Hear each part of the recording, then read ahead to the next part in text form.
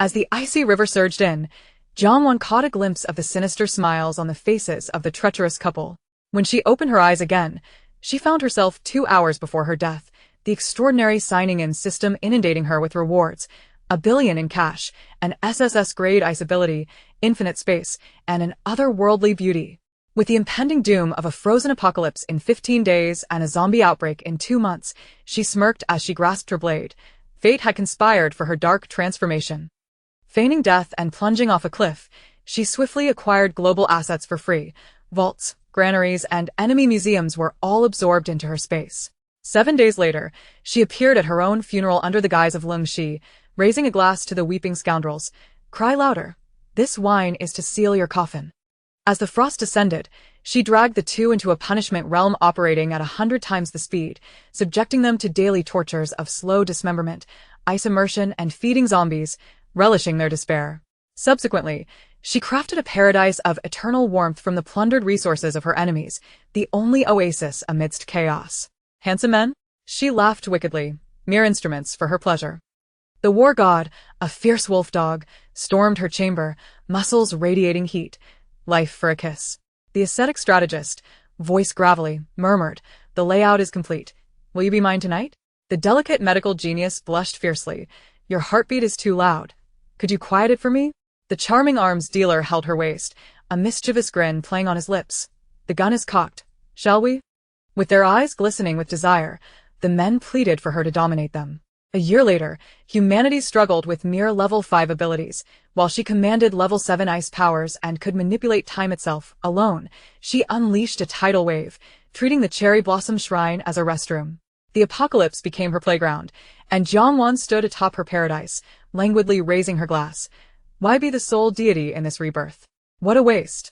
Chapter 1. Rebirth ***. Jiangwan's final consciousness was consumed by the terrifying impact as she plummeted, colliding with the icy surface that threatened to shatter her into dust. At the cliff's edge, her so-called best friend Lin Wei and her boyfriend Zhao Pingfei stood side by side, their faces adorned with unabashed malice and pride. "Wanwan, don't blame us. Your property is simply too valuable." Lin Wei's voice, distorted by the wind, still pierced through to her fading senses with venom. "Rest easy. I'll make good use of your money and house," Zhao Pingfei cooed, his tone flippant. Hatred, a torrent of loathing surged within her.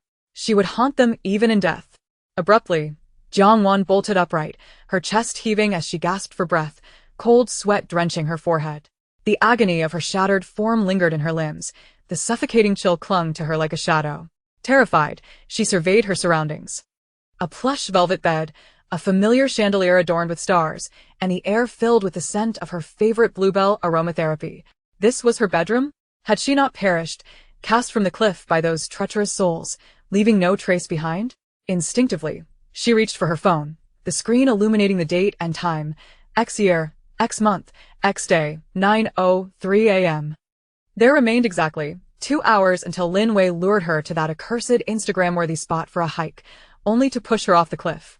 She had been reborn, back to 2 hours before her death. After the initial shock, a wave of fury and resentment threatened to engulf her. The house, it was all for her property. The central urban flat she had purchased outright had become her death sentence. How splendid! What a pair of treacherous fiends! Clenching her fists tightly, her nails nearly digging into her palms, the overwhelming hatred made her body tremble slightly, yet her gaze was chillingly fierce. Just then, her phone rang sharply, the name flashing on the screen. Best friend Lin Wei. Taking a deep breath, Jiangwan stifled the roar of rage threatening to escape, pressing the answer button, her voice unexpectedly calm, even laced with a hint of feigned nonchalance. "Hello?" "Wanwan," came Lin Wei's sickly sweet voice over the line, now gratingly nauseating. "Have you set off yet? We agreed to hike the newly developed cliff walkway at Songyun Mountain today. I'm almost at the foot of the mountain, and the weather is perfect for photos." Jiangwan's gaze fell on the time displayed on her phone, 9:05 a.m. A cold smile crept across her lips. "Yes, just woke up. I'll be on my way shortly." Her voice revealed no trace of abnormality. "Great, I'll wait for you. Hurry." Lin Wei, unsuspecting, cheerfully hung up. After the call ended, Jiangwan stared at the darkening screen, her eyes swirling with a bloodthirsty glimmer. Of course, she would go. But this time, the question of who would send whom to hell was uncertain. Just as she ended the call, a cold, emotionless mechanical voice suddenly echoed in her mind. Ding. Strong soul obsession and survival desire detected. Binding criteria met. Apocalypse signing-in system is now binding. Binding progress 25, 50, 100. Binding successful. Host greetings. I am the Apocalypse signing-in system. Pleased to serve you to. Jiang Wan's pupils constricted. A system? The kind that writes itself. This system is tailor-made for survival in apocalyptic conditions. The host can acquire various resources and abilities to face the impending apocalypse through daily sign-ins. Friendly reminder. According to system monitoring, in 15 days, the world will enter a 2-month extreme freeze period, with temperatures plummeting below -70 degrees. After the freeze period, the extreme cold will transition to extreme heat, accompanied by the outbreak of an unknown virus that will transform the infected into bloodthirsty zombies, marking the true beginning of the apocalypse. Upon hearing this, Jiang Wan paused momentarily, then laughed softly, the sound tinged with endless mockery and a hint of madness. Global freeze? Zombie apocalypse? So, after my death, the world has become like this? It seems that the treacherous couple, with my money, won't have the chance to enjoy life after all. The system's voice remained calm. According to retrieved information, they utilized your inheritance to acquire considerable survival resources in the early stages. Although they faced difficulties later, they were not among the first to perish. Oh? A fierce glint spread across Jiang Wan's eyes. Not among the first to die? How unfortunate. In this life, she would personally tailor the most perfect ending for them. The host possesses a novice gift package. Would you like to open it now? Open. Jiang Wan replied without hesitation. Congratulations, host. You have received the novice gift package. 1 billion in cash, legally deposited into multiple bank accounts under the host's name, with absolutely secure sources. 2. SSS-grade ice ability initial energy core. After fusion, it grants the power of ice, with limitless potential. 3. System-affiliated infinite space. Time within the space is absolutely static, preserving life, with capacity expanding as the host's mental strength increases, initially equivalent to a large metropolis. Even with her mental preparation, the magnitude of this surprise left Jiang Wan's heart racing. 1 billion in cash. SSS-grade abilities. Infinite space. This configuration was akin to a divine opening. Ha ha ha. Wonderful. What a splendid apocalypse signing-in system. Jiang Wan licked her slightly dry lips, her eyes sparkling with excitement and danger. Indeed, the heavens assist me. Even the heavens stood on her side. If she did not embrace darkness and create upheaval, it would be a disservice to this second chance at life. The signing-in function can be used once daily. Different locations and timings may yield varied rewards, so the host is encouraged to explore actively. The system elaborated. Jiang Wan nodded in understanding. It appeared that signing-in held mysteries. It was not to be taken lightly. Understood. She threw off the covers and stepped onto the cold floor barefoot, making her way to the bathroom. Gazing at her reflection in the mirror, still bearing a trace of youth yet already possessing delicate features and perfect contours, she coldly curled her lips. Lin Wei, Zhao Pengfei, the game has restarted. This time, I shall be the hunter. She swiftly freshened up, donning comfortable sportswear, her long hair pulled back into a high ponytail. Her gaze was sharp, her movements decisive, exuding an aura that suggested she was not to be trifled with. Grasping her phone and car keys, she stepped out without a moment's hesitation. A rendezvous? Certainly. However, it was to deliver them a surprise gift. Chapter 2. The Fusion of Abilities. Upon arriving at the foot of Songyun Mountain, Jiang Wan found Lin Wei and Zhao Pengfei already waiting. Lin Wei immediately approached, affectionately attempting to link arms with her. Wan, why did you take so long? We've been waiting for ages. Jiang Wan subtly sidestepped, retrieving her backpack from the trunk. There was some traffic on the way. Her eyes flicked over to Zhao Pengfei, whose gaze was somewhat shifty, and she couldn't help but smirk inwardly, though her exterior remained unperturbed. Zhao Pengfei cleared his throat, adopting his usual gentle tone. Wan, if you're tired, perhaps we should come another time? Since I've come, I might as well go up, Jiang Wan replied, a slight smile gracing her lips, her tone indifferent yet resolute. I've heard the view is absolutely breathtaking. She echoed the very words Lin Wei had used in their earlier conversation. Lin Wei, oblivious to any underlying tension, nodded eagerly. Exactly. Pengfei, you're such a downer. As they ascended the mountain, the pair of lovebirds continued their flirtatious banter, occasionally interjecting with exaggerated concern for Jiangwan, attempting to feed her a bit of their dog food. Internally, Jiangwan remained unfazed, even finding amusement in their antics. As she followed them upward, her thoughts began to stir. Before leaving that morning, she had quietly stashed away all the property deeds, bank cards, valuables, and even designer bags and clothes she deemed sellable into the system space. Now, the house was nearly empty, save for the furniture and the air itself. The thought of Zhao Pengfei opening the door with the keys, only to find it completely bare, brought her considerable delight. Yet, merely leaving them with nothing felt rather too lenient.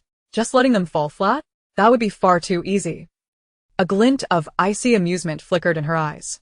It seemed far more entertaining to let them play their own game. With her ice ability at her disposal, coupled with the system's extraordinary advantages, the cliff posed no real threat to her. Very well, let the games begin. She maintained her composure, playing along with the theatrics of the inept couple, all the while listening to their awkward exchanges of affection until they finally reached the protruding cliff platform. Wanwan, look. The sea of clouds over there is stunning. Step over there and I'll take your picture. Lin Wei exclaimed, excitement and nervousness sharpening her voice. Jiangwan acquiesced, even stepping forward a few paces to the very edge, her back to the abyss, a smile adorning her face. It is quite lovely. Take several pictures. Seeing this, both Lin Wei and Zhao Pengfei exchanged glances, filled with malicious glee. Lin Wei raised her phone, feigning to take a photograph, while Zhao Pengfei stealthily approached. Wanwan, look behind you. There's a rainbow. Lin Wei suddenly shouted. Jiangwan turned her head slightly, but her peripheral vision caught Zhao Pengfei's hand reaching out towards her. In that instant, as his hand was about to make contact with her back, Jiangwan pivoted with astonishing speed, precisely seizing Zhao Pengfei's wrist before he could retract it.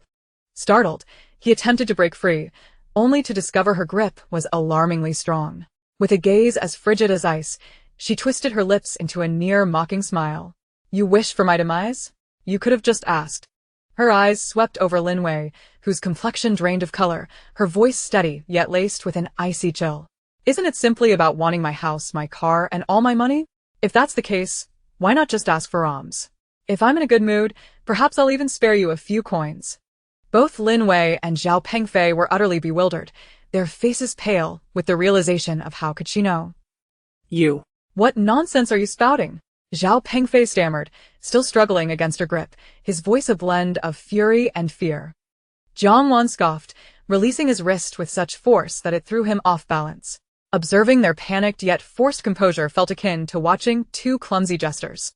Rest assured, she stepped back, her heels now dangling in midair, the mountain breeze tousling her hair, her smile morphing into something both enchanting and perilous. I shall ensure you are thoroughly satisfied. With that, as Lin Wei and Zhao Pengfei looked on in horror, completely caught off guard, Jiangwan unhesitatingly leaned back and plummeted off the cliff. Ah! The two were paralyzed with fear, lunging towards the cliff's edge, only to witness Jiangwan's figure plummet like a kite severed from its string, rapidly descending into the swirling mists of the abyss, vanishing from sight. Atop the cliff, an oppressive silence enveloped them. Only the sound of the wind remained, accompanied by the frantic beating of their hearts, gripped by sheer terror and chaos. They had succeeded. Yet, why did it feel so wrong? Lin Wei and Zhao Pengfei sat dazed on the ground, gazing into the unfathomable depths of the chasm, gasping for breath. How? How could she know? Lin Wei's voice trembled, her complexion as pale as parchment. Zhao Pengfei feigned composure, patting her back, though his own hand quivered slightly. Don't scare yourself. She must have been guessing, trying to pull a fast one before her demise. She had nothing on her, and from this height, whether she fell into the river or onto solid ground, she'd be finished. Absolutely dead. The more he spoke, the more convinced he became, his tone growing more assertive. Don't worry, dead is dead. She won't come back as a ghost to haunt us, right? After this, her house, car, and savings will all be ours. A bright future awaits. They consoled each other, attempting to dispel the inexplicable unease within, beginning to dream of the life they would lead after seizing Jiangwan's fortune. Little did they know, their bright future was indeed on the horizon, but it would not unfold as they imagined. Meanwhile, as Jiangwan plummeted at breakneck speed, feeling the fierce wind whipping past her and the weightlessness inducing a powerful thrill, her mind remained remarkably calm. System. Fuse with the SSS-grade ice ability. She intoned silently. Ding. Initial energy core of SSS-grade ice ability commencing fusion. Fusion successful. A wave of chilling yet immensely potent energy surged through her limbs, cleansing every bone and muscle. The intense pain flashed by, replaced with an indescribable sense of strength and clarity. Her eyesight sharpened, allowing her to discern the minute textures racing past the cliff face. It felt as though her body had undergone a complete transformation, with her power, speed, and reflexes amplified exponentially. All of this transpired in the blink of an eye. Yet, in that fleeting moment, the tumultuous river was mere moments away. The terrifying pressure from the rapid descent nearly suffocated her. Just as she was about to crash into the river's surface, Jiangwan's eyes narrowed, and she summoned the newly fused ice ability with all her might. The potential of the SSS-grade power far exceeded her expectations. With a forceful thrust of her hands, now imbued with icy energy, she aimed downward at the river's surface. Congeal. Crack. From the point beneath her palms, the once turbulent river erupted with a chilling sound that sent shivers down the spine. A thick, uneven layer of formidable ice rapidly spread and thickened with a ferocity that was almost primal. Chapter 3. The Zero-Cost Purchase in Country M. Here I come almost simultaneously. Jiangwan's body plummeted heavily. Bang. The tremendous impact was effectively cushioned and dispersed by the deliberately uneven ice surface beneath her feet, which cracked under the strain but ultimately remained intact. Utilizing the momentum of her descent and the enhanced coordination of her body, she rolled forward, gracefully dissipating the force. After a few agile tumbles, she found herself kneeling on one knee, steadily perched upon a large piece of floating ice she had created on the river surface. The frigid water splashed all over her. Yet apart from a slight rush of adrenaline and muscle soreness from the impact, she emerged unscathed. Jiangwan slowly rose to her feet, wiping the water from her face, and glanced back at the towering cliff above, a cold smirk curving her lips. The game was just beginning. She had survived. Surviving was merely the first step. Jiangwan was acutely aware that, in 15 days, the frozen apocalypse would descend, followed by the rampant spread of zombies. She needed to stockpile supplies, enough to squander for 10 lifetimes. However, if she were to use her current identity to conduct large-scale shopping, it would raise too many eyebrows. The authorities had yet to issue her a death certificate, which would undoubtedly lead to unnecessary complications. Traveling abroad under a new identity was the safest and most convenient choice. Yet, acquiring a plane ticket and a new identity posed a challenge. In that moment, she recalled the daily sign-in feature of the system. System, sign-in. Ding. Sign-in successful. Congratulations, host, you have obtained God-level appearance optimization permission, permanent, X1, temporary false identity package X1, including passport, driver's license, social information, etc., valid for 30 days, reliably sourced. Jiangwan's eyes lit up. Ah, how fortuitous. The system certainly delivered. With a thought, she opened her personal attributes panel. Host, Jiangwan strength, 15, average adult male approximately 57. Agility, 18, average adult male approximately 57. Constitution, 16, average adult male approximately 57. Mentality, 25, enhanced by fusion abilities and rebirth. IQ, 142, excellent. Appearance, 82, a beauty, threshold for campus flower. Ability, SSS level ice beginner. Skills, none. Comprehensive rating, extraordinary rookie, upon seeing her appearance score of 82. Jiangwan raised an eyebrow. She remembered being recognized as the belle of her department in college, pursued by numerous admirers. How could she only score 82 in the eyes of the system? With the fusion of God-level beauty optimization, she experienced no pain. Only a refreshing sensation coursing through her body, particularly in her face and skin. It was completed in an instant. Jiangwan swiftly retrieved a small mirror she had previously stowed away. The reflection staring back at her left her momentarily stunned. While the basic contours of her face remained, she could still discern traces of her former self. However, every detail seemed exquisitely refined as if crafted by divine hands. Her skin was flawless and luminous, almost radiating a soft glow. Her already pleasing facial proportions had been perfected to an extraordinary degree, with her eyes becoming more profound and luminous, her nose elegantly arched, and her lips full and enticing. Together they created a breathtaking beauty. Not just her face, but even her figure appeared subtly adjusted, with perfect proportions. Any excess would be deemed excessive, and any deficiency would be considered lacking. Each curve was impeccably placed, exuding an irresistible allure.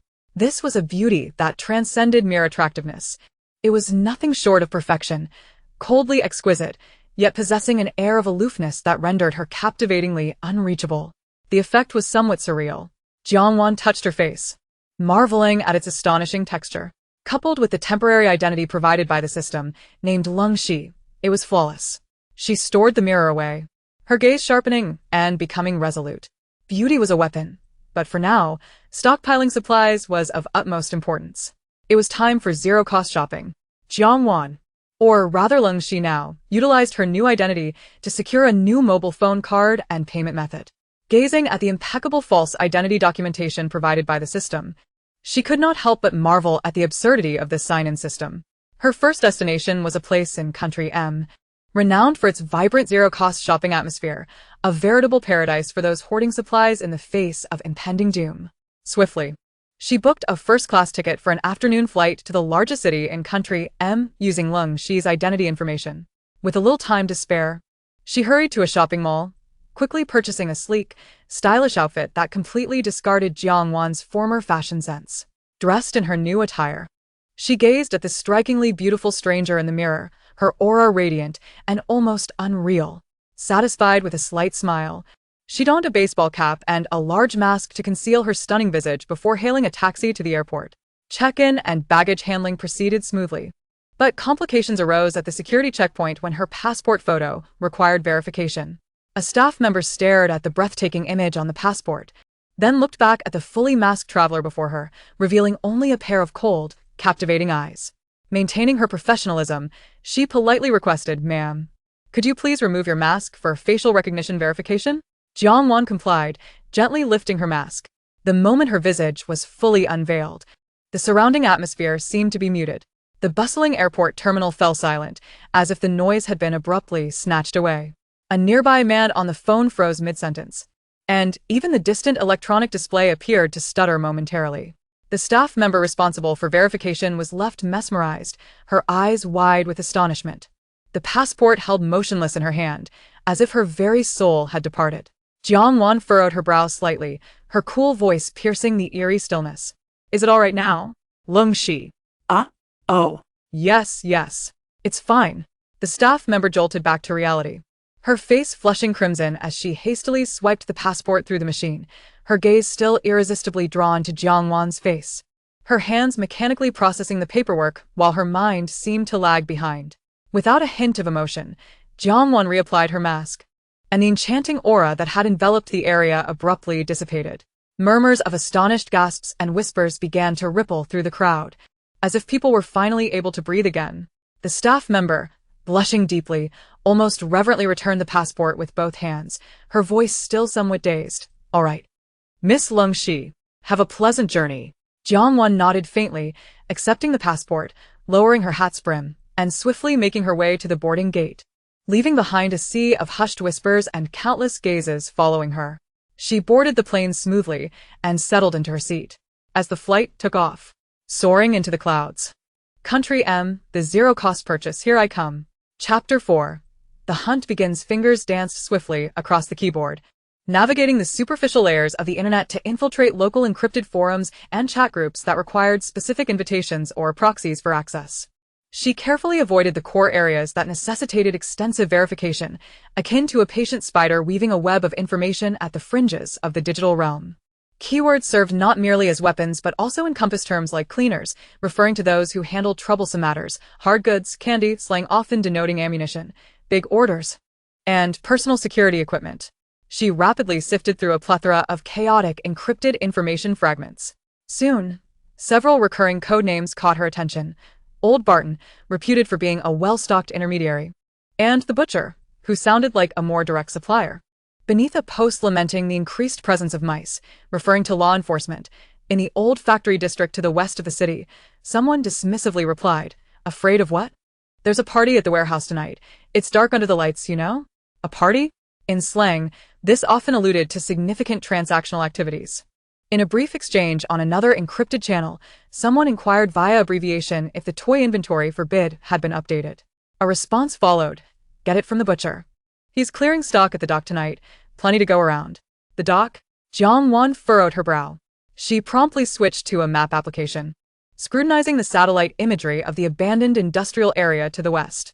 There lay a large logistics warehouse, long since deserted, whose architectural silhouette, when viewed from above, indeed resembled a series of adjacent docks. The warehouse mentioned in the forum likely referred to that very place. Old Barton, the butcher, dock warehouse. Tonight, clearing stock. Plenty to go around. These fragmented pieces of information coalesced into a remarkably clear directive.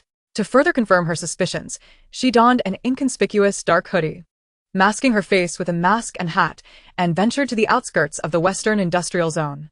She kept her distance, observing with enhanced vision. She noted that even during the day, the area surrounding the so-called dock warehouse was patrolled by several seemingly idle yet watchful individuals, resembling sentinels. Occasionally, vehicles, evidently modified with dark-tinted windows, entered and exited, appearing out of place in this desolate locale. All signs indicated that her assessment was correct. The critical time and location for the transaction were essentially confirmed. Upon returning to her hotel, she immediately booked a flight to Renton, Y Country, for 2 days hence. Her global tour of zero-cost acquisitions was only just beginning. The first action she undertook was to launch a food delivery app, placing orders with fervor. Pizzas, hamburgers, fried chicken, steaks, Chinese fried rice, Mexican burritos, sushi platters. She ordered a minimum of 10 of each popular dish, selecting only the highest-rated restaurants. In the ensuing hours, the hotel lobby and corridors buzzed with activity. Delivery personnel from various establishments streamed in, each bearing towering stacks of food containers, their expressions ranging from bewilderment to numbness. Room 1808 again? Is this lady planning a party? One delivery person couldn't help but comment to the front desk staff. The front desk attendant could only shrug. Guest privacy. We don't inquire. After all, the deposit was substantial, and the tips were generous. Even the hotel manager politely inquired if she required catering services, only to be dismissed by Jiang Wan with a curt private tasting, need quiet. While others found the Asian beauty somewhat peculiar, given her extravagant spending, they merely attributed it to the eccentricities of the wealthy. Jiang Wan paid little heed to their speculations. Emotionless, she stowed the steaming boxes of delicacies into her spatial system, watching as a diverse array of global cuisine rapidly accumulated within. At least for the short term, her freedom to indulge in culinary delights had been secured. With everything in place, darkness enveloped the city. The urban landscape glittered with neon lights, concealing the sordid transactions beneath. Jiang Wan changed into a more practical dark tracksuit, completely obscuring her striking features beneath a hat and mask, resembling a specter as she silently departed the hotel.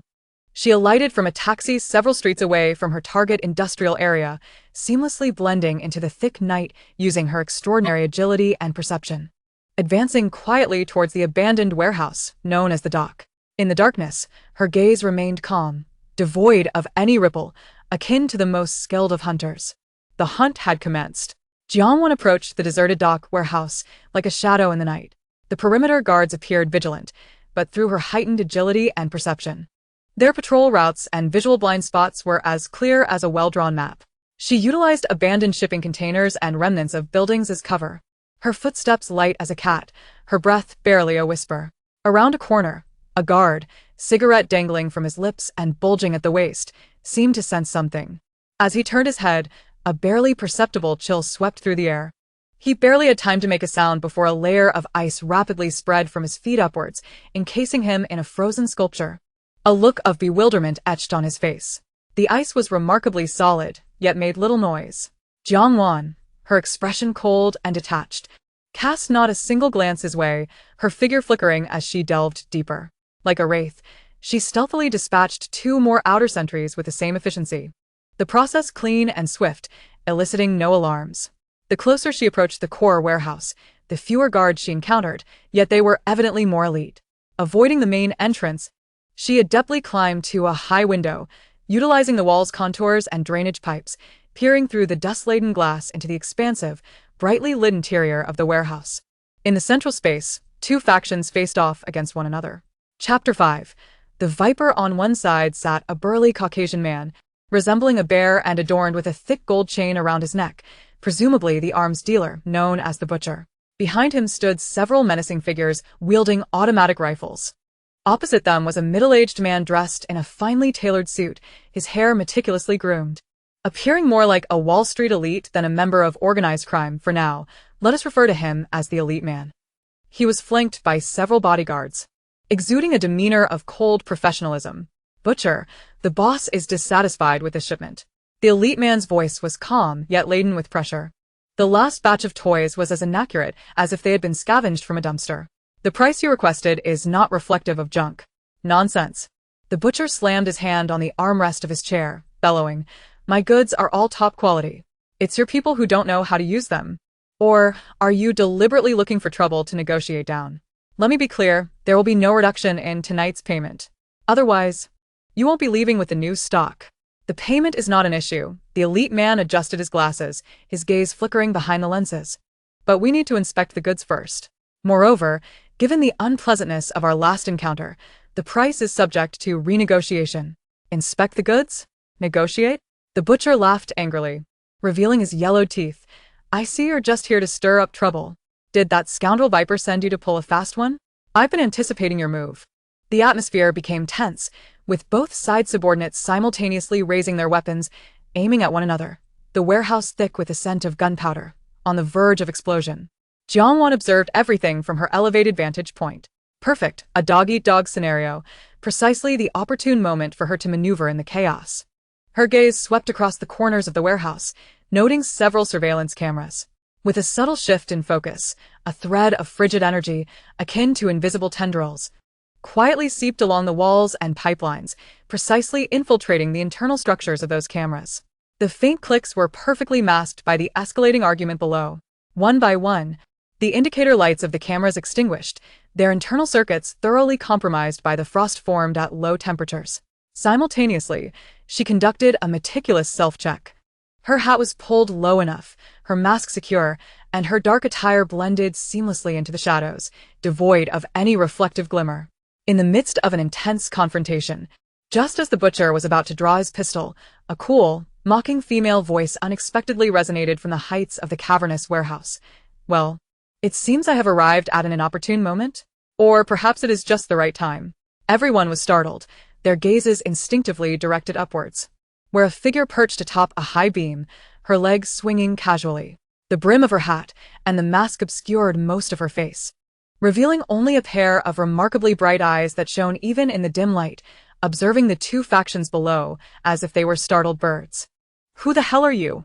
the butcher exclaimed, a mix of shock and anger evident in his voice. The elite man narrowed his eyes, subtly concealing his hand behind his back, seemingly preparing for some covert action. The figure on the beam, Jiangwan, let out a soft chuckle, her voice muffled by the mask yet unmistakably "I see me? Just a concerned citizen passing by. I noticed you all seem to be struggling quite a bit. So I thought I would come and help you clear out your inventory. A zero-cost purchase, if you will. Do you understand?" Jiangwan's abrupt words and appearance left the two factions below momentarily stunned. Laughter erupted from the butcher's side, particularly from the butcher himself, who laughed so hard that his flesh quivered. "Ha ha. A little lady like you? Zero-cost purchase? Have you lost your mind?" His lecherous gaze openly roamed over the figure on the beam, brimming with grotesque greed. Jiangwan's eyes instantly hardened. Having endured the likes of Zhao Pingfei, she had long regarded men as mere playthings or tools, but being appraised by such a repulsive creature in this manner filled her with profound disgust. She no longer wasted words, her gaze locking onto the butcher as she casually waved her hand. There was no grand spectacle, only an overwhelming chill that descended in an instant. Crack. In the astonished eyes of all present, the previously roaring butcher, along with the folding chair he occupied, was instantly encased in a layer of crystalline ice exuding an eerie coldness. His lascivious grin and greedy eyes were forever frozen, transformed into an ugly, grotesque ice sculpture. The laughter in the warehouse ceased abruptly, as if a duck had its throat squeezed. An eerie silence fell, palpable enough to hear a pin drop. Everyone, including the elite man and his bodyguards, were left in shock, gazing in disbelief at the ice sculpture glinting coldly under the lights. "Monster!" One of the butcher's underlings screamed in terror, instinctively raising his gun. Jiangwan's gaze turned icy. Without even looking at him, she merely willed it. Frozen for miles, she whispered, bestowing an exaggerated name upon her area control technique. Centered on herself, an icy chill surged like an invisible tide towards the butcher's men. The speed was so rapid they had no time to react. Crack. Crack. Crack. The incessant sounds of freezing echoed as those who attempted to raise their guns or flee were instantly transformed into lifelike ice sculptures, scattered throughout the warehouse. The scene was bizarre and silent. In the blink of an eye, the butcher's side was completely annihilated, leaving only the elite man's team standing rigidly in place. Though they still maintained their defensive stances, sweat beaded on their foreheads, their eyes filled with fear and vigilance. This exceeded their comprehension. Jiang Wan's gaze slowly shifted towards the elite men. Her eyes scanned the bodyguards, momentarily pausing on one individual. Although he too wore a tactical mask and hat that obscured half his face, the contours of his brows and eyes, along with his tall stature and an aura that could not be entirely concealed even in a tense situation, suggested he was of Chinese descent and likely quite handsome. Such a visage, just from those brows and eyes, one would think he is exquisite. I almost want to unmask him and take him back. A slightly twisted thought flickered through Jiang Wan's mind, yet her exterior remained as cold as ice. However, now is not the moment. Opportunities would abound in the future. She keenly noted that the elite man, in his extreme tension, seemed to unconsciously glance towards the Chinese bodyguard's direction. Although it was exceedingly subtle, it did not escape her observant eyes. The Chinese bodyguard, while positioned as a protector, exuded an aura of calm and authority. His eyes briefly revealing a scrutinizing and composed demeanor, akin to a leader assessing the situation. Chapter 6. I think it never hurts to be sensible. It seemed that the elite man was merely a spokesperson, while the true leader was that Chinese bodyguard. Just as she pondered this, the elite man, suppressing his shock, spoke in a voice that was as steady as he could manage, though still strained, infused with clear reverence. This lady, we mean no harm towards you.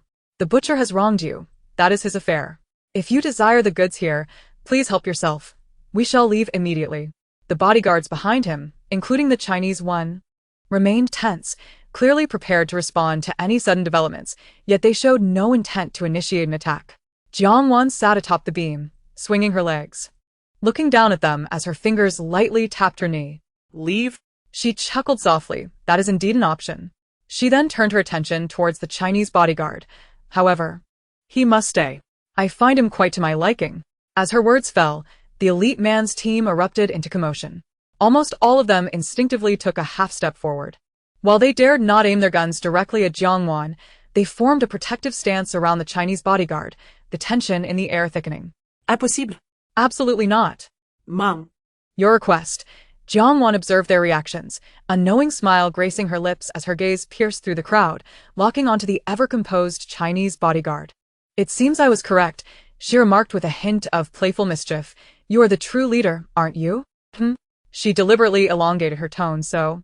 Do your words hold weight? If I keep you, they may leave. Having been directly exposed, the Chinese bodyguard appeared unfazed. Behind his mask, Jiang Wan sensed a hint of amusement as he raised his hand, signaling his subordinates to remain calm. A deep, melodious voice, tinged with a languid yet penetrating quality, emerged through the mask, captivating in its delivery. Of course, it counts. I will stay. Boss. You can't. His underlings cried out in alarm. Jiang Wan chuckled lightly. What is it? I am not a man-eating monster. She paused, casting a pointed glance at the surrounding lifelike ice sculptures.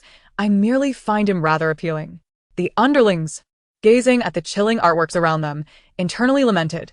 This is far more terrifying than any monster. The Chinese bodyguard raised his hand once more, his tone leaving no room for argument. Do as she says. You all must withdraw. This is an order. His voice carried an inherent authority that commanded respect. Though his subordinates were exceedingly reluctant, they had no choice but to comply. Understood, boss. They retreated cautiously, their eyes fixed warily on Jiang Wan atop the beam, ultimately vacating the warehouse in a swift yet orderly manner.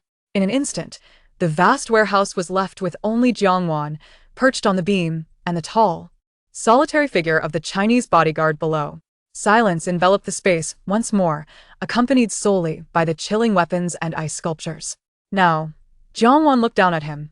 You may remove your mask, can't you? Surely, I should know the appearance of the person I am keeping. The man seemed to chuckle softly as he raised his hand, leisurely unfastening the tactical mask and slowly lowering it. When his face was fully illuminated by the light, even Jiang Wan, accustomed to handsome men and possessing a beauty that bordered on the divine, could not help but feel a flicker of astonishment in her eyes. His visage was extraordinarily enchanting.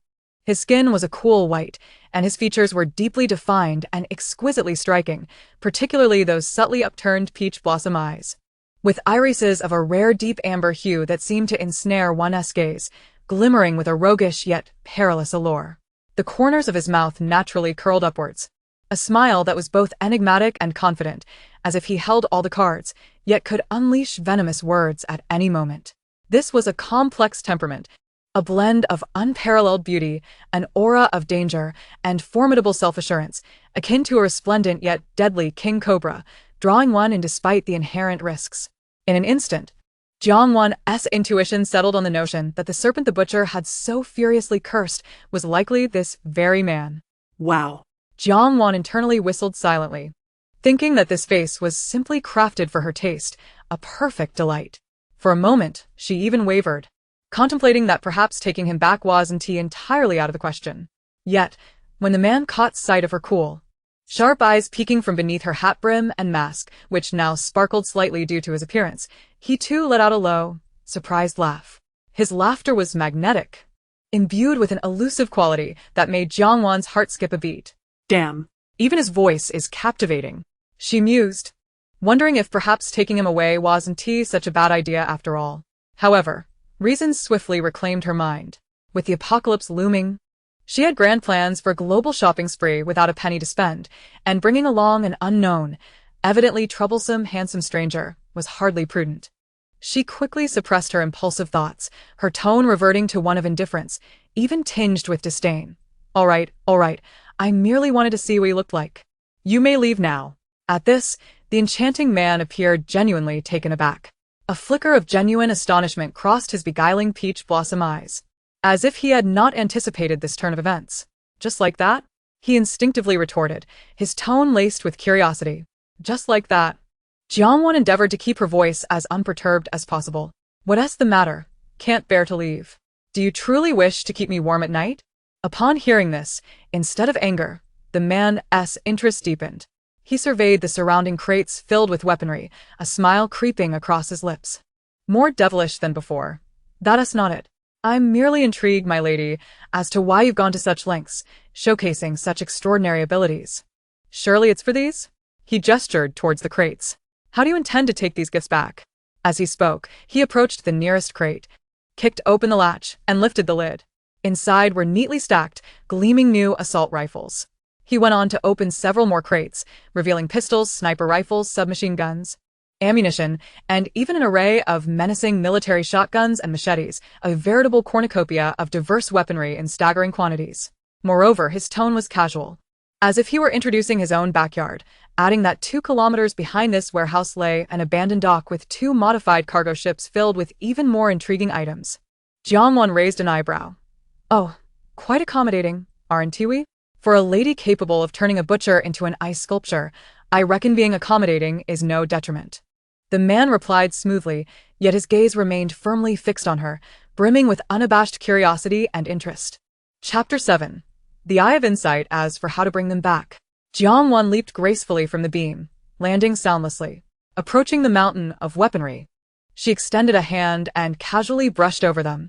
In the next instant, under the man's suddenly constricting pupils, the towering pile of weapon crates, along with all the firearms and ammunition within, vanished without a trace. All that remained was an empty floor. Even the most resolute of men, no matter how extraordinary their experience, would be utterly astonished by such a miraculous spectacle. The roguish demeanor on his face vanished, and the way he looked at Jiang Wan transformed entirely, filled with disbelief, profound shock, and an intense, perilous interest akin to discovering a rare treasure. Jiang Wan observed the shift in his gaze, a quiet chuckle bubbling within her. Once a man develops a strong curiosity and interest in you, his complete enthrallment is not far behind. However, now is not the time to ensnare him. She dusted off non-existent dust from her hands, her tone light. "All right. I've seen what I came to see and taken what I wanted. Farewell, perhaps for good." With that, She averted her gaze from the man, whose expression was a complex mix of emotions, and in a flash, her figure vanished like a wraith into the shadows of the warehouse. Only the strikingly handsome man remained, standing alone in the vast warehouse surrounded by frozen sculptures. He glanced at his empty hands, then looked towards the direction Jiangwan had disappeared, and after a moment, the corners of his mouth slowly curled into a dangerously charming arc. Spatial abilities. Ice-based powers? How utterly fascinating, he murmured to himself, his deep amber eyes glinting with a determined light. I believe we shall meet again soon. Jiangwan's figure melted into the night like a breeze, swiftly distancing herself from the warehouse now filled only with ice sculptures and one alluring man. She had not forgotten the information he revealed about the greater surprises awaiting 2 kilometers away. She pushed her speed to the limit, her enhanced physique allowing her to navigate the abandoned industrial area with ease, quickly arriving at the concealed derelict dock. Sure enough, the defenses here were even more formidable. Evidently the butcher's lair and core warehouse. There were more patrollers, better equipment, and even a few lookout points. Yet, before Jiangwan, possessing SSS-level ice abilities and heightened perception, all of this was rendered futile. She moved like a top-tier assassin, utilizing shadows and cold air, silently dispatching the outer guards. Approaching the warehouse, she even found it unnecessary to climb, directly conjuring an ice ladder to effortlessly scale the high walls. Inside, the warehouse was brilliantly lit, with numerous workers bustling about, counting and transporting goods. In addition to the various firearms and ammunition she had previously seen, there were rocket launchers, anti-material sniper rifles, and even individual missiles. Alongside a plethora of accompanying ammunition and explosives, it was a veritable treasure trove, far exceeding the previous warehouse, resembling a small arms depot. What a veritable windfall! Jiangwan's eyes sparkled. With such splendid items, how could she leave them for anyone else? Not a single hair. Without a moment's hesitation, she surged into the warehouse like a phantom. Her form was as swift as lightning as she precisely unleashed her frigid energy. What? Who goes there? Enemy attack. The shouts and alarms rang out almost simultaneously, but it was too late. Jiangwan danced amid the chaos, moving with lightning speed, her hands flying. Armed guards and workers barely had time to aim or sound the alarm before they were instantaneously frozen into ice sculptures, frozen in various states of panic. The entire process was swift, precise, and ruthless, devoid of any surplus compassion. Her past experiences had hardened her heart, particularly against the minions of arms dealers. In just a few minutes, the vast interior of the warehouse fell utterly silent, leaving only cold sculptures and mountains of deadly goods. Jiangwan stood at the center of the warehouse, surveying the scene with satisfaction. With a mere thought, her immense mental energy enveloped the entire warehouse. In an instant, all the weapon crates, ammunition racks, and even the solitary rocket launchers tucked away in the corners vanished without a trace, neatly stored away in her system space. Sorted and categorized. One warehouse completely emptied. Without hesitation, she swiftly made her way to another large warehouse at the dock. Employing the same ruthless tactics, she dispatched the guards with overwhelming force and completely cleared out the stockpiled arms, bulletproof vests, and even several modified military off-road vehicles, leaving no trace behind. After completing her task, she meticulously scanned her surroundings to ensure no one had been overlooked and left no obvious evidence of her identity as Lung Shi. She even employed her ice powers to destroy any potential surveillance data storage devices, erasing all records of her actions. Subsequently, she melded back into the night and left the area at remarkable speed, circling around a few times to confirm she was not being followed before returning to her hotel in the city center. Upon returning to her luxurious suite, she locked the door behind her. Jiangwan removed her hat and mask, revealing a visage that could outshine the sun and moon. Approaching the window, she gazed at the neon-lit city outside, a cold yet satisfied smile gracing her lips. The night's haul had exceeded her expectations. Not only had she secured a vast arsenal, but she had also unexpectedly discovered an intriguing quarry. She recalled the captivating gaze of that enigmatic man, filled with intense interest and determination. Would they meet again soon?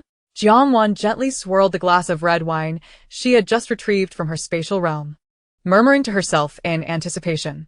However, before that, her global zero-cost shopping plan had only just begun, with her next stop being Y Country, Renton.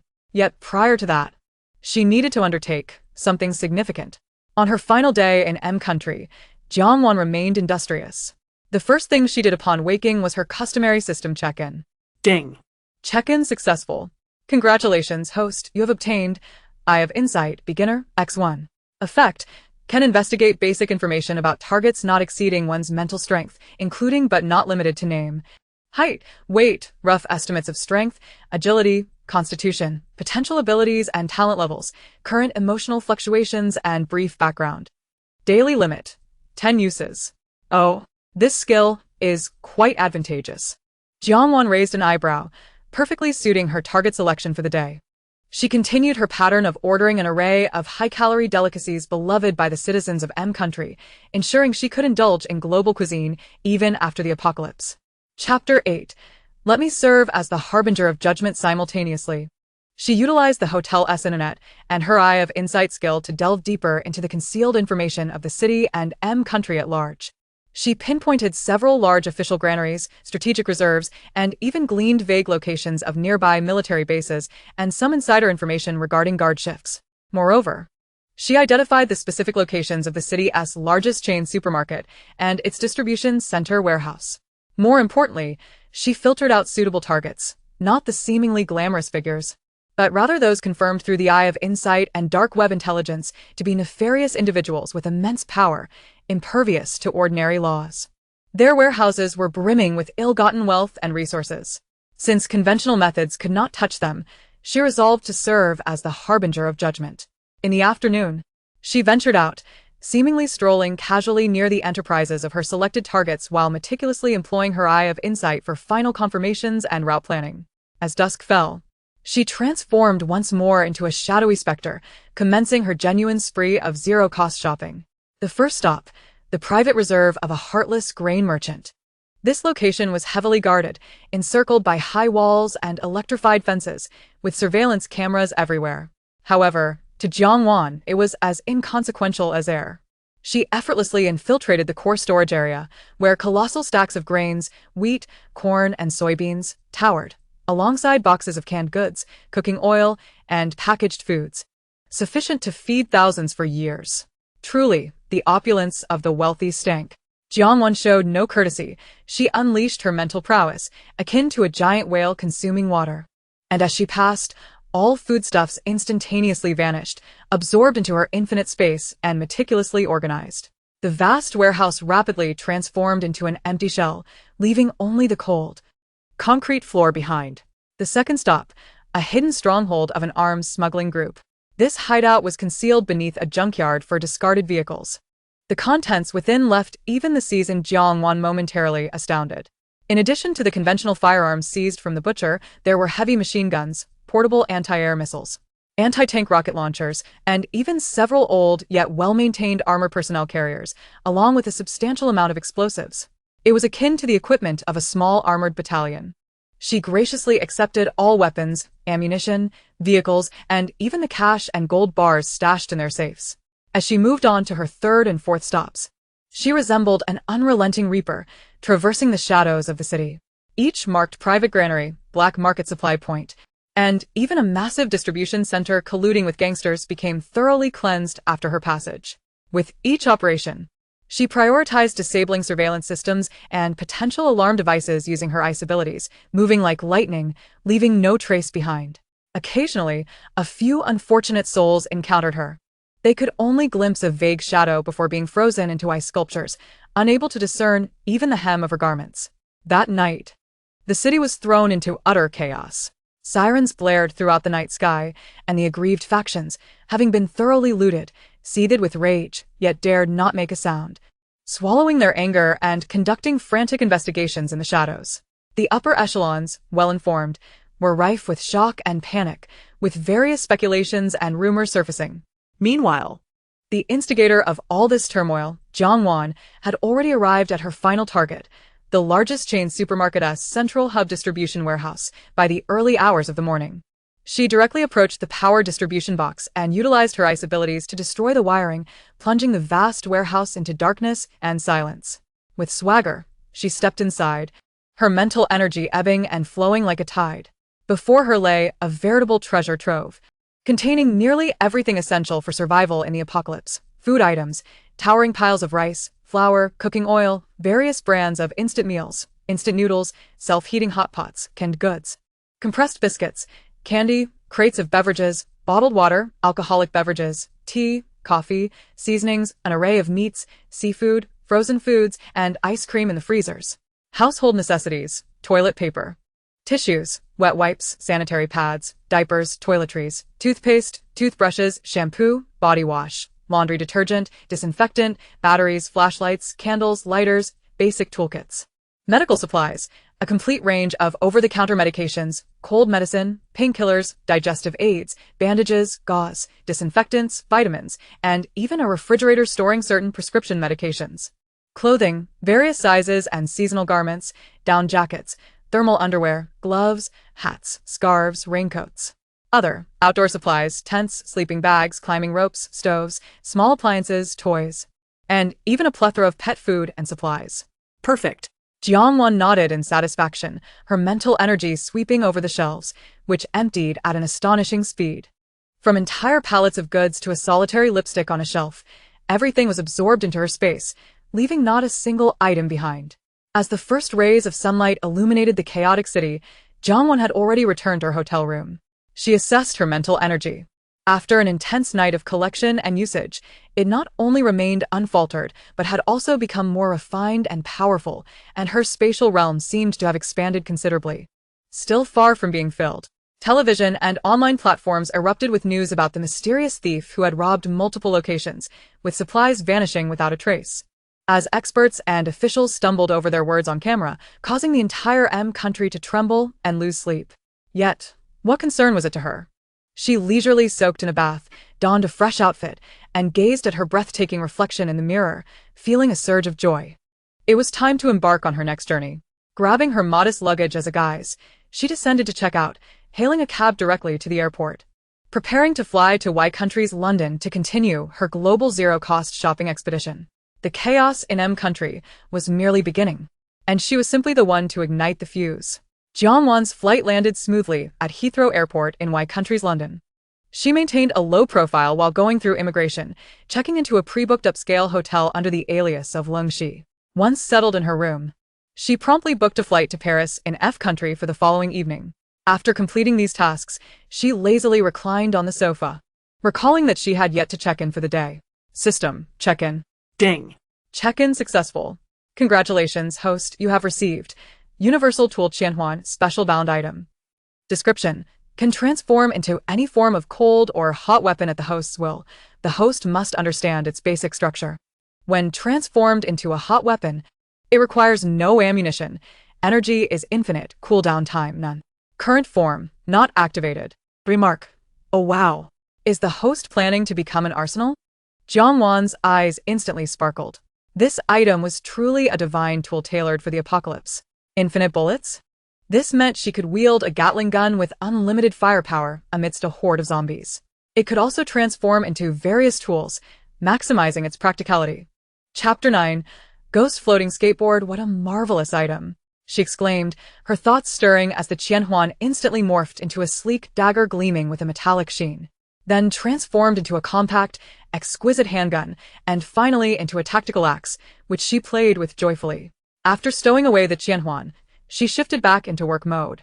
Opening her laptop, she employed her eye of insight skill alongside dark web information to scan for lucrative targets in London and throughout Y Country, those wealthy yet unscrupulous individuals, their dirty dealings and locations of official large storage facilities.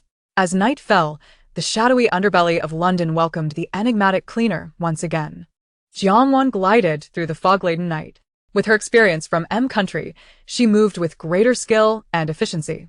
In a black market warehouse brimming with luxury furs and jewels, she surveyed the ostentatious items and scoffed.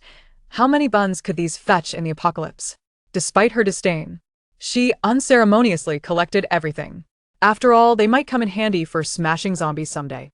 In another hideout trafficking premium wines and cigars, she eyed the wall of wine cabinets and couldn't help but quip, is this for throwing a party in the end times? Yet, her subordinates remained undeterred, emptying both the cabinets and the temperature-controlled units. Well, indulging in a little luxury now, and then wasn't off the table.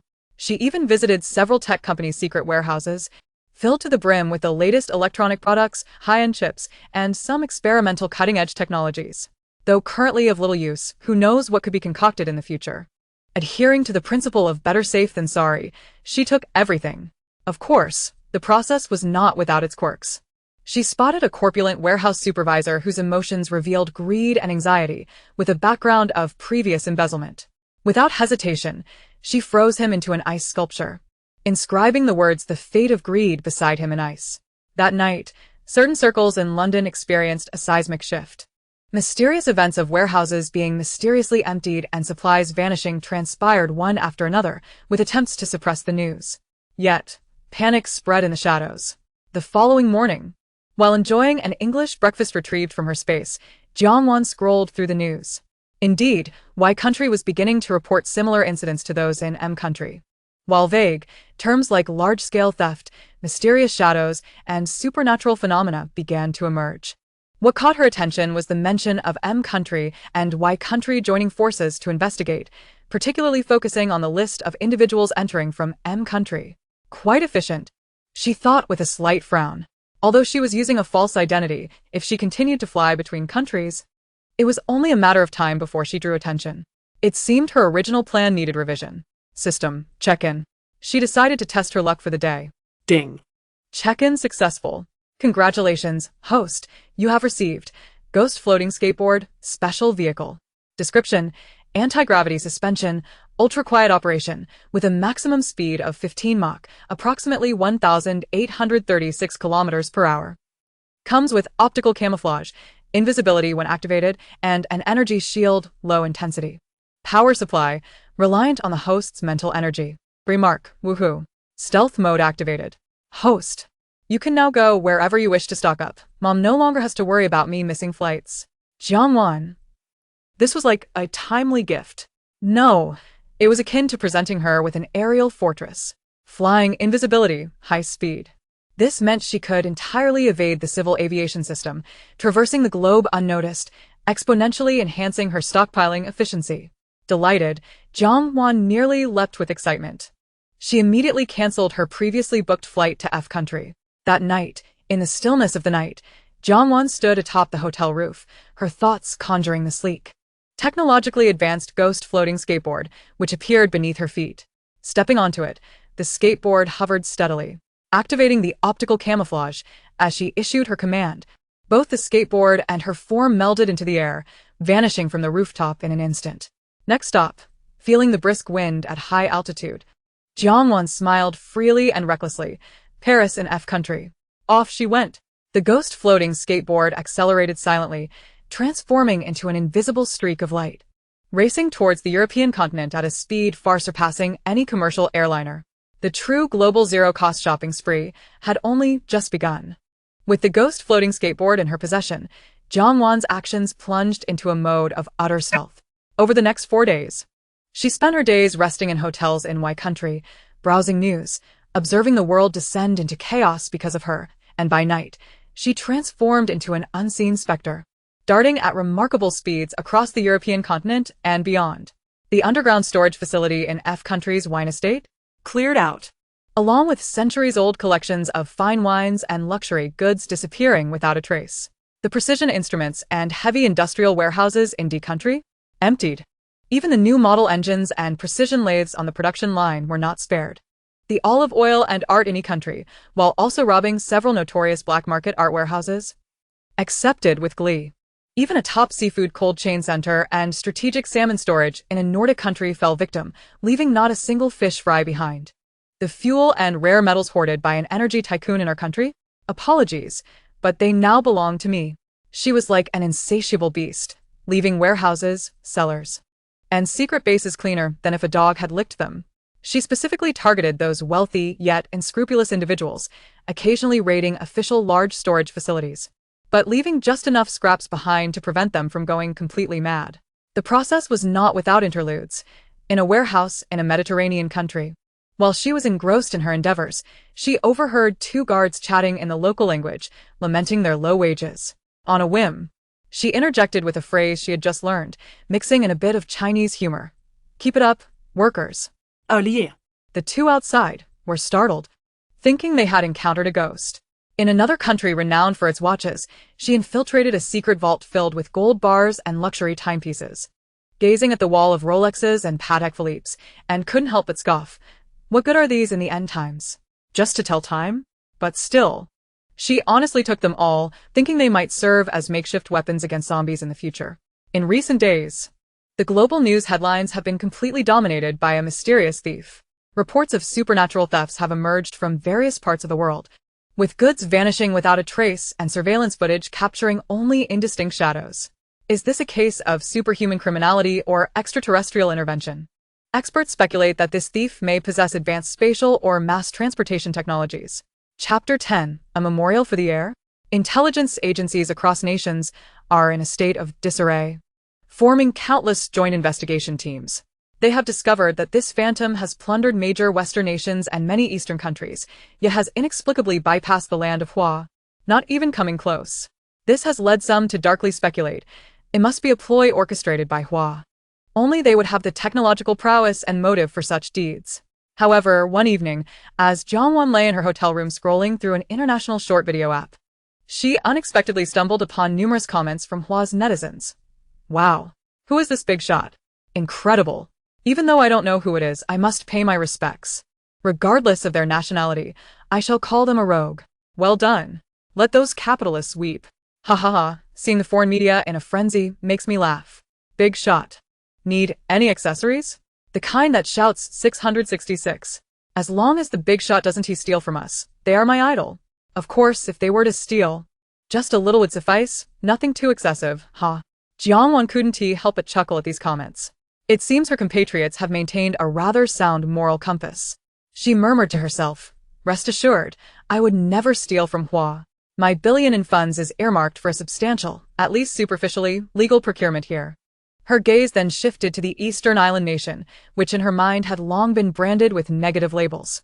The system timely prompted, this region will encounter a super tsunami at the end of the second year of the apocalypse, submerging the vast majority of its territory, with survivors being exceedingly rare. Jiangwan scoffed. Since they will all be fish food in 2 years, keeping these goods would be a waste. Better for me to take them and prevent ocean pollution. Thus, one fateful night, the phantom descended. She showed no mercy, executing her actions with astonishing efficiency. From agricultural bases in Hokkaido to industrial warehouses in Kyushu, from massive grain depots in Tokyo Bay to strategic reserves at major ports. Even peculiar equipment and data from certain secret research facilities were ruthlessly cleared out. She even visited a few infamous public restrooms, contemplating their nauseating contents. Rather than destroy them, which would be too merciful, she collected everything movable, including the plaques, intending to use them as firewood or to toss them into a horde of zombies when the apocalypse arrived. Of course, she left a couple of the smallest, most remote warehouses untouched, allowing them a glimmer of hope to deepen their despair when the apocalypse struck. She malevolently thought, as for making the Hua people slaves, they are not worthy. Let them wait for death and despair. In a single night, she nearly emptied a small nation's strategic reserves and major civilian supply depots. Such efficiency was nothing short of terrifying. Once her mission was complete, Jiangwan gracefully returned to her hotel in Wei Country on her phantom hoverboard, silent as a whisper. She checked out of her room, using her alias, Leng Shi, to book the fastest flight back to Hua. As she viewed the flight information, her gaze turned cold, yet anticipatory. Her foreign spree had yielded results far beyond her expectations. The materials accumulating in her spatial system were sufficient to establish an apocalyptic empire. Now it was time to return. Lin Wei, Zhao Pengfei. Are you ready to welcome my return, you despicable pair? Your good days are just beginning. Upon a smooth landing at Hua's International Airport, Jiangwan breathed in the familiar air, a glint of coldness flashing in her eyes. She swiftly passed through customs, utilizing her flawless Leng Shi identity. The fruits of her labor abroad had been immense. Not only were her supplies filling an almost limitless space, but the daily rewards from her system were astonishing. Ice-type abilities upgraded to level 2, power, control range, and precision significantly enhanced. Acquired SSS-level psychic abilities, beginner initial mastery of mental detection, interference, and suggestion, highly effective against ordinary people. Acquired SSS-level healing abilities, beginner possessing immense life energy. capable of rapidly healing physical injuries and eliminating toxins, even somewhat delaying aging, ineffective against zombie viruses. Energy depletion requires time to recover. The potential of SSS-level abilities hints at the possibility of remarkable feats, such as limb regeneration in the future. Acquired a holographic strategic map, can be controlled by thought, displaying global terrain and resource points, requiring exploration or information input. And can even vaguely indicate areas of life form concentration, not precise to individuals. Insight I upgraded to level 2. Daily usage increased to 100 times, yielding more detailed information. Although the newly acquired SSS-level abilities were only at the beginner stage, their potential and quality far surpassed ordinary powers. Jiang Wan felt confident. Even facing an opponent with level 3 SSS abilities, she could easily dominate with her SSS essence, multifaceted capabilities, and formidable healing stamina. Without a moment's delay, she immediately utilized a portion of her billion in funds to rapidly purchase 2 properties through an intermediary one. A penthouse duplex in a top-tier apartment building in the city center, nearly 500 square meters, luxuriously furnished, move-in ready, with an excellent view overlooking much of the city. Most importantly, its high-rise concrete structure offers relative safety during the initial freezing period, as well as optimal observation. 2. A mountaintop villa in the outskirts with treacherous terrain, easily defensible, expansive grounds, equipped with a basement and reinforced structure, surrounded by tranquil environments with relatively sparse human presence.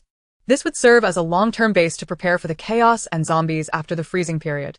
After completing the paperwork, she moved into the city center penthouse. Standing before the vast floor-to-ceiling windows, gazing at the bustling city below, a feeling of disconnection washed over her. She opened her computer and began searching for news about Jiang Wan. Sure enough, reports appeared on news and social media about a young woman named Jiang Wan who had tragically fallen to her death while hiking, the date coinciding with her supposed demise. The reports were vague, merely mentioning an accident and implying the deep sorrow of her family. What amused and infuriated her further was seeing Lin Wei and Zhao Pengfei posting a memorial announcement, claiming they would hold a memorial service for her that very afternoon. A memorial service for me, hosted by air? Did they truly find a scapegoat in the river to claim? Jiang Wan found it absurd and revolting, but it worked in her favor, saving her the trouble. Perfectly timed, she decided to attend as Leng Shi, a wealthy friend she had met abroad, to witness the performance of this wretched couple and conveniently add them to her hunting list. Chapter 11. Attending one's own funeral, though she had been on the move continuously. Her robust physique left her only slightly fatigued. She decided to rest and recharge. After sleeping soundly until 9 the next morning, she awoke naturally, feeling refreshed. System sign-in. Ding. Sign-in successful. Congratulations, host, you have received Endless Punishment Space, Beginner. Description. Can mentally connect and imprison up to 10 targets, current limit. The flow of time within the space can be set by the host, up to 100 times that of reality. The space's built-in module for infinite cycles of punishment encompasses a range of torturous methods, including but not limited to dismemberment, skinning, evisceration, tongue extraction, eye gouging, limb severing, freezing, branding, and psychological torment. The sensations experienced by the condemned will be significantly heightened, with pain felt acutely, rendering them immune to numbness or unconsciousness. Injured areas will be automatically healed by spatial energy during the intervals of punishment, ensuring a continuous cycle of torment. The host can observe at any time or set the cycle to run automatically. Note: let evil repent in eternal suffering. Though it may prove futile, the host shall find satisfaction in it. Jiang Wan gazed at this reward, a cold and satisfied smile curving her lips. The combination of healing abilities with this punishment space presents a perpetual torment package akin to a perpetual motion machine. System. You are increasingly attuned to my desires. She murmured softly, pondering how to make that pair of scoundrels suffer more than death. This punishment space had arrived at her doorstep. To simply end their lives would be too merciful. They must endure endless cycles of torment, regretting their very existence. The beginner level can accommodate only 10 individuals? That is more than sufficient. Lin Wei and Zhao Pengfei shall be the first 2 esteemed guests. In high spirits, she rose to wash and prepare. Today, she would only attend her own funeral in the afternoon. The morning must not be squandered. She reopened the food delivery app, surveying a dazzling array of Chinese delicacies, feeling as though the meals she had consumed abroad in recent days were akin to swill. Indeed, the culinary treasures of the world must be sought within China. What do other places even offer? How lamentable that she had settled for such rubbish for an entire week. As she lamented, her fingers flew across the screen. Si je suis en cuisine. Cantonese cuisine, Hunan cuisine, Northeastern cuisine, local specialties, hot pot, barbecue, bubble tea. She wished to order dozens, if not hundreds, of each. The delivery address was promptly filled in for a spacious apartment in the city center. For the next few hours, the elevators and hallways of this luxurious apartment building became a bustling hub for delivery personnel. Various individuals clad in distinctive uniforms arrived in droves, each bearing towering stacks of exquisite food boxes. Is it that unit on the top floor again? What does this lady do? Hosting a grand banquet, perhaps? I don't know. But she is undeniably beautiful. She resembles a star. I gladly deliver to her for a lifetime. We cannot fathom the world of the wealthy. But those tips are indeed generous. Jiang received the deliveries with an impassive expression, swiftly storing them in the space for preservation.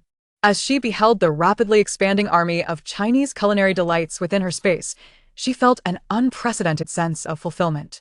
With only a few days until the frozen apocalypse, she must seize her final moments to utilize her funds and space for one last, crucial, and legal procurement in China. As for that pair of scoundrels, the afternoon's funeral would mark the beginning of their nightmares. In the afternoon, the sky was overcast, seemingly in sympathy with the hypocritical funeral. Jiang drove a newly acquired, elegantly powerful black Rolls-Royce Phantom, gliding slowly into the funeral home parking lot. This vehicle perfectly embodied the mysterious, noble, and unfathomably wealthy image she sought to project.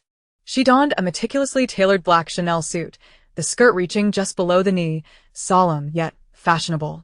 A hat adorned with black tulle perched atop her head, the delicate veil cascading down to discreetly shroud the upper half of her face, revealing only her exquisitely pale chin, alluring red lips, and those eyes that, even veiled by tulle, radiated a chilling brilliance. This elusive aura did not diminish her beauty. Rather, it enhanced her enigmatic and alluring presence, inviting curiosity. Holding a carefully selected bouquet of white calla lilies, symbolizing purity, nobility, yet also hinting at a sense of aloofness and longing, making it entirely appropriate for a funeral while subtly conveying her detached observation of this farce, she walked gracefully toward the memorial hall.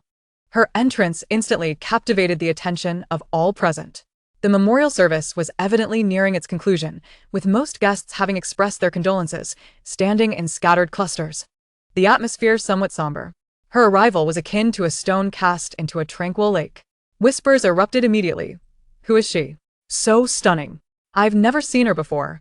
Is she a relative of Jiang? But she is an orphan. With such presence and attire, she must be either rich or noble. Do you think she resembles Jiang just a little?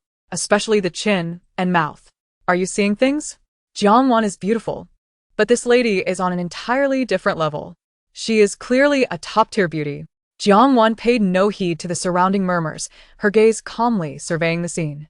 Most attendees were mere acquaintances and casual friends, a few familiar faces from work, along with several who were likely brought by Lin Wei and Zhao Pengfei to bolster the gathering. Her gaze finally settled on a black and white portrait of herself from her university days, slightly youthful in appearance, prominently displayed as a memorial.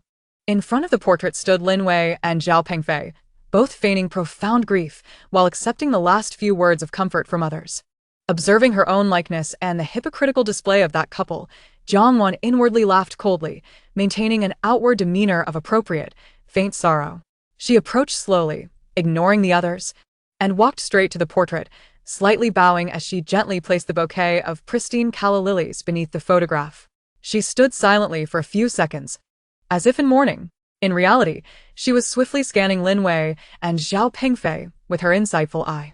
Lin Wei, emotion, anxious, greedy, a hint of satisfaction. Thoughts. Who is this woman? How could that wretched Jiang possibly have such wealthy friends? I must connect with her. Zhao Pengfei, emotion, astonished, guilty, calculating. Thoughts. Absolutely stunning. 100 times more beautiful than Jiang. If only I could. Indeed, a dog cannot change its nature. Jiang chuckled coldly within. At that moment, Lin Wei and Zhao Pengfei evidently also noticed this extraordinary, uninvited guest. Especially upon seeing the lavish bouquet of calla lilies she had placed, They exchanged a swift glance and immediately adjusted their expressions to appear even more sorrowful, hastening toward her. "Excuse me, miss. May I ask who you are?" Lin Wei was the first to speak, her voice choked with emotion, eyes reddened, whether from tears or perhaps chilly water is uncertain, striving to appear fragile and grateful. Chapter 12. Adding contact information. Jiang Wan slowly turned, her gaze emerging from behind the veil, landing coolly upon them. Her voice was frigid and detached, tinged with just the right amount of sorrow. "I am Jiang Wan's friend, Leng Shi. I have been abroad and lost touch with her for quite some time. I recently learned of this tragic news." She paused, her gaze sweeping over the portrait. "I returned specifically to bid her farewell." Zhao Pengfei quickly interjected, his tone filled with sorrow as he assumed the role of her boyfriend. You are a friend of Wan Wan." "I am Zhao Pengfei, Wan Wan's boyfriend, and this is her dearest friend, Lin Wei. Thank you for remembering her and coming all this way." As he spoke, his eyes could not help but linger on Leng Shi, filled with unabashed admiration and calculation. Lin Wei hastily chimed in, squeezing out a few tears. "If Wan Wan knew you were here, she would surely be comforted. It is just that her departure was far too sudden." As she spoke, she furtively assessed Leng Shi's attire and accessories, growing increasingly astonished and envious. Jiang Wan regarded their theatrical performance with indifference, even feeling a hint of amusement. The more they fawn now, the more they will suffer later in the punishment space, she thought coldly. "My condolences," she merely uttered, her tone devoid of emotion, as if merely going through the motions. Jiang Wan's gaze flitted over the black and white portrait, a fleeting glimmer of unnoticed mockery passing through her eyes, swiftly veiled by an appropriate layer of sorrow and regret. She sighed softly, her voice low yet clear enough for those nearby to hear. Imbued with the languid charm of someone accustomed to privilege and a hint of naivete, "We had planned to meet this year, to take the time to visit her in China and show her a wonderful time." Her tone was somber, her slender fingers unconsciously caressing the exquisite handbag. Having recently managed to procure a few $100 million in pocket money from home, she thought to herself that Jiang Wan was the first and most relatable friend she had made in Huagua, and she was determined to surprise her. She lifted her gaze, and behind the veil, her eyes seemed to drift into the void, lost in reminiscence. She had often mentioned to me her profound admiration for a lakeside villa in the XX estate, captivated by its splendid views. She also expressed her fondness for the stunning vistas offered by the spacious flat in the XX community. Oh. And the cars. She frequently mentioned that her dream car was the Bentley Continental GT, and she also had a liking for the Porsche 911. I would jestingly call her greedy, saying she wanted both. Each name she uttered made Lin Wei and Zhao Pengfei's eyes gleam brighter, their breaths more hurried. Indeed, these were all things Jiang Wan had once cherished or liked on social media. How could this Leng Shi know such intimate details? It seemed Jiang Wan, that foolish girl, had fortuitously befriended a super-rich lady. Zhao Pengfei gazed at the striking figure concealed behind the veil, her effortless demeanor conveying the ease with which she discussed hundreds of millions as if they were mere trifles. In stark contrast, Lin Wei, who struggled to secure a single apartment with painstaking calculations, felt utterly mundane, as if she couldn't even compare to a single strand of this woman's hair. He instinctively loosened his grip around Lin Wei, leaning slightly towards Leng Shi, his face a mask of sorrow and wistfulness. "I never imagined Wan had shared these sentiments with you. She truly cherished them." His voice trembled, yet his eyes burned fervently as they remained glued to Leng Shi, his mind already racing with schemes to win over this seemingly naive heiress. If she could befriend Jiang Wan, she must also be easily swayed. As long as he could win her over. Lin Wei, nearly unable to contain her jealousy, dug her nails into her palm. Hundreds of millions in pocket money? Just to buy gifts for Jiang Wan. Why should that wretched girl have such friends? She forced a smile, her voice sharp. Yes. If Wan knew you cared for her so much, she would undoubtedly be overjoyed. Yet internally, she screamed, "These should belong to me. They should all be mine." Some guests still lingering nearby overheard their conversation, casting complex glances. Some were astonished by the sudden appearance of wealth, others filled with envy and jealousy, while a few perceptive ones recognized Lin Wei and Zhao Pengfei's swift change in demeanor, sensing the insincerity. Jiang Wan observed their reactions with a cold smirk, maintaining an expression of sadness and innocence. She even tilted her head slightly, the veil swaying, and spoke with an air of naivete. "Indeed, I never expected such a turn of events. Since you are Wanwan's closest boyfriend and best friend, you must also be wonderful people, just like her, yes? Her words sounded innocent and direct, as if it was a matter of course. Lin Wei and Zhao Pengfei nodded vigorously, eager to portray themselves as the best of friends. Of course. We share the closest bond with Wanwan. That's splendid. Jiang Wan seemed to breathe a sigh of relief, revealing a shallow, friendly smile that could still be felt through the veil. I returned in haste and am unfamiliar with this area. I wish to explore a bit over the next few days. Since you are Wanwan's friends, you are also my friends, correct? May we exchange contact details? I may need your guidance. This statement struck a chord with Lin Wei and Zhao Pengfei. They could hardly contain their excitement, struggling to suppress their eagerness as they hurriedly pulled out their phones. Of course, of course. It would be our honor to guide you.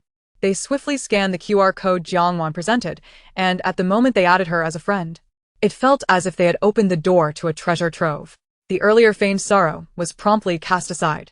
This charade caused the few genuine friends of Jiang Wan, who truly mourned her loss, to frown, especially the three girls standing in the corner, Su Yu, Li Meng, and Zhang Ya, who had been Jiang Wan's true roommates during university. They had been wiping away tears from the start, unlike others who merely put on a show. Su Yu couldn't help but mutter under her breath, "Damn. Wanwan has just left, and these two are practically crawling over to someone else. What nonsense." They felt Jiang Wan deserved better than to have such friends, especially as Lin Wei had distanced herself from those who genuinely cared for her. Jiang Wan's gaze inadvertently swept over her three true roommates, catching sight of their sincere sorrow and anger, stirring a flicker of warmth in her cold heart. Lawe. Zhao Pengfei, just wait. And you three, she silently promised her roommates, in this desolate world, I will ensure you experience true happiness. Chapter 13. Anonymous national notification button. After exchanging contact details, Jiang Wan feigned an intent to leave, but suddenly seemed to recall something. Halting in her tracks and turning to Lin Wei and Zhao Pengfei, her eyes behind the veil appearing exceptionally sincere. By the way, her voice still held a soft naivety. Wanwan often spoke of her best friend, Miss Lin Wei, who is especially considerate and always helps her through challenges. She emphasized the helping through challenges with a subtle tone that sounded like praise but made Lin Wei's cheeks flush instantly, as if she had received an invisible slap. Was Jiang Wan mocking her for taking Zhao Pengfei, the one who posed challenges? Before Lin Wei could respond, Lung Shi turned her gaze to Zhao Pengfei. Her tone tinged with sympathy. Mr. Zhao, Wanwan mentioned you are quite ambitious and always strive to provide her with a better life. If she could see you now, so heartbroken, it would surely comfort her. This sounded like an affirmation of Zhao Pengfei's efforts and affection, but considering Jiang Wan's life, where Zhao Pengfei had taken advantage of her while calculating her properties, alongside his barely concealed greed for Lung Shi's wealth and beauty, this praise felt like a public execution. Dripping with irony, some guests still lingering could no longer suppress their muffled laughter. Zhao Pengfei's face turned a deep shade of crimson, his embarrassment palpable as he awkwardly scratched the ground with his toes, yet he had no choice but to force a smile that was more painful than tears. It's what I should do. He felt like a clown stripped bare before the crowd. Lin Wei, too, was caught in a similar predicament, struggling to maintain a stiff smile, internally cursing the deceased Jiang Wan and the seemingly innocent, yet piercingly poignant Lung Shi 1,000 times. Jiang Wan reveled in their embarrassment, relishing their forced smiles and feigned confusion, as if unaware of their strange expressions. She gently exclaimed, as if realizing she may have said something inappropriate, quickly adding, "Oh dear. Look at me, bringing up things that upset you both. I apologize, I simply miss Wanwan so much." Her tone dipped, appearing exceedingly sincere. At this, Lin Wei and Zhao Pengfei felt even more frustrated, unable to voice their anger, and instead found themselves comforting her. No, it's all right, Miss Lung, we understand." That's a relief. Jiang Wan nodded, donning her mask of aloof politeness once more. "I must be off now. My dear friends, I have a small auction to attend this afternoon and need to prepare." She deliberately used an affectionate term, as if she had already embraced them as her own, causing Lin Wei and Zhao Pengfei to feel both flattered and a pang of loss at her sudden departure. "All right, Miss Lung, please take care. Feel free to contact us anytime. We are always available." They eagerly escorted her to the door, watching as the luxurious Rolls-Royce Phantom glided away until its taillights vanished completely. Only then did they exhale a long sigh, their faces unable to conceal their exhilaration and scheming expressions. Meanwhile, inside the car, Jiangwan had already masked her emotions. Her gaze icy as she stared ahead. The funeral performance had concluded, and the duplicitous pair had taken the bait. Next, she would continue her ambitious stockpiling plan, meticulously preparing a surprise gift package for her dear best friend and beloved boyfriend in anticipation of the impending apocalypse. A cruel yet expectant smile curved her lips. The game was becoming increasingly intriguing.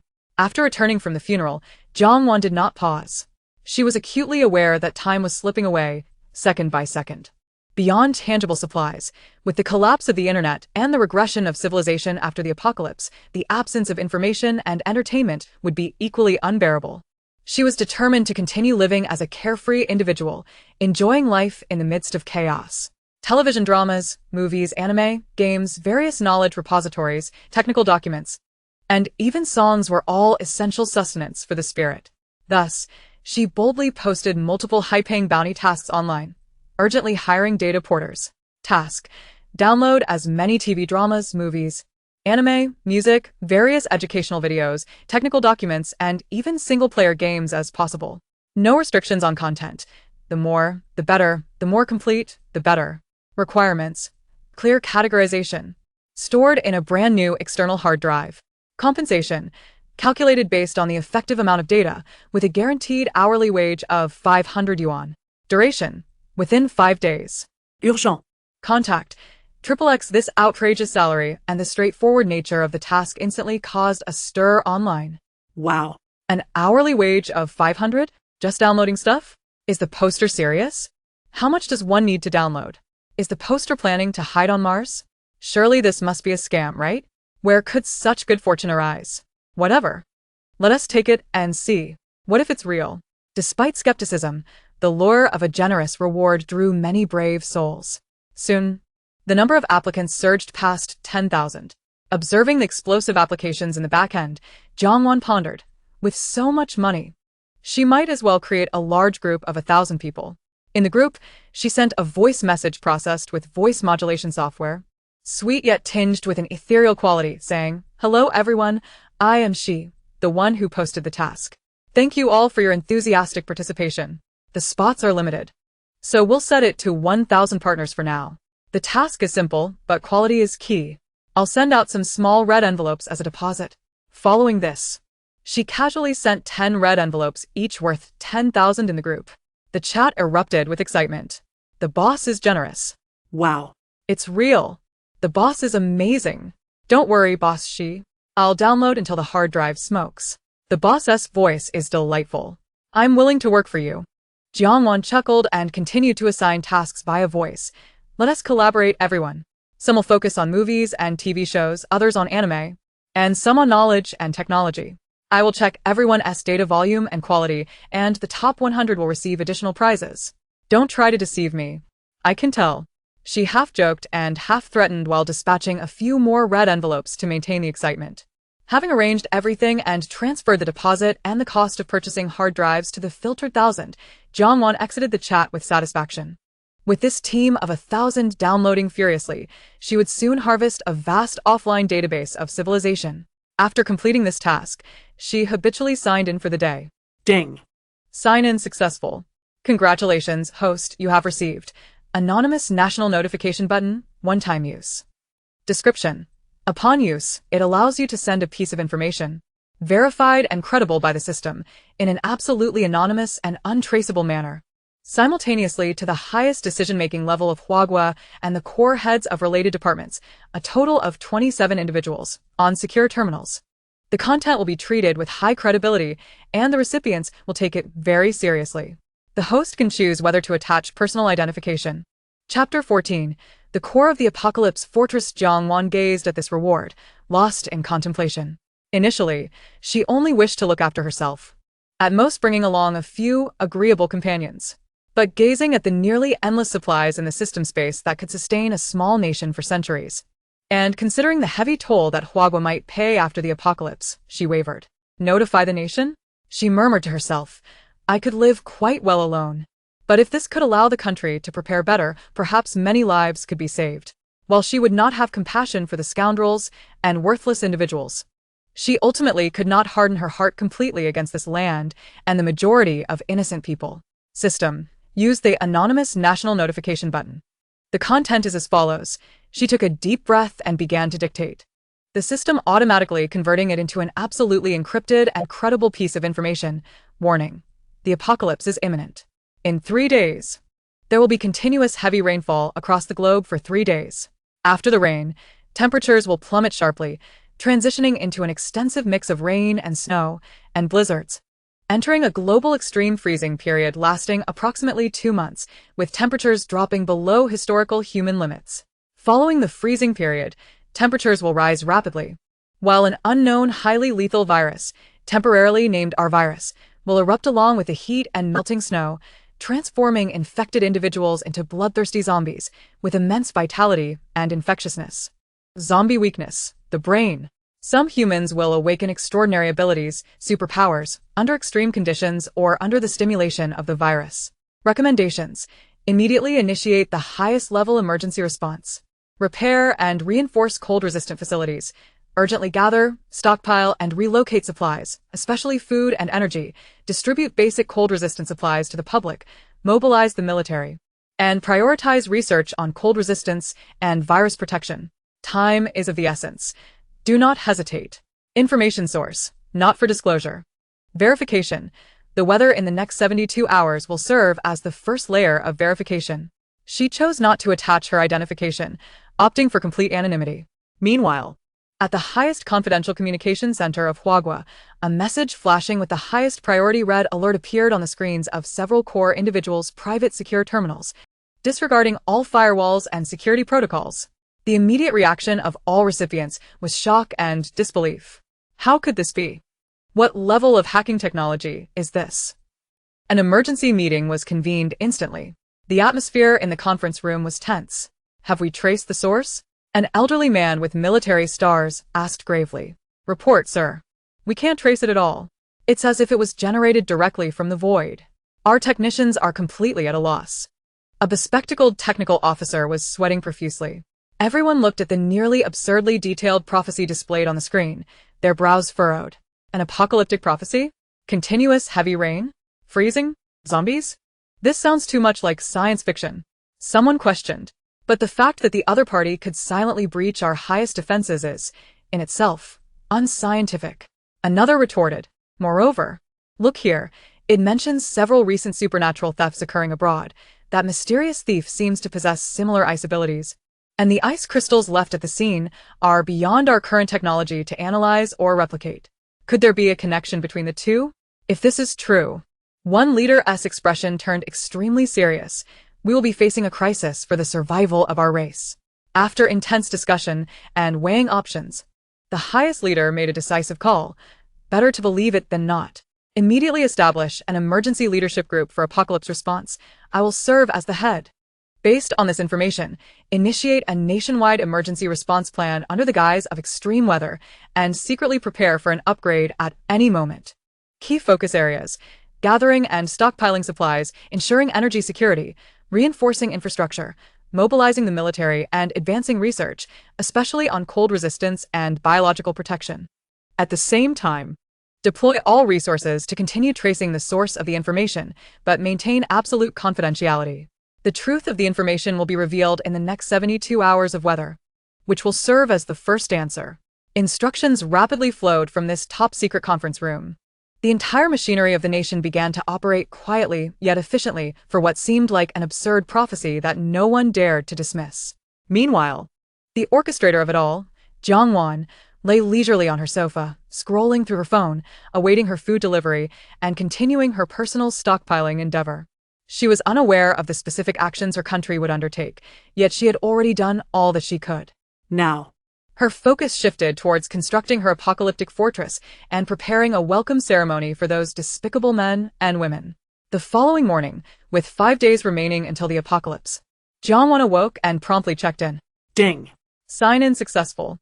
Congratulations, host, you have obtained Core of the Apocalypse Fortress, beginner. Description: can be bound to a building, maximum coverage, spherical area with a radius of 10 meters. Once bound, the entire structure and all items within will be reinforced and transformed, the materials converting into an unknown superalloy combined with an energy shield, boasting exceptional defense. It can withstand all known weapons of current Earth civilization, including but not limited to direct nuclear strikes, maintaining a constant internal temperature and humidity. Equipped with a basic air and water circulation system, and capable of self-sustaining energy. Note: congratulations, host, on acquiring a safe house for the apocalypse. Feel free to remain sheltered until the end of time. Jiangwan's eyes sparkled. A radius of 10 meters was sufficient to encompass her spacious apartment in the city center, although a villa in the suburbs was larger. The uncertain circumstances at the onset of the apocalypse made staying in the densely populated, infrastructure-rich city center more convenient. It was only fitting to utilize this apartment as her first safe haven. Finding it here, without hesitation, she chose the penthouse suite beneath her feet. A barely perceptible wave of energy swept across the entire floor, and the walls, floors, and ceiling seemed to take on a deeper, more subdued quality, radiating a cold metallic sheen before fading away. The appearance remained largely unchanged, yet Jiangwan could sense the house was fundamentally different now.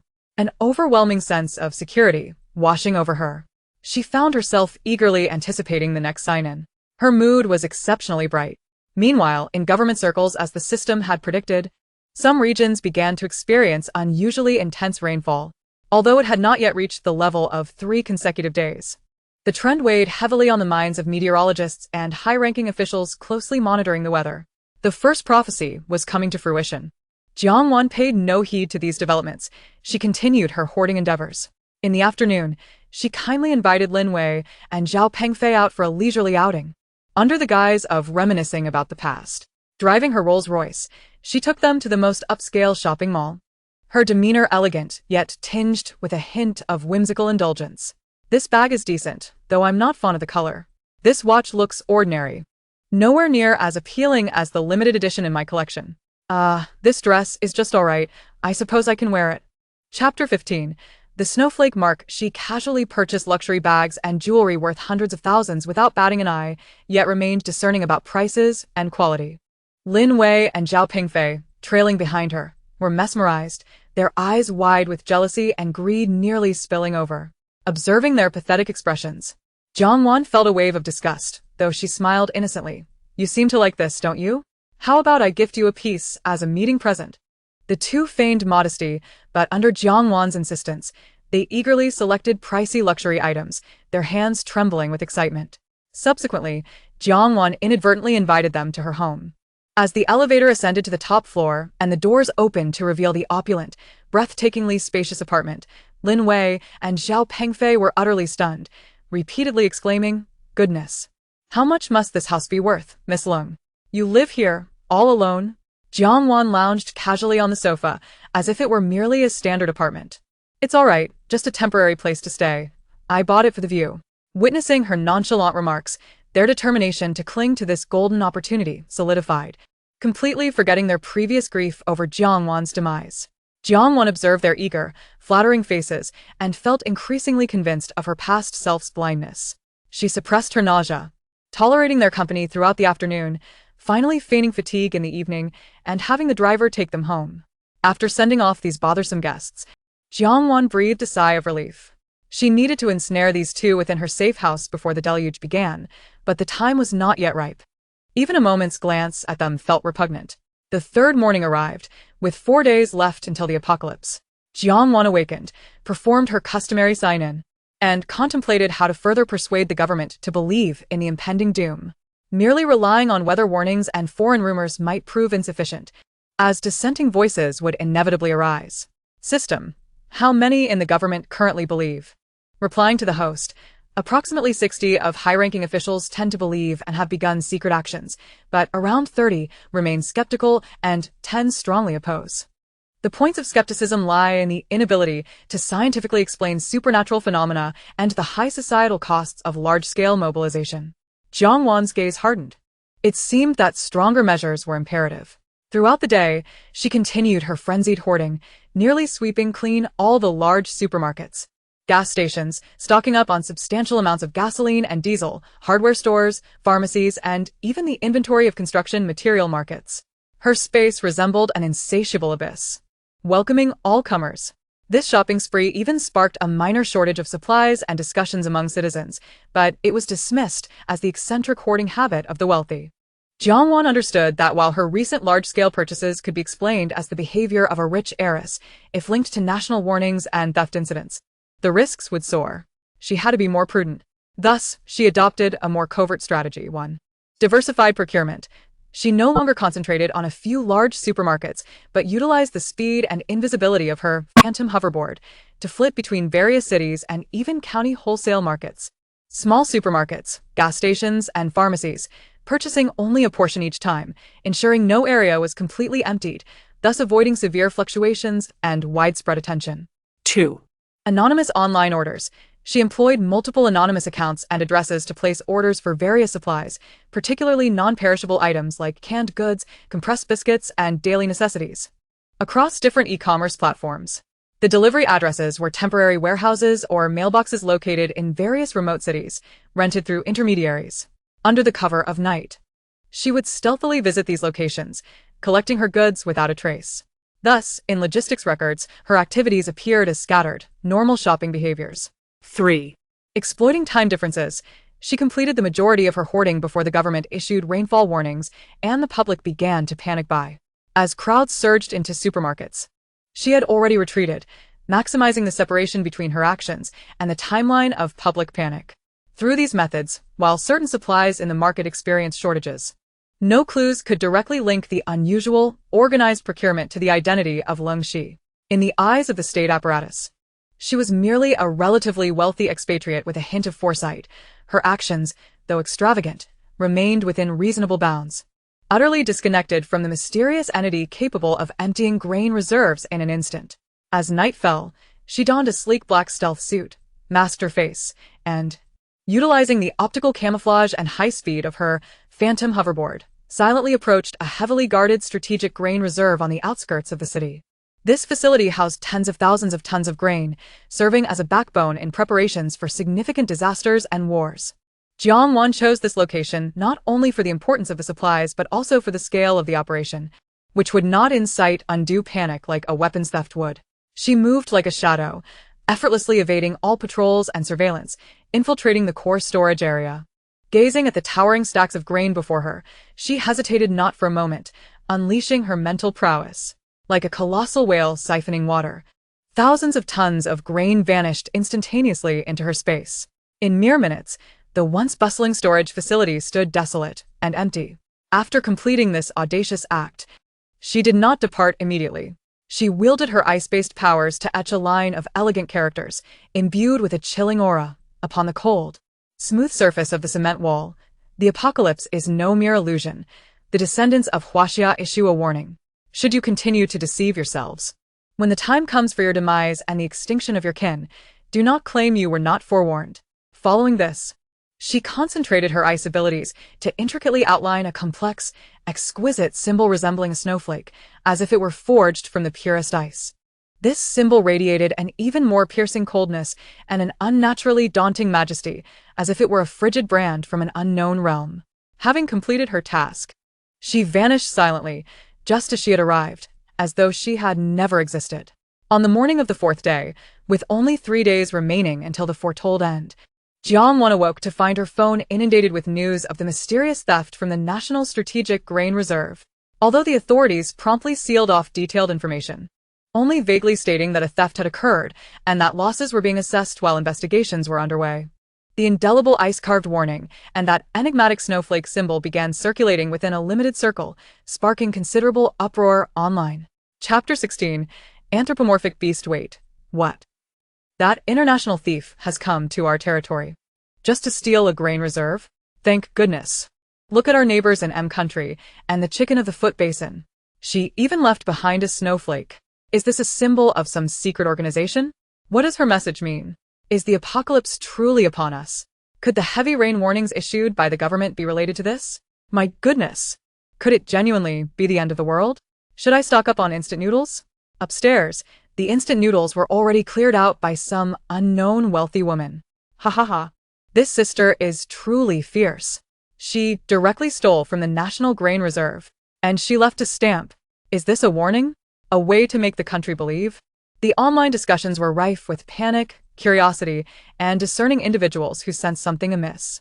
Meanwhile, at the highest echelons of the nation, an emergency meeting convened once more. All attendees gazed at the screen displaying the empty grain storage photos, the cold inscription on the wall, and the chilling snowflake symbol, their expressions grave. Is there still anyone doubting the authenticity of this message? A leader slammed the table, his voice heavy yet resolute. An extraordinary entity capable of instantly emptying a grain reserve, leaving behind these indelible ice inscriptions and symbols, and accurately predicting the weather, is issuing a warning. What more reason do we have to hesitate? However, a responsible official overseeing supplies trembled at the thought of the grain lost. In comparison to the survival of the nation's populace, what did a warehouse full of grain signify? The highest leader decisively proclaimed, "Immediately raise the emergency response to the highest level. The entire nation is to enter a state of emergency.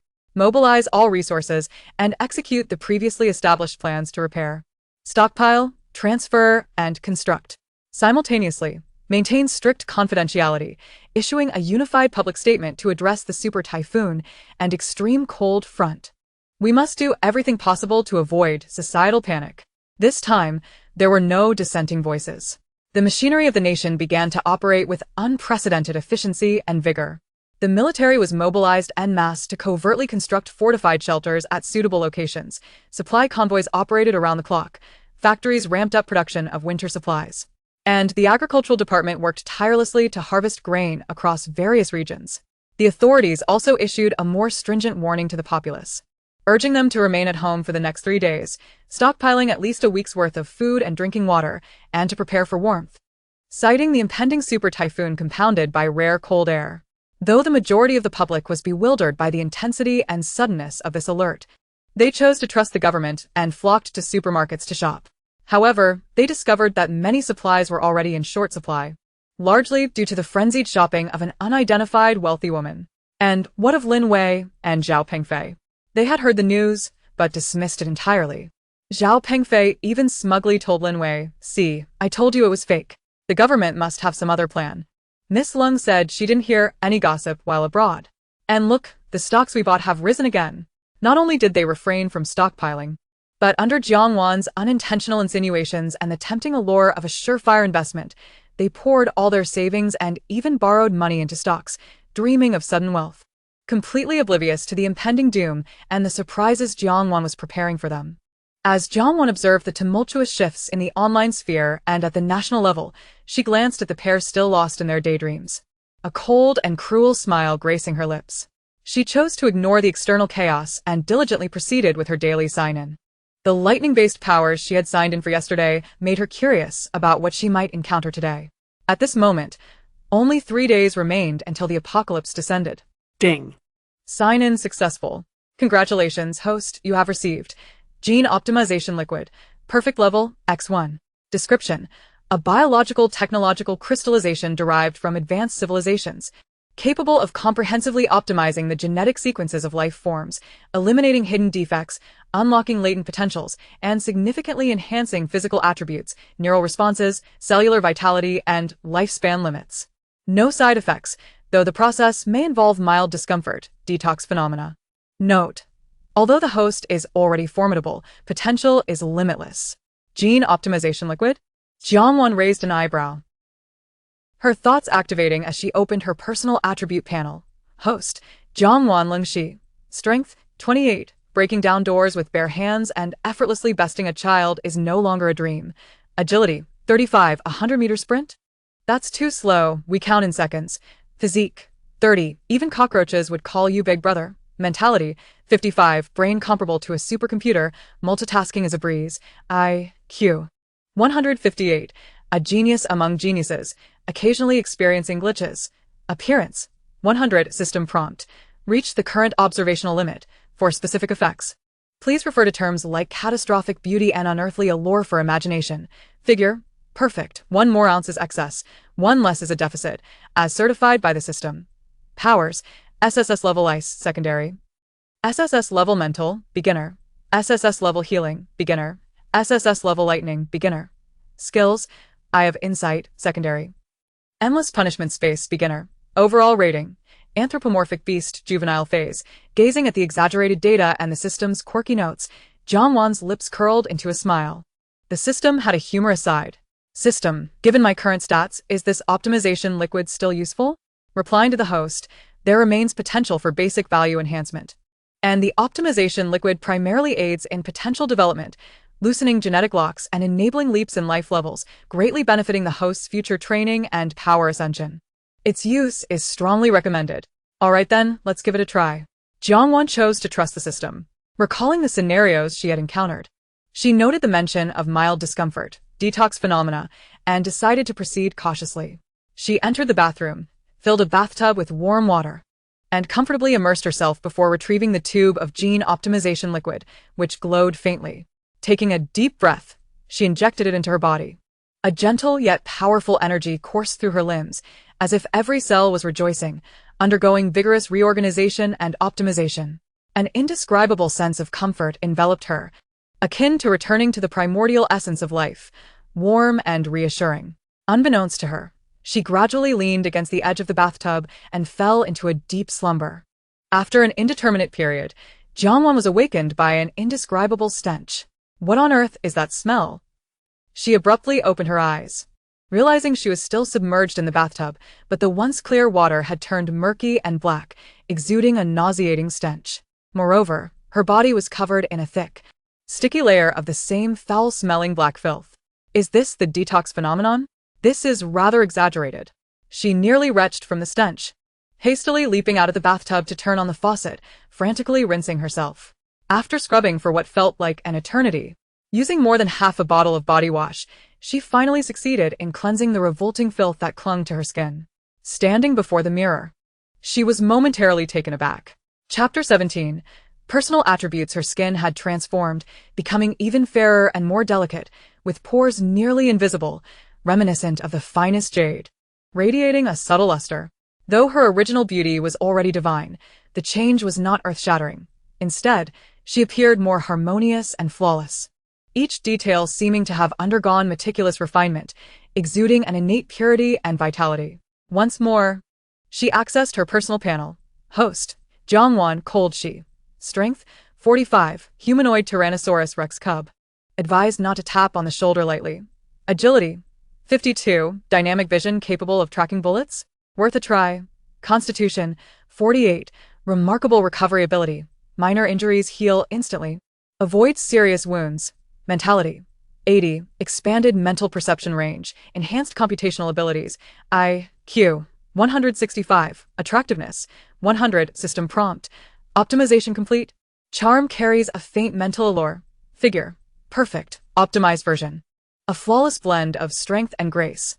Lifespan, estimated base lifespan increased by 150 years, can continue to grow with enhanced capabilities. Special abilities, SSS level ice, secondary bottleneck. SSS level mental, primary bottleneck. SSS level healing, primary bottleneck.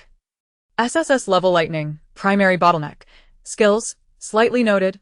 Overall rating, humanoid beast growth phase.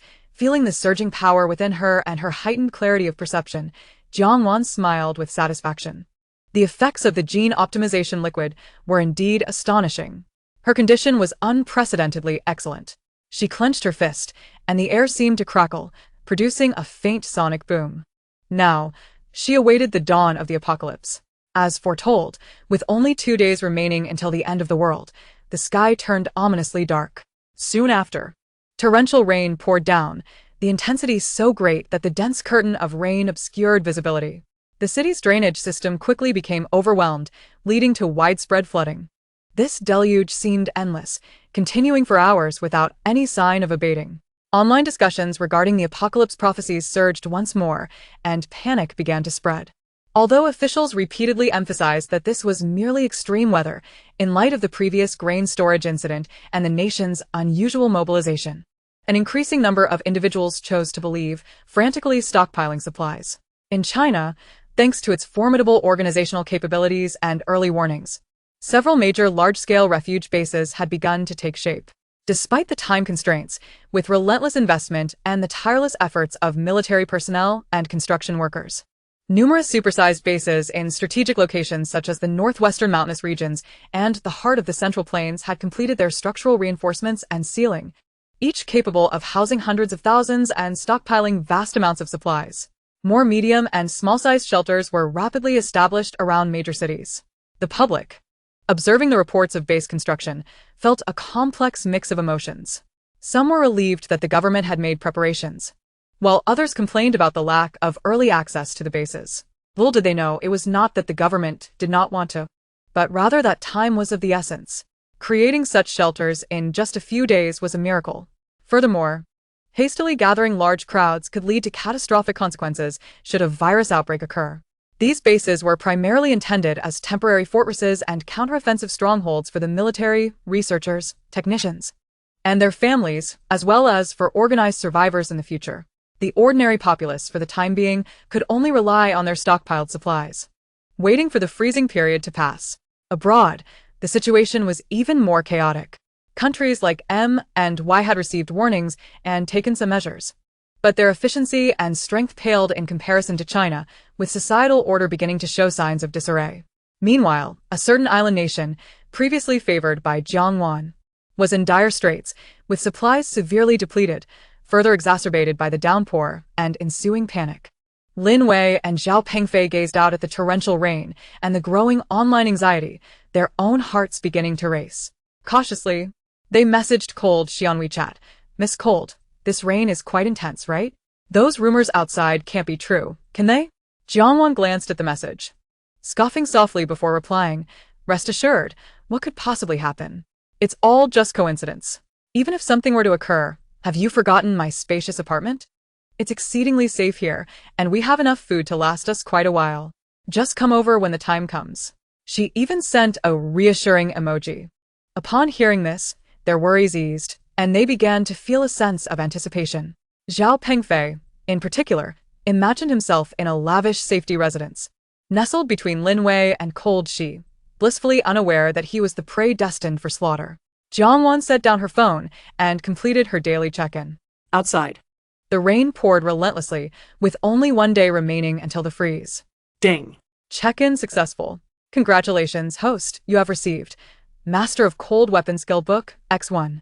Description: upon use, instantly master the top techniques and methods of utilizing all cold weapons, swords, knives, guns, axes, bows, etc., as if having practiced for decades. Note: in the apocalypse, firearms will eventually deplete. Cold weapons represent eternal romance. When slaying zombies, technique is essential. Excellent. Jiangwan's eyes brightened, and she immediately chose to use it. In an instant, a wealth of knowledge flooded her mind, as if the structures, characteristics, techniques, and force application of various weapons were innate. She retrieved the universal tool Thousand Illusions from her system space, and with a thought, transformed it into a tang saber. Grasping the hilt, she felt an immediate connection. She effortlessly performed a few flourishes with the blade, her movements fluid and precise, accompanied by a sharp cutting sound. The blade seemed to come alive in her hands, cold and lethal. Wow. Jiangwan reveled in this newfound power. It would surely be exhilarating to behead zombies. She paused, a colder smirk playing on her lips, envisioning the satisfaction of severing the necks of those despicable men and women. Despite having a safe house and space, she still ventured out for one last ostentatious shopping trip, returning with some food to display for her neighbors, providing a cover for later retrieving supplies from her space. Due to the rain and panic, Lin Wei and Zhao Pengfei indeed found various excuses to move into Jiangwan's spacious refuge ahead of time. Jiangwan welcomed them warmly, assigning them to the two smallest guest rooms furthest from the master bedroom. "I apologize for having you stay here for now, but given the uncertain situation outside, it's best we conserve space," she said, feigning regret, while secretly thinking, once they're tucked away in the punishment space, I'll have to disinfect and clean it thoroughly 100 times. No, I'll just toss everything they've touched. Chapter 18. The arrival of the apocalypse. Unbeknownst to them, the pair felt nothing amiss, instead expressing profound gratitude for being allowed to reside in such a luxurious safe haven. Each lost in their own dreams. On the final day, morning broke. The rain continued unabated, though the light grew slightly brighter. Only a few hours remained until the forecasted rain would turn to sleet and temperatures would plummet. Jiangwan stood by the window, gazing out at the rain-drenched world, completing her last sign-in before the apocalypse. Ding. Check-in successful. Congratulations, host, you have received Spatial Ability, SSS level, Primary Awakening. Description: not merely ordinary spatial storage, but the establishment of a growable, semi-dimensional space capable of accommodating living beings. Current space, 100 cubic meters, can slowly expand with mental strength. The space contains a life spring, whose waters can gradually restore physical and mental strength and slightly improve constitution, promoting longevity with long-term consumption. Time flow within the space aligns with the main world, allowing for cultivation and breeding. Note: is starting a farming venture in the apocalypse not a splendid idea? Carrying with her a spring of water, an essential asset for survival in the wilderness, Jiangwan momentarily froze before sensing an extraordinary, vibrant space within her, in addition to the system's infinite stillness. This space boasted land, light, and a bubbling spring. Was it a spatial ability?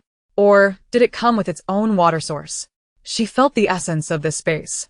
While its current utility was limited, it seemed beneficial for quenching thirst and regaining strength. Perhaps, when boredom struck, she might cultivate vegetables or raise fish within it. More importantly, it was a space capable of growth and life, brimming with potential. Meanwhile, the nation's final project was racing against time amidst the torrential rains. The largest bases had completed their final sealing and reinforcement. Though rushed, it was sufficient to withstand the impending extreme cold. The military had largely settled in, and crucial research equipment and personnel were being relocated. The entire nation felt like a taut bowstring, anxiously awaiting the final moment. Everyone understood that when the rain ceased, the true test would begin. Jiangwan withdrew her gaze, glancing at the closed door of the guest room nearby, where a couple still slumbered. Her eyes were calm, as if gazing at two corpses. "It's the final day," she murmured softly. On this last day, Jiangwan hardly slept. It was not fear that kept her awake, but a frigid exhilaration. Under the cover of the night with her phantom hoverboard, she assumed the role of a judge, raiding the warehouses of the most notorious, greedy merchants in the city, who hoarded supplies, ready to profit from the apocalypse. The refuse of society, their existence is a waste of air. Better to leave the resources to me, she thought coldly, devoid of any psychological burden. At dawn, she spent her last remaining cash at a renowned hot pot restaurant, indulging in a lavish private room meal.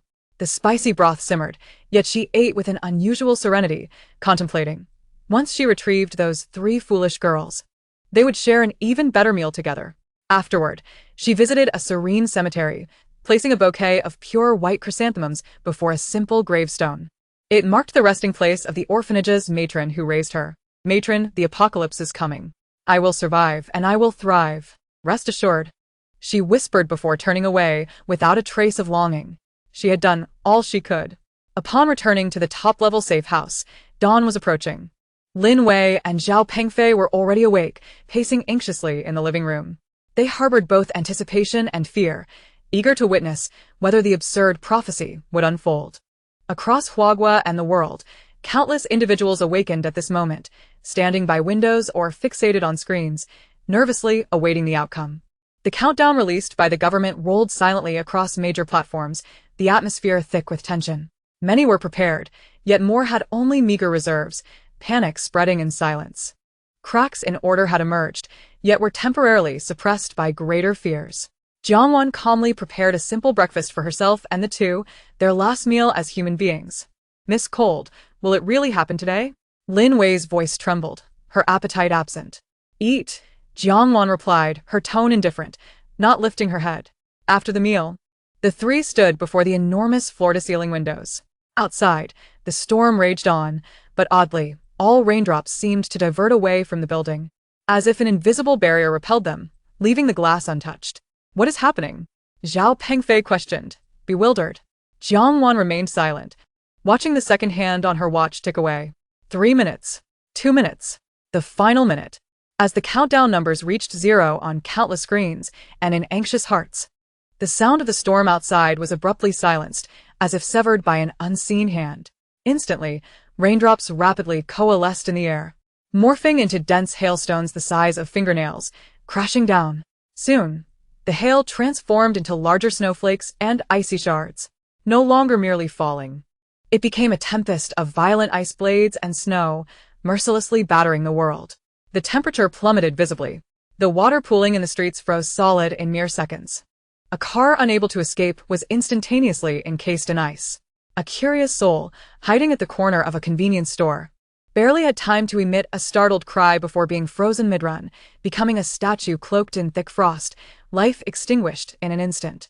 The frozen apocalypse, in its most brutal and direct manner, declared its arrival. Jiangwan silently observed it all, her gaze profound. In her previous life, she perished before the apocalypse. A twist of fate that was both fortunate and unfortunate. Fortunate in that she was spared the hellish beginning, yet unfortunate for missing the chance for personal revenge. But in this life, she had been reborn, standing at the pinnacle of the apocalypse, fully prepared, ahead of all others. The power she wielded was sufficient to establish her as the arbiter of the new rules. At that moment, the system's notification echoed in her mind. Day 1 of the apocalypse, the signing has refreshed. She silently intoned, "Sign in." Ding. Sign in successful. Congratulations, host, you have acquired Eternal Material Amplification. Effects 1. The quantity of all existing materials within the host system space, including but not limited to food, water, medicine, energy, materials, weapons, ammunition, daily necessities, etc., is multiplied by 10. 0, 0, 0. 2. All items within the space gain the eternal attribute, remaining undamaged while stored. Even if they incur damage when taken outside, once returned to the space, they will automatically revert to perfect condition. Note, ding, your super gift package has been delivered. Please check. From now on, you alone are an inexhaustible repository of civilization resources. Feel free to indulge, young lady. Even Jiangwan, who had long been tempered by the system to remain calm, felt her pupils constrict in shock, her face betraying a tempest of astonishment and ecstasy. 10,000 times. Never damaged. Chapter 19. This is my world 10,000 times. Never damaged. The resources she had previously acquired at zero cost were already vast enough to sustain a small nation for decades. This amplification to 10,000 times represented a staggering figure that would leave any modern superpower dumbfounded, an unfathomable level of material reserves, a true trillion-level stockpile, and eternally intact. Her heart raced wildly, an overwhelming joy surging within her. It was simply outrageous and utterly exhilarating. Beside her, Lin Wei and Zhao Pingfei were paralyzed with fear at the hellish scene outside, their faces pale and trembling, entirely oblivious to Jiangwan's extraordinary expression. They merely felt immense relief for clinging to the precious support of cold Shi and sheltering in this wondrous fortress. Gradually, they came to realize that not only could the rain and snow not approach, but even the lethal cold seemed completely barred from entry. The interior was warm as spring, with gentle lighting, creating a stark contrast with the world outside, which had instantaneously frozen into death. "Miss Cold, what is this house?" Zhao Pengfei stammered, his voice laced with disbelief and the terror of survival. Jiangwan slowly emerged from her stupor of surprise, suppressing her tumultuous emotions. She turned to face the two as their faces reflected sheer horror and confusion. Her gaze grew cold and playful once more, a chilling smile curling at the corners of her lips. "Oh, it's merely a trivial matter," she replied lightly, as if discussing something inconsequential. "This is my world." As Lin Wei and Zhao Pengfei remained in a state of shock, grateful for their narrow escape, and filled with curiosity and flattery towards this miraculous house, Jiangwan gradually turned away. Her face, once adorned with a facade of naivete and detachment, instantly vanished, replaced by an extreme chill, mockery, and unabashed hatred.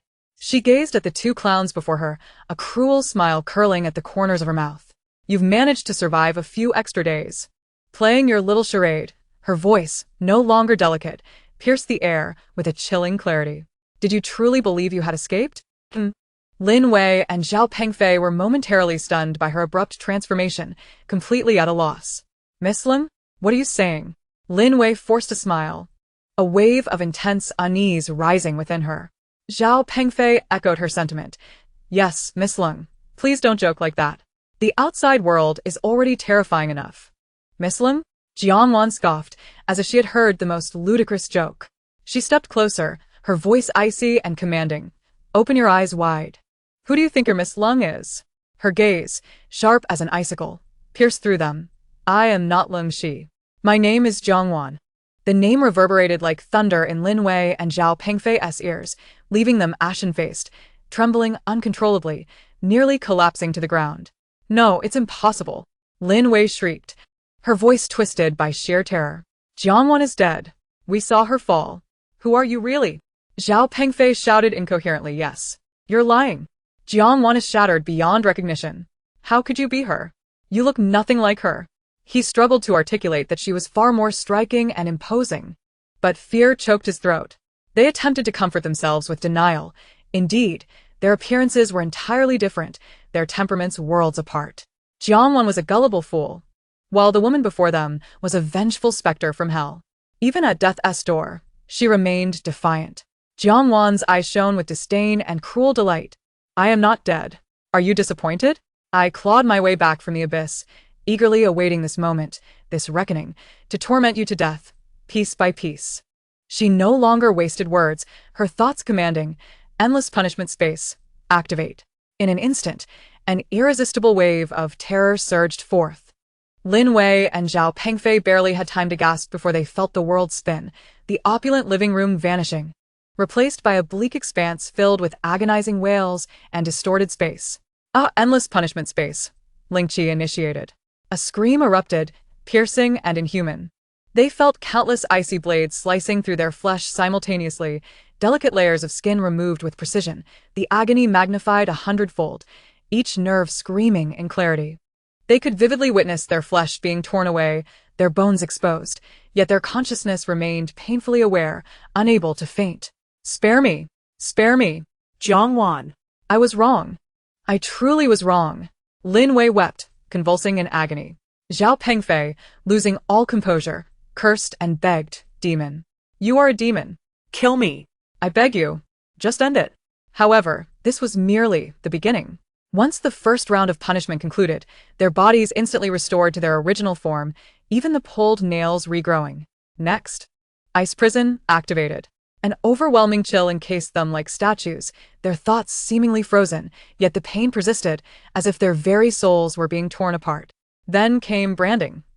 Tongue extraction, evisceration, a relentless barrage of unimaginable tortures, cycling infinitely.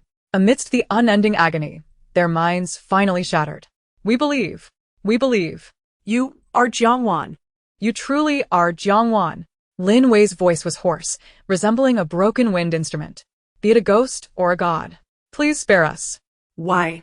Why are you not dead? Zhao Pengfei muttered, his gaze vacant, the weight of terror and pain pushing him toward madness. Jiangwan's consciousness hovered coldly above the punishment space, like a deity surveying ants, reveling in their exquisite suffering, a tide of triumph swelling within her. Why?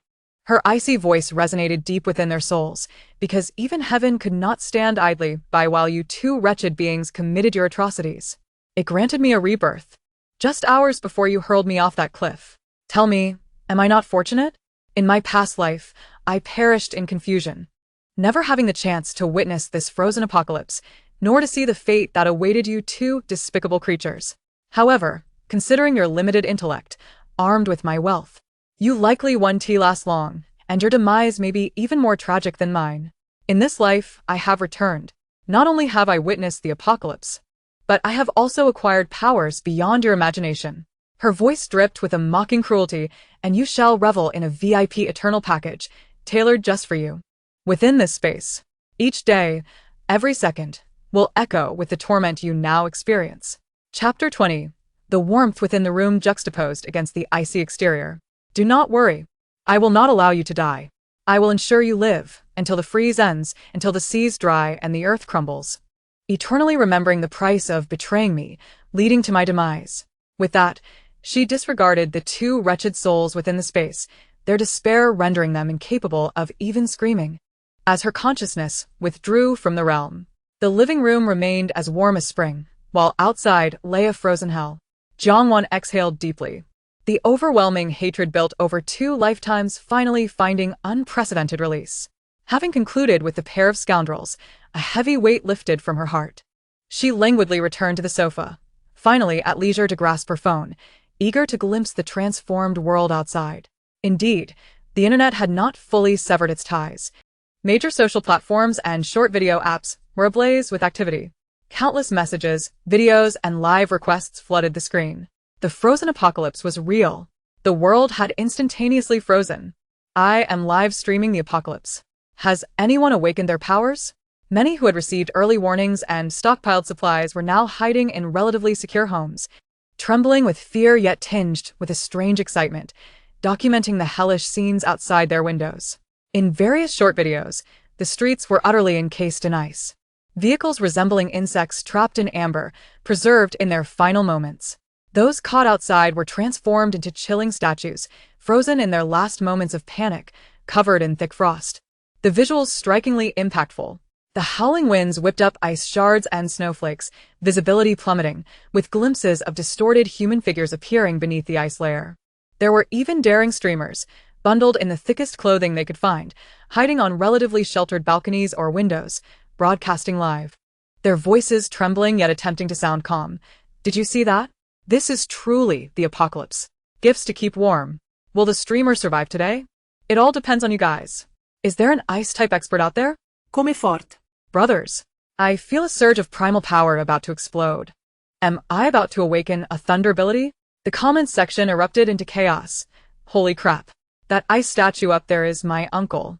He insisted on going out for cigarettes this morning. Why didn't he stock up on enough food? Can someone spare me some instant noodles? After the apocalypse, I'll marry him. Awakening powers? Do you think this is like Call of Duty? Wake up. Upstairs, what if? This weather is inherently unscientific. There's a chance. Damn it. I should have listened to the government and stocked up more. Now I regret it. Is there a team going out for zero-cost purchases? Fortune favors the bold. The comments were filled with curses and agreement. Jiangwan perused the unfolding events with keen interest, as if she were a spectator to a farcical drama. She noted how the official channels strive to maintain order, continuously broadcasting warnings. Do not venture outside, keep warm, conserve resources, maintain hope, and await rescue. She could almost envision the relief among the nation's leaders for having heeded the warning symbolized by the snowflake. Had they not mobilized resources, reinforced facilities, and relocated personnel at any cost days in advance, they would now be facing utter paralysis and unimaginable catastrophic consequences. In her mind, she pondered, when might ordinary people begin to awaken their latent abilities? The system responded, host the global extreme environmental upheaval acts as a potent catalyst. Given the current dominance of ice and water elements, we predict that the earliest batch of awakened individuals will emerge within the next 2,448 hours, most likely possessing abilities related to ice, water, and a certain degree of cold resistance. Other types of abilities may awaken subsequently, but with a later time frame and lower probability than those of the ice and water category. As you possess SSS-level potential and have preemptively utilized gene optimization fluid, your awakening time and intensity will far surpass that of ordinary individuals. Jiangwan understood. This meant that, at the earliest, the first batch of awakened individuals would appear as soon as tomorrow, albeit likely consisting of primarily rudimentary ice or water abilities. She assessed her own capabilities. SSS-level ice, Tier 2, SSS-level mental, beginner, SSS-level healing, beginner, SSS-level lightning, beginner, and SSS-level space, beginner, with a natural spring. With 5 SSS-level powers combined within her, alongside a terrifying physical prowess post-gene optimization and boundless resources, she thought, even if all the awakened individuals in the world united, they would still be no match for her. She gently swirled her steaming cup of coffee, her tone calm, yet imbued with absolute confidence. She was, without a doubt, the strongest being in existence. However, she also recognized that claiming dominion over the world at this moment would be a sheer waste of time. Outside, the frigid cold forced the majority of people to huddle in their shelters, shivering and clinging to their scant supplies to survive. The true chaos and reshuffling of power would only commence after the 2-month icebound period concluded and the zombies emerged. Nevertheless, even while sheltered indoors, the brutal realities of the apocalypse were unmistakably evident. Heating systems had collapsed. The centralized heating in older apartment complexes failed under extreme low temperatures, with pipes freezing and bursting, leading many to either freeze to death in their sleep or be submerged in icy floods before being encased in ice. Social media was rife with desperate pleas for help and final messages. Competition for resources escalated. Those with insufficient supplies or sharing accommodations quickly began to argue and brawl over a single pack of crackers or a bottle of water. In one apartment building, a tragedy unfolded when a neighbor was pushed off an icy balcony in a fracas over dwindling food supplies, with the video going viral before the internet connection was severed. Diseases spread. In such extreme cold, even a common cold could turn fatal. Medications had become more sought after than food itself. A mother, whose child was burning with fever, knelt in a homeowners group pleading for a fever-reducing medicine, offering all her food in exchange, but received no response, ultimately left watching helplessly as her child's breathing grew weaker. The downfall of unscrupulous merchants, a previously greedy businessman, hoarding food and medicine to profit from the crisis, found the location of his warehouse mysteriously leaked.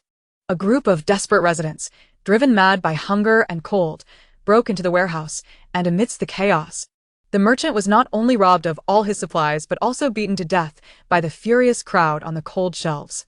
There were a few fortunate souls, sheltered in well-insulated new homes or fortuitously possessing fireplaces, with ample fuel reserves, who were momentarily enjoying the illusion of comfort in this apocalypse.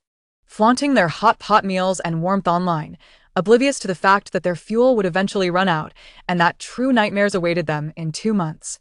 Inside was a warm, secure fortress of boundless resources, while outside lay a frozen hell of death and despair. Chapter 21.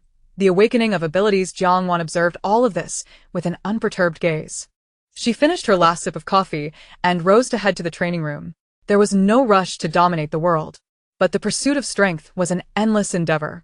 During the icebound period, she aimed to elevate all her SSS-level abilities, except for ice, to at least Tier 1 pinnacle. The apocalypse was a hell for the weak, yet it served as a playground for the likes of her, the strong. As Jiangwan diligently trained within her safe house, striving to elevate her other SSS-level abilities to greater heights, the frozen world outside began to align with the system's predictions. As some fortunate individuals began to awaken their extraordinary powers. Ice Ability Awakeners, a youth in the north, known online as Popsicle Hero, had nearly frozen to death on his way home. In a moment of despair, he suddenly felt an intriguing affinity for the cold surrounding him. With the mere thought, a thin layer of ice armor enveloped his arm. Though still cold, the deadly sensation of freezing vanished. Overcome with joy, he immediately enlisted his family to help him film a video, nearly freezing the phone in the process. In the video, clad in a thick down jacket, he triumphantly manipulated a small orb of ice and snow in the palm of his hand, boasting to the camera, "Brothers, did you see? I've truly awakened my powers. And it's ice. Oh my, this feeling is exhilarating. From now on, please call me the human walking refrigerator. Who needs frozen meat delivery? Ice packs included." The comments section erupted. "Wow. Lucky one. Send some of that luck my way. Do you need any charms?" Water Ability Awakeners. A young woman from the south, known online as Sweet Dumpling, discovered she could condense pure water droplets from the air. Though the quantity was small and quickly froze in this frigid weather, it temporarily alleviated her family's water crisis. She started a live stream, cautiously demonstrating her water creation, her nose red from the cold, yet her voice brimming with excitement. "Oh no, it's still so cold, but I don't have to worry about water as much. But what if this water turns into ice slush? Help, I'm really anxious about this." Comments flooded in. How lavish. A blatant display of luxury. Girl. Ice slush is great. Apocalypse dessert. Water master. Team up with me. I can only light a cigarette with my fire ability right now. Fire Ability Awakeners. A rather unfortunate lad, known online as No Battery for Lighter, managed to awaken his fire abilities, only to find the elements pitifully scarce in this frozen environment. He reddened in frustration, struggling to conjure a flicker of flame no larger than that of a lighter, barely holding its form against the cold wind. He lamented in his video, "Brothers, I think I've awakened, but it seems like not fully. What can this do? It's hard even to light a cigarette. Please tell me how to fuel my fire abilities. I'm super anxious." The comments section erupted with merciless laughter. "Brother, the timing is all wrong. Might I suggest switching to ice abilities? Cherish this. Once the ice melts, you'll soar. Probably." Mental Ability Awakeners. A shy girl, known online as Failed Mind Reading 999 times, discovered she could vaguely sense the emotional fluctuations of those nearby, even transmitting extremely faint thoughts. She hesitated to broadcast this, only posting anonymously on a forum. Is there anyone else who feels like they can sense what others are thinking? For instance, right now, I can feel my roommate is very hungry and is silently cursing me for eating an extra piece of cookie yesterday. Is that normal? Responses poured in. Wow. You're definitely a mental type. A must-have skill for card games. Girls, protect yourselves. This ability can easily be sliced for research. In the realm of spatial abilities, a charming young lady known as their S-Candy in my pocket stumbled upon a delightful surprise, an enchanting space of approximately 1 cubic meter. With unrestrained excitement, she live-streamed a demonstration of her ability to make a packet of snacks vanish and reappear, instantly igniting a frenzy online. Oh, the marvel of spatial powers. Such a divine skill in this apocalyptic era. Hey, look here. The Blazing Fire Squad is recruiting for space logistics. Generous benefits await. Our captain has a chiseled 8-pack. Sweet girl. We're in need of a warehouse manager at the Blizzard Mercenary Corps. Room and board included, along with a warm-hearted gentleman. Step aside. Come with me, miss. I wield ice powers. I can craft ice cream for you. As the girl gazed at the flood of group invitations and private messages, her heart fluttered with a mix of confusion and pride. Of course, there were a few who had awakened even more peculiar abilities, such as accelerating plant growth, a rather trivial skill in this frozen world. Some found their bodies remarkably resilient. Others experienced a surge in speed. The online community was in a complete uproar. Is it truly possible to awaken extraordinary powers? The ice element is the answer to our prayers. Where are the spatial masters? Hang in there, fire brethren. Meme after meme filled the internet. An ice ability user with a smug expression proclaiming, "I'm not targeting anyone. I am simply stating that all present are rubbish," in a low-temperature version. Meanwhile, a pitiful fire ability user lamented, "Give me a summer, and I could shift the earth. But for now, just hand me a warm pack." The ordinary folk, witnessing the awakening of others, shed tears of envy, realizing that they were the true jesters in this surreal narrative. The vast majority, devoid of any awakened abilities, felt a surge of anxiety and panic alongside their jealousy. They came to the stark realization that the world had irrevocably transformed, and a new hierarchy was being established based on power. Many began frantically seeking out the once predictive snowflake sage, inquiring how ordinary folk could awaken their powers or whether zombies would soon emerge. All of this unfolded before Jiangwan's keen eyes through the digital tapestry of the internet. Observing the amateurish displays of newly awakened abilities, she felt no stir of emotion, perhaps even a chuckle escaping her lips. Truly, a gathering of novices. She turned off her phone and delved back into her rigorous training. These newly awakened individuals, reveling in their modest powers, could hardly fathom that atop the highest point of the city, a being of divine stature, endowed with 5 SSS-level abilities and virtually limitless resources, was observing them with indifference. The new order of this apocalypse? She, Jiangwan, embodied that very order. Jiangwan spent a full 3 days in the training room, tirelessly attempting to harness and refine her other 4 extraordinary powers, spiritual, healing, lightning, and space, besides her ice abilities. However, the results were profoundly disheartening. The progress was minuscule, nearly negligible. A mere 1-meter expansion in her spiritual perception, a healing rate that improved by a mere 0.01 seconds. The sparks of her lightning abilities flickered ever so slightly. The bubbling frequency of her spatial spring seemed to have increased just a tad. Such a slow rate of improvement was infuriating for someone with SSS-level potential, accustomed to the rapid notifications of system upgrades. Something was amiss. Jiangwan finally halted, her brow furrowing. The potential of SSS-level abilities could not be this arduous to unlock. Even if self-training was slow, it should not be at this pace. Unable to contain herself, she called out to the system in her mind. "System, come forth and explain. Why is my ability training progressing at the speed of a snail? Is this normal?" Beep. Host, the pathways to enhancing abilities can be primarily categorized into 2 methods. First, absorbing the corresponding energy particles from the environment for self-training, which is slow and significantly influenced by environmental concentration. For instance, given the current global freeze, the concentration of ice elements is exceedingly high, allowing for quicker training in ice abilities, but the concentration of other elements is alarmingly low, thus rendering their training sluggish, nearly stagnant. Jiangwan was taken aback. And the second method? Second, absorbing energy crystals, commonly known as zombie cores. This is the fastest and most mainstream upgrading method in apocalyptic environments. Upon defeating zombies, there is a probability of obtaining cores containing pure energy from their craniums, which can rapidly enhance ability levels and mental strength. Zombi cores. Upon hearing those words, Jiangwan felt a surge of adrenaline. Zombi cores. Why hadn't anyone mentioned this earlier? She felt an overwhelming urge to confront the system. She had been tirelessly training for days. If you knew I needed those cores, why didn't you inform me sooner? The system's electronic voice remained calm, even sounding somewhat innocent. Host, you have been diligently training. And this system assumed you were honing your ability control precision and physical foundation. According to protocol, you were to be informed of the core's purpose once zombies appeared. You did not inquire beforehand. Jiangwan was momentarily speechless, nearly choking on her words. What precision control am I honing? Do I really need to build my physical foundation? Do you think I can't burst a zombie's head with a single punch? System. Beep. The system is entering a brief self-diagnostic silence. It is advised that the host conserve energy and await the conclusion of the freeze, after which zombies will emerge to acquire cores. Jiangwan, alright, the system has gone mute. She paced around to calm her thoughts. It was pointless to be upset with the program. She forced herself to regain composure. After all, there were no zombies outside, and there was no urgency. Was waiting her only option?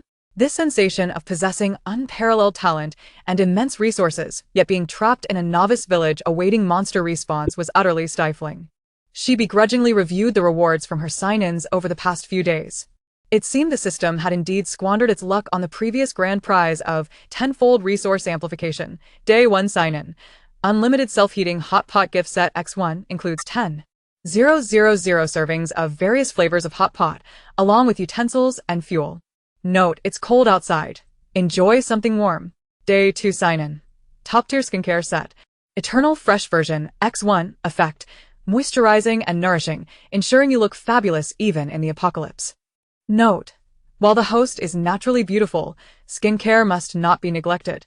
Day 3 sign-in. Fully automatic massage bathtub, energy-saving version X1, equipped with cleaning, heating, and massage functions, with minimal power consumption. Note, you've worked hard in training. Take a relaxing bath. Jiangwan gazed at the bounty that had materialized in her space, her lips twitching.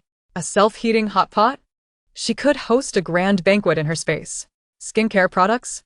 Her genetically optimized skin exuded natural radiance. A massage bathtub? The one in her bathroom, fortified by the core of a fortress, was far superior to this contraption. System. She thought dryly, have you run out of ideas? Or did that tenfold amplification drain your resources? System. Continuing to play dead, Jiangwan sighed, resigned to her fate. Alright then. The self-heating hot pot can provide a change of flavor. Skincare products can be gifted to future little brothers and sisters, and as for the massage bathtub, it can gather dust in the corner for now. It appeared that until zombies emerged and cores became available, she would have to content herself with being a formidable yet idle fish in this apocalyptic sea. Approaching the grand floor-to-ceiling window, she gazed out at the relentless ice storm ravaging the landscape, her eyes sharpening with determination. Zombie cores, she murmured, come forth quickly.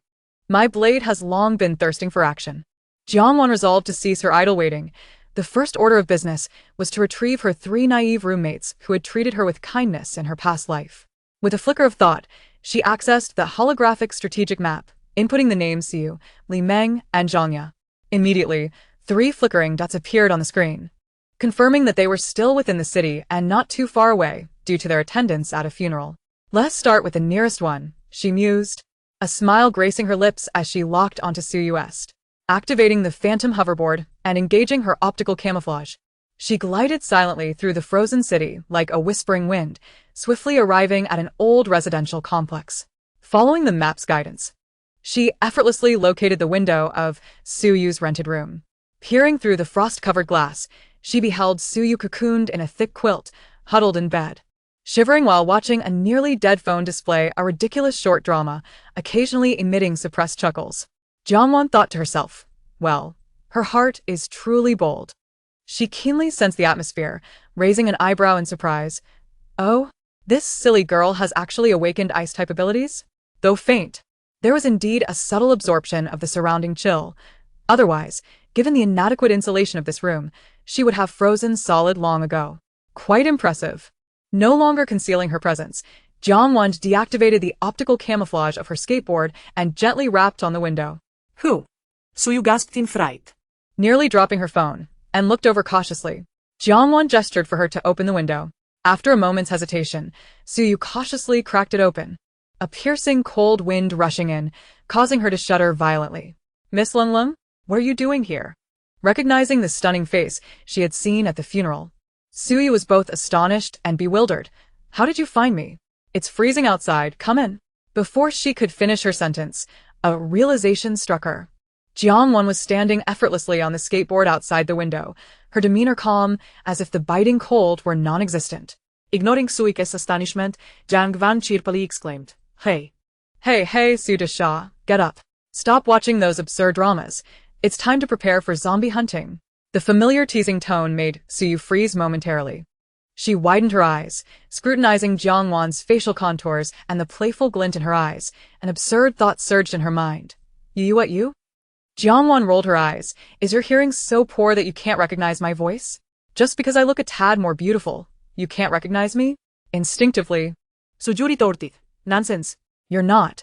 She halted, comparing the memory of the face in her mind to the one before her. Not as attractive or charming as you. Jiangwan's sweet yet naive demeanor paled in comparison.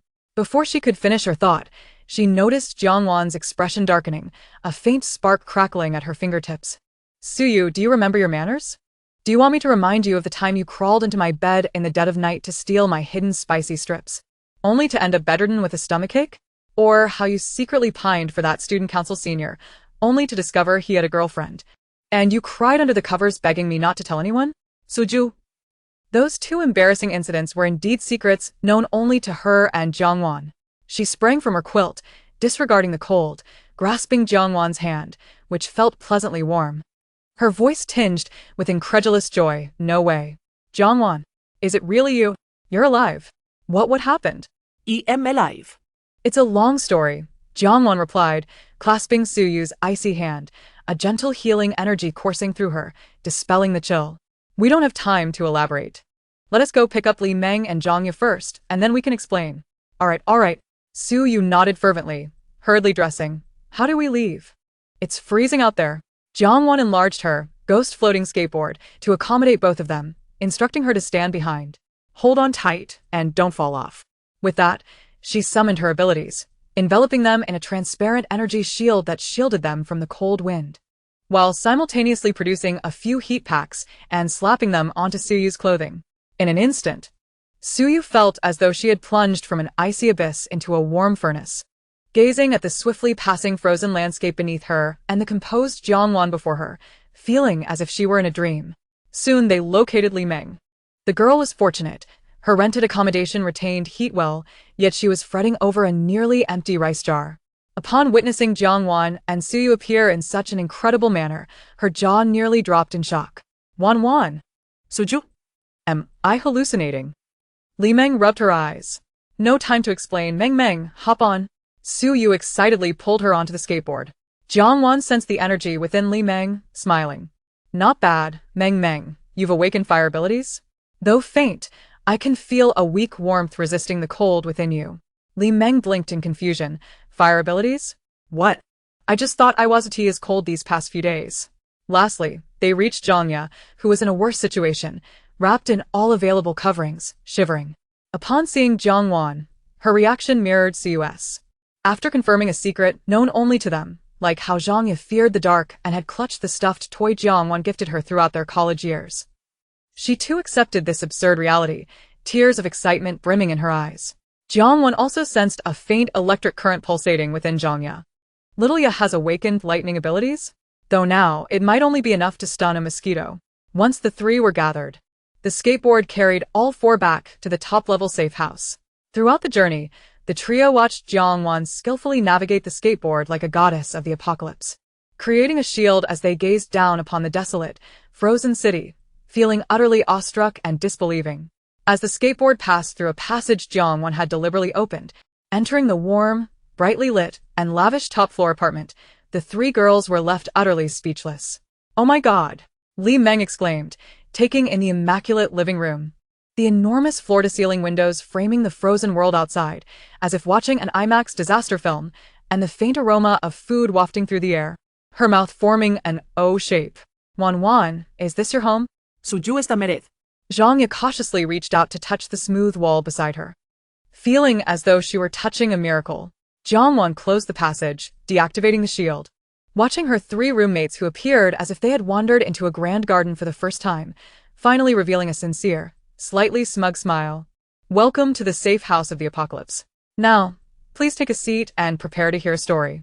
She surveyed the 3. Congratulations. You have all become fortunate awakened ones. The 3 girls exchanged glances, their eyes converging on Jiangwan, brimming with countless questions and immense curiosity. Understanding that a reasonable, or at least plausible, explanation was necessary, Jiangwan cleared her throat and began to weave her narrative. Hear us the story, she said. A hint of fear and mystery gracing her features. In my previous life, I was indeed pushed off a cliff by that pair of scoundrels, Lin Wei and Zhao Pengfei.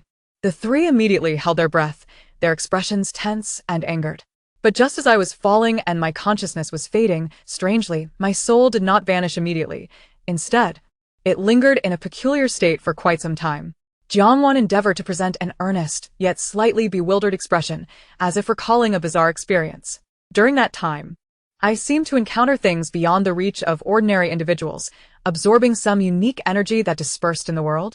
In any case, my soul grew considerably stronger, and I vaguely perceived fragments of the future, such as this frozen apocalypse.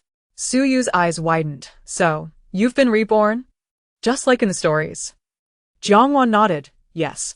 My soul, carrying those energies and memories, was reborn just hours before being pushed off the cliff. That's how I managed to feign death and escape. Li Meng eagerly asked, and what about these things? She gestured toward the skateboard beneath them, the warm house, and the terrifying frozen landscape outside, and your face looks so searching for the right word. Perhaps my appearance improved due to the cleansing of soul energy? Jiangwan touched her face, feigning ignorance. As for these items, she paused, continuing to weave her tale. During the time my soul was adrift, I accidentally stumbled upon a very peculiar place, or perhaps discovered a floating cube. Within the confines of this narrative, there existed equipment akin to skateboards, alongside maps, weapons, and even the core elements necessary for home renovation. In a state of ethereal transcendence, I instinctively merged and absorbed these items. Upon my rebirth, I discovered that I could wield them. Her statements were a blend of truth and fabrication, interwoven with the enigmatic essence of soul energy and the peculiar existence of the system, explained through unconventional cubes and the act of fusion and absorption.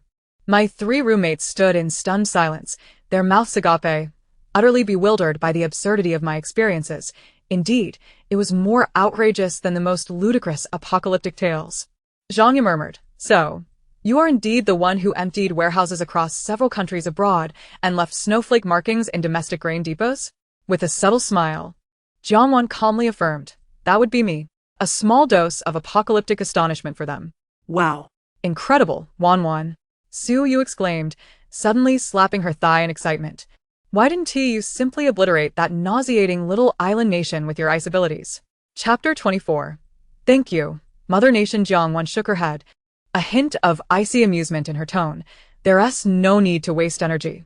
In the fragmented visions of the future that I perceive, that island nation will be entirely consumed by a super tsunami in 2 years. Wouldn't it be more fitting for them to slowly experience the harsh realities of the apocalypse in despair and struggle? The 3 contemplated this, nodding in agreement. That makes sense. Indeed, to annihilate them outright would be too merciful. Let them taste the bitterness of hopelessness.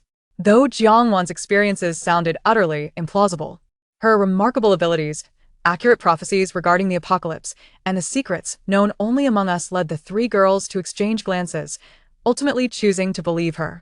Beyond this explanation, they could conjure no other rationale for the extraordinary events unfolding before them. Li Meng's eyes suddenly sparkled with realization. Wan, have you awakened spatial abilities? I saw you conjure all that food just now. They had been too stunned to notice earlier, but now they recalled the feast of grilled meat rice, braised pork, sweet and sour ribs, and spicy hot pot that had inexplicably appeared on the table. Indeed, Jiangwan replied with a proud arch of her brow. How else could I sustain you 3 gluttons? Rest assured, as long as you're with me, you shall not go hungry in this apocalypse. You will dine extravagantly. Hooray. Wan, please take care of us. Dad. You are my real dad. I've been on the verge of starvation these past few days. The 3 girls erupted in cheers. Rushing to the table, their eyes gleaming with desire as they beheld the steaming array of delicacies. Forgetting all inquiries, they began devouring the food with fervor. Mumbling incoherent praises for Jiangwan. Watching them gorge, Jiangwan felt a genuine smile spread across her face. The warmth of companionship and trust was far more enriching than solitude in a cold mansion. Yet, with caution, she silently invoked, System, activate Insight Eye on these 3. Suyu, affection level 95, life and death dependence. Loyalty level 90, absolute trust, emotion, excited, overjoyed, grateful.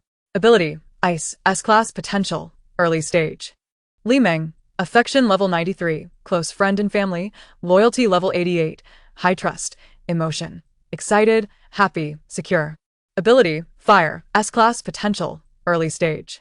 Zhangya, affection level 96, dependence and admiration. Loyalty level 92, absolute trust, emotion, grateful, shocked, hopeful. Ability, Thunder, S-class potential, early stage. Upon seeing the results, Jiangwan felt utterly relieved. Their affection and loyalty were exceedingly high, and astonishingly, all 3 had awakened S-class potential abilities. Truly, they were her roommates. Although their current levels were low, the future held promise. With the system at her disposal, she would find ways to help them advance. During subsequent casual conversations, Jiangwan also revealed her awakening of mental and thunder abilities while deliberately concealing her healing abilities and the spatial abilities inherent spiritual spring. Some cards must be kept close to the chest, especially since healing involved life force, which would complicate explanations to be addressed when necessary.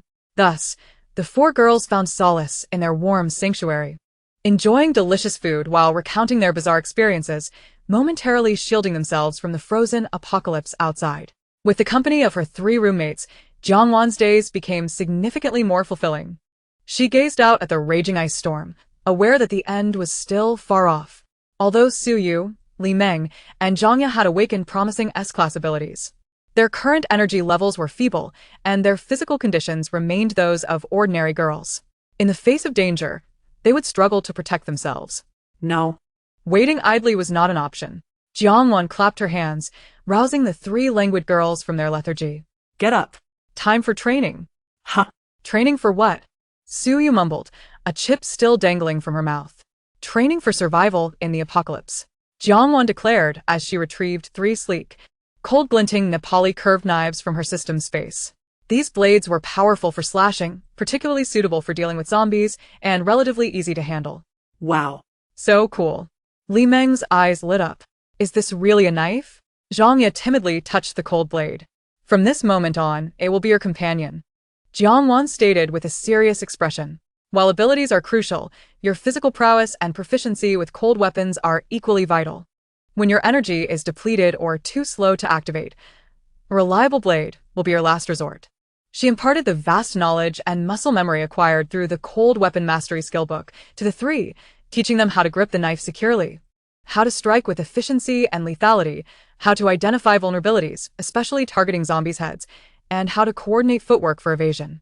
Her instruction was rigorous and earnest, akin to that of a seasoned instructor. Though the 3 girls groaned under the strain, their arms aching and drenched in sweat, they understood it was for their own good and persevered through gritted teeth. The training room echoed daily with shouts and the whoosh of blades slicing through the air. Jiangwan observed their progress, from initial clumsiness to gradually honing their skills, feeling a sense of accomplishment swell within her. Occasionally she would boast, my skills were honed during those years of wandering souls, conquering all challengers. You should take delight in receiving my true teachings. The 3 girls exchanged glances. Although they suspected she was exaggerating, her remarkable dexterity and weapon mastery compelled them to believe, at least to some extent. During the 2 weeks of intensive training, external circumstances began to shift. The freezing conditions had not abated, yet the prolonged extreme cold led to food supplies dwindling for many families. Most had only stocked up for a few days to a week, never anticipating the disaster would endure so long. Panic spread anew, reports of thefts and more severe incidents related to food began to surface. Those who had awakened ice or physical enhancement abilities early on began to gain the upper hand in this chaos, forming factions and seizing resource points. Fortunately, the national machinery had long since sprung into action. Drawing on prior preparations and formidable organizational capabilities, the authorities began to painstakingly assemble teams, escorted by the military and early ice ability awakeners, to distribute emergency food and basic winter supplies to various residential areas. When the distribution team braved the storm to knock on the door of Jiang Wan's safe house, she paused for a moment, then smiled and graciously accepted the 4 portions of compressed biscuits, purified water, and a few packs of heat packs. "Thank you, Mother Nation." She even expressed her gratitude to the staff with a light-hearted tone. Although she could sustain an entire nation with the resources in her space, the significance of this gesture differed. It signified that order was still struggling to be maintained, and the nation had not forsaken the common people. This instilled in her a greater confidence in the future of her country. Chapter 25. Home is cozy, heaters abound. Hot pot aromatic. The distribution of these emergency supplies briefly stabilized the situation, curtailing the outbreak of large-scale riots. Yet, everyone understood this was merely a drop in the bucket. Extreme low temperatures, diseases, and the lurking threat of violence continue to endanger every life. Moreover, the higher authorities and well-informed individuals are increasingly anxious. The mysterious warning regarding the undead looms like a sword of Damocles overhead. Who has not watched a science fiction film? Who can predict when those monsters might emerge, or in what manner? The available resources must be meticulously rationed. None dare loosen their grip on supplies, for the uncertainties of the future are overwhelming. Jiang Wan closed the door, casually placing the government-issued supplies in a corner, her gaze fixed on the still white world outside. Her eyes reflecting profound contemplation. Training continued, and her roommate's abilities were steadily improving. The nation's struggle for survival persisted. Beneath the ice, an even more terrifying threat was silently gestating. There remained some time before the 2-month freezing period would conclude, yet the oppressive atmosphere before the storm was becoming increasingly palpable. The community where Jiang Wan resided, grandly named the Sovereign Realm, was currently under the dominion of a frigid 60 degrees below zero. Although the state had distributed emergency rations, for most families, it was but a drop in the ocean. Anxiety and despair permeated the homeowners group daily. At that moment, Lu Wei from Building 3 made an audacious appearance. Prior to the apocalypse, he had been rumored to be a fitness coach and an amateur martial arts enthusiast, known for his imposing physique and irritable temperament, earning him a rather unsavory reputation in the community. Fortune smiled upon him, however, as he awakened an ice-based supernatural ability, Class C potential, intermediate level.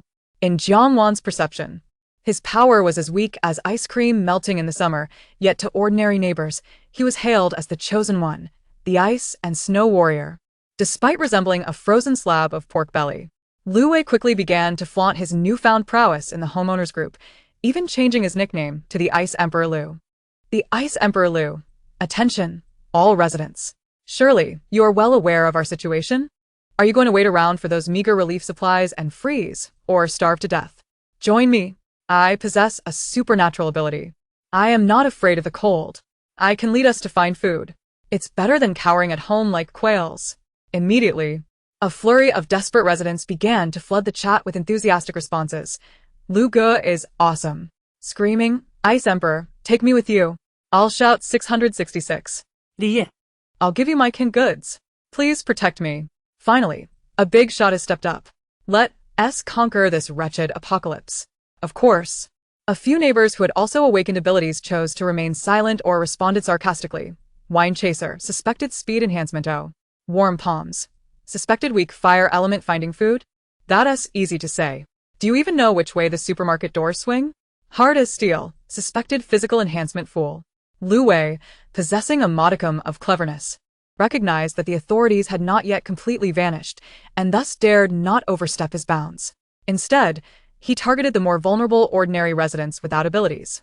Under the guise of mutual assistance and resource pooling to weather the storm, he cunningly invited several timid and severely food-deprived households to a vacant room on his floor, claiming it was for centralized heating and energy conservation. The result was a slight increase in warmth due to the larger crowd, but the consumption of resources escalated rapidly. The meager supplies dwindled quickly. Lu Wei naturally became the distributor of provisions, providing only minimal sustenance to keep them alive, while most of the collected resources filled his and his sycophants' bellies. Those residents dared not voice their anger. As the external temperature plummeted to 60 degrees below zero, and leaving could lead to a swifter demise. One could argue that Lu Wei was despicable for hoarding resources. Yet he did provide some food, averting immediate death by freezing. Conversely, one could contend that his opportunistic behavior and tyrannical demeanor were deeply irksome. Inevitably, Lu Wei's inflated ambitions and limited intellect soon fixated on the luxurious top-floor apartment of Jiangwan. Such a spacious residence on the uppermost floor clearly suggested wealth and privilege. Most importantly, amidst the community's lamentations over food and medicine shortages, the occupants of the top floor had never voiced a single complaint about hunger or cold. Some even claimed to have glimpsed greenery on their balcony.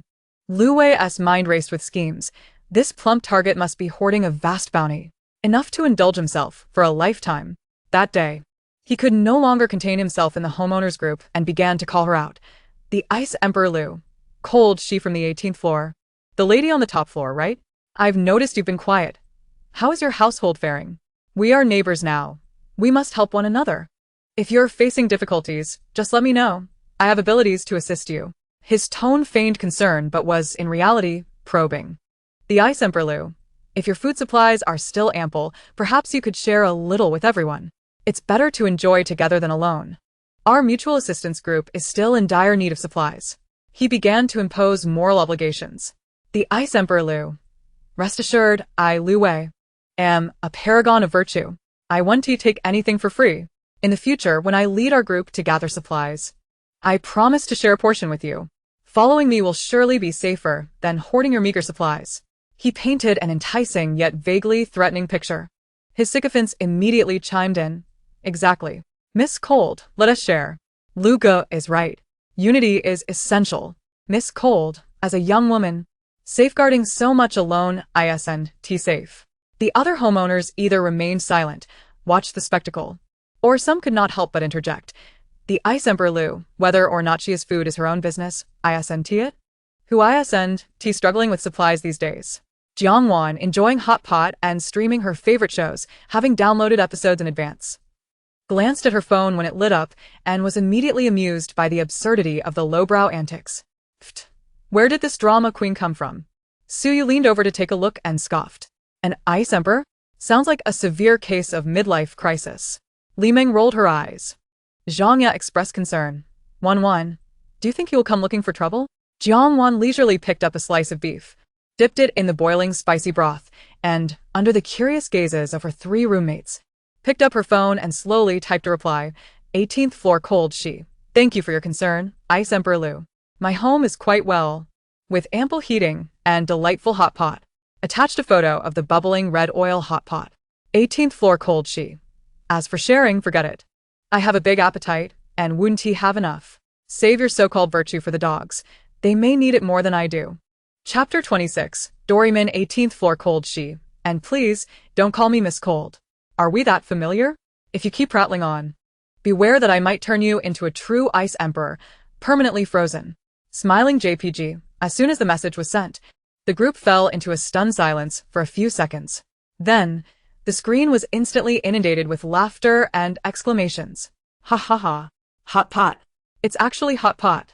How bold. The young lady is magnificent. Well said. Let him boast. Permanently frozen? Ha ha, what a vivid threat. Lu Wei stared at the enticing photo of hot pot and the scathing remarks on his screen, his face turning green with rage, nearly crushing his phone in his grip. Damn it. You're asking for it. Just wait. He roared in impotent fury within his room. Meanwhile, in the safety of the top-floor haven, Jiangwan set her phone down and calmly finished her slice of beef. All right, the buzzing flies are done. Time to continue eating. After a comfortable nap, Jiangwan awoke refreshed. Habitually reaching for her phone, she discovered the homeowners group was ablaze with activity, messages numbering 99. Upon opening it, she found a flurry of discussions about her confrontation with the Ice Emperor Lu the previous night.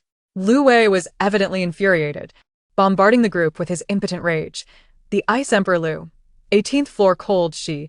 You shameless wench. Hoarding so much food and refusing to help. Are you even human? The Ice Emperor Lu. Look at this. This is the face of the wealthy. We are starving and freezing, and she is at home enjoying hot pot. The Ice Emperor Lu, such a selfish person, does not deserve to live in our community. She should be expelled and her food distributed among us. The Ice Emperor Lu, do not presume that hiding in your home will keep you safe. I have plenty of ways to extract the truth from you. The comments below were a cacophony of responses. Lu Wei's sycophants eagerly chimed in with various profanities and moralistic shaming. Some residents, either blinded by jealousy or inherently malevolent, began to mock. Yes, what is wrong with sharing? Perhaps her supplies were obtained illegally as well? Yet, numerous discerning neighbors could not bear to remain silent. Ice Emperor Lu, is it justifiable for you to seize another's provisions? Is it any of your concern whether they have food or not? Legally, that is termed private property. Lu Wei, you should know your limits. Do you truly believe yourself to be a feudal lord? Miss Lung, be cautious. This person may genuinely seek trouble. Jiang Wan perused these remarks with great interest, as if she were observing a farcical play detached from her own reality. The malicious speculations and moral coercion struck her as absurdly laughable, even bordering on tedious amusement. After all, in this apocalyptic era, such struggles of humanity were all too commonplace. How refreshingly foolish. With a light chuckle, she shook her head. In fact, she found herself rather eager for the zombies to emerge. At least engaging with them would provide a physical outlet, far more entertaining than squabbling with these simpletons. She even contemplated forming her own team. This ragtag assembly lacked the qualifications to be her subordinates. Just as she was about to exit the group chat to avoid the nonsense, Lu Wei sent a new message directed at her. The Ice Emperor Lu. Cold she on the 18th floor. Filthy wench. Stop feigning ignorance. You have half a day to think it over. Hand over your supplies obediently, or this afternoon, I shall personally bring my men to your doorstep. Don't say I didn't warn you. Accompanying this threatening message were several sinister emojis. Jiang Wan stared at the screen in momentary disbelief, then nearly burst into laughter. Half a day to consider? She whispered to her phone, adopting a tone akin to that used for a fool. Just who is this time frame intended for? It seems it might be the last few hours of your life. Still drawing breath, perhaps? Very well. Her gaze instantly hardened, yet a cruel smile graced her lips. Just when she had been lamenting the lack of activity, entertainment had presented itself on a silver platter. Since you aspire to be an emperor, I shall show you a modicum of benevolence and gift you an eternal throne of ice. Setting her phone aside, her mood brightened considerably. She approached the window, observing the world outside, still blanketed in ice and snow, and flexed her wrists. Su Yu, Li Meng, Zhangya, she called out, stop training, prepare yourselves. We have guests arriving this afternoon. The three girls gathered around, glancing at the group messages, immediately incensed. How shameless can this person be? Su Ju exclaimed. What should we do, Wan Wan? Should we report him to the authorities? Zhangya asked, her concern evident. Report him? Jiang Wan chuckled softly. In this apocalypse, the strongest dictate the rules. Perfect, let us use them as practice targets and draw some blood. Her tone was casual, as if discussing a trivial matter. All right. Let us have lunch first. We need our strength to entertain our visitors. With several hours remaining until the afternoon encounter, for Jiang Wan, this was merely leisure time spent awaiting amusement. Yet for Lu Wei, still clamoring in the group, this was likely the final countdown of his life. He was oblivious to the fact that he was about to knock not on the doors of a granary, but upon the threshold of hell. The afternoon sped by as the four girls indulged in food and playful banter. Su Yu, Li Meng, and Zhangya felt no tension. Rather, they were subtly excited and eager. After all their practice, a live target had finally arrived. Jiang Wan was completely unconcerned with the impending confrontation, embodying a true doryman. Ready to fulfill her roommate's every whim. I want chips. Is there a new series to binge? Wan Wan, I want that bubble tea. The atmosphere was as relaxed as a gathering of friends before the apocalypse. In the owner's group, the Ice Emperor Lu continued his triumphant rant, issuing threats and boasting as if envisioning himself reigning from the penthouse, surrounded by riches. Noticing Jiang Wan's silence, he became even more arrogant. Leaving a final taunt, the Ice Emperor Lu, cold she on the 18th floor, gone mute? Afraid? It's too late. Brothers, assemble. Let us go to the penthouse and seize the supplies. Around 3 in the afternoon, a cacophony erupted in the hallway, heavy footsteps and angry shouts echoing. The power had long been cut, the elevator frozen inoperable, and Lu Wei, along with his 20 or so brothers, bundled up like Russian nesting dolls. were laboriously ascending the 28 flights of stairs. Finally, upon reaching the top floor, they were exhausted and panting, their heads covered in frost, glaring at the solid, unyielding security door, their frustration mounting. "Damn it! Break it down!" Lu Wei gasped, issuing his command with venom. A few burly men raised their tools and began to pound on the door. Yet, the door did not budge, not even a dent left behind. Instead, their hands throbbed from the impact. The quality of this door was astonishing. Just as they were caught up in their attempts, the door suddenly swung open with a click. Chapter 27. The Queen's Mercy. Jiang Wan stood poised within, clad in comfortable loungewear, cradling a steaming cup of coffee, a bemused expression playing on her lips as she regarded the disheveled intruders. Lu Wei and his companions were momentarily taken aback, then elated. Believing Jiang Wan had surrendered and opened the door, they clamored to rush inside. Halt! Jiang Wan stated lightly. Simultaneously, her mind summoned the core energy shield of the Doomsday Fortress. A translucent energy wall, shimmering with a faint glow, materialized at the entrance, sealing off the interior from the exterior. The first two burly men, unable to halt, slammed into the energy wall with a resounding thud, rebounding violently, landing in a daze, blood streaming from their noses. Ouch! What the hell is this? Everyone stood frozen, staring in astonishment at the luminous barrier and the casually sipping coffee Jiang Wan. Lu Wei's pupils constricted as he feigned calmness and shouted, "Do you possess abilities too?" He sensed his authority as the Ice Emperor being challenged. Jiang Wan took a sip of her coffee, casting a disdainful glance in his direction. "Is this what you call an ability? TSK, what a lack of insight." Her tone dripping with derision. Enraged, Lu Wei, desperate to reclaim his dignity, bellowed as he activated his meager C-grade ice abilities, slamming his hands against the energy wall. Freeze! A thin layer of ice swiftly spread across the energy wall, but that was the extent of his prowess. The wall remained immovable, the ice so flimsy it barely obscured the scene within. Lu Wei's face flushed crimson, unable to thicken the ice even a fraction. Jiang Wan nearly burst into laughter. "Is that all? Your ice cream must be counterfeit, melting so fast." She even extended her delicate finger and flicked it lightly. Crack! The thin layer of ice shattered and vanished. Lu Wei. He felt a profound humiliation. "Damn it! You're asking for trouble. Everyone attack. Shatter this wall." He commanded his men in a frenzy. At that moment, hearing the commotion, Su Yu, Li Meng, and Zhang Ya emerged. Their curiosity piqued as they peered at the spectacle behind the energy wall. Wow! Wan, is this the Ice Emperor? He doesn't seem all that impressive. Su Yu loudly critiqued. Indeed, he is nowhere near as formidable as the ice sculptures you casually create. Li Meng chimed in. Are there enough of them for us to practice on? Zhang Ya asked quietly, her eyes gleaming with anticipation. Lu Wei, witnessing the emergence of three beautiful girls who dared to comment on him, was consumed with rage. Filthy wenches. Just wait until I get in there. Enough with the chatter. Jiang Wan interrupted impatiently, turning to her three roommates.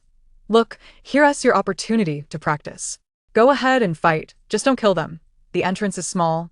So, be careful not to splatter blood inside. With that, she deactivated the energy barrier. Lu Wei and the others were momentarily stunned, unable to comprehend the unfolding situation, when they suddenly noticed the three seemingly delicate girls whose expressions had transformed in an instant. Su Yu shouted fiercely. Her Nepalese curved blade glinting ominously as it accurately struck the weapon of the nearest assailant, the tremendous force causing it to fly from his grasp. Li Meng conjured a small cluster of flames in her palm, which she hurled directly at the face of an attacker attempting to ambush her, eliciting a cacophony of screams from him. Zhang Ya, the swiftest among them, flickered into action, delivering a powerful blow with the back of her blade to the knee of another foe, causing him to collapse to the ground with a cry of agony. The three worked in perfect harmony, their movements precise and unhesitating, although their strength and experience were still lacking. Against this unruly mob that relied solely on brute force and lacked strategy, they might as well have been slicing through vegetables. In just a few minutes, the 20 or so ruffians lay sprawled on the ground, groaning, their weapons scattered about. Some had dislocated joints, while others bore bruised faces, completely devoid of combat capability. Only Lu Wei remained, standing in stunned disbelief, as if he had seen a ghost. He could hardly fathom that the team he had painstakingly assembled had been so swiftly dispatched by three young girls. No, it was impossible. his frustration boiling over. He felt the icy energy within him surge uncontrollably, coalescing into a rough ice spear that he hurled towards Zhang Ye, who appeared the weakest. Seeking death. Jiang Wan's gaze turned frigid.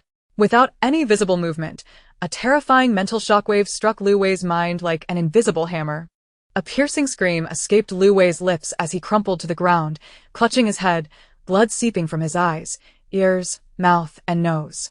His psyche shattered instantaneously, his eyes losing focus as he seemed to witness the most horrifying spectacle imaginable. You refuse to accept mercy. Jiang Wan's voice was devoid of emotion. Then prepare to become a true ice emperor. She raised her hand, unleashing her SSS-level ice ability.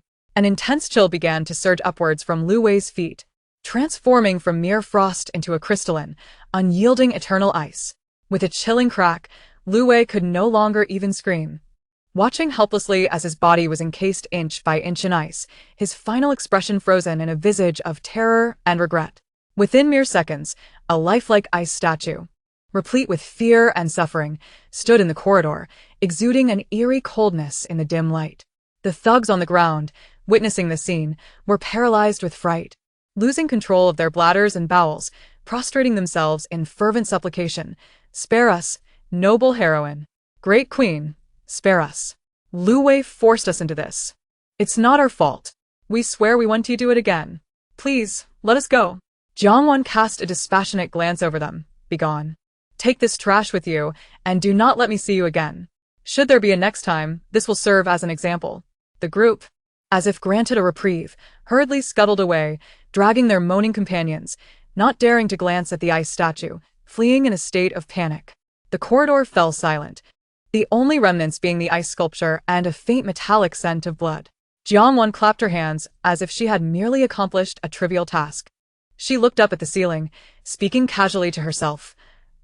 Yet another good deed done, clearing out the neighborhood's refuse, maintaining communal harmony. Oh heavens! You must log this merit for me, so I may live a few more years and continue ridding the world of such scum. Su Yu, Li Meng. And Zhang Ye regarded the ice statue at the entrance, then turned their attention to Jiang Wan, who wore an expression of self-satisfaction, silently swallowing hard. It seemed that Wan was increasingly embodying the persona of a formidable leader in this apocalypse, not to mention a cold-hearted jester. All right, shut the door. Let us continue binge-watching our show. Jiang Wan turned, as if she had merely stepped outside to dispose of some trash. After dealing with Lu Wei, the comedic fool, life appeared to return to its tranquil state. Jiang Wan maintained her daily check-in routine, while the system seemed to recognize that the ice-encased period was the final preparation phase, offering rewards clearly aimed at solidifying her foundation for the impending zombie onslaught. Chapter 28. You know what I mean. Ability enhancement. In the 2 weeks preceding and following this period, through her daily sign-ins, her remaining SSS-level abilities gradually achieved breakthroughs. Beep. Sign-in successful. Congratulations, host. SSS-level psychic ability has been upgraded to level 2. The range of psychic perception has expanded, the intensity of mental shock has increased, allowing for finer mental manipulation and suggestion. Beep. Sign-in successful.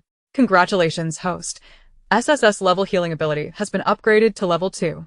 Healing speed and effectiveness significantly enhanced, capable of addressing more complex injuries with accelerated energy recovery. Beep. Sign-in successful. Congratulations, host. SSS-level lightning ability has been upgraded to level 2. The power, speed, and control precision of lightning have improved, allowing for preliminary area strikes. Beep. Sign-in successful. Congratulations, host. SSS-level spatial ability, life space, has been upgraded to level 2. The spatial volume has expanded to 200 cubic meters, enhancing the effects of the life spring slightly and moderately increasing the growth rate of crops within the space. Thus, her 5 principal abilities had all reached level 2, elevating her power to a new tier. Skill upgrades. Some auxiliary skills previously acquired were also enhanced through sign-ins. Eye of Insight upgraded to intermediate level. Daily usage limit increased to 200 times, providing more detailed information, even allowing for a vague assessment of potential threats posed by targets to the host. Universal Tool. 1,000 transformations upgraded to intermediate level, more diverse forms, improved energy conductivity, and enhanced sharpness and durability. Holographic Strategic Map. Upgraded to intermediate level, expanded display range, richer details, capable of marking more customized information, with a new simple terrain modeling function added. To endless punishment space, upgraded to intermediate level.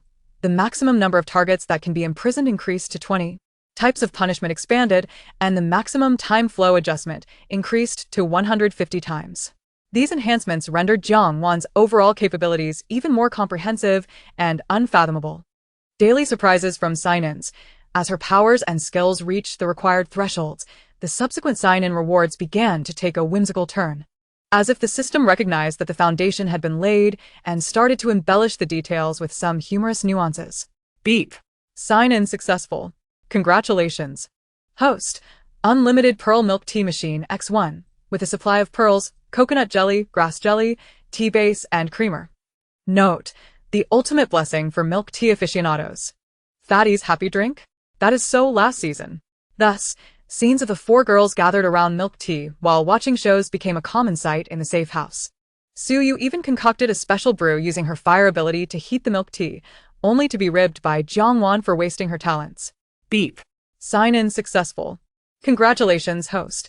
Luxury collection of 2D figurines X1 contains 1,000 figurines of popular anime and game characters, complete with a dust and shockproof display wall. Note. Every otaku's dream. In the apocalypse, spiritual sustenance is also crucial. This wall became Li Meng's favorite, despite her frequent teasing by Suyu for still playing with dolls at her age. Beep. Sign-in successful. Congratulations, host. The most comprehensive board game collection, Apocalypse Edition X1, includes various board games, even featuring survival in the apocalypse and zombie siege-themed games. Note. To prevent depression in the apocalypse, let us start with board games. The four of them actually played a few rounds, but Jiang Wan, with her formidable mental acuity, calculated the odds, leading the other three to unite in a band against her participation. Beep. Sign-in successful. Congratulations. Host. All-in-one automatic nail art machine X1, capable of completing all nail care steps including cleaning, trimming, maintenance, coloring, and drawing, with an unlimited supply of nail polish. Note. Even in the apocalypse, one must be a refined girl. Zhang Ye expressed immense satisfaction with this.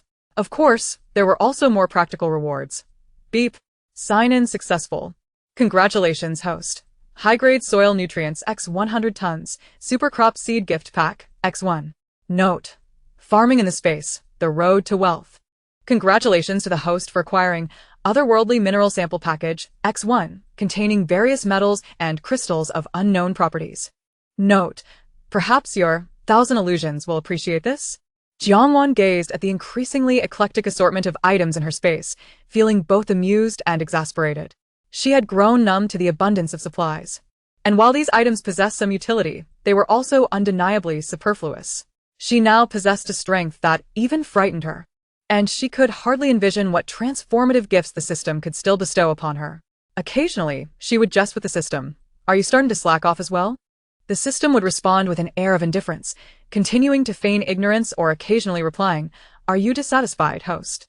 Her daily routine consisted of training, indulging in leisure, and occasionally utilizing Insight Eye and Holographic Map to observe the changes in the outside world.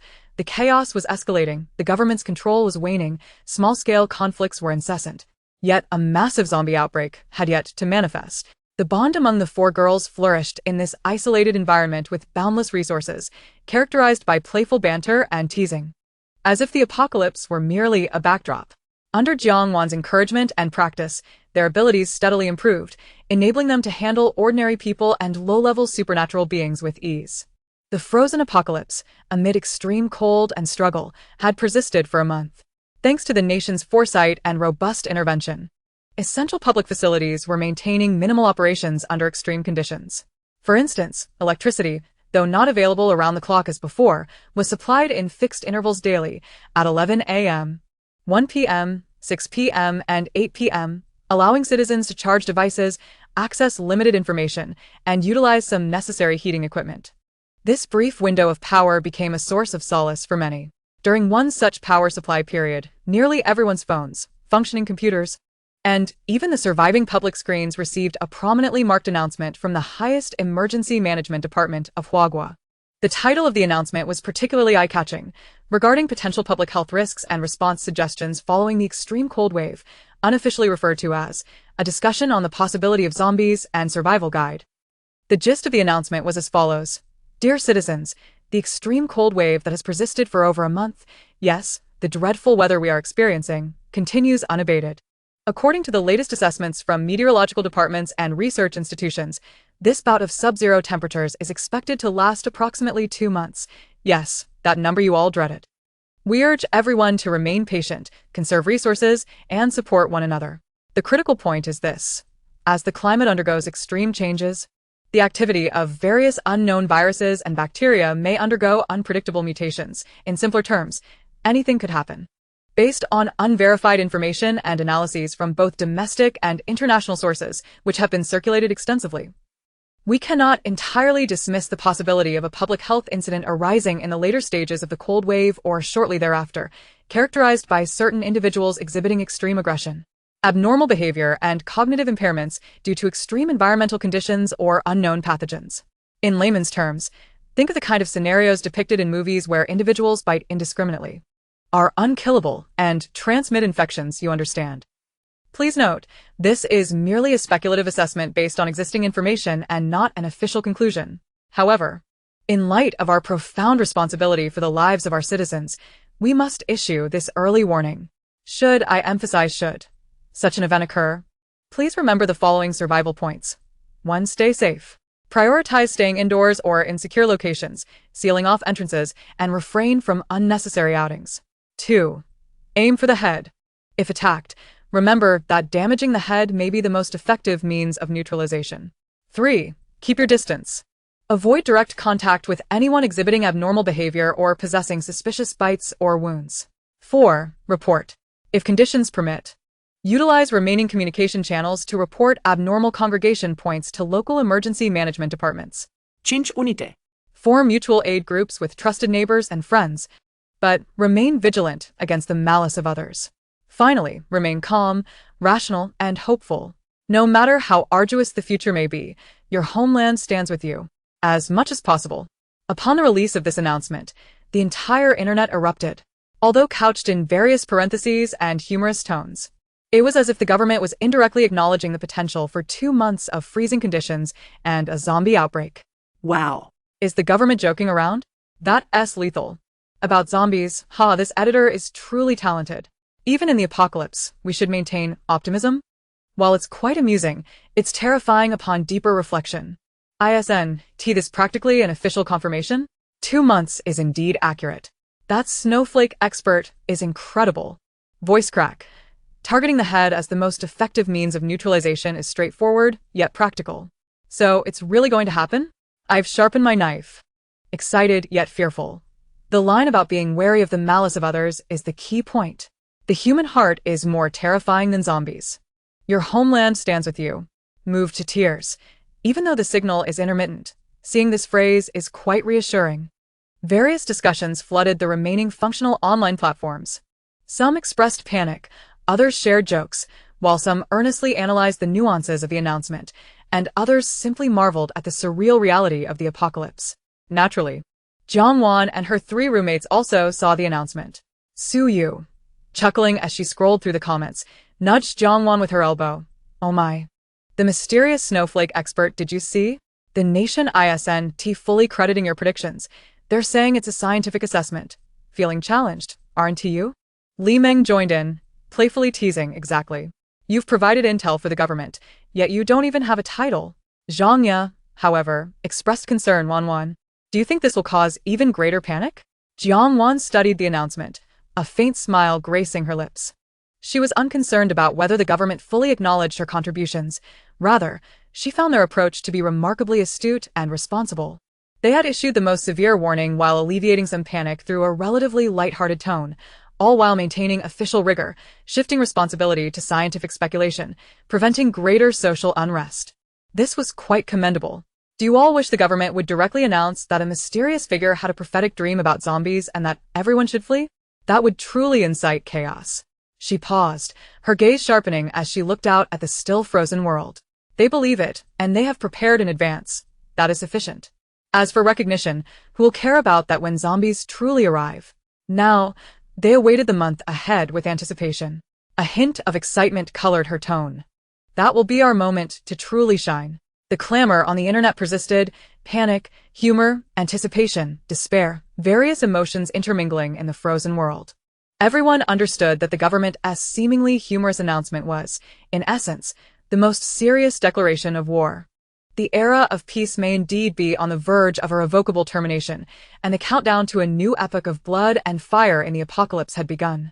Time trickled slowly in the extreme cold, and Jiangwan's daily sign-in rewards increasingly resembled the system's clearance sale, unlimited spicy snack gift pack.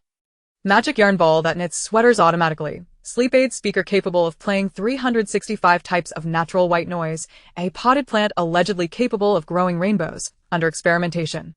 An assortment of items, their utility, depending on her mood. Finally, with only 2 weeks remaining until the anticipated end of the freezing conditions and the potential zombie outbreak, the situation within the community deteriorated to its nadir.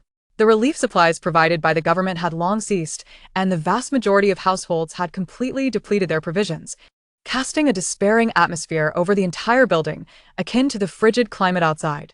In the owners' group, the previous bickering and banter had vanished, replaced solely by faint cries for help and a profound silence. At that moment, an individual with the username, Rock King, stepped forward. Jiangwan surveyed the scene with her inside eye and discovered that the individual before her was named Wang Lei, who, prior to the apocalypse, seemed to have been an engineer of commendable character. The general sentiment among neighbors was one of sympathy, and loyalty was deemed orderly. He had awakened to Earth-based abilities, B-grade potential, late-stage novice, granting him the capacity to temporarily harden or soften a small patch of land. In this environment, such a skill appeared somewhat impractical, yet it seemed he was well-liked. Rock King, all members, we can no longer wait in despair. We must take action. I propose we organize a rescue team to investigate the nearest large underground supermarket, Wanjiafu. Those willing to participate, please specify your abilities if you possess any. Or simply state your number and what you can contribute. We will compile the information, plan the route, and divide responsibilities. This message fell into the stagnant air like a stone cast into still waters, stirring a faint ripple of response. I'll go with you, Engineer Wang. I'm strong. I can run fast and scout ahead. One voice declared. Better to starve fighting than to succumb. Another added. I still have a fire axe at home. I can perform basic first aid, chimed in another. Jiangwan silently observed the list, swiftly scanning through all who had signed up with her inside eye. Out of hundreds of households in the building, fewer than 50 dared to sign up, or even had the strength to do so. Among them, only 7 possessed abilities, including Wang Lei, most of which were weak C or D-grade powers, such as minor luminescence and slight tactile perception. The awakening rate was markedly dismal, far below even 10%. Jiangwan mused to herself, according to the system's previous assertions and the prophecy of the snowflakes, that once the frost had lifted, of the ordinary people in this building without abilities, at least 70 would likely transform into zombies, leaving the remaining 30, those who had miraculously survived or had yet to awaken their powers, to grapple with a particularly arduous existence in this post-apocalyptic world. Chapter 30. The heaven you speak of is me. She gazed at the names of the volunteers, some annotated with notes of hunger, weakness, and even light injuries or frostbite. It was a desperate gamble. In the group chat, a few ravenous individuals attempted to morally pressure Jiangwan. 18th floor, Lengxi. Big boss. You're so powerful. And you have plenty of food. It's time for you to take the lead. Exactly. You can't just stand by and watch us perish. Wang Lei quickly intervened. Rock King, Miss Lengxi's decision to go or not is her own prerogative. Anyone attempting to impose moral pressure will face expulsion. What we need now is unity and willingness, not infighting. Jiangwan nodded at Wang Lei's statement. He indeed possessed admirable qualities, responsibility, and principles. She turned to Li Meng, who was roasting sweet potato slices over a weak flame, and suggested, let us take you all out to broaden your horizons and gain some practical experience. Staying cooped up at home practicing on wooden dummies is hardly fulfilling. She retrieved 4 basic temperature protective suits from her system space, which she had earned through a prior sign-in. These garments appeared lightweight but effectively insulated against extreme cold and included a built-in breathing filtration system, although it was currently inactive, while providing basic physical protection. Put these on. and prepare to work. Then, she replied in the group chat. 18th floor, Leng Shi. Countess foreign. Abilities, I ice. Siu ice. Li Meng fire. Sangjia lightning. You set the time and place, just notify us. Upon her announcement, the chat erupted once more. 4. All of them are ability holders. Ice types? What's this? The big boss has a second ability. Wow. Ice, fire, and lightning. What a luxurious combination. Big boss, please reveal what other abilities you possess. Hope surged among them. Jiangwan observed the flurry of inquiries with a faint smile and responded, 18th floor, Lingxi. You'll find out when we go. Conserve your energy. Don't be the one to hold us back. Ultimately, the rendezvous was scheduled for noon the following day, a time when the temperature would be relatively milder, coinciding with a power supply period, allowing everyone to charge their devices in advance. That night was destined to be sleepless for many. Some were gripped by fear, others by hunger, as the last morsels of food could very well be consumed that night. Some repeatedly checked their meager weapons, kitchen knives, sticks, and even sharpened steel bars. As noon arrived the next day, the agreed-upon time had come. In the lobby below, a sparse assembly of over 40 individuals gathered, each gaunt and shivering. Wrapped in whatever clothing they could find, their eyes reflecting a blend of terror, despair, and a flicker of hope. When Jiangwan and her companions appeared, clad in matching, seemingly high-tech black protective suits, brimming with vitality, all eyes turned to them. The quartet stood out with their striking demeanor and superior equipment, starkly contrasting the disheveled appearance of those around them. Wang Lei visibly relaxed upon seeing them, hastening forward. Miss Lung, it's good that you've arrived. Who is this? He looked towards Jiangwan, noticing that the crystalline patterns on her protective suit appeared more intricate than those of the others. Jiangwan nodded. I'm the team leader. No more chit-chat. Let us move out. Remember to stay close, follow directions, and prioritize self-preservation in the face of danger. Her voice emanated through the mask, imbued with an air of unwavering calm. Thus, the rescue team, amidst despair and a glimmer of hope, officially ventured forth into the frozen depths of the city. The rescue team, nearly 50 strong, trudged through the icy ruins of the city like a faltering ant colony.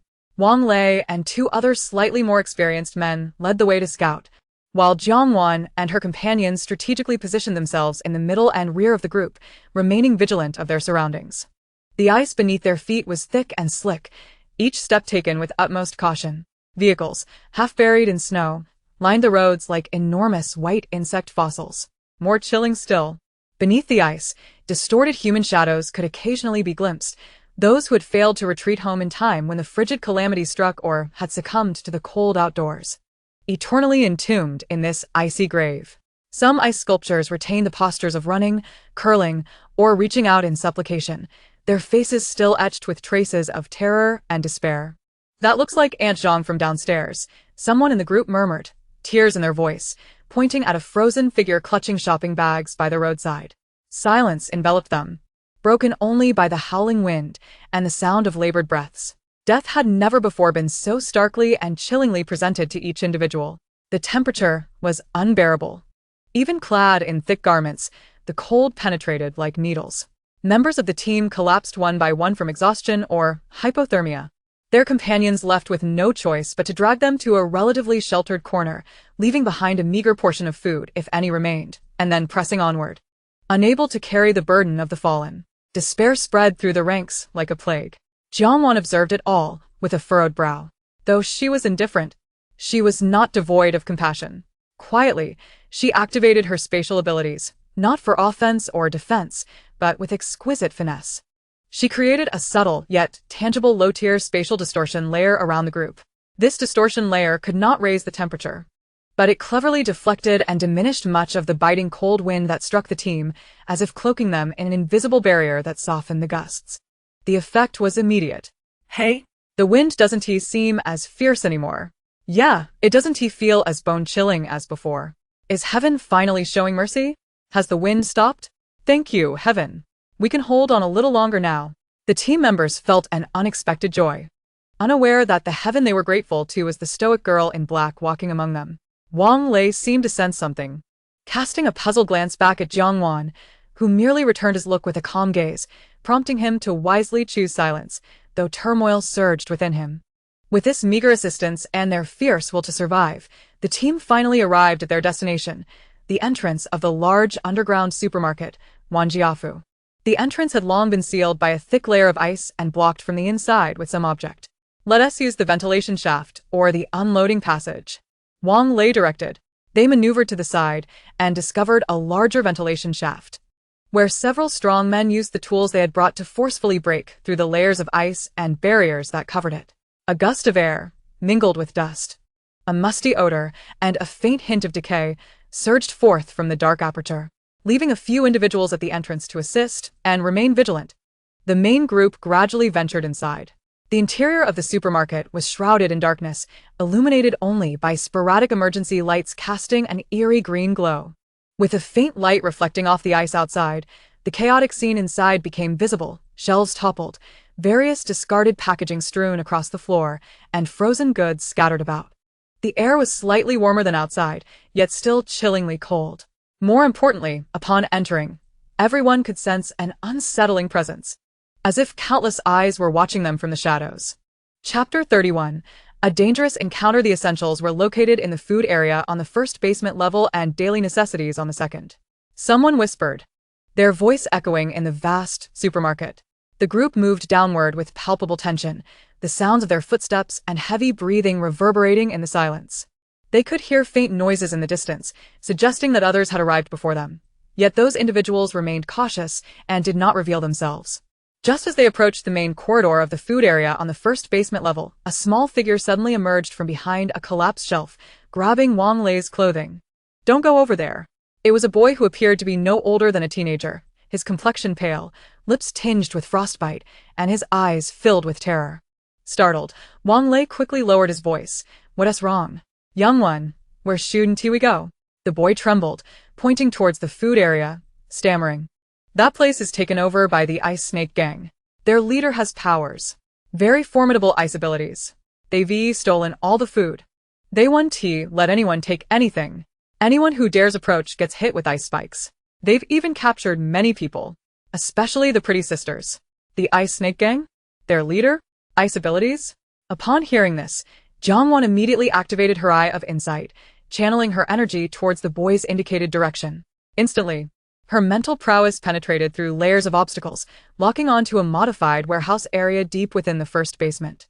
She saw around 20 individuals gathered there, with a tall, grotesquely featured man bearing a scar at the center, exuding a distinct energy wave, an S-class ice ability at its peak. Behind him, in a small room, Jiangwan witnessed an even more infuriating scene. 7 or 8 young women were imprisoned, clad in tattered clothing, their eyes vacant and filled with despair, with varying degrees of bruises and wounds, clearly having suffered inhumane treatment. Jiangwan's gaze turned icy, a palpable aura of murderous intent emanating from her, causing the surrounding temperature to plummet further. S-class ice powers? Abusing the weak and committing such inhuman acts? They truly sought their own destruction. The frail boy's pleas echoed behind her, but Jiangwan strode forward resolutely into the depths of the food area. Wang Lei and the others exchanged glances, gritting their teeth as they hurried to follow. Having witnessed Jiangwan's prowess previously, they blindly trusted her strength, believing they might actually stand a chance, especially with their numbers. The deeper they ventured, the darker it became, and the musty odor along with the faint stench of decay grew more pronounced. Soon, a makeshift fortress formed from shelves and debris came into view, faint sounds of men's laughter and women's sobs emanating from within. "What? Who goes there?" A sentry spotted them, barking an order while brandishing a stick tied with ice spikes. Jiangwan ignored him entirely, her pace unbroken. The commotion inside attracted attention, and a tall, ugly man with a scar emerged. It was indeed the S-class ice wielder. His fierce gaze fell upon Jiangwan, and he instantly revealed a lecherous gleam. "Well, what do we have here? A lovely little lady, delivered right to my doorstep?" He licked his cracked lips, unleashing a torrent of vulgarities. When he noticed Suyu, Li Meng, and Zhangye trailing behind Jiangwan, his eyes widened further. What a splendid day. 3 more beauties. Brothers, seize them. Tonight, we feast. His gang of over 20 men erupted into lewd laughter, brandishing their crude weapons as they closed in. Jiangwan's expression remained frigid, and she uttered a single phrase, "Come at me, you filthy scoundrels." Before her words faded, without making any overt movement, She merely willed it. The lecherous man's grin froze in an instant, replaced by sheer terror. He felt an indescribable, chilling dread wash over him, far more intense than his own ice powers. He instinctively attempted to summon his abilities for resistance, only to find that his energy was utterly suppressed and enveloped by this overwhelming force. Like a firefly before the full moon. Crack. The sound of freezing echoed ominously. The scarred man barely managed a short, anguished cry as crystalline ice, as hard as it was beautiful, surged from his outstretched right hand, swiftly enveloping him from head to toe. In the blink of an eye, he was transformed into an ice sculpture, his expression frozen in horror, unable to unleash even a single coherent skill. The entire scene fell silent. The gang members who had just been laughing now stood frozen, their smiles petrified as if collectively grasped by an invisible hand, eyes nearly bulging with fear. Icy dread cascading over them. Wang Lei and the other rescue team members were utterly dumbfounded, their minds blank. He knew Jiangwan was powerful, but never imagined her strength reached such heights. In a single encounter, the so-called formidable leader of the Ice Snake Gang was gone. What are you still dawdling for? Jiangwan's cold voice shattered the stillness, directed at Su Yu and the others. Practice your skills. Eliminate the trash. Understood. Received. Su Yu, Li Meng. And Zhangya had been itching for a fight, and upon hearing her words, they charged forward like unleashed tigers. Su Yu wielded her curved blade with precision, targeting the joints of her opponents, the chill from her strikes rendering them motionless. Li Meng's flames, though modest, aimed directly at their faces, inciting chaotic screams of terror. Zhangya, the swiftest, delivered precise strikes to the napes of their necks, toppling them with a single blow. These three girls, honed by Jiangwan's rigorous training and fortified by their resources, far surpassed ordinary individuals. Against this ragtag, malnourished crowd, they executed a one-sided massacre. In just 2 to 3 minutes, the ground was littered with moaning members of the Ice Snake Gang. The battle concluded. The other rescue team members stood agape, weapons tightly gripped yet unused, as they watched the 4 girls, who hadn't even broken a sweat, feeling their worldview shattered. Have they finished them all? Jiangwan glanced at the still-dazed team members. Aren't you going to collect the food? Are you waiting to starve? Huh? Oh. Right. Collect the food. Suddenly awakened, the group cheered and rushed towards the supplies previously commandeered by the Ice Snake Gang. They regarded Jiangwan with awe, gratitude, and disbelief. Miss Lung is incredible. Oh my goodness, that was a one-hit kill. Are they all monsters? I wish I could follow Miss Lung from now on. Chapter 32, a reunion with the Viper as they frantically filled their backpacks and large bags with canned goods, compressed biscuits, and vacuum-sealed foods. Their excitement bubbled over into hushed discussions. Then they noticed that Jiangwan had not moved to gather anything. She merely stood there, surveying the shelves. Miss Lung, aren't you going to take anything? Wang Lei inquired kindly. Jiangwan remained silent, her gaze fixed on several shelves adorned with her preferred snacks and beverages. Then, before the astonished eyes of the onlookers, the items on those shelves vanished in an instant, leaving not even a trace of packaging behind. The crowd gasped in disbelief. The air became thick with tension. Moments later, someone stuttered in astonishment. Spatial abilities. No way. Miss Lung possesses spatial powers. The ice element is already formidable. And she has spatial abilities too. Which window did God shut on her? This isn't mere genius. It's as if a celestial being descended to experience life among us. After the initial shock, fervor and adoration surged. The rescue team, no longer hesitating, frantically stuffed every container they could carry with food, their backpacks swelling like small mountains, pockets brimming. Once Jiangwan deemed they had gathered enough, she spoke up. All right, just take enough for 2 weeks. The freezing isn't over. Do not be greedy. Surviving is what matters most. Her voice seemed to possess a magical quality, compelling everyone to reluctantly cease their scavenging and shoulder their heavy burdens. Before leaving, Jiangwan approached the door of the room where the captive women were held and effortlessly melted the lock. The women inside stared at her in terror. The threat outside has been dealt with. Gather whatever food you can and escape for your lives, she instructed, casting one last glance before turning away. Having completed her task, the rescue team, laden with bountiful provisions and profound shock, began their journey home. Each heart held a vivid imprint of the cold yet powerful figure of the girl in black. Meanwhile, Jiangwan mused, S-rank ice element? Nothing extraordinary. It seems it is time for me to seek more challenging goals. Zombies, you had better not disappoint me. The rescue team, filled with gratitude for their survival and the abundance they had collected, retraced their steps. The path that had seemed interminable and fraught with danger on the way there now felt somewhat shorter. Perhaps due to the hope of food or the sense of security provided by Jiangwan's unfathomable strength. As they passed the entrance, the frail boy who had alerted them awaited their return, his eyes filled with yearning at the sight of their bounty. Jiangwan did not slow her pace, but as she passed him, she pulled a few packs of high-calorie chocolate and a bottle of energy drink from her spatial realm and stuffed them into his arms. Take more and hide it well.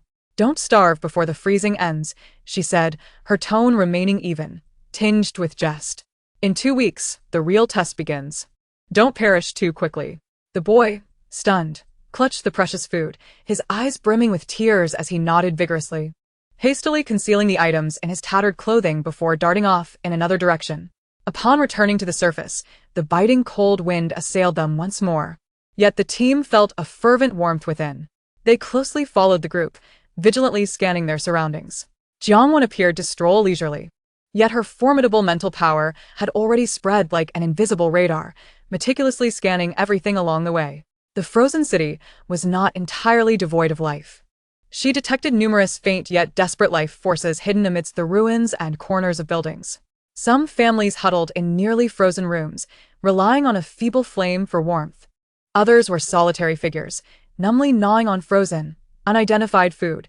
She even witnessed shadowy skirmishes for meager resources, silent yet brutal. Suddenly, her mental energy paused at an inconspicuous corner. A small girl, seemingly around 8 or 9 years old, shivered near a sewer vent, yet her fingertips shimmered with a faint, ominous dark green energy. Poison element abilities? Jiangwan raised an eyebrow, intrigued by this rarity. The girl's will to survive appeared strong, having awakened such a niche ability in this harsh environment. Noting the location and the girl's energy signature in her mind, Jiangwan thought, if the zombies are still around after a week and you've shown some growth, perhaps I shall seek you out. A flicker of interest sparked within her, but that was all. The apocalypse demanded no weakness. If the girl could not withstand the initial crisis, she was not worth nurturing. As the team continued onward, approaching the Junlin Tianxia community, Jiangwan's mental perception suddenly detected an exceptionally powerful and familiar presence. She sharply lifted her gaze towards the top floor of an abandoned office building. There, a figure stood by the window, melding with the shadows, yet Jiangwan's mental energy clearly revealed his tall stature, estimated to exceed 185 centimeters. Clad in a tailored black trench coat, his handsome face bore a hint of mischief, particularly his eyes, which, despite the distance and ferocious winds, locked onto hers with precision. It was that man, the notorious arms dealer she had encountered in the arms warehouse in M country. Jiangwan immediately focused her energy, activating her Eye of Insight to its fullest. Information flooded back instantaneously. Target, Guqi. Height, 188 centimeters. Strength, 22, far beyond the average. Agility, 25, exceptionally responsive. Constitution, 21, high recovery. Mental, 48, powerful. Suspected mental element user. Abilities, Metal, SSS level beginner. Mental, SSS level beginner. Wind, SSS level beginner. Status, observing, extremely interested, playfully intrigued. Danger rating, high, a beautiful yet venomous serpent. Hiding daggers behind a smile. 3 SSS level abilities. Metal, Mental, Wind. Moreover, his mental prowess reached an impressive 48 points. Jiangwan felt a stir of surprise. This was the first individual she had encountered since her rebirth who possessed multiple SSS-level abilities, apart from herself. His mental strength was only slightly inferior to her enhanced and genetically optimized self. Clearly, he was no ordinary character. As if he sensed her scrutiny, Guqi not only did not shy away, but instead curled his lips into a devilishly charming smile, one that could melt the ice and snow. He even raised a hand, casually waving at her across the void, as if greeting an old friend. Jiangwan could almost hear his magnetic voice resonating in her mind. Once again, my Ice Queen. Her eyes narrowed, igniting both a sense of challenge and intrigue within her. She reciprocated with a smile that mirrored his, equally sharp and provocative, whispering softly, just for her ears. Indeed, we meet again, serpent. Chapter 33. The end of the freeze. She understood that, With his mental acuity, he could undoubtedly perceive her lips and expressions. Two equally formidable and perilous predators engaged in a silent duel across the frozen desolation of the apocalypse. How fascinating! Jiangwan withdrew her gaze, feeling inexplicably uplifted. It seemed that the post-apocalyptic world would not be devoid of excitement after all.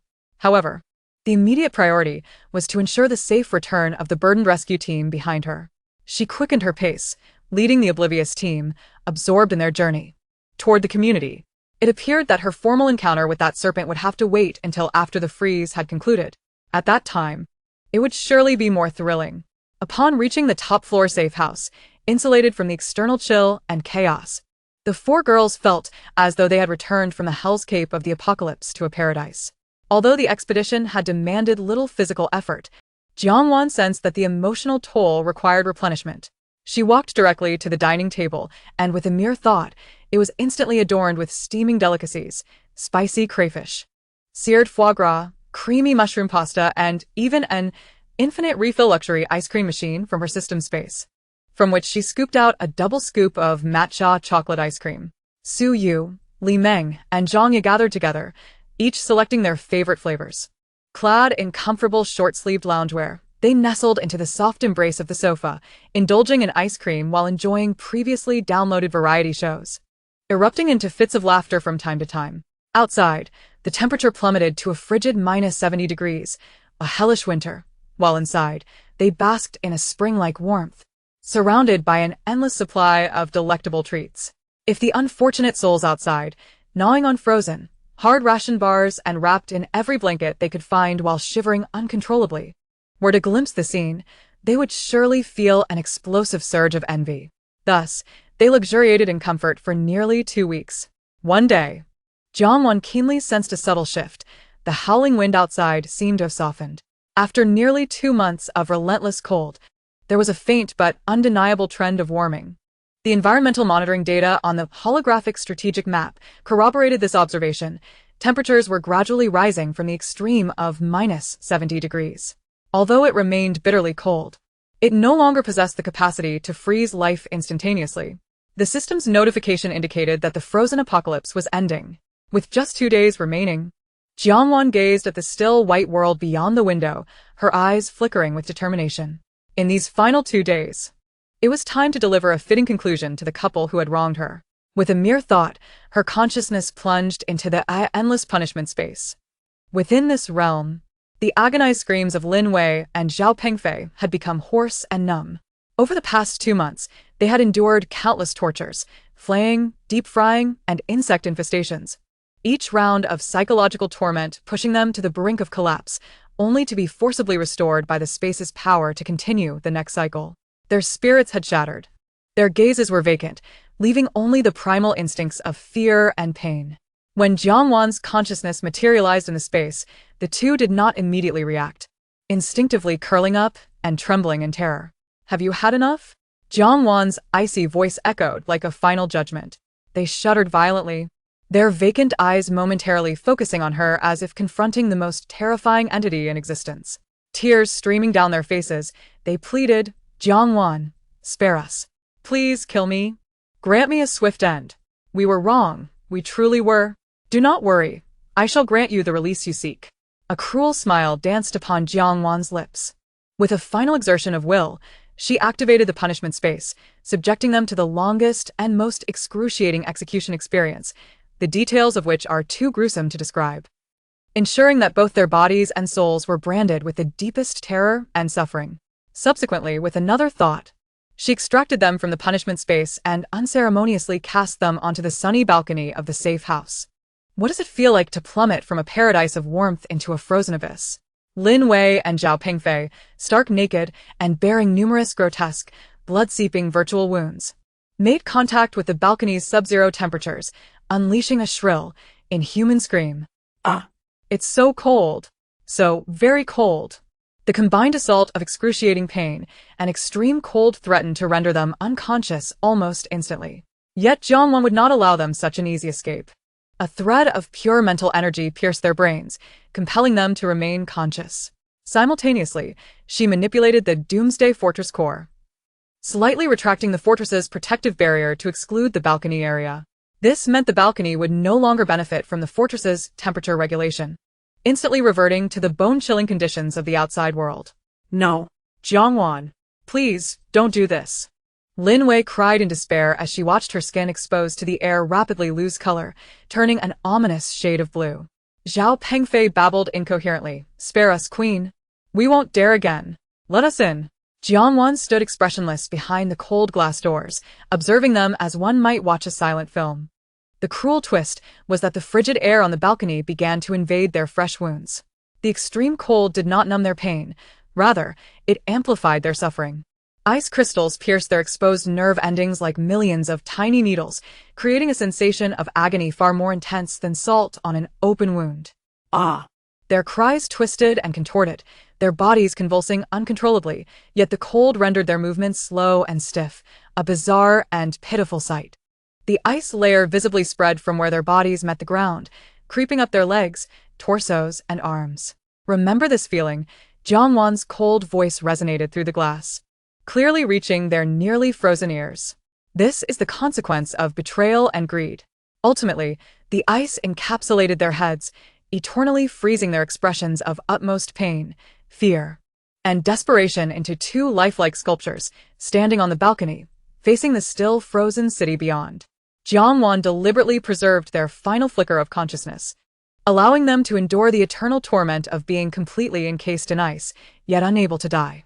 Once this was accomplished, she drew the curtains, severing their view of the world. For the following 2 days, the temperature indeed rose as anticipated, slowly climbing from -60 to -20 degrees. For those accustomed to the extreme cold of -70 or 80, -20 felt almost warm. Many survivors cautiously ventured out of their shelters, attempting to move their nearly frozen limbs in search of any remaining food and fuel. Discussions online about the rising temperatures and the end of the freeze reignited, casting a glimmer of hope amidst despair. Chapter 34. When the creatures below awaken, I shall cast you down to meet them. Everyone could sense that the 2-month-long inferno of cold was finally coming to an end. Yet only a select few understood that this was not the conclusion, but rather the prologue to a far more terrifying era. The age of the undead was slowly unfurling. Jiangwan stood by the window, observing the crowd below, moving cautiously like ants, and glanced at the 2 perfect works of art on the balcony. The final tranquility had come to an end. She murmured to herself, a cold, expectant smile gracing her lips. Zombies, do not keep me waiting too long.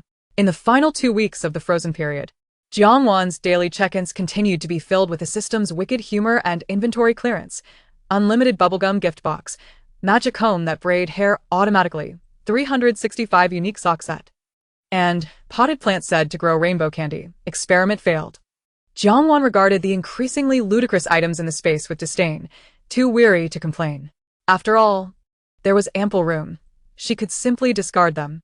On the last day, she approached the balcony, observing the 2 figures preserved in ice. Lin Wei and Zhao Pengfei's expressions of extreme pain and fear were frozen in lifelike detail, and within their depths, she could still detect a faint, residual wave of consciousness. TSK, your vitality is quite resilient. Jiangwan smirked. Enjoy this final moment, for soon I shall cast you down to feed the zombies. What a fitting end for such waste. That night, at the very last moment of the frozen apocalypse that had lasted 2 full months, Jiangwan completed her final check-in for this frozen period. Ding! Check-in successful. Congratulations, host, for obtaining the epic ability. Time manipulation, SSS level, initial awakening.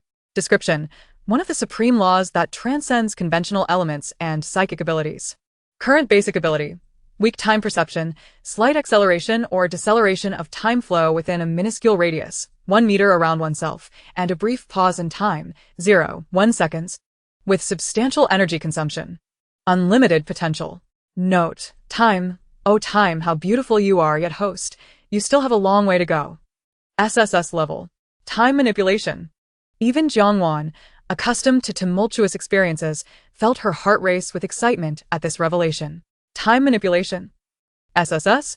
The system responded, host. The conventional limit of supernatural ability potential is classified as SSS level. Abilities related to time, space. The host system space is a special reward. distinct from the host's awakened spatial abilities, and fate, among others, are rated as SSS, being exceedingly rare and formidable. Your other abilities also possess potential for enhancement. Please explore patiently. Jiangwan suppressed her excitement and nodded. Indeed, an ability related to time such as this should be extraordinary. She immediately merged with this newfound power. In an instant, a marvelous sensation surged within her. She felt as though she could reach out and touch the invisible flow that was time.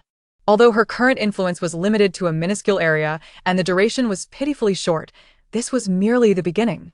She could scarcely imagine the terrifying power she would wield when this ability advanced to levels 3, 5, or even 10. Could she pause time? Reverse it? Perhaps even traverse the timeline back to the world before the apocalypse? She mused softly, her eyes glimmering with excitement. The system replied, "You will know once you try." Jiangwan declared, "Let us give it a shot." Once the crystal cores are in place. Just as she fused with the time ability, her thoughts racing, a tremendous change unfolded in the outside world. The extreme cold that had persisted for 2 months and one day vanished abruptly, as if a switch had been flipped. The temperature soared at an astonishingly unscientific rate, climbing from -20 degrees to over 30 degrees in just a few hours. This sudden, extreme heat brought calamities that rivaled the preceding cold. Many survivors, accustomed to the low temperatures, remained cocooned in thick blankets, nestled in relatively warm corners, and perished in their sleep, suffocating from the heat. They had no time to react. "It's so hot. What is happening? Is there a fire? Water. I need water." Countless individuals groaned in agony during the night, struggling with dehydration, heatstroke, and even organ failure. Outside, the once impenetrable layers of ice and snow melted visibly, transforming into filthy streams of muck, as if the city had been hurled from a massive freezer into a boiling steamer. That night, the number of deaths due to extreme heat likely surpassed those during the frozen period.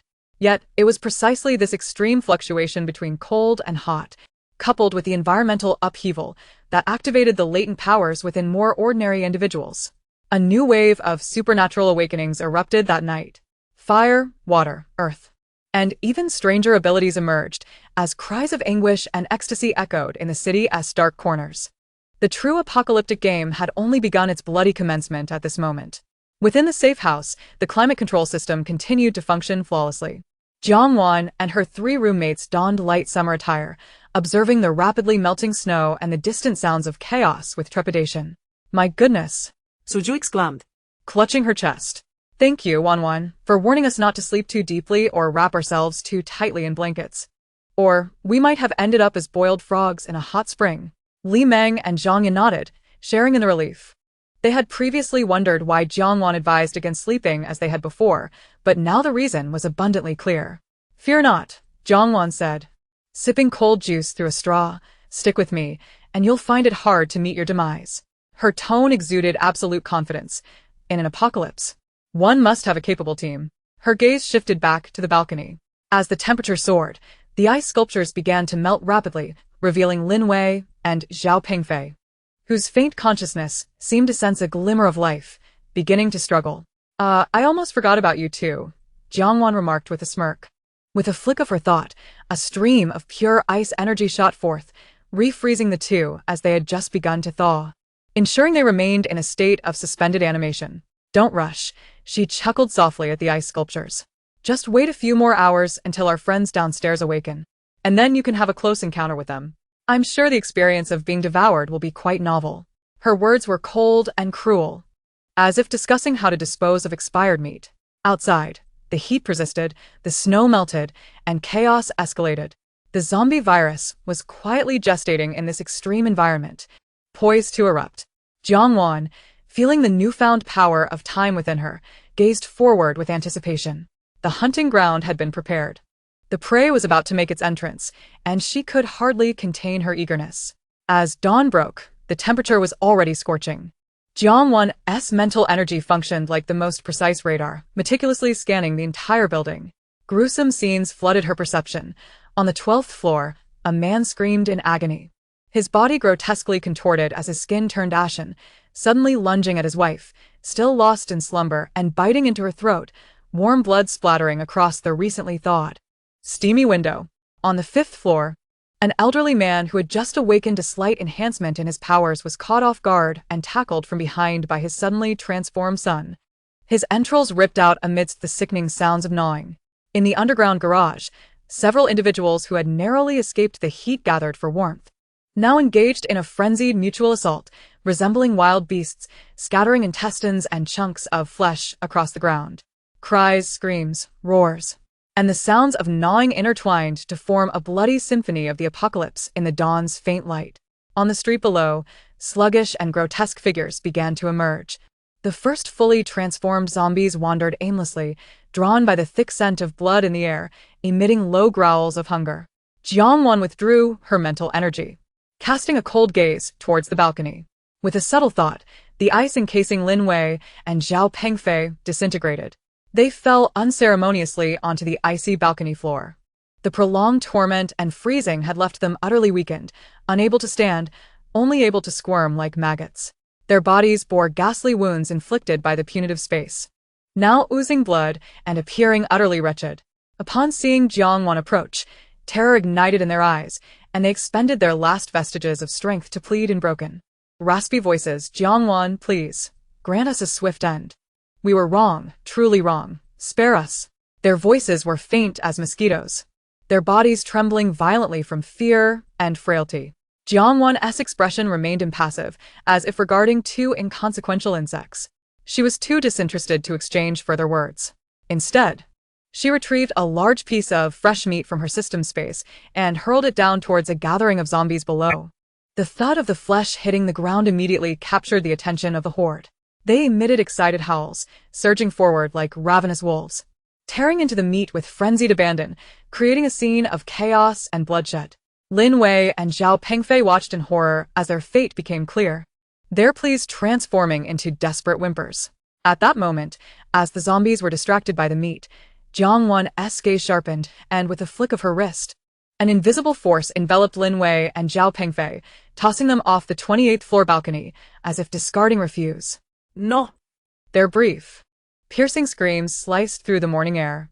Thud! Thud! They crashed down amidst the zombies that had just finished their meal. The immense impact nearly shattered their already fragile bodies, blood pouring from their mouths, noses, and wounds. The potent scent of fresh blood instantly roused the surrounding zombies. They needed no thought to act, instinctually lunging forward. Spare me! Lin Wei and Zhao Pengfei found themselves devoid of any strength to struggle, helplessly watching as the grotesque, decayed faces drew nearer, experiencing the excruciating agony of teeth-rending flesh and shattering bone. Their eyes widened in horror and despair, brimming with unending pain, fear, and regret, nearly bulging from their sockets. The cacophony of tearing, gnawing, and the sickening crunch of bones mingled with the contented growls of the zombies. Jiangwan stood at the edge of the balcony, her expression impassive as she gazed down upon this bloody scene, her heart swelling with a chilling, exhilarating delight. Vengeance was finally attained, her thoughts clear and resolute. She observed as the two bodies were swiftly devoured by the horde of zombies, their flesh mangled, entrails spilling forth, until nothing remained but a pair of indistinct puddles of blood and a chaotic mess. It was over, Jiangwan murmured softly to herself. Suddenly, her eyes sparked with intensity. An SSS-grade lightning ability, Thunder Punishment. Several robust purple bolts of lightning descended from the heavens, striking precisely in the area below. Boom! The blinding flash of lightning instantaneously vaporized the zombies still feasting on the remains, along with the last traces of Lin Wei and Zhao Pengfei, leaving not even a trace of ash behind, as if these two had never existed in this world. The filth of blood and flesh was purified, leaving the ground charred black. After completing this act, Jiangwan slowly turned around. Behind her, Suyu, Li Meng, and Zhangya had all turned pale, their stomachs churning, their gazes towards Jiangwan filled with unprecedented awe and a hint of fear. Wan Yu. Suyu swallowed hard, unable to articulate her thoughts. So ruthless. Li Meng murmurat. Zhangya instinctively took a half-step back. Seeing their reactions, Jiangwan suddenly smiled. A smile tinged with a cruel beauty. Now you understand the consequences of provoking me? The three immediately shook their heads vigorously. We wouldn't dare. Absolutely not. Please take us with you. We live and die by your side. Very well. Jiangwan reined in her smile. her gaze sharpening as she looked out at the increasingly perilous world bathed in sunlight. Past grievances had been settled. From this moment onward, we would embark on our true end-of-the-world practical training. She paused, a playful and eager smile curling at her lips. And it is also time to see how that venomous snake is faring. I hope he isn't turned into a zombie, otherwise it would be far too dull. As Jiang retracted the core of the Apocalypse Fortress into the system space, the entire top floor seemed to tremble slightly, the omnipresent sense of absolute security and constant temperature abruptly vanishing. Although wearing temperature-regulating protective gear rendered the heat bearable, the room itself rapidly began to warm, losing its otherworldly solidity and reverting to an opulent, yet ordinary residence. Let us depart. This is no longer our stronghold, Jiang stated calmly. Casting a final glance at the place she had inhabited for over 2 months, collecting some personal belongings and items she deemed potentially useful, she donned a brand new Nepalese curved knife, matching her 3 roommates. The 4, clad in uniform black temperature-regulating protective gear and wielding sharp blades, stood at the doorway, resembling a small, prepared special operations team. First step, clear this building, Jiang commanded, beginning from the ground floor and sweeping upward, targeting all zombies without exception. This is your first lesson and the initial step towards gaining experience. Chapter 36. The warm-up concludes. She initially intended to mention crystal cores, but recalling the system's earlier reminder that early-stage zombie crystal cores possessed weak energy and would have minimal effect on her, she changed her wording. After killing them, remember to extract the crystals from their heads. Those will have a slight enhancing effect on your abilities at this stage. Do not waste them. While she did not plan to use these low-grade crystal cores immediately, she aimed to familiarize her roommates with the process, while also providing them with a taste of success and hope. Upon hearing this, Su Yu, Li Meng, and Zhang Ye's eyes indeed brightened, upgrading their abilities. They had witnessed Jiang world-shattering power. Although they knew they could never reach such strength, even a slight enhancement was welcome. The 3 eagerly rubbed their hands together, eager to begin, perceiving not terrifying zombies, but rather moving experience bags. However, they would soon learn the harshness of reality. Jiang took a deep breath and was the first to open the door. The corridor was deserted, but the air was thick with a faint scent of blood and an indescribable stench of decay. They began their clearance downwards. On the next floor, the door to an apartment was ajar, with faint rustling sounds and low growls emanating from within. Jiang kicked the door open. A zombie, clad in pajamas with half of its face gnawed away and its eyes a ghostly white, immediately lunged at her with a shriek. The suffocating stench and grotesque visage assaulted her senses. Though it was a zombie, its once human form made Jiang stomach churn. This was her first true encounter with killing. Yet her formidable willpower instantly suppressed her discomfort, and the skill of Master of Cold Weapons activated automatically in her mind, her body moving faster than her thoughts. She sidestepped, pivoted, and her curved knife glinted with cold light. Crack. A precise and swift strike. The zombie's head was severed in half, viscous black blood and brain matter splattering everywhere. The zombie collapsed with a thud, convulsing a couple of times before lying still. Jiang stood there, slightly panting, her grip on the knife turning pale. The nausea still lingered, but she forced it down.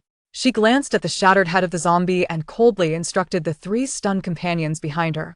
Extract the crystal from its head. Hurry. Her voice bore a barely perceptible tremor, yet was predominantly cold and commanding. Su Yu and the others, witnessing Jiang swift and bloody actions, looked at the gruesome corpse and the splattered remains on the floor, their faces drained of color, excitement evaporating, their stomachs churning. Ugh. Li Meng was the first to succumb, retching uncontrollably. Su Yu and Zhang Ye also struggled to suppress their discomfort, their expressions grim. This is the apocalypse. Jiang turned to them, her gaze sharp. Adapt or die. In my team, there is no room for waste or burden. If you cannot even manage this, you may as well return to your room and await your demise. Her words pierced their hearts like ice picks. They looked into Jiang cold eyes, then at the zombie on the ground and finally gritted their teeth. Damn it, let's do this. Su Yu was the first to step forward, forcing down her fear and disgust, using the tip of her knife to search through the shattered head of the zombie, and indeed found a crystal. No larger than a grain of rice, dull and gray. Trembling, she picked it up, feeling its cold, greasy texture. With one discovered, more would follow, 2, 3. The clearance continued. The ensuing process involved relentless killing, searching, and adapting. They pressed downward, floor by floor. On the 25th floor, they encountered a family of 3, all transformed into zombies. Though their movements were sluggish, their numbers posed a challenge.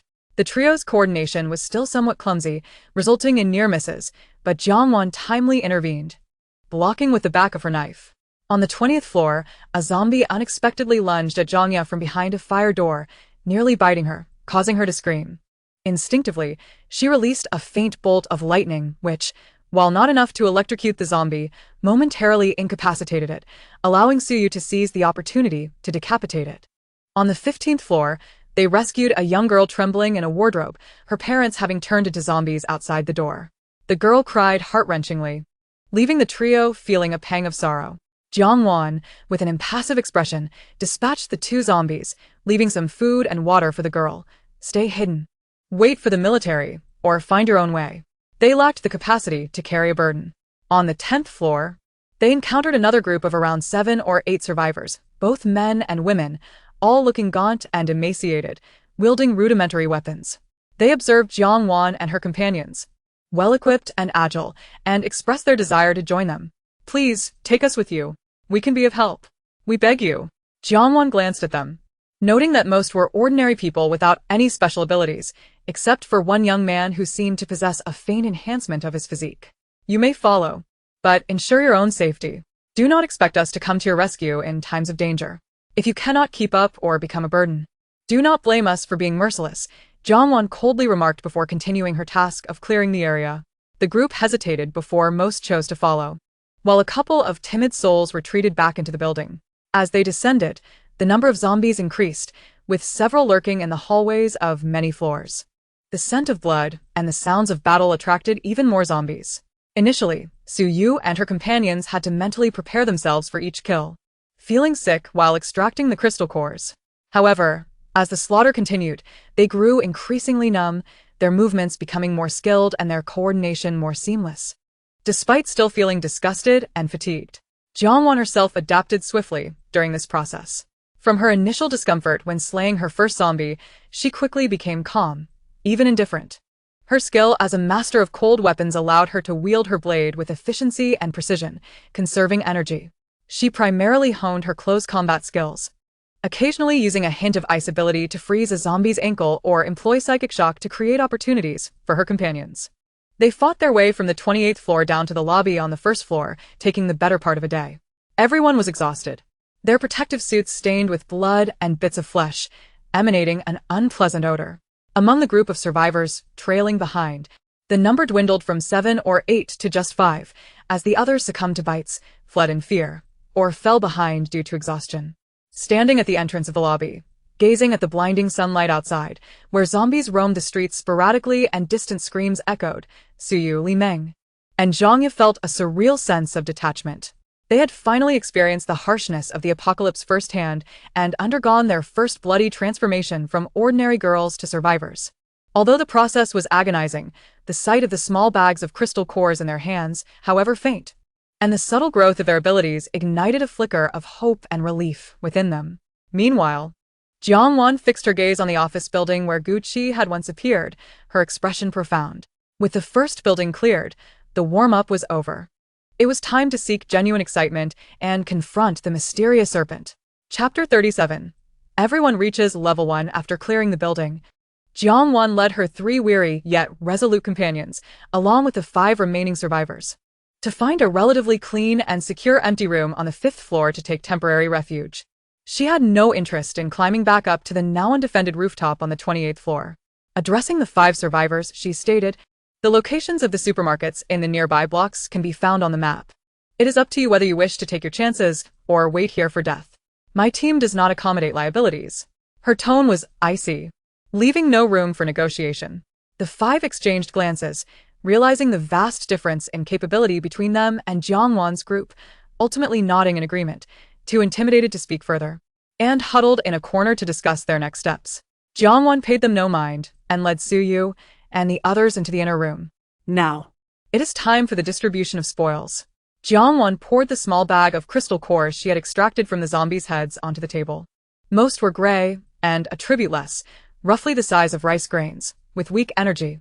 However, a few were slightly larger, exhibiting faint glimmers of color. One emanated a soft white glow, another a nearly imperceptible earthy hue, and a third flickered with subtle arcs of electricity. Suju.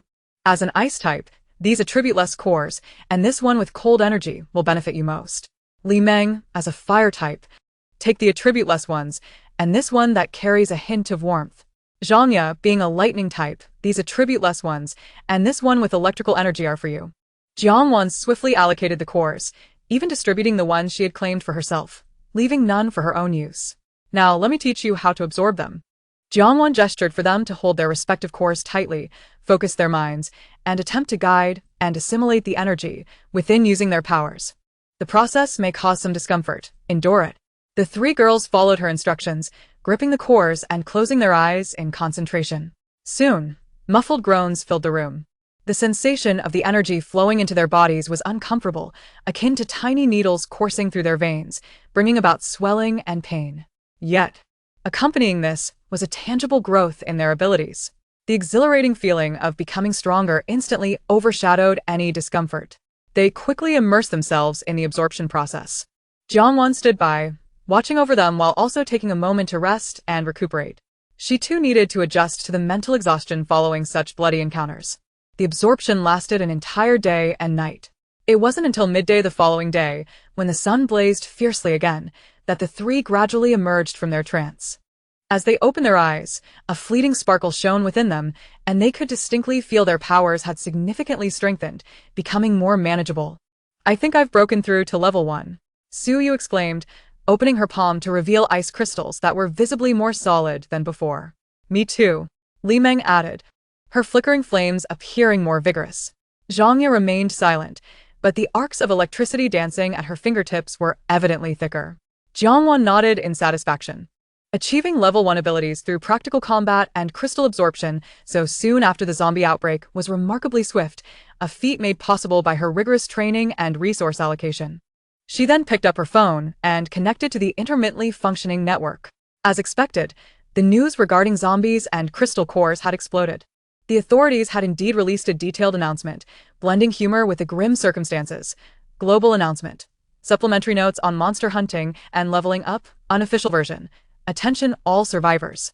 It appears everyone has discovered the thrill of acquiring equipment, correct? Indeed. Preliminary research by scientists confirms that the energy crystals generated within zombie skulls, commonly known as crystal cores, can be absorbed by those with similar or attribute-less powers to enhance their abilities. The effect varies by individual. So proceed with caution. Note: absorption requires care. If you experience discomfort, cease immediately. Do not overexert yourselves. Global announcement. Newbie Village Guidelines, Base Edition, Comrades. I understand that your food supplies are dwindling and the outside world is filled with threats. Do not panic. The national survivor bases are now fully operational. Major base locations are as follows: Northwest Kunlun Base, Central Songshan Base, Southwest Shushan Base, Eastern Taishan Base, with detailed coordinates and route maps, emphasizing military clearance and support points along the way. Lost? Look for the soldiers in uniform. Recognize the August 1st badge. The bases operate on a point system. Currency? That is a thing of the past. Points are now the hard currency. Each individual, regardless of whether they possess abilities, can receive a basic survival meal once a day, ensuring you won't starve. Want to eat well? Dress warmly? Have a private room? Then work to earn points. Clear zombies, gather supplies, participate in construction. Possessing a skill, doctor, engineer, or even being able to farm will earn you points. To all the ability wielders out there, your responsibilities are greater, your capabilities stronger, and your opportunities to earn points more abundant. But as for privileges, none. Before the law, ability wielders and ordinary people are equal. Of course, we won't intervene in private sparring. Just don't cause fatalities. Do not lose heart, ordinary individuals. The base is in dire need of a substantial workforce for fundamental tasks. Though the labor may be arduous, the points earned will significantly enhance your quality of life compared to your current situation. Upon the release of this announcement, public opinion on the internet has become sharply polarized. On one hand, the supporters exclaim, "Hooray for our national authority! Finally, there is an organization. The point system is excellent. More effort, more rewards." This is far superior to those who rely on their special abilities to rob.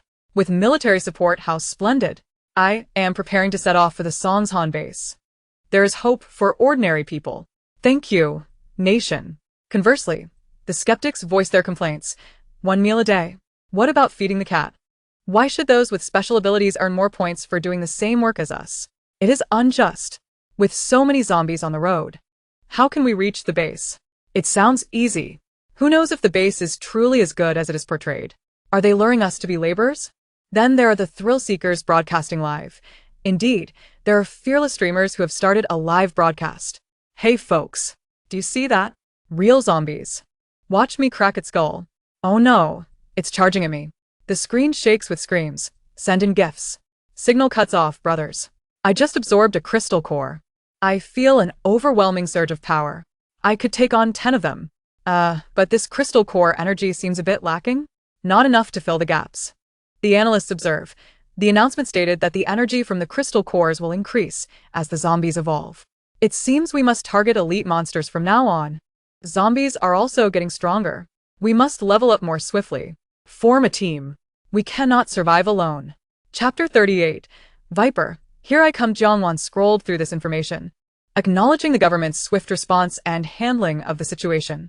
Although the point system is harsh, in this resource-scarce apocalypse, it is the most efficient means of distribution, maximizing motivation and maintaining order. She put away her phone and looked at her 3 prepared roommates. After sufficient rest and having absorbed the crystal cores, she stood up, flexed her wrists, and gazed out the window. It was time to hunt some more powerful elite monsters. Her gaze shifted back to the distant office building. She wondered how that Viper was faring. Had he already formed his own faction, or was he still hunting alone? It was time to pay him a visit. Before departing, Jiangwan performed her daily check-in ritual. Ding. Check-in successful. Congratulations, host, you have received Wood Elemental Ability, SSS level, Primary Awakening. Description: grants the host the ability to communicate with and manipulate plants, existing or energy mimetic, absorb life force, and catalyze growth. Current primary ability: slightly promotes or inhibits plant growth, condenses basic energy vines for binding and whipping, and has a faint perception of surrounding plant conditions. Note: I am the spirit of the forest, and also the Queen of Thorns. Another new SSS level ability, and it is quite rare, being of the wood element. Jiangwan happily absorbed and integrated it, feeling a new invigorating energy flow within her, which uplifted her spirits. Excellent. It appears the system intends for me to gather fundamental abilities at the onset of the zombie outbreak. Following this pattern, I will likely elevate the wood ability to level 2 by tomorrow. She relished the feeling of acquiring new powers daily. She called out to her 3 roommates, who were now well-rested and somewhat excited due to their newfound abilities. All right, let us head out. Our target is that office building across the street. What are we going there for? Suyu asked curiously. To find someone, Jiangwan replied with a slight smirk, an intriguing Viper. The 4 of them set out onto the street again. The sun blazed fiercely, the temperature remained high, yet wearing their temperature-regulating suits, they felt comfortable. The zombies roaming the streets seemed to have increased compared to yesterday, and their movements appeared slightly more agile. This time, we will primarily utilize our abilities, Jiangwan ordered, conserving energy and honing skills, with efficiency as our goal. After stating this, she took the lead. Facing a stumbling zombie, she did not even draw her weapon. With a mere thought, her SSS-level ice ability was activated. A chilling gust surged from the ground, instantly freezing the zombie's legs in place. The zombie lost its balance and toppled forward. Following this, she flicked her finger, sending forth a small yet exquisitely condensed purple arc of electricity, SSS-level lightning ability, which accurately pierced the zombie's forehead. The smell of charred flesh filled the air as the zombie convulsed and lay still. The entire process flowed seamlessly, completed in the blink of an eye, without generating much noise. Wow. Li Meng exclaimed, Wan, that was incredibly cool. Stop gushing. It's your turn now, Jiangwan gestured. What followed was a showcase of abilities as the team advanced. Suyu, Ice Level 1, struggled to condense ice spikes to shoot at zombies. But her aim was somewhat off, hitting only 5 or 6 out of 10, and those that did hit lacked sufficient power to deliver a fatal blow, often requiring follow-up strikes. She was sweating profusely. Why do these ice spikes always veer off? Li Meng, Fire Level 1. The small fireballs she conjured resembled an enhanced lighter, merely igniting the zombies' clothing and inflicting minor injuries, which only provoked the zombies to charge more fiercely. She often had to run while casting, creating a rather comical scene. Ouch. Don't come any closer. I'm burning your hair. Zhangya, lightning level 1. The electricity she released was weak and unstable, occasionally stunning the zombies enough to create openings for others, but more often it fizzled out without effect. Did I run out of power? She wondered, staring at her fingertips in confusion. Jiangwan observed from the side, occasionally intervening to eliminate significant threats or using mental impact to disrupt zombies, thus creating a more favorable environment for her teammates to unleash their abilities. She also experimented with her newly acquired wood ability, attempting to stimulate the wilted greenery along the roadside. A few dry vines actually stirred slightly, managing to entangle a zombie's ankle, though it was quickly shaken off. Yet it served to hinder its advance. Interesting. Jiangwan sensed great potential in this ability. While her 3 roommates' application of their powers seemed somewhat clumsy and comedic, giving off a vibe of chickens pecking at each other, they were indeed learning rapidly in the heat of battle, their teamwork becoming increasingly harmonious. Su Yu froze a zombie's foot, Li Meng singed its head, and Zhangya delivered finishing shocks, gradually forming a simple combo. Thus, they cleared their way into the lobby of their target office building. The lobby was in disarray, stained with blood, with a dozen zombies wandering about. Same procedure. Clear them out, Jiangwan commanded. The 4 coordinated their efforts, taking some time to eliminate the zombies in the lobby. Jiangwan primarily held the line and addressed unforeseen situations, allowing her 3 companions to practice freely. Curiously, as they ascended, the number of zombies seemed to decrease. By the 10th floor, there were almost none to be seen, with only a few scattered in locked offices. Wait, something feels off, Su wiped her brow. Shouldn't there be more people in this building? Why are there so few zombies? Did they all escape? Jiangwan smiled, her gaze sharp as she scanned the surroundings. They didn't escape. They were eliminated. She could see signs of conflict, scorch marks on the walls, far beyond what Li Meng's small flames could cause, deep gashes on the floor, and even the occasional corpse of a zombie with a perfectly clean headshot, indicating they had been swiftly dispatched by extraordinarily sharp weapons.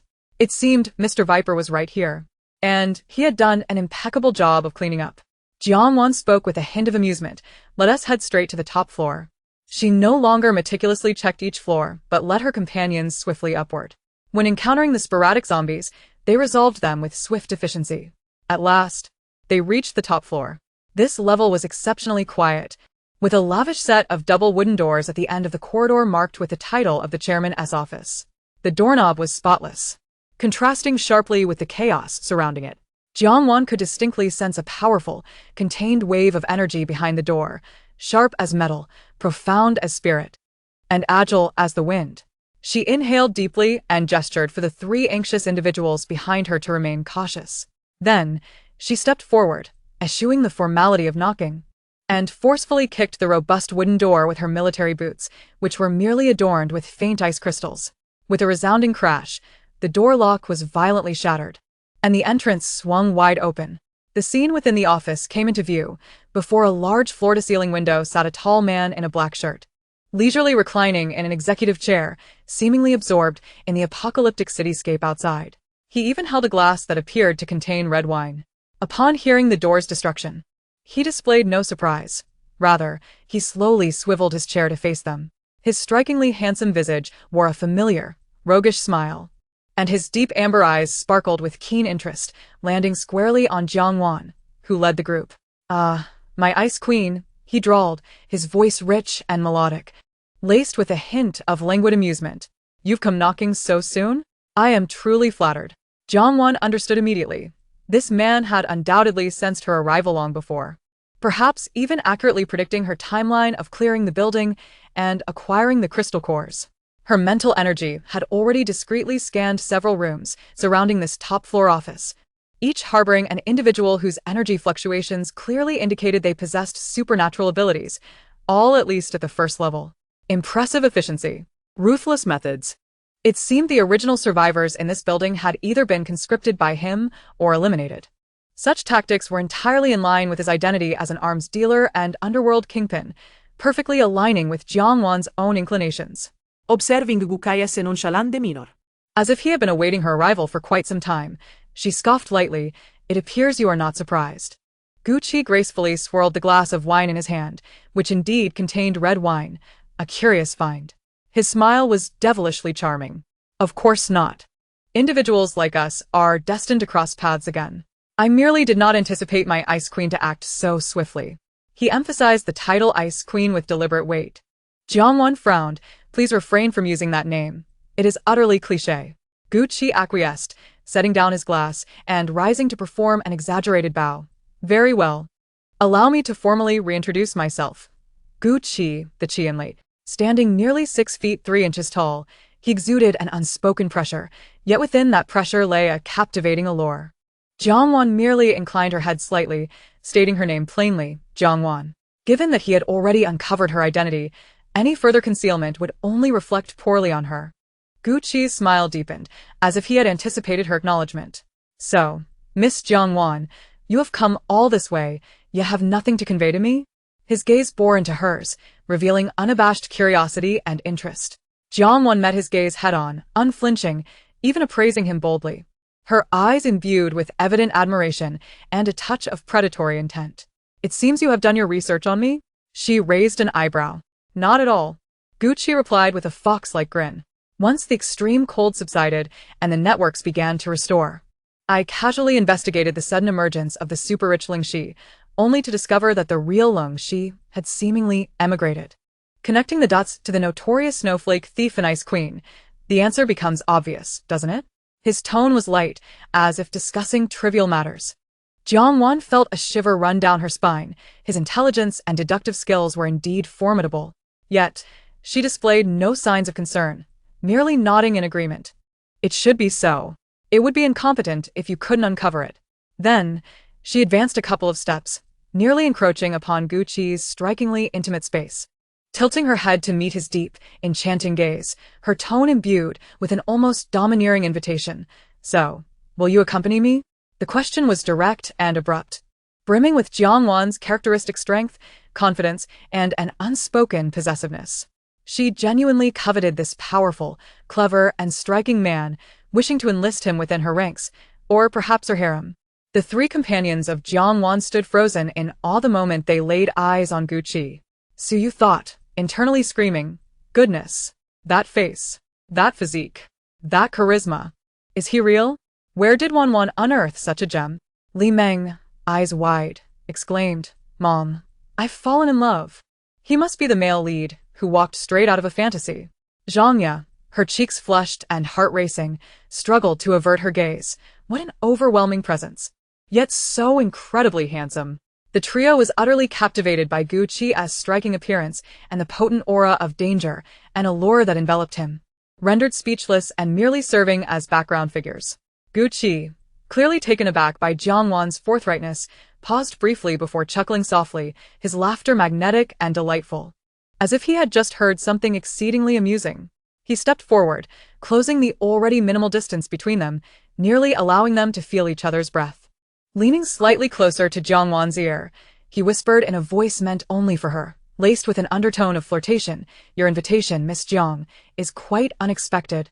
He paused, his gaze sweeping over the three girls behind Jiangwan, who were clearly entranced, before returning to her with playful challenge glimmering in his eyes. But, where would we go?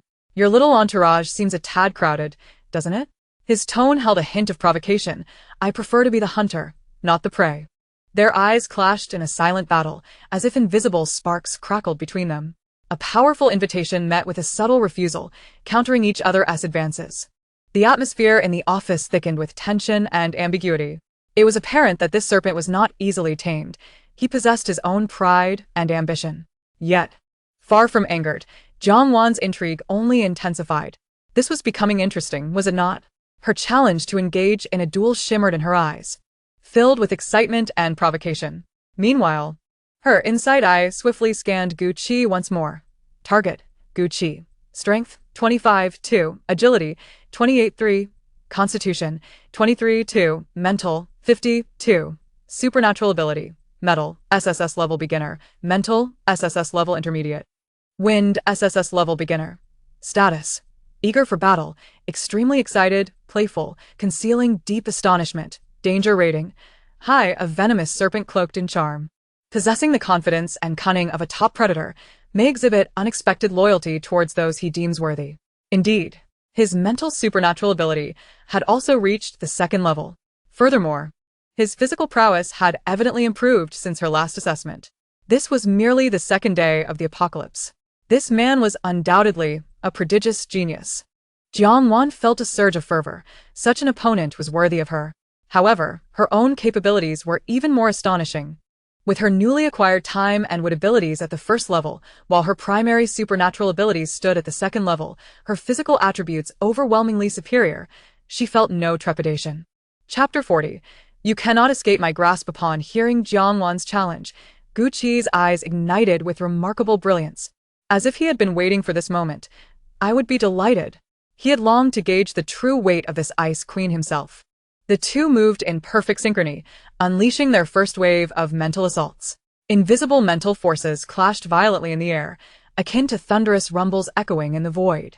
Both their bodies swayed slightly before regaining their balance. Neither yielded. Their mental powers were equally formidable and pure, both having attained the second level. This initial confrontation resulted in a stalemate. A flicker of genuine surprise crossed Gu Qi's eyes, swiftly transforming into a deeper interest and fervor for battle. Mental abilities? As expected. You never cease to amaze me. He had previously only witnessed Jiang Wan utilizing ice and spatial abilities, never anticipating the immense mental power she concealed. He mused to himself. Possessing 3 supernatural abilities is already a rarity, yet she has demonstrated at least ice, space, and mental prowess. Truly, she is the woman he has chosen. The surprises were far from over. With a cold laugh, Jiang Wan ceased the mere contest of mental strength. Both figures sprang into motion simultaneously. Whoosh. Gu Qi moved with remarkable speed, enhanced by his wind abilities, approaching like a specter. Fingers converging and shimmering with a metallic sheen as he lunged towards Jiang Wan's throat with lethal precision. His attack was ruthless and cunning. Jiang Wan did not flinch or evade. Her mastery of cold weaponry endowed her with an instinctual anticipation for combat. Her palm, disguised with a thin layer of ice, accurately struck Gu Qi's wrist, deflecting the deadly blow, while her other hand, fingers poised like a blade, sliced towards his ribcage with an icy chill. Bang! Bang! Bang! They darted through the spacious corridor, their fists and feet colliding with a resounding thud. Each impact reverberated with terrifying power and energy fluctuations. Gu Qi's combat skills were evidently honed through professional training, viciously efficient, combining the swiftness of wind with the sharpness of metal, posing a significant threat. However, Jiang Wan's cold weapon master skills leaned towards absolute technique and control, coupled with her vastly superior physical attributes, allowing her to deflect his attacks with minimal cost while delivering fierce counterstrikes. At times, she summoned ice shields to block. At others, utilized lightning abilities to stimulate muscle bursts for acceleration, and occasionally interfered with mental shocks to disrupt his rhythm. She even attempted to use her newly acquired plant manipulation powers to agitate the vines of corridor-potted plants, with mediocre effect, but quite bothersome. Gu Qi grew increasingly alarmed. He realized his once prized speed and strength were completely suppressed. Her power was outrageous, her speed astonishing. Moreover, the relentless barrage of abilities left him overwhelmed. Ice, lightning, mental prowess, and now this peculiar control over plants. How many abilities does this woman possess? Is she a compendium of supernatural powers? From an initially evenly matched confrontation, the battle gradually tilted in Jiang Wan's favor. She resembled an insurmountable mountain, no matter how Gu Qi unleashed his full potential or intricately combined his 3 abilities. He could not genuinely threaten her, instead being forced to retreat, perilously close to defeat. The office door had long been flung open, and Gu Qi's dozen or so subordinates emerged to witness this earth-shattering duel, their expressions wide-eyed and murmuring in disbelief. Who is this woman? How can she contend with our boss like this? Not merely contending. It seems the boss is being suppressed. Ice, lightning, mental powers, and what is that? Plant control? How many abilities does she have? Remarkable. Is she even human? Su Yu, Li Meng, and Zhang Ye watched anxiously, initially worried for Jiang Wan. They soon discovered their own Wan was astonishingly fierce, overpowering that stunningly handsome man, prompting them to feel exhilarated, nearly wanting to snack on crystal cores as if they were sunflower seeds. Wan is incredible. Strike him. Oh, that move was so stylish. This handsome guy is skilled. Yet unfortunately, he crossed paths with Wan Wan. Finally, Jiang Jiu's defenses faltered. Gu Qi, in a moment of carelessness, was struck by Jiang Wan's hand, infused with the power of lightning, on his shoulder blade. Ugh. Gu Qi groaned, his entire right arm instantly numb. His movements faltered. Jiang Wan seized this fleeting opportunity, darting forward like lightning, her knee forcefully thrusting into Gu Qi's abdomen while her icy palm, like an iron clamp, locked onto his throat, pinning him firmly against the frigid wall.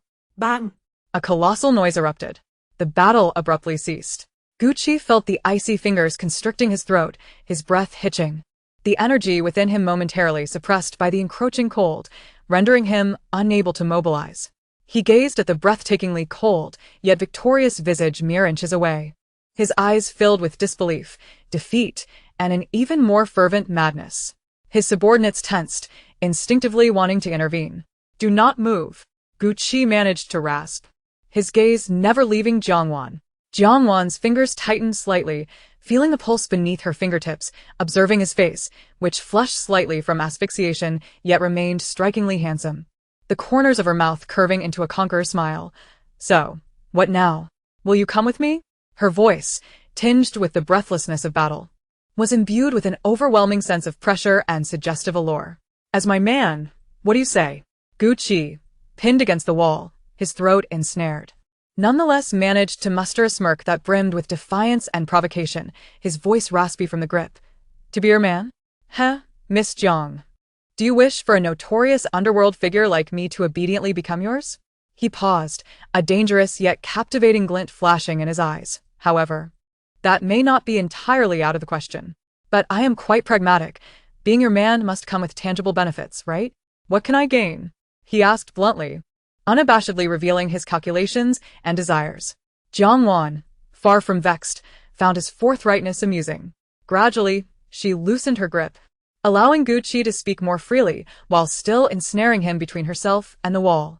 She tilted her head slightly, as if genuinely contemplating, then leaned closer to his face, her red lips almost brushing against his ear, her breath fragrant. "Benefits? I can offer you more than you can imagine. Power, resources, and me." Her fingertips gently traced his sharply defined jawline, her movements both flirtatious and undeniably authoritative, though the prerequisite was that he must be worthy. Just as Gu Qi thought she would lean in closer, perhaps even kiss him, the warm sensation in his arms suddenly vanished. Jiang Wan glided away like a phantom, instantly creating several meters of distance, arms crossed, gazing at him with a sly and teasing smile. However, she elongated her tone. "You haven't even nodded in agreement to become mine. Why should I offer you a little gift?" She blinked, her tone light yet unyielding. "Of course, if you are unwilling. I won't force you. After all, in this apocalypse, while handsome and capable men are scarce, they are not entirely non-existent." Her words hinted that if he declined, others would gladly step in, yet her eyes clearly conveyed he could not escape her grasp. Chapter 41. "Fine, you're ruthless." Gu Qi paused for a moment, then chuckled softly, massaging his neck, where she had grasped it. This woman truly played with hearts better than he did. She tantalized him, only to leave him hanging. "To be your man is acceptable." Gu Qi straightened, adjusting his slightly disheveled shirt, resuming his languid, devilish demeanor, yet his gaze turned serious. "But are you certain you want to take me, along with my entire entourage?" He gestured to the dozen formidable subordinates behind him. Jiang Wan glanced at them. Each one was a supernatural being, albeit most merely at the first level, yet they represented a force not to be underestimated. She certainly had the means to support them. But why should she shoulder that burden? She was interested in Gu Qi himself, not his entourage. "Taking you alone is troublesome enough," Jiang Wan said with a disdainful pout. "Your subordinates are your responsibility. My team is currently at full capacity." She indicated Su Yu and the others behind her.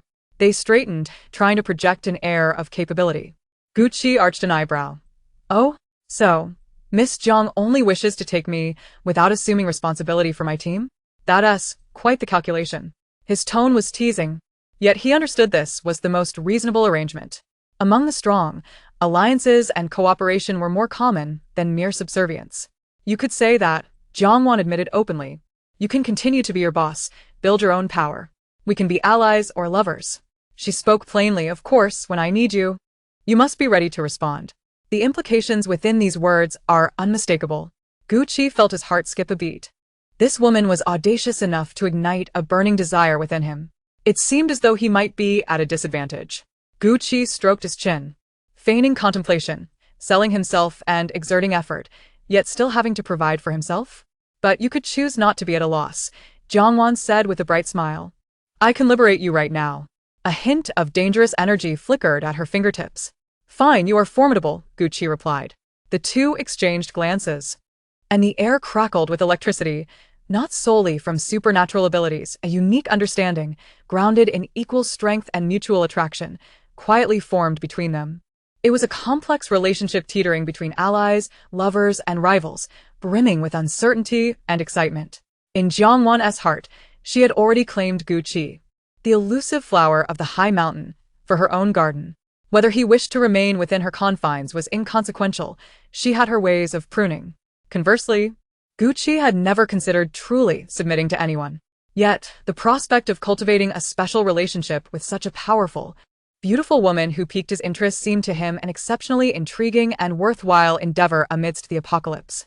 All right, Gucci finally sighed as if surrendering, shrugging his shoulders. It seems I am destined to be your captive. Is that it? Although it sounds a bit unfair, what can I do against you?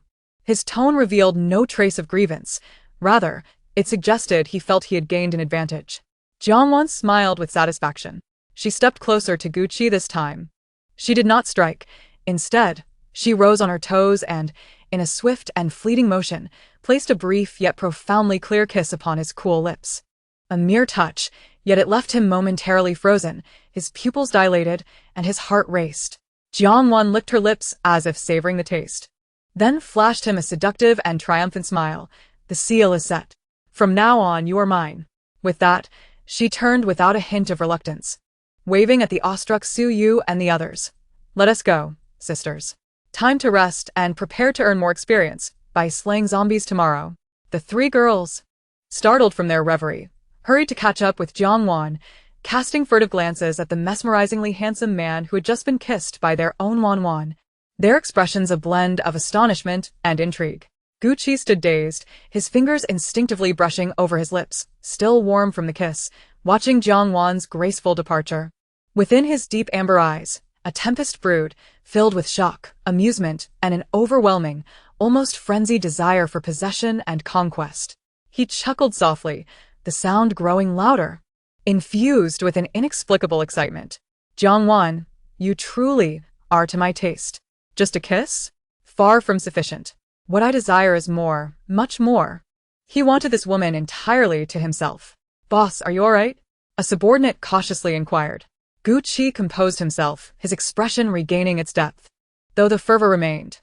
All is well. Quite splendid, in fact. He turned to face his subordinates, his tone sharper than ever. Did you hear that? From now on, we have a lady boss. So, keep your spirits high, and don't let her think we're a bunch of useless misfits. He glanced toward Jiangwan's departing figure, the corners of his mouth curving into a determined smile. Jiangwan, you initiated this flirtation, so don't think you can easily escape. This game has only just begun. Who conquers whom remains to be seen. After leaving the office building, Jiangwan activated the holographic strategic map, focusing her mental energy to quickly identify a target, a high-end apartment complex known as Platinum Mansion, located a few blocks away. This place was relatively elevated, constructed with superior quality.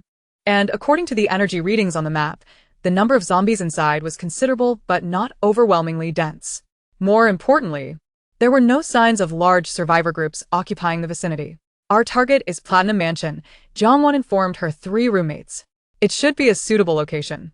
However, we need to find somewhere to rest for the night first. She pointed to a nearby residential building that appeared relatively intact. We'll take this one. We'll clear the zombies from the first 3 floors, and we'll stay here tonight. The four made their way toward the building. Along the way, Li Meng could no longer contain her curiosity and whispered to Su Yu, "Hey, did you notice? Wanwan seemed to use her plant manipulation ability just now. She didn't use it while fighting zombies earlier." Su Yu and Zhangya had also noticed, but hadn't dared to ask. Now that Li Meng brought it up, they all perked up, listening intently. Jiangwan caught wind of their hushed conversation but didn't turn around. Her voice calm, yet undeniably authoritative. You'd best get used to it while following me. If I manifest any peculiar new abilities, there's no need for surprise. She paused, slightly slowing her pace. After all, in this apocalypse, it's not uncommon for new abilities to awaken in later stages.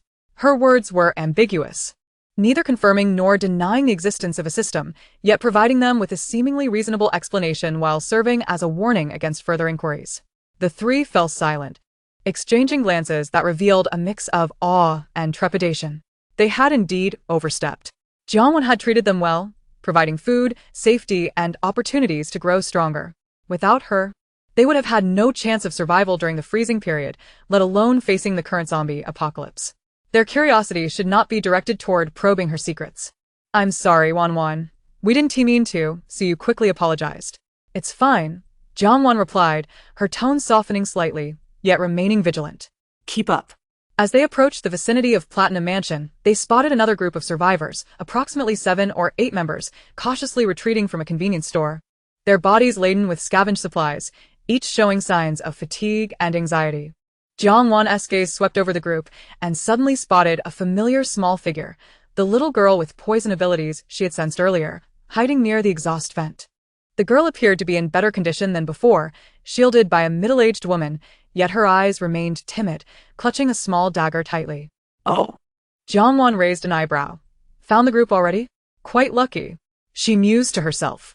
Having special powers indeed made it easier for her to be accepted into a team, even if she was still quite weak. She subtly probed the group's overall strength. It was average, with only one individual exhibiting appreciable enhanced strength.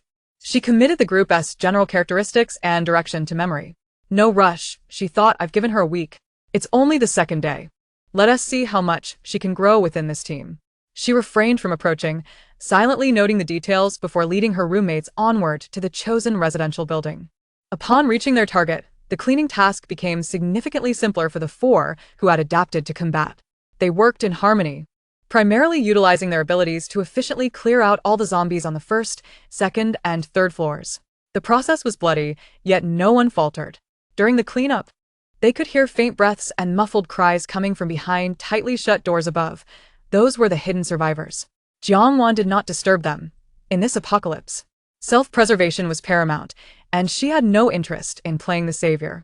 Once the area was cleared, Jiangwan specifically checked the conditions on the 3rd floor, selecting a sturdy suite with a relatively good view as their resting place for the night. She even employed her abilities and available materials to crudely and effectively block the stairway to the 4th floor with a thick wall of ice and debris, while also reinforcing the front door from the inside and temporarily sealing it with ice. Thus, unless someone outside violently broke down the door or the people above dismantled the ice wall, the 3 floors would remain a relatively independent and safe haven for the night. As the evening settled in, Jiangwan clapped her hands, surveying her handiwork with a satisfied nod, deciding that they would rest here for the night. They would take turns keeping watch, remaining vigilant. Despite their exhaustion, the establishment of a relatively safe temporary refuge brought a sigh of relief to Suyu and the others. They quickly checked the room, tidied it up, and then retrieved food and water to replenish their strength. The modest meal they produced was, for the majority of survivors in this apocalyptic world, a veritable feast on the 2nd day of the zombie outbreak. The self-heating hot pot bubbled invitingly, the red oil swirling with slices of fatty beef, tripe, shrimp balls, and an assortment of meatballs bobbing within. The self-heating rice emitted an enticing aroma of sausages and savory sauce. There were even spicy duck necks, braised eggs, and impeccably cleaned strawberries and grapes. The rich fragrance seemed almost alive, stubbornly penetrating the door and wafting through the silent, musty hallway. While the aroma did not attract any zombies, it precisely stirred the primal, agonizing hunger of the hidden survivors lurking in the corners of the upper floors. Soon, soft footsteps and hesitant, careful knocks echoed at the door, accompanied by the sound of someone swallowing nervously. Jiangwan did not even lift her eyelids, continuing to leisurely dip a slice of tripe into the pot. Suyu and the others exchanged anxious glances towards the door. Who is it? Suyu asked, summoning her courage. After a moment of silence, a weak, desperate voice from outside replied, "Kind-hearted person, please, just a bite to eat. Just a bite. The child. The child is about to perish." Jiangwan scoffed lightly, her voice low yet chillingly clear as it reached the outside. "Starved to death? What do I care? Make any more noise, and I'll throw you out to feed the zombies. Scram. There was no hint of compassion in her voice, only a stark threat and overwhelming confidence. The figures outside seemed momentarily taken aback by her merciless rejection and the menace in her words. The shuffling sounds and swallowing ceased for a moment, ultimately replaced by a few despondent sighs and the fading sounds of retreating footsteps. Su Yu and the others exhaled in relief, though a twinge of discomfort lingered. They understood that Jiangwan's approach was the most rational in this dire world. Resources were scarce, and an overabundance of sympathy would only invite disaster. Let us eat, Jiangwan said nonchalantly, as if she had merely swatted away a few bothersome flies. She relished the food, savoring the freedom that strength provided. This was the essence of her rebirth. Yet, before long, another faint, hesitant set of footsteps paused at the door. This sound was even lighter, reminiscent of a child. Jiangwan's mental acuity had already perceived the situation outside. It was a little girl, seemingly no older than 11 or 12, with a gaunt face, clad in tattered pajamas. She clutched an empty can tightly, her eyes filled with fear and an almost desperate longing. Trembling, the girl reached out as if to knock, but hesitated, ultimately. She futilely pushed against the door, and upon realizing it wouldn't budge, she slid down beside the door, burying her face in her knees and emitting a muffled, animal-like whimper. Jiangwan observed the visible bruises and old scars on the girl's exposed arms and neck. Simultaneously, she could distinctly sense a faint yet ominous energy fluctuation within the girl, an indication of latent dark powers. This energy seemed to stir slightly in response to the girl's profound sense of injustice, fear, and hunger. How intriguing, Jiangwan mused, her interest piqued. Dark abilities were quite rare, often associated with shadows, decay, negative emotions, or even soul power. Typically, those who awakened such powers were affected in their temperament. She discreetly activated her insightful eye, allowing her gaze to penetrate the door and observe the little girl and her so-called home above. The sight that greeted her lips curled into a cold smirk. In an apartment above, a middle-aged couple and a plump little boy were huddled nervously by the door, eavesdropping on the commotion below. Though they appeared somewhat weakened, they were far from starving. The boy was even licking a piece of chocolate that was nearly melted. "You useless girl! Did you get any food?" The woman hissed in a low voice, her words laced with venom. "What a waste! I should have known better." The man echoed in a hushed tone, his voice saturated with disdain. "If you don't bring anything back, don't even think about coming in tonight. Better to starve out there than to see your cursed face," the woman added, pinching the little boy beside her. "Don't worry, sweetheart. Mommy has hidden some cookies for you." The little girl at the door seemed to faintly hear the curses from above. Her body trembled more violently, her whimper now tinged with a profound silence of despair. The energy fluctuations within her dark powers intensified. Jiangwan understood immediately. Here was yet another unfortunate soul in this apocalypse, treated as a burden, even a punching bag, by her family. They feared she would turn into a zombie, locking her away, starving and abusing her, yet sending her out to beg for food? What a shrewd calculation. The seeds of dark powers nurtured in such an environment were indeed fitting. Jiangwan thought with indifference, wondering whether this girl would be completely crushed or if something interesting might emerge from her. She had no intention of intervening. There were far too many tragic figures in this world. She was no savior. Her interests lay solely in valuable investments. This little girl might possess potential, but for now, she was too weak, her temperament still unformed. She would grant an observation period of 1 week. It had only just begun. Before long, the cursing from above seemed to cease, perhaps startled by some noise. The little girl pushed against the door a couple more times in vain, ultimately succumbing to despair. Wobbling as she retreated upstairs, her silhouette frail and pitiful, Jiangwan withdrew her gaze and continued to enjoy her hot pot as though nothing had transpired. "Wan," Li Meng hesitantly spoke up. "Let us eat," Jiangwan interrupted, her tone leaving no room for argument. In this world, everyone had their own lives to safeguard. "Take care of ourselves." Silence descended once more in the room, leaving only the bubbling of the hot pot. The aroma remained enticing, yet it bore a chilling, brutal significance unique to the apocalypse. The little girl with dark powers was akin to a seed cast aside in the dark soil, uncertain if it would sprout or what fruit it might bear. No one could tell, and Jiangwan remained merely a cold observer, awaiting her own opportunity to extract sufficient value. After finishing her meal, Jiangwan casually placed some untouched packaged food, several packets of compressed biscuits, 2 energy bars, and 2 bottles of water in a conspicuous spot just outside the door, where it would be hard for those above to see directly. She was not acting out of kindness. Rather, she was simply too lazy to deal with the trash, and it served as a chance for any passerby to scavenge. As for who would claim it, that was none of her concern. She knew full well that these items would not end up in the little girl's hands.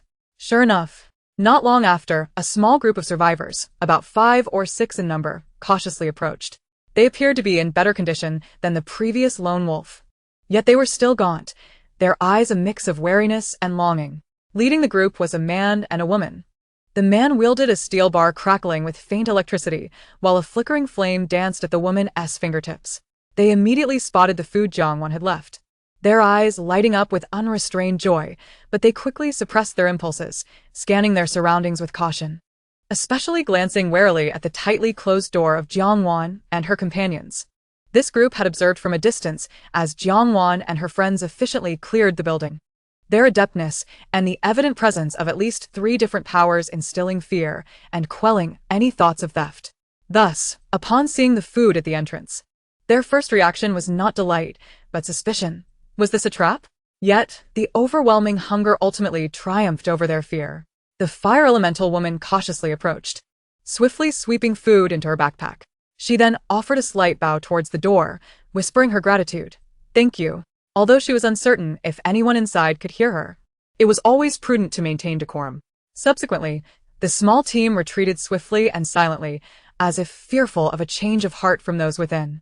Jiangwan observed the scene with her mental prowess, feeling somewhat satisfied with the team's awareness of the situation.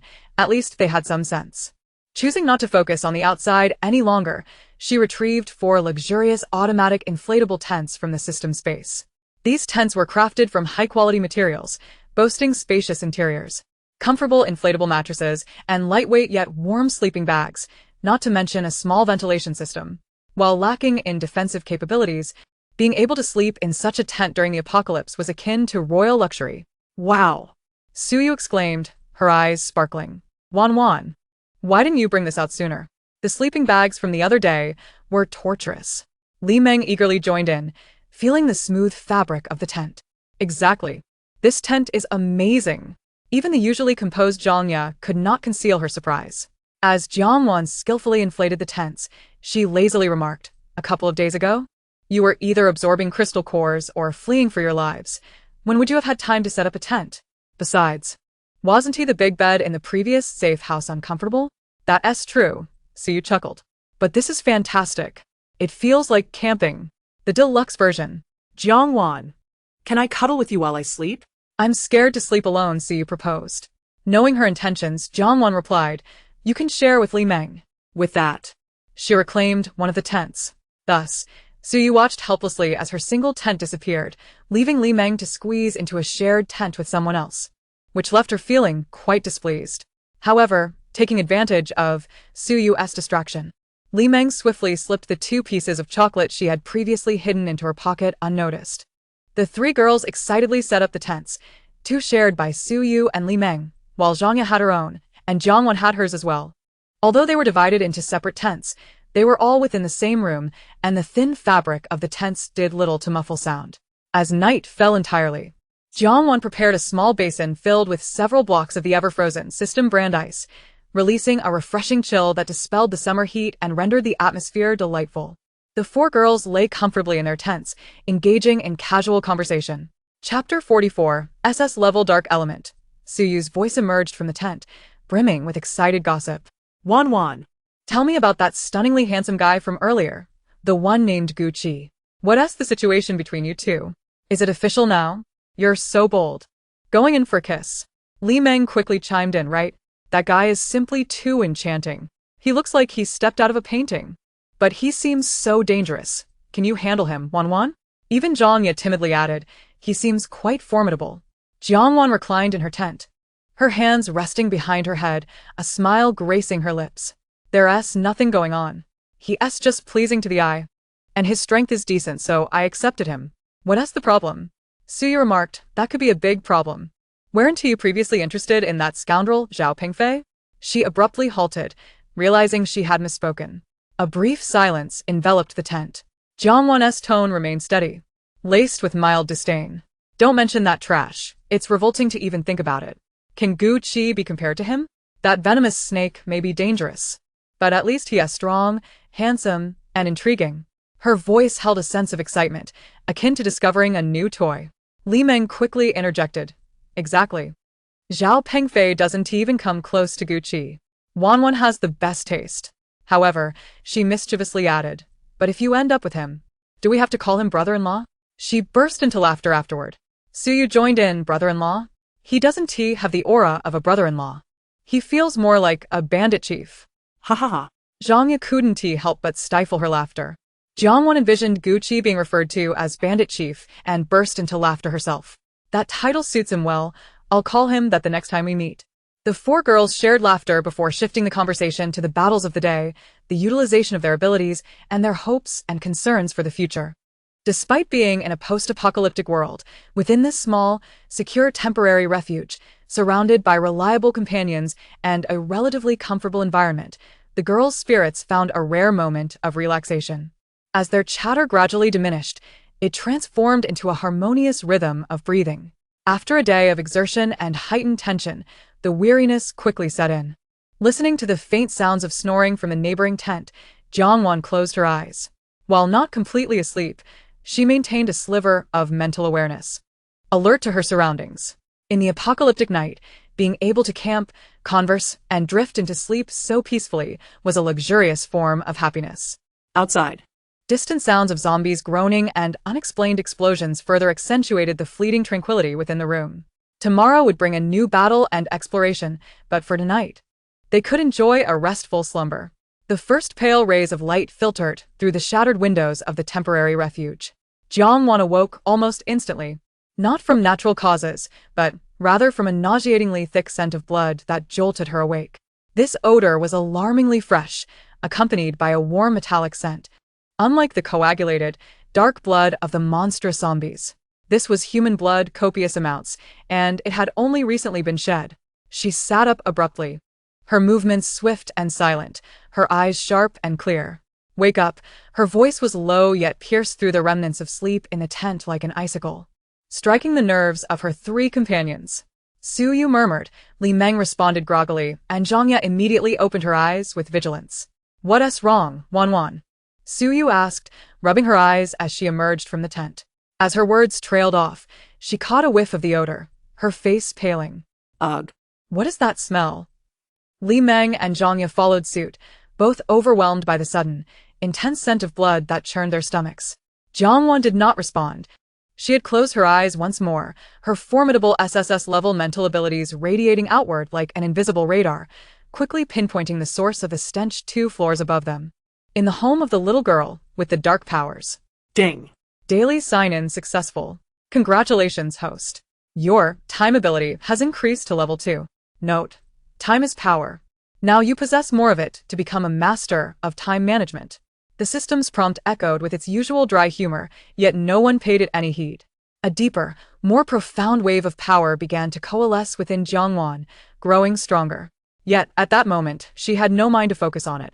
The scene before her was so striking that even Jiangwan, accustomed to the brutality of the apocalypse, couldn't help but slightly raise her brow.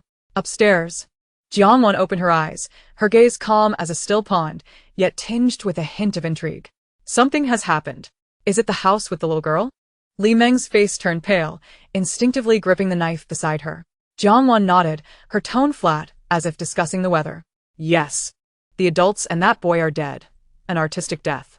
Sujusi vered. Artistic? Jiangwan chose not to elaborate further, simply stating, let us go check it out. She led the way towards the staircase, and Suyu and the others exchanged glances before promptly grabbing their weapons and following her. The hallway was eerily silent, their soft footsteps echoing alongside the increasingly potent scent of blood. The door to the house was ajar, and the thick aroma of blood almost materialized in the air. Jiangwan gently nudged the door open with the tip of her knife. What lay before them in the living room was akin to a hellish tableau, causing the three behind her to gasp sharply, their stomachs churning. The middle-aged man and woman, along with the overweight boy, lay twisted in grotesque positions within a pool of blood, their forms contorted by an inexplicable force beyond human capability. The man's body was twisted like a pretzel, his eye sockets hollow, as if something had savagely gouged them out. The woman appeared as though she had been torn apart by countless shadows, her skin marred by bizarre black patterns, her frozen visage reflecting sheer terror. The boy, who had relentlessly bullied the little girl, seemed to be crushed into the wall, transformed into a gruesome mural. The scene was brutal and eerie, suffused with a chilling sense of supernatural power. In the corner of the living room, the small, timid girl huddled there, her body splattered with blood, trembling violently as she emitted suppressed, animal-like whimpers. Surrounding her was a dense, lingering wave of dark energy, thick as ink, flowing through the air. Jiang Wan's insightful eye activated instantaneously. Target: Lin Xiaoxiao, human, status, extreme terror, mental breakdown, exhausted from uncontrolled ability, dark system, SSS-grade, in early awakening. Immense potential, highly unstable emotions, fear 99, despair 95, sadness 80, confusion, remarks. Strong negative emotions catalyze the complete awakening and eruption of the SS-grade dark abilities. The results are evident. A pitiable lamb or a vengeful spirit donning a sheepskin. SS-grade dark abilities. Chapter 45. Aesthetic Standards. Jiang Wan raised an eyebrow slightly, considering the destructive power at play. The fears and despair from last night, coupled with prolonged abuse, had finally ignited this buried bomb at a critical juncture. Su Yu covered her mouth, struggling to suppress her urge to vomit. Li Meng and Zhang Ya, pale-faced, huddled together, rendered speechless by the horrific scene that surpassed any zombie slaughter they had ever witnessed. They gazed at the sobbing little girl, their eyes filled with a complex blend of sympathy, fear, and an inexplicable chill.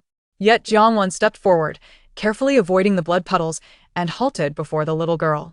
The girl seemed to sense someone approaching and abruptly lifted her tear-streaked face, filled with terror as she recoiled, screaming, "It's not me. Don't come closer." Mom, Dad, Brother. Her voice was fragmented and incoherent, clearly on the brink of collapse. Jiang Wan looked down at her, devoid of fear, disgust, or overwhelming sympathy, only a calm, piercing scrutiny. She suddenly spoke, her voice serene yet imbued with a strange, penetrating quality that overshadowed the girl's cries. "Have you cried enough?" The girl's sobs ceased abruptly, her tear-filled eyes wide with fear as she gazed at Jiang Wan. "Tears are the most useless thing in this world." Jiang Wan's tone was as sharp as a blade.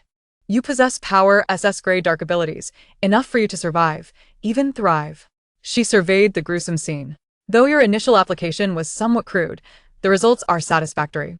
Su Yu and the others exchanged bewildered glances, thinking, is this evaluation not somewhat misplaced? The little girl was equally stunned, staring blankly at Jiang Wan. Jiang Wan leaned slightly forward, her gaze sharp. "Now, you have two choices. 1. Remain here, clinging to your fear and guilt, awaiting someone to discover this place. Or be devoured by the next wave of creatures drawn by the scent of blood. 2. She paused, her tone devoid of warmth yet laced with a deadly allure. Come with me. I will teach you how to control the dark beast within you, so that you are no longer consumed by it, but can harness it. Choose wisely." Lin Xiaoxiao, curled in the corner, gazed up at the strikingly beautiful yet cold as ice older sister before her, instinctively filled with fear, the uncontrollable dark force within her, which had just slain her parents and brother, stirred restlessly, clamoring for destruction and consumption. Yet strangely, when that dark energy instinctively sought to reach out toward the older sister, it seemed to encounter an invisible barrier, recoiling as if in fear. Around this older sister, an aura more profound and terrifying than her own darkness enveloped her. It was not malevolence, but an absolute, overwhelming power and chill that commanded even the raging energy within her to submit instinctively. What would happen if she remained here? This power was utterly uncontrollable. Her father, mother, and brother were dead by her own hand. If she stayed, who would she harm next? A neighbor? Other innocents? Would she become a monster that knew only slaughter? This older sister claimed she could teach her to control this power.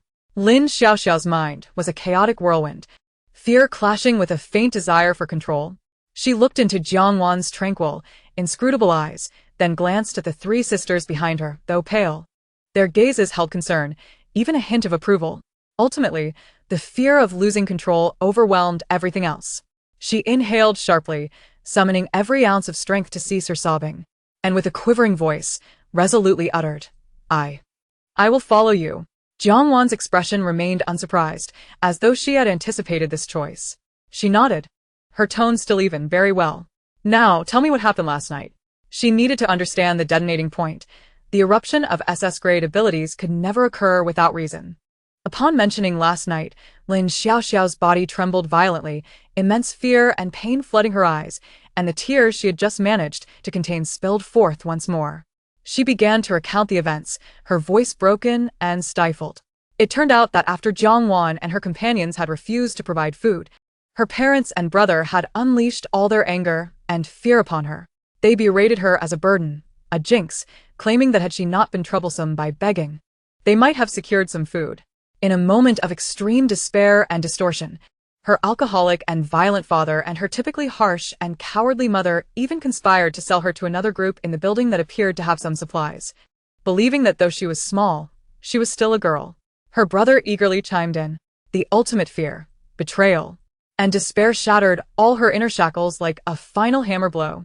Then that cold, dark power that had long lurked within her erupted without warning. All she remembered was darkness and the horrified screams of her parents and brother, and then it was as it is now. Upon finishing, she could no longer contain herself. Clutching her knees and sobbing uncontrollably, her small frame shaking like a leaf in autumn's wind. Monsters. Suyu was the first to lose composure, her eyes red with anger. They don't deserve to be called parents. They are even worse than zombies. Li Meng knelt beside her, attempting to comfort her gently. Don't be afraid, Xiao Xiao. It's not your fault. Those kinds of people deserve to die. Think of it as cleaning up the zombies. Zhang Yu remained silent, simply pressing her lips together tightly. Nodding vigorously, her eyes filled with empathy and agreement. In this apocalypse, they had witnessed the ugliness of humanity many times. But those who would even scheme to sell their own daughter were truly unworthy of life. Jiang Wan listened, her expression still inscrutable, yet her gaze turned even colder. She refrained from joining the comforting chorus, waiting for Lin Xiaoxiao's sobs to subside slightly before speaking with a hint of faint mockery. It appears your ability has a decent aesthetic standard, knowing how to eliminate trash.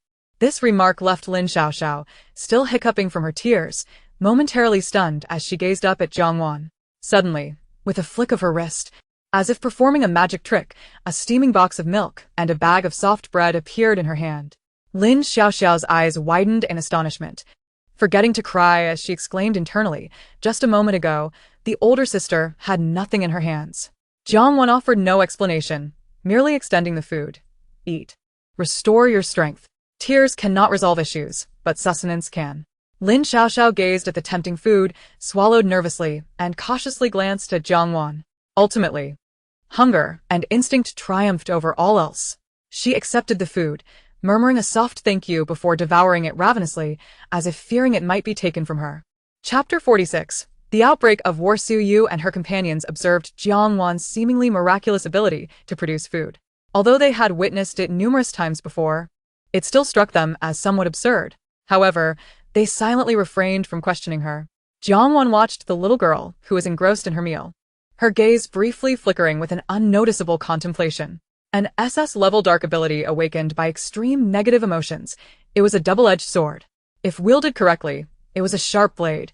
If misused, it could lead to dire consequences. During Lin Xiaoxiao's brief interlude of eating, Jiang Wan inquired about the individuals intending to purchase her from her parents. Lin Xiaoxiao finished her bread and drained her milk, a hint of color returning to her pale face. Upon hearing Jiang Wan's question, she nodded vigorously, fear still lingering in her eyes, but more so a burgeoning hatred. I know. They live in the easternmost unit on the 7th floor. It's an office for a small company, quite sturdy. There are 6 of them, and their leader is called Scarface. I heard he used to be involved in the underworld, very strong, and he seems to have some fire abilities. Some of the others run fast, and some appear particularly tough. She strained to recall the information she had overheard, her small face taut with concentration. Upon hearing this, Jiang Wan nodded and surveyed Suyu and her companions. Did you catch that? Prepare yourselves. It's time to act. Suyu flexed her wrist, ice crystals forming at her fingertips. I've been itching to stretch my muscles. Li Meng conjured a burst of flames in her hand, initiating the scum-clearing operation. Zhang Yu remained silent, but subtle arcs of electricity danced between her fingers. Finally, Jiangwan turned to Lin Xiaoxiao, her tone calm, yet imbued with undeniable authority. Stay close. Observe. There is nothing terrifying about taking a life, especially when it is those who deserve it. In the future, this will become commonplace. With that, she turned and walked away, the three companions immediately following suit. Lin Xiaoxiao watched their retreating figures, gritting her teeth before hastily following them. The group descended the staircase. It seemed there were even more zombies in the building than the previous night, wandering about in scattered groups. Jiangwan showed no inclination to engage. Su Yu's ice spikes, Li Meng's fireballs, and Zhang Ye's lightning arrows swiftly cleared a path. Their movements were swift and precise, working in perfect harmony, leaving Lin Xiaoxiao in awe as her lingering fear was gradually replaced by an unfamiliar thrill. As they passed through the floors, some residents peered through their doors, a mix of fear and greed in their eyes, yet none dared to step outside. The corpses of zombies in the stairwell were evidently left unattended, beginning to rot and emit a foul odor. Clearly, the survivors in this building were either incapable, disinterested, or simply lazy and afraid. Soon, they arrived at the reinforced security door of the eastern unit on the 7th floor. Inside, the muffled sounds of male laughter and clinking bottles could be heard. Jiangwan couldn't be bothered to use her abilities or skills to open the door. Her gaze turned icy as she raised her foot, channeling her enhanced strength, and forcefully kicked the lock. Bang! With a thunderous crash, the seemingly sturdy security door and its frame were sent crashing inward, splintering into pieces. The laughter inside abruptly ceased. 6 men, reeking of alcohol and exuding a sleazy demeanor, looked up in shock to see the silhouettes backlit at the entrance. A young man with bleached hair was the first to react, his gaze greedily fixating on Lin Xiaoxiao as he grinned, revealing a set of yellow teeth. Well, isn't this the little girl from the old Lin family? What's this? Your parents sent us 3 cans of meat and 2 bottles of water today. And you couldn't wait to come yourself? Such a little beauty. Lin Xiaoxiao trembled violently, her face paling instantly as the terrifying memories surged back. Jiangwan's eyes turned frigid. She stepped forward, slightly shielding Lin Xiaoxiao behind her, her voice cold enough to freeze the air. You bought her with canned food and water? Her gaze swept over the scattered empty cans and water bottles on the table. Indeed. Another lanky man chimed in, his tone flippant. Her parents are quite generous. TSK. Just a bit skinny, but she can be fattened up nicely, His gaze finally shifted fully to Jiangwan, then to Su Yu, Li Meng, and Zhang Ye, leaving him momentarily stunned, nearly drooling. What the hell? The bleached-haired man finally realized, his eyes widening in disbelief at the sight of so many exquisite women. The other men soon snapped back to reality, their expressions transforming into lecherous greed, akin to wolves spotting fresh meat. The wine bottles on the table toppled over, forgotten. The burly man with a scar, who had been sitting in the center, suddenly awoke from his drunken stupor, his gaze igniting with intense desire upon seeing Jiangwan. He shoved aside a subordinate and staggered to his feet, fixated on Jiangwan, his tongue tripping over itself. Beautiful lady, I promise you a life of luxury and indulgence. One of his henchmen couldn't help but mutter, Boss, with so many beauties, you can't hog them all. Scarface responded with a swift slap, infused with fire abilities, sending the man crashing against the wall with a grunt, his face instantly charred black. Get lost. Scarface spat, but his gaze remained glued to Jiangwan. This goddess is beyond your reach. With me, this building will be yours to command. Jiangwan regarded the repulsive farce before her, a cold smile curving her lips as murderous intent enveloped the air like a palpable mist. With you? Her voice was gentle, yet carried the weight of an impending storm. With a few bags of refuse exuding the stench of scum? Her gaze swept over the charred mark on the face of the man who had been struck and the faint remnants of fire energy lingering on Scarface's hand, finally landing back on Scarface's lustful expression. Sisters, Jiangwan's voice sharpened, akin to a drawn ice blade. Act. Show these scum what the power of roommates truly is. Before her words faded, she didn't even need to deploy her formidable time or mental abilities. A mere thought sufficed. Crack. The nearest bleached-haired man's lecherous grin froze in an instant, his entire being encased in ice, transformed into a grotesque ice sculpture. Shimmering with the chill of death in the dim light, the battle erupted instantly. Suyu flicked her fingers, sending an ice spike piercing through the knee of a lanky man attempting to charge forward, eliciting a scream as he collapsed. Li Meng's fireball surged forward, directly hitting another man who had drawn a dagger, the scent of charred flesh filling the air. Zhang Ye's lightning flickered, incapacitating the last two men attempting to flee, leaving them convulsing on the ground, emitting wisps of smoke. In the blink of an eye, 5 henchmen were rendered powerless, writhing in agony on the floor. Scarface. Now doused with cold water, jolted awake from his stupor, his face contorting as he beheld his incapacitated subordinates and the striking woman standing at the entrance. Her icy gaze as unyielding as ancient glaciers, a chill creeping into his heart. Chapter 47. The Night Queen. Yet he, relying on his brawn and fire abilities, forced himself to maintain composure, even managing a twisted smile. Little beauty, quite spicy. Ice abilities? Not bad. But I'm fire, perfectly capable of melting your ice. He licked his dry lips, attempting to summon his abilities as weak flames flickered from his palm. His tone greasy and laden with innuendo, and perhaps I can melt your icy heart as well. Jiangwan listened to his repugnant words, her distaste palpable. Just as she contemplated freezing him into shards of ice, she caught sight of Lin Xiaoxiao beside her, trembling yet fixated on Scarface, prompting her to reconsider. Some grudges, when avenged by one's own hands, can truly sever the ties to the past. She was too weary to engage in further trivial banter with this wretched individual. Her thoughts shifting. Unforeseen, several resilient tendrils of energy emerged from the cracks in the floor like agile serpents, swiftly ensnaring the unprepared Scarface in a firm embrace. He struggled, but the vines were astonishingly durable, possessing an energy-absorbing quality that sapped his strength and the meager spark of power he possessed. What in the world is this? Scarface cried out in terror. Meanwhile, Su Yu and her companions had thoroughly concluded their battle. Li Meng clapped her hands, surveying the charred, frozen, or electrocuted corpses on the ground, and grimaced. TSK, they really can't withstand a beating.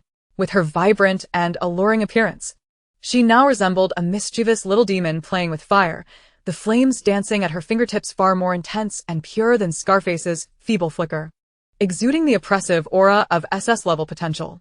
Jiangwan's eye of insight scanned the tightly bound Scarface. Target: Scarface, human, status, terrified, enraged, powers suppressed ability, fire type, B-class potential. Level 1. Mixed and impure, poorly developed, emotions, fear 70, anger 20, greed 10. Remarks: a standard template for scum in a post-apocalyptic world, approximately 1.85 meters tall. Weighing over 90 kilograms, a mix of muscle and flab, his scarred face grotesquely distorted, overall appearance greasy and lacking in taste. System evaluation: even garbage disposal finds him a nuisance. Host: I recommend incineration. The B-class fire ability has some utility, but alas, he possesses a misguided intellect. Jiangwan thought coldly. She turned to Lin Xiaoxiao, her voice steady and unwavering. Xiaoxiao, see clearly. This is the one who sought to purchase you with a few cans of expired food and dirty water, treating you as a mere plaything.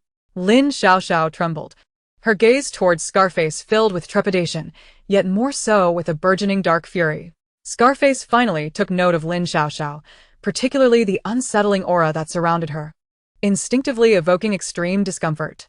That aura was chilling, lifeless, and bore a fresh scent of blood. This girl has killed. And not long ago. As he observed the grim figures accompanying her, a chill ran down Scarface's spine, and his complexion turned as pale as a sheet. Little girl, I must clarify. It's all a misunderstanding. It was your parents. They were so hungry, desperate for survival, pleading with us to take you in, to feed you.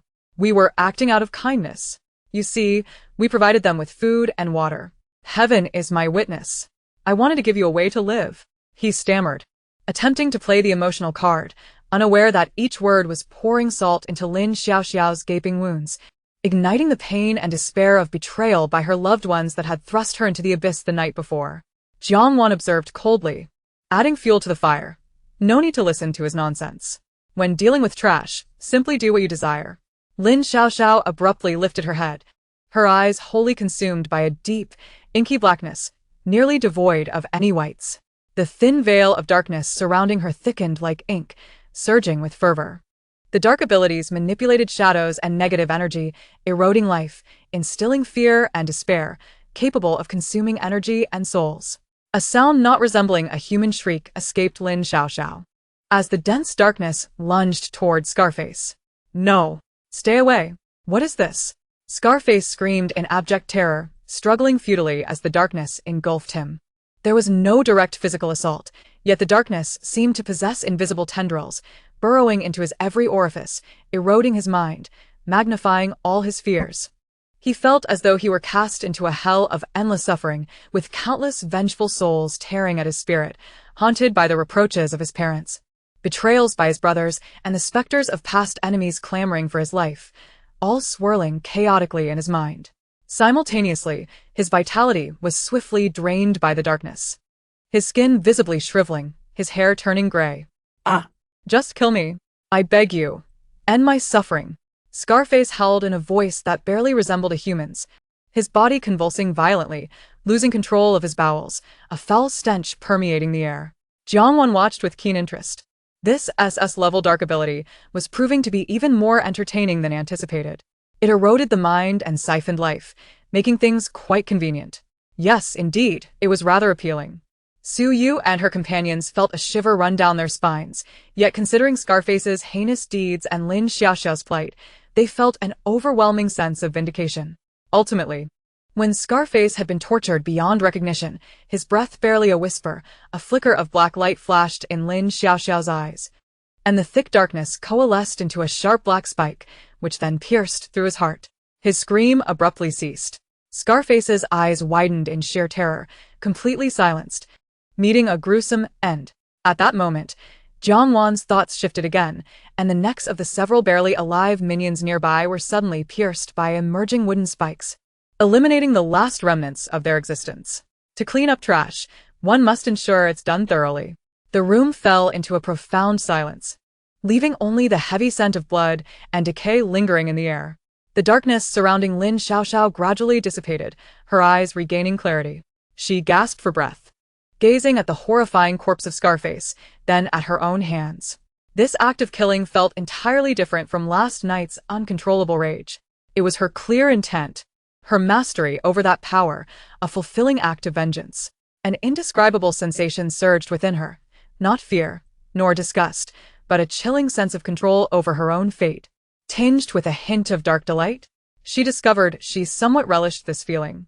Abruptly, she turned to Jiangwan, her gaze brimming with unprecedented fervor, reverence, and absolute admiration. It was this person who had given her a choice, taught her to confront her fears, and allowed her to seize this power for herself. From now on, whatever this older sister decreed, she would follow without question. Her life, her power, all belonged to her. Jiangwan caught the almost fiery gaze of Lin Xiaoxiao, merely casting her a fleeting glance, offering no further words. At that moment, she remained unaware that this girl, who had been taken in on a whim, bearing the scars of torment, would soon evolve into the Night Queen, instilling dread in countless foes, loyal only to her. But that was a tale for another time. Chapter 48. Is she jealous? How could that be? She is only 13. Having dealt with the scum, the air was thick with the stench of blood and decay. The corpses on the ground serving as potential sources of contamination and zombie transformation. Jiangwan did not furrow her brow as she turned to Zhangya. Xiaoya, please clean up. Zhangya nodded and stepped forward, raising her hands. Blinding bolts of lightning gathered in her palms, emitting crackling sounds. Thunderstorm purification. Boom! Several robust bolts of lightning surged forth, accurately striking each corpse. There were no screams, only the sickening sound of charring flesh and the soft cracking of rapidly carbonizing bodies. In the blink of an eye, the corpses, along with the filth on the ground, were completely vaporized by the ferocious energy of the lightning, leaving behind only scorched remnants and a faint scent of ozone in the air. Clean, efficient, and environmentally friendly. Done, Zhangya remarked calmly as she withdrew her hands. Lin Xiaoxiao stared in awe, overwhelmed by the sheer power. Jiangwan turned to leave. Let us go. The group exited the room, reeking of charred remains. Upon reaching the staircase, Jiangwan suddenly halted, her gaze falling upon Lin Xiaoxiao's old, blood-stained, and dusty garment, riddled with holes. She recalled the vast array of supplies stored in her infinite space, not to mention the countless clothing items ranging from baby onesies to trendy adolescent wear, in various sizes, styles, and seasons, numbering in the millions, perhaps even tens of millions, having swept through the clothing warehouses and large shopping malls of several countries at the time. What kind of clothes do you like? Jiangwan casually inquired. Lin Xiaoxiao immediately lifted her head, her eyes sparkling as she looked at Jiangwan, and without hesitation declared, "I like you just the way you are, sister." Jiangwan instinctively lowered her gaze to examine her simple black fitted trousers, a matte black tactical jacket of indeterminate brand, and a matching black top beneath. The overall impression was one of stark coldness, with the only embellishments being a few traces of dried blood and ice on her boots. What kind of clothing did she prefer? Perhaps in her previous life, she cared about fashion, but now, after her rebirth, strength and survival were all that mattered. Clothing? Simply a means of covering and protection, sufficient as long as it did not impede movement. Aesthetic appreciation? What was that? Could it be consumed? Ding. Detected philosophical contemplation regarding self-preference from the host. Note: Host, your current style can be summarized as a cold, formidable warrior of the apocalypse, minimalistic, efficient, and highly antagonistic physically. Recommendation: maintain this style. The system's sardonic commentary echoed at just the right moment. A subtle twitch of Jiangwan's lips betrayed her amusement. She glanced at the towering pile of children's clothing in her space and, utilizing her formidable mental strength, swiftly filtered through it. Soon, a set of attire appeared in her hands. It was also entirely black, yet leaned more towards a sporty and casual design, crafted from high-tech, wear-resistant material with a hint of futurism, embellished with subtle crimson lightning patterns, unlike her own somber outfit. Here, wear this first. Jiangwan offered the clothing. Lin Xiaoxiao accepted the garment, her eyes lighting up at the cool design, and almost impatiently began to remove her worn and tattered outer jacket. As she did so, both Jiangwan and her three roommates were momentarily taken aback. Beneath the jacket was a thin, tattered shirt, but more importantly, the child was startlingly not wearing any undergarments. Lin Xiaoxiao, however, seemed completely oblivious, eagerly reaching for the new clothes. Wait. Jiangwan grasped her hand, her brow furrowed, instinctively asking, "How old are you this year?" Lin Xiaoxiao looked up in confusion. 13. Jiangwan paused, her gaze sweeping over the girl. 13, and you don't wear any? There was a trace of incredulity in her voice. At this age, signs of development were already evident. Lin Xiaoxiao appeared even more perplexed. Inside? Wear what? She had always worn hand-me-downs, and as long as it covered her, she considered it sufficient. Underwear? What was that, a luxury? Beside them, Siyu chuckled. Wanwan. Did you bring back a little wildcat who knows nothing? Li Meng also laughed. Little sister, underwear is the little clothes you wear underneath. It's very important, especially for, convenience during exercise. She puffed her chest out. Zhang Ya's face flushed slightly, but she added quietly, it protects breast health. Jiangwan rubbed her forehead, feeling as though she had inexplicably taken on a parenting role. With resignation, she immersed her consciousness back into the vast realm of undergarments in her space. Ding. The host is browsing the girls' underwear section. Note: based on the scan target's body data, a barren plain, A-cup or tank top style recommended. This system solemnly promises no deceptive padding will be sold. We pursue authenticity. The system's mechanical voice carried an inexplicable tone of cuteness and integrity. Be quiet, Jiangwan retorted. Swiftly, she selected a soft and comfortable cotton tank-style bra, along with a matching set, and handed them to Lin Xiaoxiao, her tone as neutral as possible. Put this on underneath. Then wear the outer layer. Lin Xiaoxiao held the unfamiliar, soft garment, somewhat bewildered. Suyu chimed in with a grin. Come on, sister will teach you. Like this. And then like that, right? Button at the back. No, this is a pullover. After a flurry of activity, mainly due to Suyu's exuberance, Lin Xiaoxiao finally donned her new outfit. Although still petite, she appeared much more spirited and clean, and the shadow in her large eyes seemed to have lifted somewhat. Instinctively, she edged closer to Jiangwan, almost pressing against her, like a little stray cat that had finally found its owner, radiating total dependence.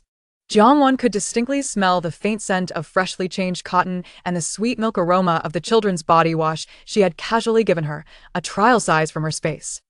As the little one snuggled closer, Jiangwan felt no aversion. Rather, it was akin to adopting a damp little creature. However, when she noticed Lin Xiaoxiao deliberately positioning herself to separate Jiangwan from Suyu and the others, casting a furtive glare at the laughing Suyu, Jiangwan's brow arched. Was it just her imagination, or did it seem like this little one was feeling possessive? She promptly dismissed the thought. How could it be? A 13-year-old child, what would she understand? Let's go to the next location. Jiangwan regained her composure, her tone reverting to its usual chill. As she led the way down, Lin Xiaoxiao immediately followed closely, her small hand instinctively tugging at the corner of Jiangwan's outerwear. The three roommates exchanged glances, shrugged, and chuckled as they followed suit. Chapter 49. A horde of zombies. The group returned to the temporary base, where they had only rested for one night. Having woken up, they rushed upstairs to handle Lin Xiaoxiao's situation and were now finally free to tidy up. Jiangwan retrieved steaming buns and soy milk from her space, distributing them among the group to quickly resolve breakfast. Then, with a mere thought, tents, sleeping bags, and all belongings vanished in an instant, absorbed into the infinite space. Lin Xiaoxiao's eyes widened as she witnessed the items disappearing into thin air. She recalled how earlier, her sister had conjured clothing and food from nowhere, her mouth forming a na shape in astonishment. Inner thought, wow, Sister Jiangwan is amazing. Things just poof and vanish. She must possess spatial abilities. She can even conjure food and clothing. Sister Suyu is ice, Sister Li Meng is fire, Sister Zhangya is thunder, and Sister Jiangwan has wood, ice, and space. Incredible. I must have latched onto the most formidable golden thigh in the world.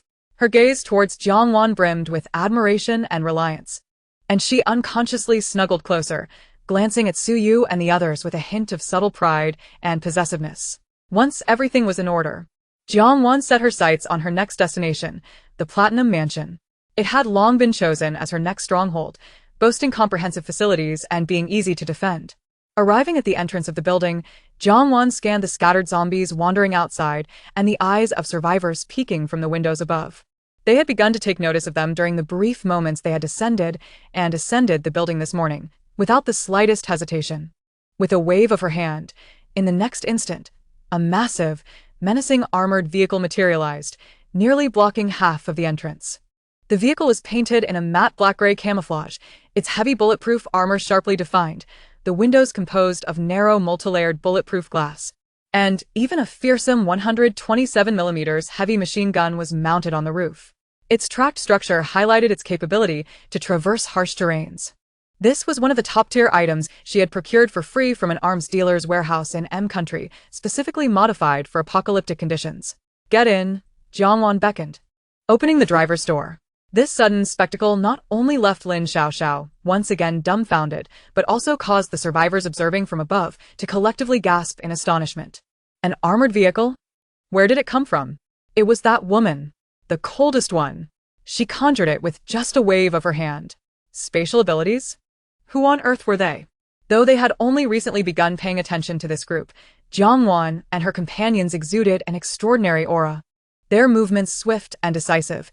They had even brought a strange little girl down with them, which had already piqued the curiosity and speculation of the survivors within the building. Especially regarding the strikingly beautiful and fiercely cold leader. They felt both envy and fear. Now, witnessing the armored vehicle materialize out of nowhere, their shock reached its zenith. Some individuals even harbored a ludicrous hope.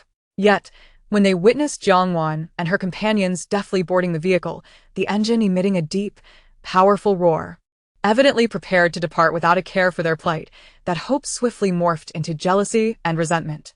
Hey, you have a vehicle, why not take us along? Damn it, turning a blind eye to our suffering. Such cruelty. What is so impressive about driving an armored vehicle? The zombies could flip it over. Damn it. Looking human yet acting inhumanly. A cacophony of venomous curses erupted from various windows, coalescing into an unbearable din inside the armored vehicle. Suyu furrowed her brow. Li Meng curled her lip, and Zhangya clenched her fists. Lin Xiaoxiao, however, anxiously glanced at Jiangwan. Jiangwan's face remained impassive, her expression unchanging. Even her gaze unwavering. She merely tilted her head slightly, as if listening, or perhaps merely verifying the source of the clamor. Then, she raised her hand. Time seemed to warp in that moment. Time manipulation. Partial acceleration, level 2.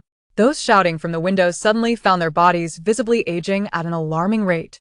Their skin became shriveled and wrinkled, hair rapidly turned gray and fell out, teeth loosened, and their eyes clouded, vitality draining away as if a dam had burst.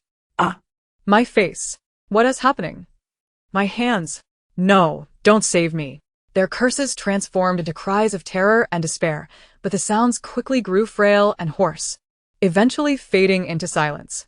In mere seconds, what felt like a tragic span of decades passed for those few foul-mouthed individuals. Only a few curled up, gasping. Emaciated figures remained at the window, struggling to even twitch a finger. Jiang Wan's thoughts shifted once more. Several sharp wooden spikes materialized out of thin air, accurately piercing the foreheads of the aged figures. Their wails ceased entirely. The world fell silent. Inside the vehicle, an eerie stillness enveloped them. Suyu, Li Meng. And Zhang Yi silently observed, a chill creeping down their spines, yet simultaneously feeling a sense of vindication. Lin Xiaoxiao's eyes sparkled with admiration, thinking how incredibly cool Jiang Wan was. Inner thoughts. Thank goodness we are on the same side. If they were enemies... Yikes. Jiang Wan appeared as if she had effortlessly swatted a few flies, her expression unchanged as she shifted gears and pressed the accelerator. The heavy armored vehicle roared to life, crushing the scattered remains of zombies on the road, barreling through abandoned cars toward the direction of the Platinum Mansion.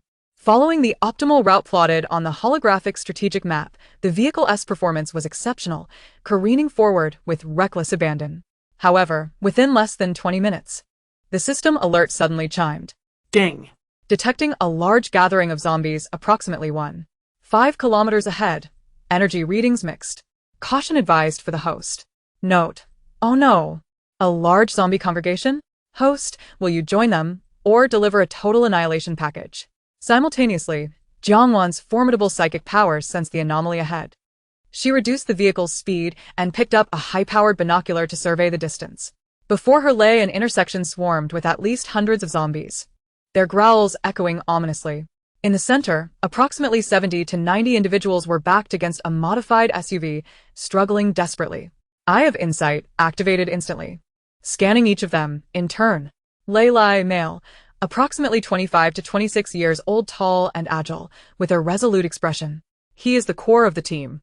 Ability, Lightning, S-Class Potential, Level 1. He is the only one in the group to reach Level 1. Capable of releasing thick arcs of electricity with a mere wave of his hand, incapacitating or knocking down several zombies instantly, but the energy consumption was evidently immense. Beads of sweat forming on his forehead. Man Nyo, male, robust as an ox. Ability, Strength Enhancement, A-Class Potential, Peak Level 1. Wielding a hefty iron rod. He can crush zombies with every blow, but his movements are somewhat clumsy, and he bears numerous scratches.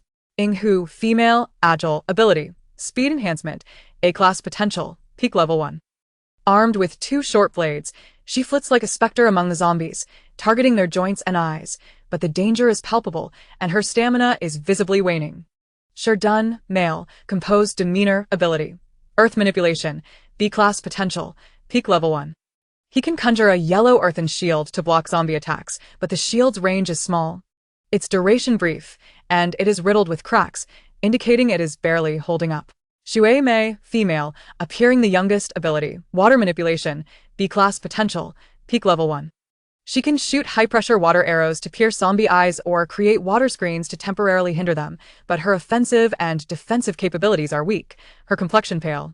The other 2 to 3 individuals all possess C-Class or D-Class potential, mid to late-stage physical enhancement or weak elemental abilities, their combat strength limited, barely able to protect themselves, and most heavily injured. Note a group of unfortunate wild ability users who stumbled into a zombie horde. The leader, Lei Lai, exhibits both potential and character, having trained his S-Class ability to Level 1 within 3 days of the apocalypse, making him remarkable, though certainly not comparable to your formidable team, host. The rest possess decent potential but lack levels, caught in a dire struggle, facing imminent annihilation. Jiang Wan raised an eyebrow slightly. Aside from Lei Lai, the others had yet to reach Level 1. That seemed appropriate. If every random team were composed entirely of Level 1 members, the apocalypse would be far too simple. However, her gaze swiftly shifted past the struggling team to the dense, roaring horde of zombies behind them. To her, that was not a terrifying tide of the undead. It was a treasure trove of glimmering crystal cores. It was money. It was an experience package that could elevate Su Yu and the others. It was the hope that could liberate her non-ice ability users from their stagnant state. Jiang Wan halted the vehicle, her eyes sharp, as if she had spotted a dragon guarding treasure. Get ready. She spoke with a rare hint of enthusiasm. There's money to be made ahead. Jiangwan flung open the vehicle door and nimbly leaped out. Su Yu, Li Meng, and Zhang Ye followed without hesitation, weapons instantly in hand, their abilities beginning to surge. Lin Xiaoxiao, glancing at the howling horde outside, paled slightly but gritted her teeth and followed, her fingers nervously entwined. Jiangwan turned to her, her tone devoid of emotion. It's safe inside the vehicle. If you wish to slay zombies, the crystal cores are yours. Choose as you will. Her voice was flat, yet it carried a clear boundary. She would not protect her unconditionally. You are different from them. The word struck Lin Xiaoxiao like a shard of ice, causing her body to tremble slightly. She looked at Jiangwan's cold profile and then at the three sisters who had already assumed their stances, finally locking her gaze on the grotesque zombies. Fear lingered, but a stubborn desire not to be left behind and to prove herself surged within her. She nodded firmly, her voice trembling yet resolute. I will go. Keep up. Jiangwan uttered 2 words, offering no further elaboration. Her eyes sharpened, and the temperature around her plunged. In the next instant, she surged forward into the horde like a bolt of ice-blue lightning. Crack! A bone-chilling wave erupted around her. A dozen zombies ahead were instantly frozen into various ice sculptures, remaining rigid in their forward lunges. Following that, countless resilient energy vines erupted from the ground, akin to agile green serpents, precisely ensnaring the heads of the ice sculptures and tightening fiercely. Thud, thud, thud. A series of muffled sounds echoed as the frozen zombie skulls were easily crushed like ripe watermelons. Jiangwan did not even pause. With a mere thought, those shattered skulls, among them a few crystal cores emitting faint energy, were summoned by the vines and delivered into her hand, casually tossed into a small leather pouch that had appeared at her waist. Her movements were fluid and efficient, astonishingly so. Meanwhile, the beleaguered team watched in stunned disbelief. Hey! Don't come over. It's dangerous. Run! The girl known as Shui Mei shouted anxiously, believing Jiangwan to be a mistakenly entered survivor. However, her voice soon caught in her throat, for she beheld a woman so frigid she seemed inhuman, effortlessly encasing a horde of zombies in ice with a mere gesture. Then, with an eerie green vine, she crushed a zombie skull as if it were an ant, even extracting something from within. The imposing figure of Lao Lao swung an iron rod, toppling a zombie, and pointed towards Jiangwan with an astonished expression. His mouth agape, as if to accommodate an egg. Lei Lai unleashed a bolt of lightning upon the nearest zombie, his pupils narrowing in shock as he observed her formidable power. His S-class lightning ability seemed like mere child's play against her. Shadow Fox swiftly dispatched a zombie, her voice hoarse. Did she just take a crystal core? The online rumors of the snowflake deity echoed in their minds, a mysterious powerhouse who had anonymously warned of the apocalypse, carved warnings in ice, and emptied grain stores. No one knew if they were male or female, only that they possessed extraordinary ice abilities. The woman before them wielded ice powers so astonishingly strong, her ruthless and stylish demeanor left them in awe.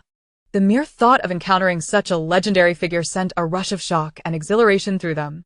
Brothers, let's give it our all and fight alongside the deity. Lei Lai suppressed the turmoil within and bellowed, his lightning intensifying. The other team members, invigorated as if by a stimulant, found renewed strength in their weary bodies. At that moment, Su Yu, Li Meng, and Zhang Ye joined the fray.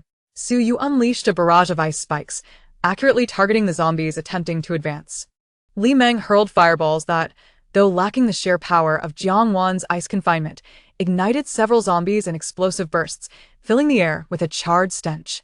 Zhang Ye fired lightning arrows, expertly finishing off zombies frozen or ablaze, demonstrating exceptional efficiency. The trio formed a compact battle formation, protecting one another. Although their kill rate paled in comparison to Jiangwan's extraordinary prowess, they steadily held their ground, dispatching zombies one after another. Lin Xiaoxiao watched her sisters fight, particularly mesmerized by Jiangwan's figure weaving through the throng of corpses, invincible. She took a deep breath, a flicker of dark light flashing in her eyes. She summoned the chilling power within her, a thick, black mist emanating from her body, coiling like living tendrils towards a stray zombie. The darkness seemed to erode life itself, and the ensnared zombie's movements grew sluggish, its skin rapidly withering and darkening as if its vitality were being siphoned away. Initially awkward and frightened, she found a strange thrill in the control she exerted over life and death when the first zombie succumbed entirely to her black mist. With each use, her confidence grew. the range and intensity of the mist steadily increasing, targeting only those zombies that had been injured by others or strayed from the group, akin to a hidden venomous spider. The battle raged intensely and chaotically, zombies relentlessly surging forth, only to be continuously eliminated. Just then, a remarkably swift zombie suddenly lunged from the shadows, its claws aiming directly for the unsuspecting Jiangwan's back. "Watch out behind you!" Suju screamed. "Deity!" Lei Lai exclaimed, launching a bolt of lightning. But it was a beat too late. Tension gripped everyone. In a moment of dire urgency, a petite figure dashed forth from the side. It was Lin Xiaoxiao. She had nearly exhausted the last vestiges of her dark energy, and the dense, almost tangible darkness coalesced before her into a thin yet profoundly deep shield. The zombie's claws struck the dark shield with a corrosive sound, its arm visibly shriveling and blackening. Yet, the force of the impact sent the exhausted Lin Xiaoxiao stumbling to the ground. Just that brief obstruction. Jiangwan did not even glance back, her hand sweeping through the air as a razor-sharp ice blade appeared, effortlessly cleaving the zombie in half from head to toe, viscera splattering everywhere. Only then did she turn to see Lin Xiaoxiao sprawled on the ground, pale-faced and gasping for breath. "You meddlesome child," Jiangwan remarked with an unruffled tone. "Yet she pulled her up. If you can still move, get behind me and don't be a hindrance." Lin Xiaoxiao felt an inexplicable warmth in her heart at the not-so-kind words and nodded vigorously. After this brief interlude, the battle drew to a close. With Jiangwan, the ultimate weapon, and the efforts of the two smaller teams, one of which had passively joined forces, hundreds of zombies were finally cleared away. The ground was littered with remnants and charred traces, the air thick with an indescribable stench. The members of Lei Lai's team were nearly exhausted, leaning on one another for support, all injured yet gazing at Jiangwan's group with shining eyes, especially focused on Jiangwan. Manyo plopped down on the ground, panting, and said to Lei Lai, "Boss, I think we might have truly encountered a living legend." Shui Mei observed Jiangwan coolly collecting the crystal cores and whispered to Shadow Fox, "Sister Fox, she's so cool." Shadow Fox remained silent, merely nodding with a complex expression. Jiangwan was too occupied to ponder their thoughts, busying herself with Su Yu and the others in tidying the battlefield and gathering the crystal cores.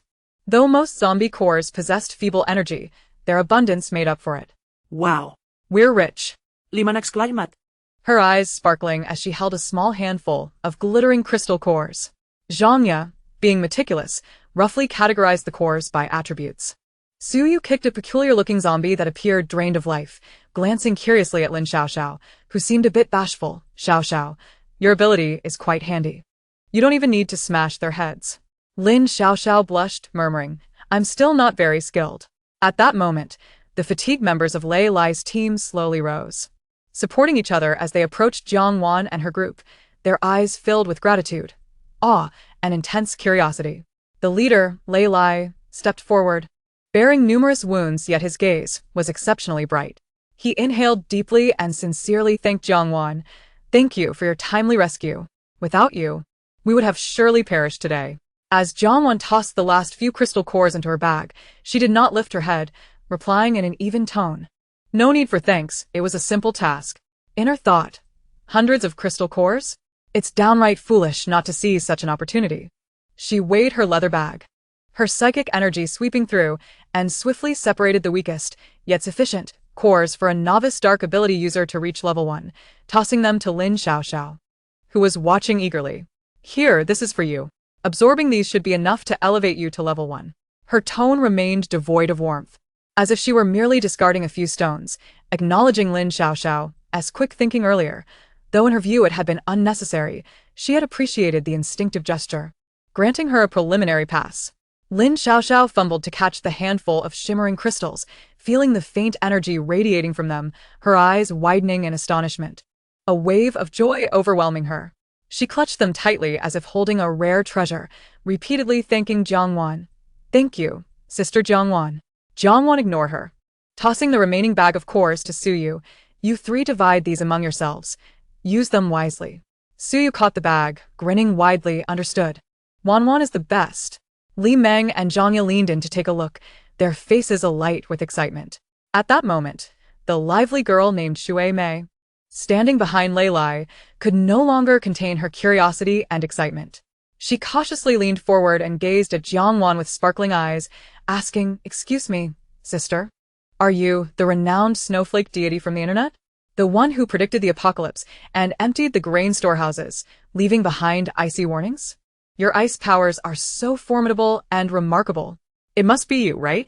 As soon as she finished speaking, the burly man beside her, Man Nyo, chimed in with a deep voice, "Yes, yes. I think so, too. Who else but the snowflake deity could be this impressive?" Upon hearing this, Suyu felt a sense of pride and straightened her chest, eager to affirm, "That is not." But Jiangwan interrupted her with a cool, decisive tone, showing no hesitation. No. Shui Mei and Man Nyo's excitement instantly crumbled, replaced by disappointment. How could it not be her? She resembled the snowflake deity so much. Jiangwan felt exasperated. Snowflake deity? What a ridiculous title. If she admitted it, wouldn't she be surrounded by a throng of people wherever she went, gazing at her as if she were a monkey? How could she quietly enhance her abilities and seek trouble with Gucci then? Just the thought of it gave her a headache. What a bother. Lei Lai, being more composed, though somewhat disappointed, smiled and tried to ease the situation. "It's all right. It's all right. If it's not you, then from now on, you shall be my second most revered deity." Jiangwan raised an eyebrow, intrigued. "Second? Who is the first?" "Of course, it's the snowflake deity." Lei Lai replied with genuine admiration. "He predicted the apocalypse and saved countless people. Moreover, I've heard that the grain warehouses emptied abroad might also be related to him, but he only raided one domestic warehouse, reminding us that such magnanimity and strength is what makes a true deity. How I wish I could meet him one day." His tone was filled with longing. Jiangwan felt her emotions become somewhat complicated. She listened expressionlessly and casually remarked, "Oh, perhaps one day you will meet him." Lei Lai took her words as mere politeness and laughed. "Haha, that would be wonderful. I shall certainly take your words as a good omen." He paused and warmly extended an invitation. "By the way, esteemed deity, sister, where are you headed next? We know there's an official base being established near here at Songsan. I've heard the order there is quite good and they are accepting survivors. Our team plans to head there. With your formidable strength, why not accompany us? We could look out for each other." His teammates nodded in agreement, their eyes filled with anticipation. Traveling alongside such powerful allies would provide immense security. Upon hearing about the base, Jiangwan's gaze flickered momentarily before returning to calmness. She would certainly go to the base, but not now. At present, the base was newly established, chaotic, and filled with rules. Too much trouble. She preferred to gather strength in the outside world and wait until the order at the base stabilized before becoming a high-level player. "No, thank you," she declined firmly. "We have matters to attend to." She glanced at the disappointed expressions of Lei Lai and the others and added, her tone softened slightly, no longer as icy and biting. "We might go to the Songsan base in the future. Perhaps we shall meet again." With that, she said no more and turned to walk toward the armored vehicle. Su Yu and the others waved goodbye to Lei Lai's team and hurried to catch up. Lin Xiaoxiao tightly clutched her crystal core, jogging to follow Jiangwan. Lei Lai's team watched the swift departure of the four, feeling regretful, yet too timid to retain them further. Shui Mei murmured softly, "The second deity is so cool. But it feels so hard to approach her." Man Nyo scratched his head. "I think she seems even stronger than the snowflake deity." Inghu gazed at the dust raised by the armored vehicle, his expression deep in contemplation. Lei Lai took a deep breath and turned to his teammates, saying, "All right, stop staring. We should quickly tend to our wounds, gather some supplies, and head to the Songsan base. As long as we are alive, there will always be a chance to meet again." His heart brimmed with curiosity and an inexplicable anticipation for that cold, powerful woman and the legendary snowflake deity. Jiangwan and her group returned to the armored vehicle. Su Yu leaned against the window, watching the clearly overloaded vehicle of Lei Lai's team wobble as it started up like a can of sardines, unable to suppress a laugh. My goodness, how did they fit 10 or so people into that vehicle? It looks so cramped. Li Meng playfully took out an imaginary phone and pretended to dial. "Hello, traffic police? There's someone severely overloaded here. License plate number, oh wait, I suppose there are no traffic police in the apocalypse?" Zhangya also smirked slightly. Jiangwan started the vehicle, casting a glance at them, her lips curving faintly as she spoke in her usual calm tone, tinged with subtle teasing. "In the apocalypse, Space utilization is the first lesson. They're learning quite well. As soon as these words escaped her lips, Su Yu and the others were momentarily taken aback before bursting into even louder laughter. Ha ha ha. Wan, your deadpan jokes are quite something. Space utilization. How did you come up with that? So, are they practicing living compression technology? The atmosphere in the vehicle lightened considerably. Lin Xiaoxiao observed them laughing. Though she didn't quite grasp the punchline, she also slightly curved her mouth, carefully storing away her crystal core. The armored vehicle resumed its journey toward the Platinum Mansion. The heavy vehicle inevitably attracted some wandering zombies, but this time Jiang Wan was too lazy to stop. Her gaze sharpened as her mental energy locked onto the zombies pursuing from the side of the vehicle. With a swift thrust, several sharp spikes burst forth from the ground, precisely piercing through the heads of those zombies. Following that, a few agile vines, as if alive, reached out quickly, extracting the crystal cores from the shattered skulls, then swiftly retracted, accurately depositing the cores into the leather pouch beside Jiang Wan, which was already half full. The entire process flowed seamlessly, occurring in the blink of an eye, without slowing the vehicle in the slightest. Su Yu clicked her tongue. Wan, your automated harvesting system is becoming increasingly proficient. Along the way, thanks to this extraordinary skill of telekinetic collection, they gathered no less than 70 or 80 crystal cores. Eventually, the armored vehicle entered a high-end community known as Platinum Mansion. The environment here stood in stark contrast to the desolation and chaos outside. Although some battle scars and sporadic bloodstains were visible, the overall layout was orderly, the greenery beautiful, with exquisite standalone villas and high-rise apartments arranged harmoniously. The heavy community gates stood open, clearly indicating that the original security system had failed. Jiang Wan had specifically filtered this location on the holographic strategic map. This was a genuine top-tier affluent area, not only luxurious, but also boasting high security, excellent privacy, and strong independent infrastructure. In her previous life, she had never been qualified to step foot here, but now, strength was the only passport. She drove the armored vehicle over the meticulously manicured lawn, now overgrown due to neglect, heading straight toward a villa deep within the community, marked on the map as having the least zombie signals. Her mental energy acted as an invisible scanner, relaying the entire community's situation back to her. The presence of living humans here was much denser than outside, while zombies were comparatively fewer, mostly sluggish, and evidently transformed from former residents.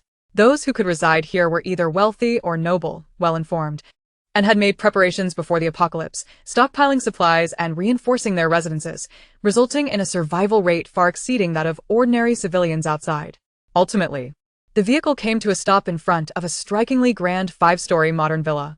This villa boasted a spacious courtyard and an independent garage, featuring a minimalist design imbued with a sense of strength. The large floor-to-ceiling windows, though dusty, still hinted at the former brilliance and transparency. The basement also appeared to serve as an entertainment or storage space. Jiang Wan meticulously scanned the entire villa with her mental energy, confirming it was devoid of any inhabitants, no signs of living beings nor zombies. The interior decoration exudes a minimalist luxury, with all essential fixtures in place.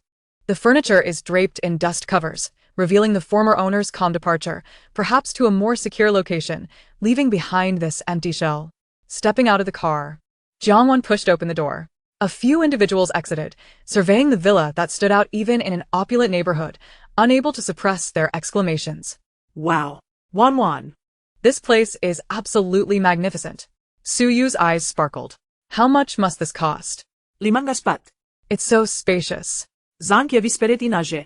Lin Xiaoxiao was utterly captivated, having never encountered such a stunning home. Jiang Wan provided no further explanation and approached the heavy, smart security door of the villa. The lock, a high-end electronic password and fingerprint recognition system, was rendered inoperative due to a power outage. She placed her finger on the lock, feeling a cold energy seep in. Click. The intricate lock mechanism froze and, with a subtle exertion, shattered completely. The door swung open in response. Let's settle in for a while, Jiang Wan declared, stepping inside. The expansive interior featured a soaring living room and a spiral staircase. Although the furniture was covered, the spacious layout and thoughtful design were still evident. The area was ample, yet not excessively so, prioritizing a sense of space and comfort. Choose your rooms quickly, Jiang Wan instructed, her formidable mental prowess scanning the entire building like a precise radar. swiftly identifying the master suite on the top floor with the best view, complete with a large terrace and luxurious bathroom, ensuring utmost privacy. She unapologetically announced, "The master bedroom on the east side of the 5th floor is mine. The rest, you can divide among yourselves." Upon hearing this, Su Yu discreetly exchanged glances with Li Meng, whispering, "See? I knew she would claim the best for herself." Jiang Wan's keen ears caught this, and her gaze turned toward them. "What's going on?" Su Yu immediately donned a radiant smile. "Oh, nothing. I just meant you have excellent taste, Wan. I'm off to pick a small room on the 2nd floor." With that, she whisked Li Meng and Zhang Yao away. Lin Xiaoxiao looked at Jiang Wan, timidly asking, "Sister Jiang Wan, can I take a room on the 3rd floor?" "As you wish," Jiang Wan nodded. Watching her friends chatter excitedly as they ascended the stairs to choose their rooms, Jiang Wan moved to the center of the living room. She retrieved the Doomsday Fortress core, a complex polyhedral crystal emitting a soft white light, which she had earned as a reward. Gently pressing it on the polished floor, it hummed as the crystal seemed to meld into the ground. In the next moment, an invisible wave of energy radiated from the crystal, swiftly enveloping every corner of the villa like mercury spilling forth, then quietly dissipating. Ding! Doomsday Fortress Core, Beginner, has been successfully bound to the current structure. Initiating basic renovations. Energy system upgrade, geothermal solar, defense system generation, alloy framework infusion, wall reinforcement, air and water purification system activation, and basic temperature and humidity modules loading. Complete formation expected to take 1 hour. Note: Dear host, your new home is currently being upgraded. Please remain calm. A luxurious fortress of the apocalypse is worth having. Jiang Wan felt the faint energy flow beneath her feet, her mind reassured. This would serve as her and her team's temporary stronghold and safe haven for the foreseeable future. The mountaintop villa she had purchased on the outskirts of the city boasted a more secluded location, larger area, and fewer surrounding resources, making it ideal for establishing a fully independent, defensible private base in the future.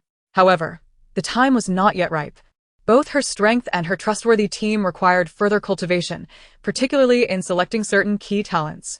The image of Guqi's captivating face flashed through her mind. Shaking off her thoughts, Jiang Wan ascended the stairs. The room at the top with the breathtaking view was now hers. As for Su Yu's little murmurs, they hardly registered in her mind. The finest resources naturally belong to the strongest. This was an unspoken rule of the apocalypse. The group swiftly selected their rooms. Though Su Yu claimed she was choosing a room on the 2nd floor, her feet led her honest path to the 4th floor, where she picked a spacious room with a small balcony, justifying her choice as being advantageous for vigilance. Lin Xiaoxiao, seeing this, unhesitatingly chose a slightly smaller room on the 4th floor, conveniently close to both Su Yu and Jiang Wan. Li Meng and Zhang Ya opted for 2 adjacent rooms on the 3rd floor, each equipped with private bathrooms for convenience and cleanliness. In the master bedroom on the 5th floor, Jiang Wan surveyed the layout and view, feeling quite satisfied. With a slight mental gesture, she precisely extracted and arranged the items within the space. The heavy dust covers vanished silently, revealing a high-quality bed and minimalist furniture beneath. A soft woolen carpet adorned the window side, while a massive snack cabinet, filled with an assortment of imported snacks, chocolates, and nuts, stood against the wall. Next to it was a double-door refrigerator, plugged into the wall socket, powered effortlessly by the Doomsday Fortress core, instantly filled with a dazzling array of beverages, fruits, ice creams, and ready-to-eat meals. The wardrobe held an array of clothing tailored to her size and style, from sleek combat attire to comfortable loungewear. Several different styles of pajamas hung on a nearby coat rack, including a silk slip dress, soft cotton sets, and even a cartoonish onesie adorned with capybara patterns, creating a delightful contrast to her otherwise icy demeanor. A plush capybara toy, nearly half her height, was placed on the single sofa by the window, exuding charm. The entire room retained a simplistic and cool aesthetic, yet these added details instantly infused it with a sense of liveliness, resembling a true sanctuary for relaxation. Just as she finished organizing, she heard the sounds of chatter and footsteps ascending the stairs. Wan, Are you ready? Let us tour your mansion." Su Yu's voice rang out first. Jiang Wan opened the door, meeting several pairs of curious eyes. wow. Su Yu was the first to rush in, immediately captivated by the enormous snack cabinet and refrigerator, exclaiming dramatically, "Freedom of snacks. Freedom of ice cream. Wan, you truly know how to indulge." Li Meng's eyes sparkled as she dashed toward the snack cabinet, I absolutely adore this brand of chocolate. And these chips. Zhang Yi curiously opened the refrigerator. Astonished by the abundance of cold drinks and fruits inside, this is even fuller than my fridge before the apocalypse. Lin Xiaoxiao timidly stepped in, gazing at everything before her.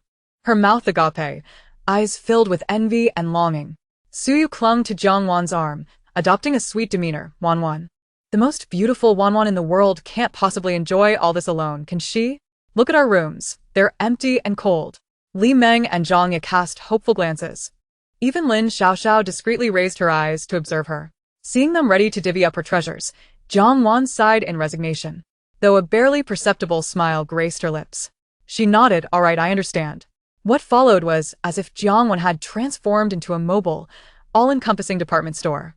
She began to distribute supplies with precision based on each person's preferences and room sizes. Suyu received a slightly smaller snack refrigerator and a collection of video game cartridges for her room. Li Meng was gifted a set of high-end skincare products and an elaborate nail art kit, excitedly declaring that even in the apocalypse, one must remain a refined girl. Zhang Yi received an electronic reader filled with various books and a sophisticated tea set. Even Lin Xiaoxiao was bestowed with a storage box of cute clothes, pajamas, and snacks suited to her size, along with a soft rabbit plushie. Every room was equipped with a small refrigerator, a snack basket, comfortable bedding, and personalized trinkets. Jiang Wan even prepared several sets of differently styled pajamas and daily wear, each sized to perfection. As Jiang Wan leaned against the door frame, observing the revitalized room and her sister's excited expressions, her tone remained nonchalant. All right, that will suffice for now. Let me know if anything is lacking. Li Meng, While testing a new lipstick, looked enviously at Jiang Wan's flawless, porcelain-like complexion, exclaiming, "Oh, how I wish my skin could be as perfect as yours, Wan. It's truly the skin of my dreams." Suyu nodded in agreement. Exactly. With skin like that, using any skincare product feels like an insult. Zhang Yi couldn't help but steal a few more glances. Chapter 54. The hellish training begins. Upon hearing their compliments, Jiang Wan touched her own face. The effects of the SSS-level gene optimization serum were indeed remarkable. She occasionally found her skin's condition almost surreal in the mirror. However, she chose not to engage in their conversation, simply stating, "Stop the idle chatter. Once you're done tidying up, come downstairs so we can discuss our upcoming training and resource collection plans." With that, she turned and descended the stairs first, leaving the others still buzzing with excitement as they arranged their new abode. As they watched Jiang Wan's retreating figure, they all understood that despite her cold demeanor and lack of verbal affection, she had never held back in her care for her companions. The meticulous attention to details, from pajama sizes to snack preferences, infused their temporary refuge in this post-apocalyptic world with a genuine sense of home. The group made their way downstairs, where they cleared a small space on the still-covered sofa in the living room to sit and begin discussing their plans. Jiang Wan's gaze fell first on Lin Xiaoxiao. "You have no foundation whatsoever, be it physical fitness, combat skills, or weapon usage. From today onward, we will focus on intensive training." Her tone left no room for negotiation. Abilities were not omnipotent and could be exhausted. The SSS level potential merely suggested a higher ceiling. It did not imply immediate invincibility. Lin Xiaoxiao sat up straight, visibly anxious, and nodded vigorously. "I understand, Sister Jiang Wan. I will work hard."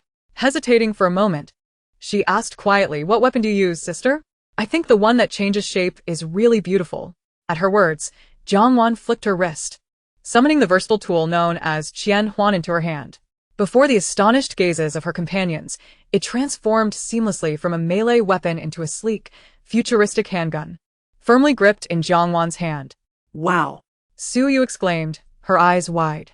"You never mentioned that your treasure could turn into a gun." Li Meng and Zhang Yi were equally taken aback by the transformation. Jiang Wan, unfazed, caused Qian Huan to morph again, this time into a shoulder-mounted rocket launcher. The barrel ominously pointed towards the empty space in the living room. "Calm down, ladies.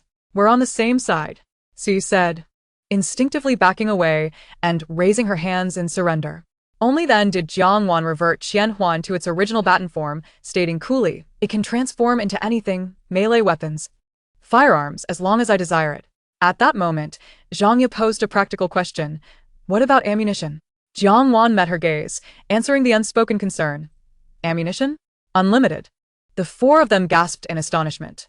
unlimited ammunition in a shape-shifting weapon. Such an advantage seemed almost absurd, yet given Jiangwan's capabilities, it felt entirely plausible. They also keenly noticed the changes within the villa. Although it should have been in a blackout state, they had just tested the outlets and found that there was indeed electricity. Moreover, where it had previously been stifling, the temperature was now pleasantly cool and dry. Recalling the refrigerator stocked with snacks that had mysteriously appeared in Jiangwan's room, along with her prior comment that miracles can happen, the group tacitly refrained from further inquiries. They did not comprehend the world of their formidable leader, but they were content to enjoy the benefits. Jiangwan led them to the basement, a vast space that may have once served as a home theater, wine cellar, or gym. It was now filled to the brim with an array of equipment Jiangwan had procured. This was no ordinary gym equipment. It was equipped with cold, combat-ready training gear, heavy ballistic shields, various racks of melee weapons, moving targets simulating zombie movement patterns, reaction speed-enhancing dodgeball launchers, and even a small rock climbing wall and tactical obstacle course. Of course, there were also basic strength training machines, but they were clearly designed for explosive power and endurance, rather than mere aesthetic bodybuilding.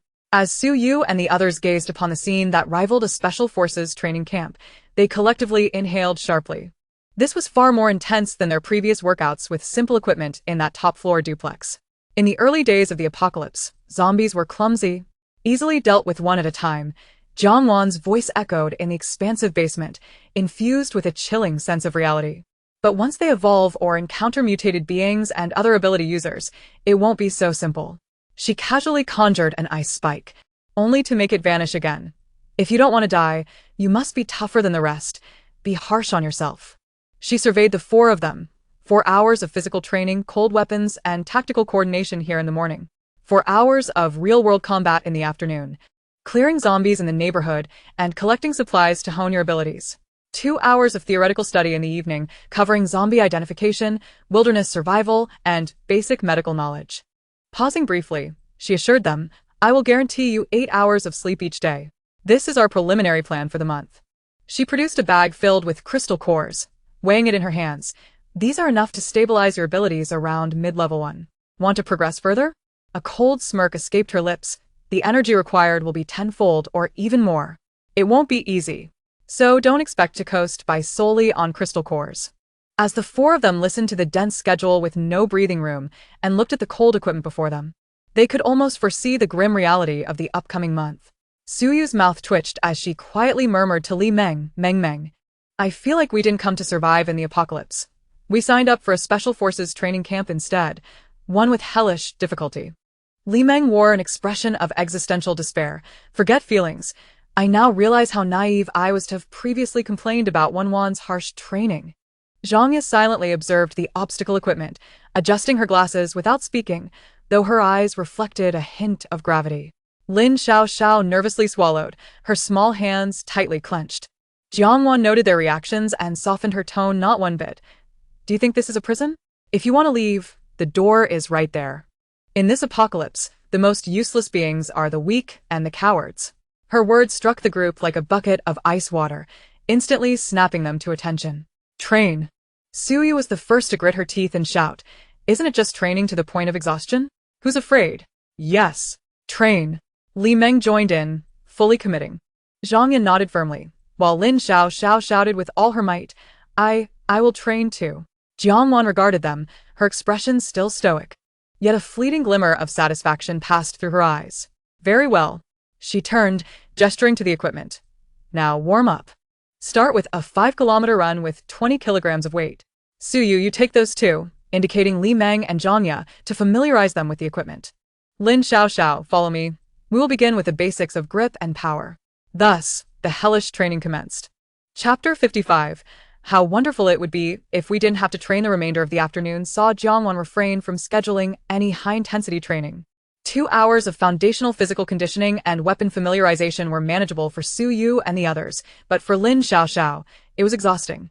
Her pale face indicated that her arms were nearly too fatigued to lift. Observing their sweat-drenched appearances, Jiangwan surprisingly showed some leniency. That's enough for today. Use the last half of the day to adjust. With a wave of her hand, a pile of various brand-name tablets, laptops, the latest smartphones, and even a few Switch and PS5 gaming consoles appeared in the center of the living room. Nearby lay a dozen stuffed portable hard drives. The films, animations, games, and various technical documents she had instructed them to download were all contained within those hard drives. Jiangwan gestured towards the pile of items, selecting suitable equipment for her use and carelessly copying the contents from the hard drive, considering it a gift of intellectual sustenance for the others. Moments ago, the group, exhausted as if they had been through a grueling ordeal, suddenly lit up with excitement, rushing towards the treasures like famished wolves. My heavens! The latest high-end tablet. It's mine, it's mine! Su Yu exclaimed as she embraced one of the tablets. A Switch. And the entire Zelda series. Wan Wan, you are my deity. Li Meng joyfully picked up a Switch. This hard drive contains a complete set of medical materials and surgical videos. Zhang Ye expressed keen interest in a hard drive labeled with pharmaceutical content. Even Lin Xiaoxiao curiously approached, clutching a small pink tablet, utterly enamored. The atmosphere became vibrant as they animatedly discussed which shows were captivating and which games were enjoyable, eagerly pairing devices and copying data. The afternoon drifted by in this rare and relaxed ambience. Su Yu and Li Meng bickered for half the day over the ownership of a game cartridge. Zhang Ye attempted to introduce Lin Xiaoxiao to a feel-good anime, only for Lin Xiaoxiao to light up at the horror film directory. Jiang Wan sat nearby, thoughtfully toying with the transformable Qian Huan short stick, occasionally glancing at the commotion with a faint smile that she herself was unaware of. Ding. Host team cohesion has slightly improved. Note, it seems that even the cold queen of the apocalypse requires a modicum of electronic entertainment and whimsical companions to balance her mind and body. Host, please continue to maintain occasional humanistic care. Jiang Wan ignored.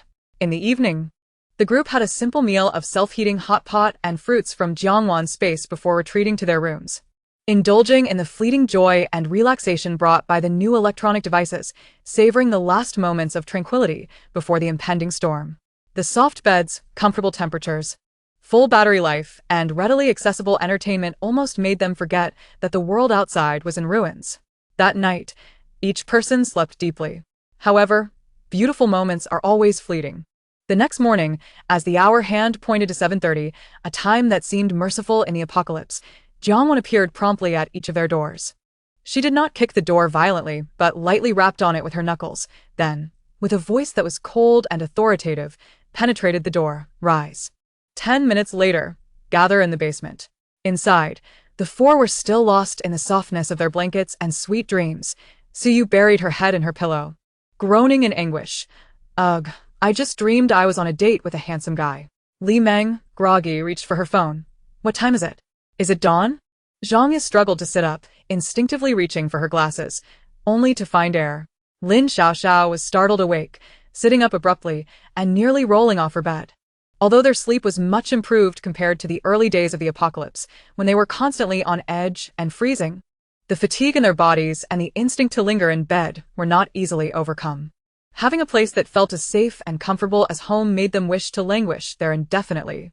Yet Jiangwan's voice, like a cold command, precisely punctured their bubble of laziness. Complaints aside, they resignedly struggled to rise, hastily washing up and dressing.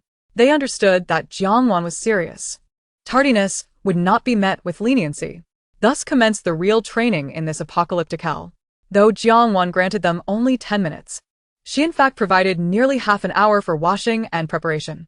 During this time, she had used her eye of insight to scan each person's state and subconscious preferences, though she herself was unaware of employing this ability. And then retrieved breakfast from her space, which had been carefully stored in special thermal containers, laying it out on the long table in the dining area. When Su Yu, Li Meng, Zhang Ye, and Lin Xiaoxiao finished washing up and donned the fitted sportswear Jiangwan had prepared for them, rubbing their sleepy eyes as they descended the stairs. They were taken aback by the sight in the dining room. The long table was adorned with a dazzling array of breakfast items, seemingly tailored to each of their personal preferences. In front of Su Yu was a serving of pancakes drizzled with rich chocolate sauce, accompanied by sausage and fried eggs, a decadent breakfast combination she adored.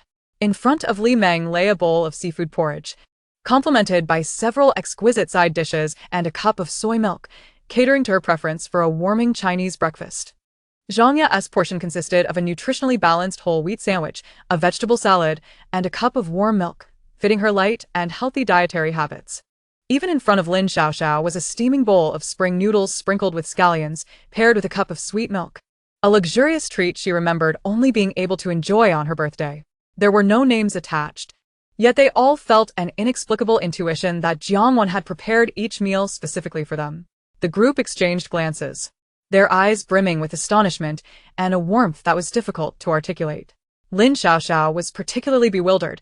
She had only known Sister Jiangwan for 2 days. Yet she knew her favorite type of noodles? This feeling of being quietly observed and meticulously cared for felt so precious and surreal in the harshness of the apocalypse. They silently took their seats, the small grievances born from the early training dissipating almost entirely. Jiangwan herself sat at the head of the table with a cup of black coffee and a simple serving of bacon and eggs, watching them eat. In half an hour, training will commence. The dining table fell silent, with only the sounds of cutlery clinking and chewing, yet the atmosphere was particularly warm. Chapter 56. The most dazzling ethnic style after breakfast and a brief rest. The 5 made their way to the underground training room, which had undergone a dramatic transformation. The true devilish training was about to begin.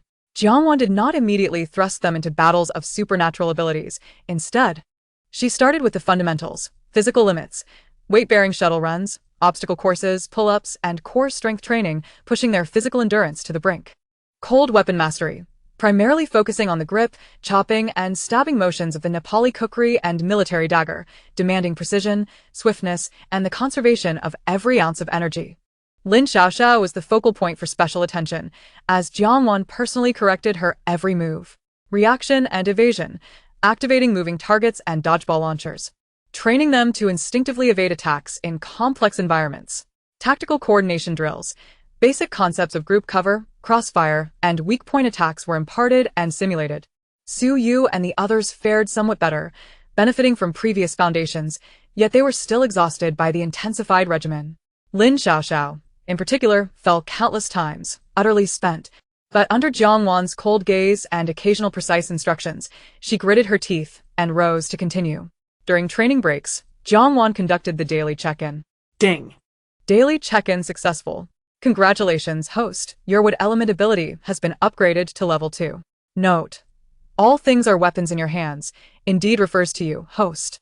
Congratulations on coming one step closer to becoming a humanoid natural disaster. Jiangwan felt the wood element energy within her swell and become more manageable. And she silently calculated an overview of the supernatural ability system, using Jiangwan as an example in the apocalypse. Supernatural abilities are primarily assessed along 2 dimensions, potential rating and energy level. Potential rating, DSSS level, determines the upper limit of ability growth and the basic power, range, and control precision at the same level. Those with high potential, like above S level, may exhibit effects comparable to lower potential individuals, like C or D level, at the first or even second tier. Jiangwan's primary supernatural abilities are all rated at SSS level potential, boasting both a high starting point and upper limit. DC level, ordinary abilities, limited in power and range, with slow growth. BA level, superior abilities, possessing certain developmental and practical value. SSS level, top-tier abilities, exceedingly rare, with immense potential. SSSS level, legendary abilities, possessing nearly rule-like potential.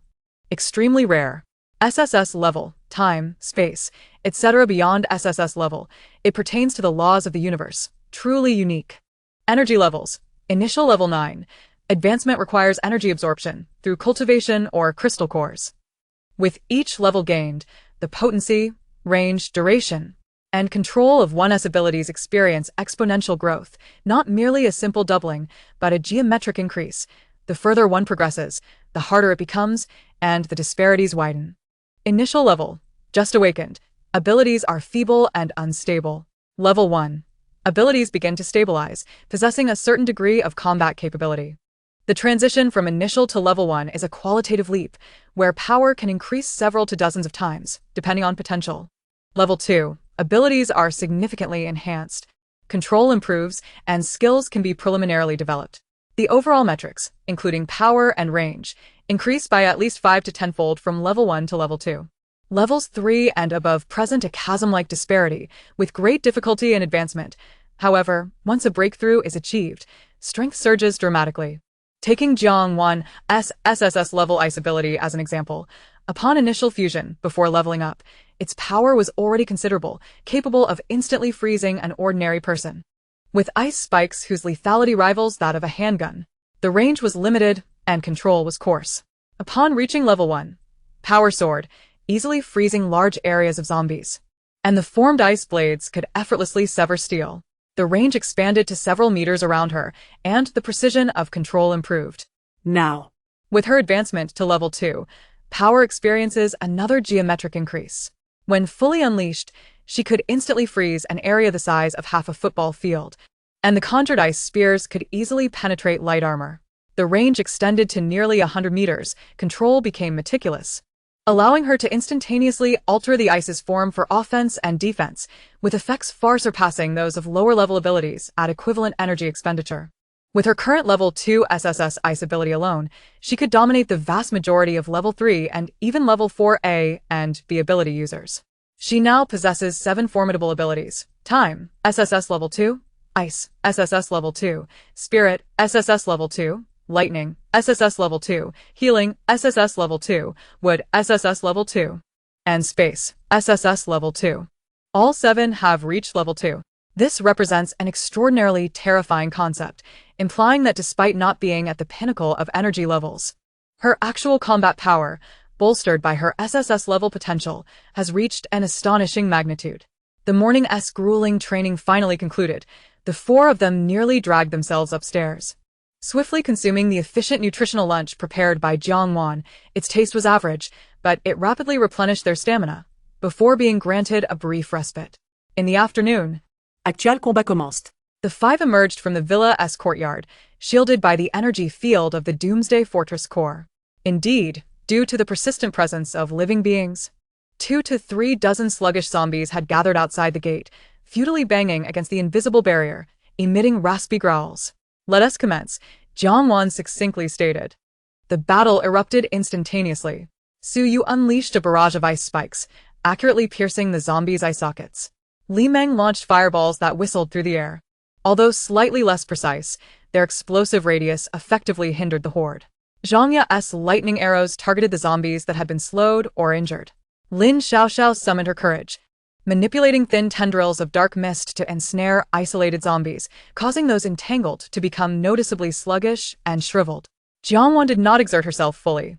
She merely employed her ice abilities to occasionally freeze any remaining zombies or those posing a threat to her team, while primarily observing and directing, using her mental prowess to remind them of positioning and coordination. They first cleared the zombies surrounding the 2 vacant villas adjacent to their own. Jiang Wan had considered this when selecting the location, deliberately choosing this relatively secluded corner of the community with the fewest residents.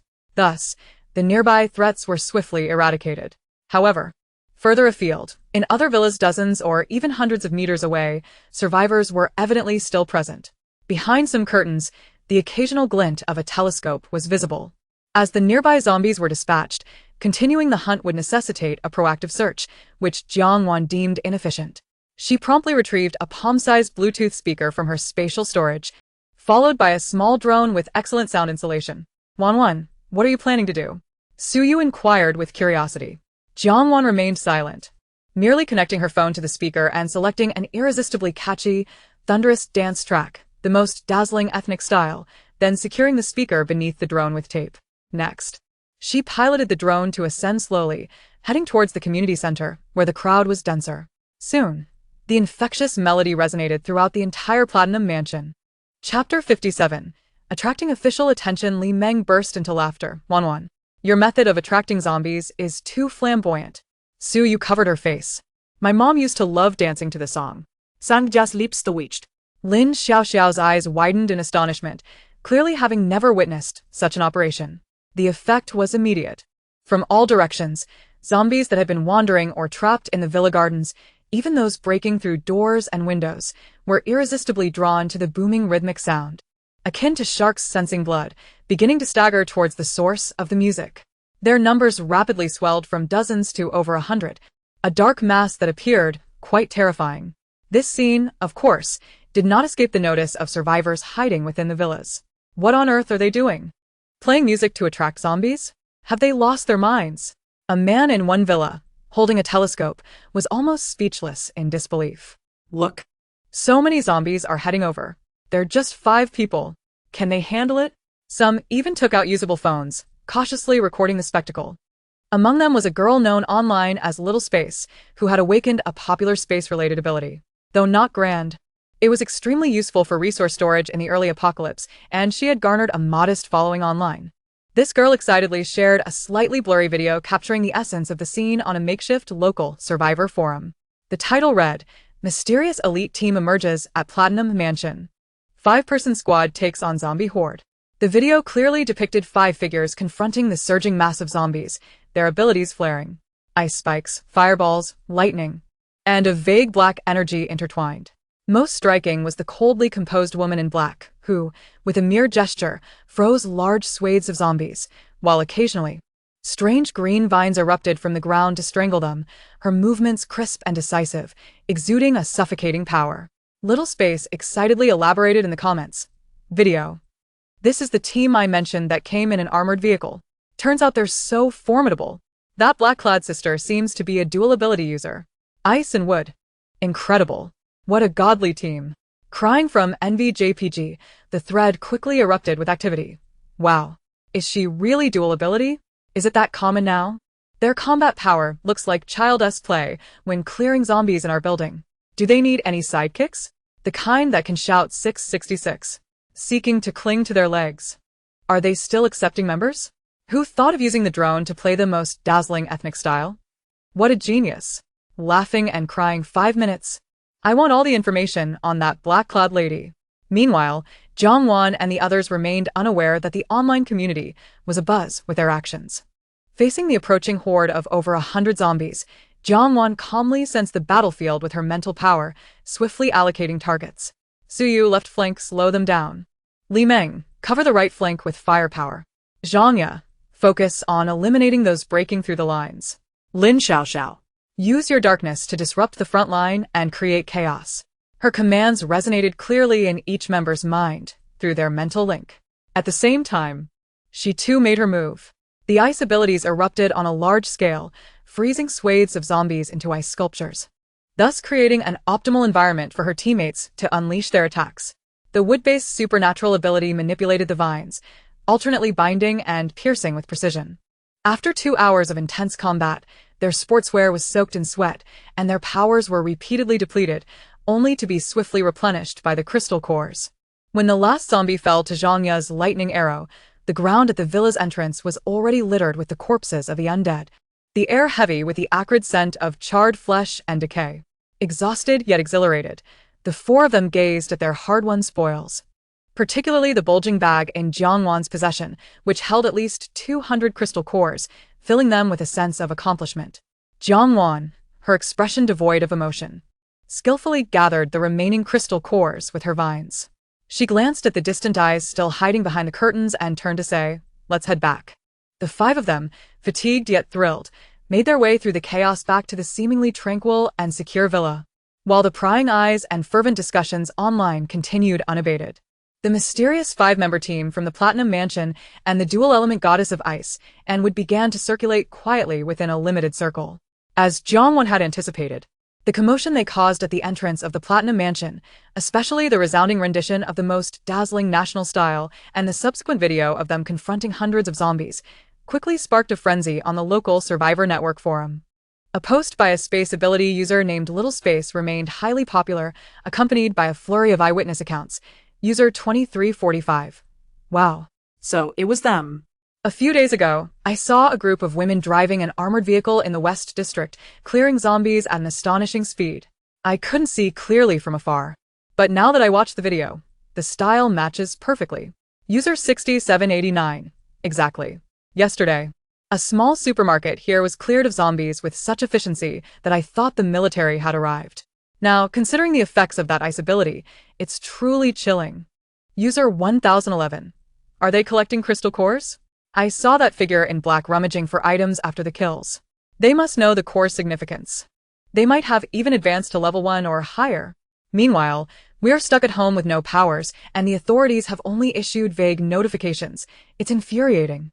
User 1213. I'm crying. My fire ability can barely light a cigarette, while that girl in the video turns zombies to ash with her fireball. The disparity is staggering. They are definitely beyond level 1. User 1415. And did you notice? The leading woman in black seems to possess dual ice and wood abilities. That's an extraordinary combination. Plus, her commanding demeanor is so calm, it feels like she has undergone professional training. User 1617. Does this elite team still accept members? I can cook and keep warm. Please take me along. User 1819. Am I the only one who noticed the armored vehicle they were driving? Where did that come from? Is it still possible to obtain such equipment? The discussions escalated, and the video was even shared on larger platforms maintained by official entities.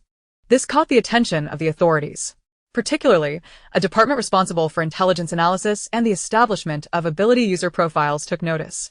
Upon witnessing the footage of the woman in black freezing zombies en masse with a mere wave of her hand and precisely directing the vines, the initial reaction from almost everyone in the know was the same. Could it be the legendary ice goddess? One analyst exclaimed in disbelief. They immediately retrieved limited data from the earlier grain storage theft warning and vague reports of bizarre warehouse thefts abroad. The more they compared, the more alarmed they became. The efficiency and strength of her ice ability far surpassed any recorded ice ability user. Furthermore, the source of that armored vehicle was dubious. But if it was indeed the ice goddess, her capability to preemptively warn and clear out foreign warehouses would make obtaining such equipment seem plausible. The overall combat effectiveness of this 5-member team was terrifying. According to video analysis, their efficiency in dispatching hundreds of zombies exceeded that of our recently formed Longyan Special Operations Team, comprised of elite soldiers and early awakeners. The higher-ups were shaken. If it truly was the ice goddess in person, the implications were monumental. She not only possessed precognitive intelligence and an apparent wealth of resources, but also formidable personal strength and a highly capable small team. Immediate orders were dispatched to the command center of the nearest Songshan base, emphasizing the need to closely monitor the 5 ability users appearing at the Platinum Mansion, with particular focus on the black-clad ice ability woman. Should this team enter the jurisdiction of the Songshan base or make contact, they were to be treated with the utmost priority, ensuring their safety and reporting immediately. Repeatedly stressing, priority must not be neglected or mishandled. Receiving the orders was the highest-ranking official at Songshan base, a former military colonel named Zhang Qing, in his 40s. With a stern visage and piercing gaze, he exuded the aura of a battle-hardened soldier, yet at that moment, his brow was furrowed as he scrutinized the transmitted video and documents, his heart equally tumultuous. The ice goddess, he murmured, his fingers tapping the table. As one of the higher-ups, he understood the critical importance of the information brought forth by this anonymous early warning provider, which had nearly secured the most valuable preparation time for China in facing the apocalypse. Out of both duty and personal curiosity, he held immense respect for this ice goddess. Now, it seemed this enigmatic figure had finally revealed a glimpse of their true nature, operating right in his vicinity. He swiftly replied, "Songshan base acknowledges the orders. We will ensure the task is accomplished." After ending the communication, Zhang Qing walked to the window, observing the intense construction and training occurring within the base. Releasing a long breath, a 5-member team confronting hundreds of zombies, potentially possessing space equipment or abilities, he quietly analyzed, "Ice Goddess, who exactly are you? What is the purpose of assembling such a team? Is it benevolence or something more sinister?" Regardless of the speculations and doubts swirling in his mind, the orders must be executed. He immediately summoned his trusted aide, designating the task of locating and contacting the black-clad ice ability woman and her team as one of the highest confidentiality missions at the base. An invisible net seemed to be quietly closing in on Jiangwan's team. Meanwhile, Jiangwan was focused on how to rapidly enhance her own and her team's strength, blissfully unaware of her potential exposure to the high ranks of the authorities. However, she might not have cared, for in the face of absolute power, many troubles would naturally dissipate. In the following 3 days, the Platinum Mansion transformed into an isolated training haven. Perhaps the formidable strength exhibited by Jiangwan's team was too astounding, or perhaps the authorities were observing in silence. No survivor dared to approach recklessly. Days passed in a monotonous yet intense rhythm, 4 hours of grueling training in the basement each morning, followed by another 4 hours of clearing zombies around the villa in the afternoon. Jiangwan allocated most of the collected crystal cores to Su Yu and the others to stabilize and enhance their abilities, with all 3 firmly establishing themselves at the mid-level of Tier 1.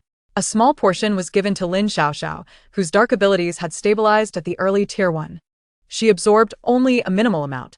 As she had anticipated, for someone with 7 SSS level Tier 2 abilities, the energy from these low-level zombie crystal cores was but a drop in the bucket, barely touching the threshold of Tier 2 mid-level. She felt only a slight acceleration in the recovery of her powers. Indeed, the early zombies were simply too weak. The quality of the crystal cores was lacking, and mere quantity offered little effect at her current stage. She yearned to encounter more formidable mutated beings or human ability users. Should this sentiment reach the ears of the struggling survivors outside, they would undoubtedly be left astounded. In the past 3 days, the system's daily sign-in rewards arrived as anticipated. On the first day, advanced tactical scope, enhancing dynamic vision, night vision, and thermal imaging capabilities. On the second day, psycho-energy resonance training method, beginner, which slightly improves energy absorption efficiency when multiple individuals train together. On the third day, Insight Eye remote link, upgraded. There is no need for face-to-face contact. As long as one has previously observed the target with the Insight Eye, they can remotely check the current status, location, and basic information such as ability level at any time. This third reward made Jiangwan's eyes light up. The upgrade of the Insight Eye is immensely practical, addressing her previous inability to monitor specific targets in real time. She immediately recalled the little girl with poison abilities. She had granted the girl a week's observation period, and now it was time to check on her situation. Concentrating her thoughts, the frail figure of the little girl appeared in her mind. Remote link initiating target lock. Target, Tang Ning, human, status, exhausted, malnourished, yet with a determined gaze, ability fluctuation stable. Location, approximately 5 kilometers southeast of the host. Within an old residential building. Marked on the holographic strategic map. Ability, poison, S-class potential, level 1, emotion, alert 60, survival instinct 30, confusion 10 notes. Observation period concluded. The target has, through her own efforts and S-class potential, elevated her abilities to level 1 within a week of the apocalypse. The potential is remarkable. Recruitment is advised. Level 1? Jiangwan raised an eyebrow slightly. In just a week of the apocalypse, a girl of 8 or 9 years, without external assistance, has managed to elevate her S-class ability to level 1. Her temperament and talent are indeed commendable. It seems that it is time to recruit this little poisoner. In the afternoon of the 4th day, after training, Jiangwan announced at the dining table, "We will not be venturing out to eliminate zombies this afternoon. We're going to pick someone up." Pick someone up? Who? Suyu asked curiously. A useful person. Jiangwan replied succinctly, briefly recounting the information she gathered from the Inside Eye, S-class poison, level 1, located in a residential area to the southeast. Li Meng was astonished. S-class? And it's poison? That sounds impressive. How did you find her? Zhang Yi pondered. Is this the girl you mentioned before? The one accepted by the team? Jiangwan nodded. Chapter 59. I call you Dad. At that moment, Lin Xiaoxiao, who had been quietly eating, suddenly looked up at Jiangwan and softly asked, "Is Sister Jiangwan a girl?" There was a hint of barely perceptible tension in her gaze. Yes, about 8 or 9 years old. Jiangwan glanced at her.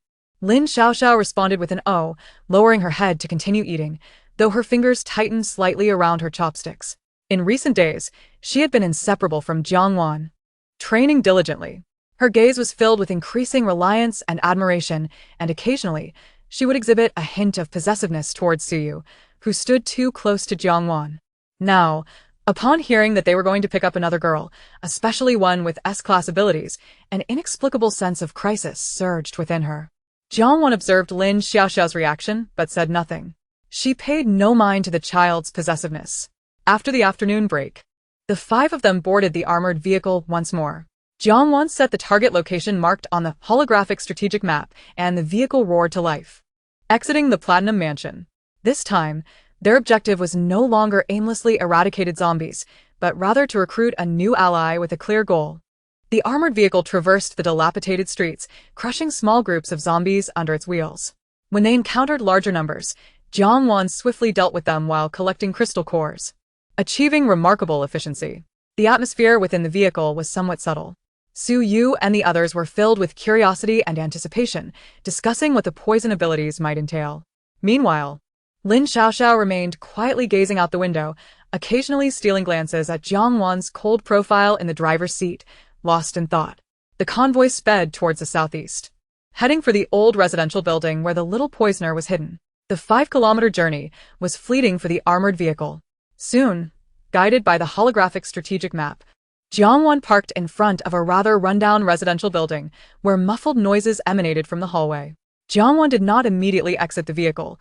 Instead, she closed her eyes, her formidable mental strength probing silently into the building, swiftly locking onto Tang Ning's location in a large suite on the 3rd floor. The scene inside was vividly relayed to her mind. The suite was cramped with about 20 survivors, the atmosphere oppressive. They were rationing the meager remaining food, a few boxes of expired biscuits, some wilted vegetable leaves, and a few scanty sausages. 2 months of frozen supplies, and the chaos following the apocalypse had led to extreme scarcity. Tang Ning's frail figure huddled in the corner. And being a level 1 ability user, she was recognized as the most potent force in the team, thus receiving a whole sausage. However, this incited open jealousy and hushed discussions among some. TSK, can that little girl eat so much? She should only have half. Exactly, her ability is so sinister. A little poison fog can turn zombies into water. Who knows when she might? If it weren't for her remaining usefulness, she would have. In the crowd, a robust man with arms that glimmered with a metallic sheen frowned and spoke in a deep voice. Let us keep it down. Tang Ning contributes the most. When have we not relied on her to clear zombies? She deserves this. His name was Zhao Tai, the highest-ranked A-class metal ability user in the team, known for his straightforwardness, attempting to maintain a basic order. On the other side, a slender man with a flickering gaze interjected with a forced smile. What my brother says is true. Little Tang Ning is our prized asset. But, children have weak stomachs. It's best not to overindulge in greasy food. Being frugal is also for her own good. his name was Ho-san. An awakened B-class speed ability user, shrewd and cunning, his words seeming to agree while secretly inciting discontent towards Tang Ning, attempting to undermine her special status as the strongest combatant to gain control for himself. Jiang Wan's keen mental perception swiftly captured this subtle tension. This temporary team had evidently divided into two factions. Zhao Tai sought to maintain leadership through strength and limited fairness, genuinely attempting to win Tang Ning over, while Ho-san was more interested in power plays, both utilizing and resenting Tang Ning. At this moment, Zhao Tai and Ho-san were embroiled in a heated dispute over the distribution of supplies and the next course of action, their gazes inevitably drifting towards the corner where Tang Ning silently nibbled on her sausage. This unspoken contest clearly aimed to win her favor. Zhao Tai's proposal of shared leadership, prioritizing her access to supplies, sounded far more substantial compared to Ho-san's vague promises and veiled exclusion. Just then, a loud crash echoed. The suite security door was kicked open from the outside, the door frame distorting as it smashed to the ground with a resounding thud. Amidst the swirling dust, 5 figures appeared in the doorway. Leading them was Jiang Wan, clad in black, her demeanor as frigid as ice, her gaze sweeping across the astonished faces within the room before finally settling on the corner where Tang Ning stood. A faint smile graced her lips, her voice calm, yet imbued with an invisible pressure. What a lively gathering. How could you discuss matters without inviting me? In that instant, the entire suite fell into a deafening silence. All the survivors stared in terror at these unwelcome guests, particularly at the imposing woman in black who had kicked the door open. Zhao Tai and Ho-san instinctively tensed, instinctively adopting defensive postures, alarm bells ringing in their minds. Clearly, this visitor was no benign entity. Tang Ning also lifted her head, gazing at Jiang Wan. In her oversized eyes, due to malnutrition, a glimmer of surprise and barely perceptible curiosity flickered. She remembered this woman from a few days ago near the supermarket. She was strong and exuded a presence unlike anyone else in this room. The resounding crash of the door kicked open by Jiang Wan reverberated like thunder, instantly extinguishing the clamor within the room. Wood chips and dust danced in the beam of light streaming through the doorway, while more than 20 pairs of eyes widened in shock, fixating on the 5 silhouettes standing in stark contrast against the light. The silence lingered for but a heartbeat. Who the hell is it? A man with a scarred face abruptly stood, knocking over a half-filled bottle of murky water beside him. Damn it, looking for trouble, are we? Ho-san squinted, his beady eyes narrowing as he shrieked, "Grab your weapons. They're here to claim our territory. They must know we have abilities." Jiang Wan paid no heed to the uproar. Her gaze was like a precise ice pick, piercing through the chaotic crowd, landing squarely on the corner where a small, hunched figure nibbled on a sausage. I am your father, she declared, her voice soft yet imbued with an uncanny clarity that silenced the tumult around her. She paused, a cruel smirk curling at the corners of her mouth, and pointed at Tang Ning. As for my intentions regarding this girl named Tang Ning, I have taken a liking to her. This statement struck like a second hammer, leaving the crowd dizzy with disbelief. How did she know Tang Ning's name? They must have overheard us outside. Almost everyone arrived at this conclusion simultaneously, their apprehensive glances toward Jiang Wan intensifying. Su Yu, standing behind, couldn't help but sneer. Her voice barely above a whisper for only those nearby to hear. Overheard? Does one need to stoop to such unskilled antics? Li Meng nodded in agreement, her expression reflecting a shared sentiment. Chapter 60.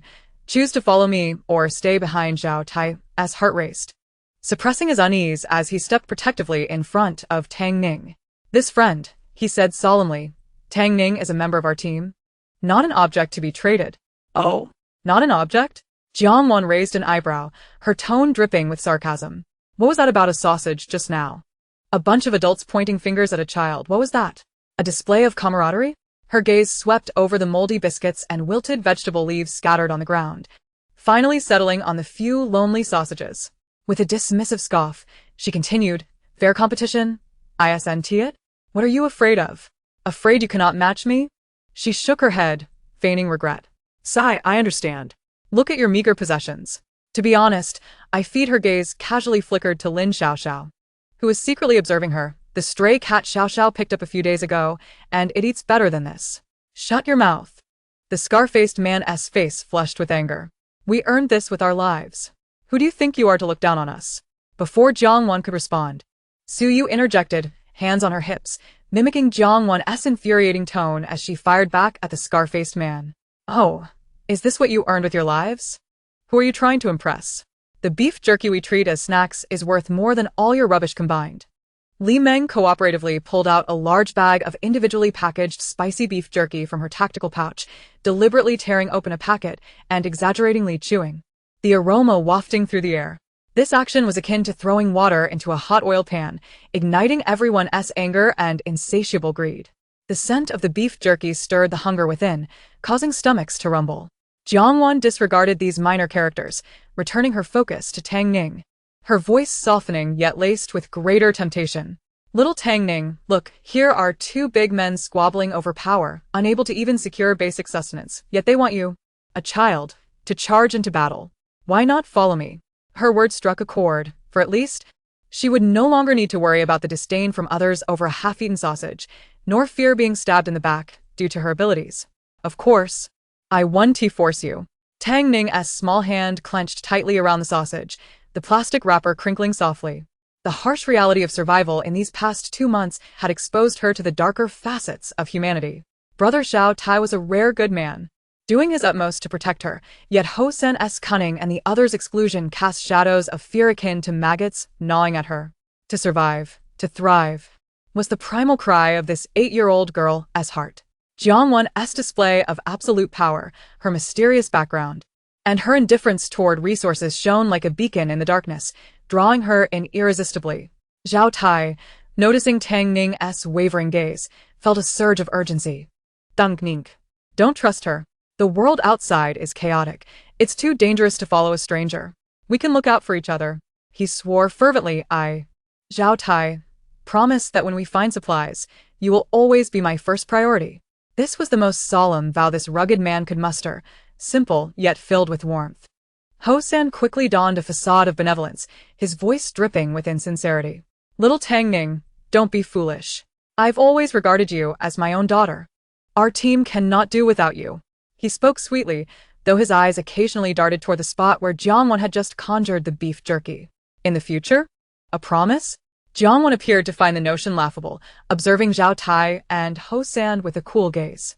Empty promises are easily made. Can grand visions fill empty bellies? Her voice suddenly sharpened. If you intend to care for her, then produce something of tangible value now. Don't attempt to deceive me with this rubbish on the ground. Zhao Tai and Ho Sen's faces flushed crimson, embarrassment rendering them speechless. They had nothing of worth to offer beyond their grimy clothes and a few rudimentary weapons. Zhao Tai clenched his fists until his neck bulged, thumping the wall with a heavy hand. I, Zhao Tai, swear on my word. I will deliver. Ho San's gaze flickered, stammering, in the future. Surely in the future? Jiangwan scoffed, interrupting him, her tone laced with the unique cruelty of a post-apocalyptic world. In this new era, the most worthless currency is that of promises. Perhaps in the next moment, you will join the ranks of the mindless corpses outside. She no longer regarded the two embarrassed men, her piercing gaze locking onto Tang Ning, bearing down with the weight of an ultimatum. Tang Ning, my terms are simple. Follow me, and I will provide you with food, safety, and a path to strength. I can offer you these things right now. Immediately. Before her words had fully settled, in the incredulous gazes of all present, Jiangwan casually gestured toward the empty space beside her, and as if by divine intervention, a small pile of items materialized. Not biscuits, not sausages, but several vacuum-sealed packages of glistening 5-spice beef, a few boxes of rich, creamy pure milk, even several bright red apples exuding a fresh, fruity aroma. These legendary supplies in the apocalypse radiated an irresistible allure, assaulting the fraying nerves of every survivor present. The sound of swallowing echoed as people gulped. Even Zhao Tai felt his throat tighten. All eyes fixated on the pile of food like starving wolves, the air thick with greed and despair. In stark contrast, the moldy biscuits and pitiful sausages they had once cherished now appeared as laughable refuse. Tang Ning gazed at the succulent beef and milk within reach, then glanced at Zhao Tai's anxious yet helpless face, and at Ho San's greed almost spilling from his eyes. Her small hand gradually loosened its grip on the deformed sausage.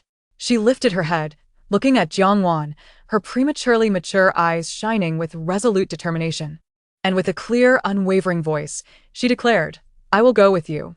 Zhao Tai's face turned as pale as a sheet. Tang Ning. Don't. But Tang Ning turned to Zhao Tai, tears brimming in her eyes, yet her tone firm. Brother Zhao Tai, I remember your kindness, but I'm sorry. I want to survive. I want to live like a person. Summoning her last reserves of courage, she looked at Jiangwan and made her final, soft plea. Please, can you take Brother Zhao Tai with us? He is truly a good person, and his abilities are impressive. Without hesitation, Jiangwan shook her head, her tone resolute, leaving no room for negotiation. No. I came for you, and only for you. Your poison-based potential is worth this journey. But him? She cast a fleeting glance at Zhao Tai, her evaluation strikingly objective, bordering on ruthless. A level 1 in the gold category, satisfactory, yet still unworthy of my exceptions. Talents like yours are indeed rare, but not irreplaceable. As she delicately pointed with her toe at the pile of treasures that suffocated the room, she continued, You know well that not every team can afford this. Choose, follow me, or remain here to struggle. Chapter 61. The path ahead will not be tranquil. Tang Ning was utterly stunned. She had not anticipated such a blunt rejection of her final plea. She gazed at Jiangwan's coldly beautiful profile, then at the mound of sausages and braised beef on the floor, capable of inciting discord within any team. Her heart waging a fierce internal battle. Brother Zhao Tai was the only warmth in this sea of despair. Sui leaned closer to Li Meng, whispering. Wanwan is severing her escape route entirely. Li Meng replied softly, otherwise? Bring a liability and an uncertain factor back?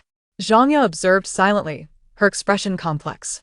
Lin Xiaoxiao instinctively edged closer to Jiangwan, her eyes warily fixed on Tang Ning, as if declaring a sort of sovereignty. Jiangwan ceased her speech, calmly awaiting the outcome. What she saw was absolute loyalty and pure combat strength. Any unnecessary ties were deemed weaknesses.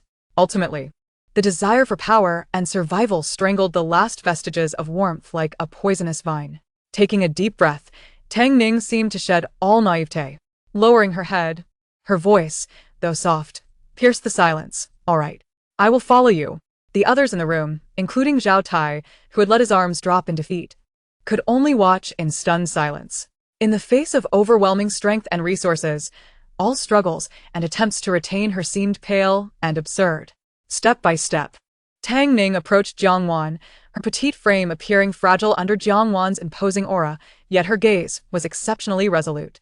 Jiangwan looked down at her, her tone devoid of emotion, gesturing to the pile of food that haunted the survivor's dreams. These are for you. Will you take them yourself? Or shall I hold on to them for you? Without hesitation, Tang Ning looked up at Jiangwan. You keep it. She understood that the person who could casually produce such resources possessed unfathomable depth. To her, these items might be worthless. Entrusting the supplies to Jiangwan was both an act of faith and a declaration of her complete allegiance to this new group. Jiangwan nodded slightly, waving her hand, and the braised beef, milk, and apples vanished instantaneously. This display once again astonished everyone, providing Tang Ning with a measure of reassurance. Spatial abilities. This meant absolute security and portability for the supplies. At that moment, Zhao Tai watched Tang Ning's resolute back, feeling a tumult of emotions. He recognized that everyone had the right to choose a better means of survival, especially in this apocalypse. With Tang Ning's exceptional talent, her future with such a formidable team undoubtedly glimmered far brighter than with him. He could not, nor was he qualified, to bind her with so-called emotional ties, cutting off her path to survival. Taking a deep breath, he suppressed the pang of bitterness in his heart, his voice slightly hoarse. Tang Ning, go. Follow this lady. And live well. He paused, glancing at Jiangwan, a hint of pleading in his gaze. If there's a chance in the future, will you go to the Songshan base? I plan to head there, if we could meet again. His words trailed off, but the intent was clear. He feared Jiangwan might take offense and redirect her ire towards Tang Ning, hence he spoke cautiously. Jiangwan cast a glance at him. Her impression of this relatively astute and somewhat sincere man not entirely negative. She said nothing, merely nodded faintly in acknowledgement. Decisive indeed.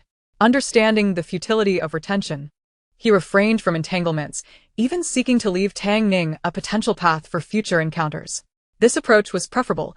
Those driven by self-interest were often easier to manage. In a world where resources were scarce, who could rival Jiangwan?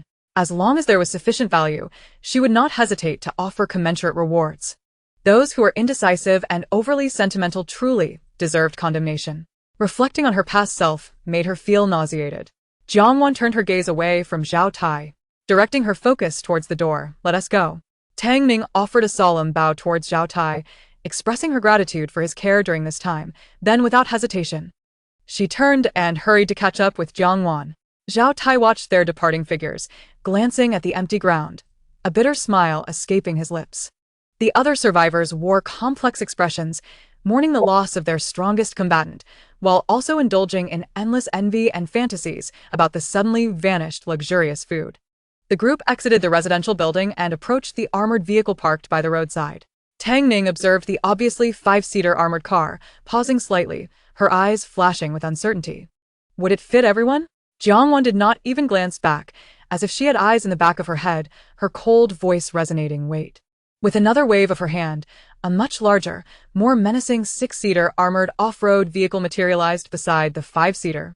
This vehicle, coated in matte black, was enveloped in heavy modular armor, with sharp angles and enormous wheels featuring blast-proof capabilities, and a weapon rack reserved on the roof.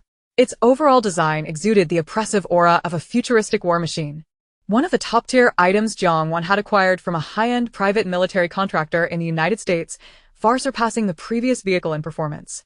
Get in, Jiangwan commanded, opening the driver's door with an unwavering tone, as if merely exchanging one trivial tool for another. Suju whistled. Cool. Wan. You change vehicles faster than changing clothes.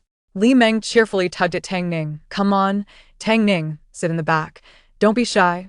Zhang Yi silently moved to the rear door. Lin Xiaoxiao glanced at Tang Ning but said nothing, climbing into the passenger seat right next to Jiangwan.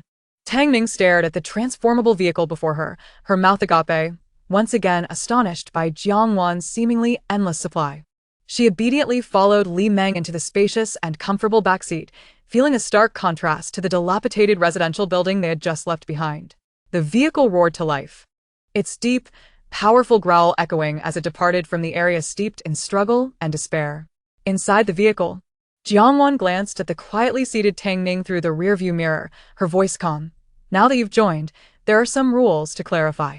Follow orders. Strive to grow stronger, and refrain from asking unnecessary questions. If you meet these expectations, I will not treat you poorly. If you cannot, or if your loyalty wavers. She did not finish her sentence, but the chilling menace in her tone made Tang Ning involuntarily shiver, prompting her to nod vigorously. I understand. Sister Jiangwan. I will obey. Jiangwan returned her focus to driving. New blood had been infused. The next step was to refine her into a sharper weapon. Meanwhile, Discussions online about the mysterious team from the Platinum Mansion and the dual-element goddess were intensifying, alongside close scrutiny from the official upper echelons, all foretelling a tumultuous future ahead. Chapter 62. Acquiring her own mobile phone, Jiangwan navigated the brand-new six-seater armored off-road vehicle along the route they had come. Along the way, sporadic zombies, oblivious to their demise, lunged at them, but there was no need for anyone else in the vehicle to intervene. Tang Ning sat in the back seat, anxiously watching a particularly large zombie screeching as it charged towards the front of the vehicle. She instinctively clenched her fists, fearing an emergency brake or evasive maneuver. However, Jiangwan did not even reduce speed, her gaze merely sharpening. With a sudden thrust, a sharp wooden spike erupted from the ground, swiftly piercing through the zombie's jaw. Emerging from the top of its head, the zombie's momentum abruptly ceased, pinned in place, and it died instantly as the armored vehicle roared past, unscathed. Tang Ning's eyes widened, her mouth agape. Was it really that effortless? Not even an action was taken? She stole a glance at Jiangwan in the front seat, who appeared calm, as if she had simply brushed away a speck of dust. Suju, Li Meng, Sangjia. And even the slightly older Lin Xiaoxiao beside her, they all wore expressions of familiarity, each gazing out the window or fiddling with their belongings. The sights and sounds encountered during this journey continuously challenged Tang Ning's perceptions. The formidable strength, the enigmatic methods, and the advanced armored vehicle, which was clearly conjured from thin air, provided her with a more concrete and profound understanding of the team she had just joined. The convoy successfully returned to the Platinum Mansion, halting before the grand five-story villa. As Tang Ning disembarked, she marveled at the luxurious abode that remained intact amidst the apocalypse, exuding an intangible aura of power. A sense of awe flickered in her eyes. After all, she was merely a 9-year-old child. Despite the world's harsh realities hastening maturity, her longing for beauty and a safe environment still persisted. "We'll be living here from now on," Jiangwan stated succinctly as she pushed open the villa's door. Upon entering, the warm air and tidy surroundings enveloped Tang Ning with comfort. Jiangwan gestured towards the upper floors. "Li Meng and Zhangye will occupy the 3rd floor. Lin Xiaoxiao and Suyu will stay on the 4th, while I will be on the 5th. As for your room," she glanced around, initially intending to assign a specific one but paused. "Choose any vacant room on the 4th floor. Once you've made your selection, let me know, and I will help you decorate it." Hearing about the room decoration ignited a spark of excitement in Tang Ning's eyes, revealing a glimpse of the childlike innocence and anticipation that had emerged for the first time since the onset of the apocalypse. "Really? Sister Jiangwan, can you help me decorate it?" Li Meng chuckled as she wrapped an arm around Tang Ning's shoulder. "Of course. Sister Wan is a treasure chest of creativity. What style do you want? Princess-themed? Cool and edgy? There's nothing Sister Wan can't create." Su Yu chimed in, "Yes. "I guarantee it will be even better than your room before the apocalypse." Tang Ning nodded vigorously, her face beaming with joy. She felt that she might have genuinely made an incredibly wise decision. Her gaze instinctively drifted towards Lin Xiaoxiao, hoping to find some resonance or friendliness from her. However, Lin Xiaoxiao merely cast a fleeting glance in her direction, her expression neutral, as she moved a step closer to Jiangwan and said softly, yet distinctly, "Sister Jiangwan, I'm going to practice." With that, she turned and ascended the stairs. Tang Ning sensed a subtle chill from Lin Xiaoxiao. A hint of unnoticeable aversion? Confusion washed over her, but her cautious nature as a newcomer held her back from asking further. "Go ahead and choose your room," Jiangwan encouraged. "Okay," Tang Ning replied, her heart filled with anticipation and a touch of anxiety, as she hurried up to the 4th floor. She examined her options carefully and chose a vacant room at the end of the corridor that boasted ample natural light, positioned a bit farther from Lin Xiaoxiao's room. Once she had made her decision, she quickly descended to find Jiangwan. "Sister Jiangwan, I've made my choice. It's the room at the very end of the 4th floor." Jiangwan nodded and rose to ascend the stairs. Tang Ning hurriedly followed her. Upon entering the empty room, Jiangwan surveyed the space. As before, she began to extract items from the infinite space with precision: a cozy single bed adorned with soft cartoon bedding, a wardrobe featuring charming designs, a small desk, and even a plush sofa, and a teddy bear that stood half her height. The walls were decorated with elegant and warm wallpaper. In a short while, a delightful and secure haven for a young girl was completed. "Let us see if anything is missing, and then we can talk," Jiangwan remarked in her usual calm tone. Tang Ning gazed at the dreamlike room, which appeared even more beautiful and inviting than her home before the apocalypse. Her face flushed with excitement as she shook her head vigorously. Nothing else missing. Thank you, Sister Jiangwan. This is amazing. All right, Jiangwan acknowledged. Take a break. And I will come down during dinner to discuss the arrangements moving forward. After Jiangwan left, Tang Ning eagerly explored her new room, touching everything, inspecting every corner, and hugging the plush bear tightly. Once she calmed down, she recalled Lin Xiaoxiao and thought perhaps the girl was merely introverted. She should take the initiative. Thus, she stepped out of her room and approached Lin Xiaoxiao's door.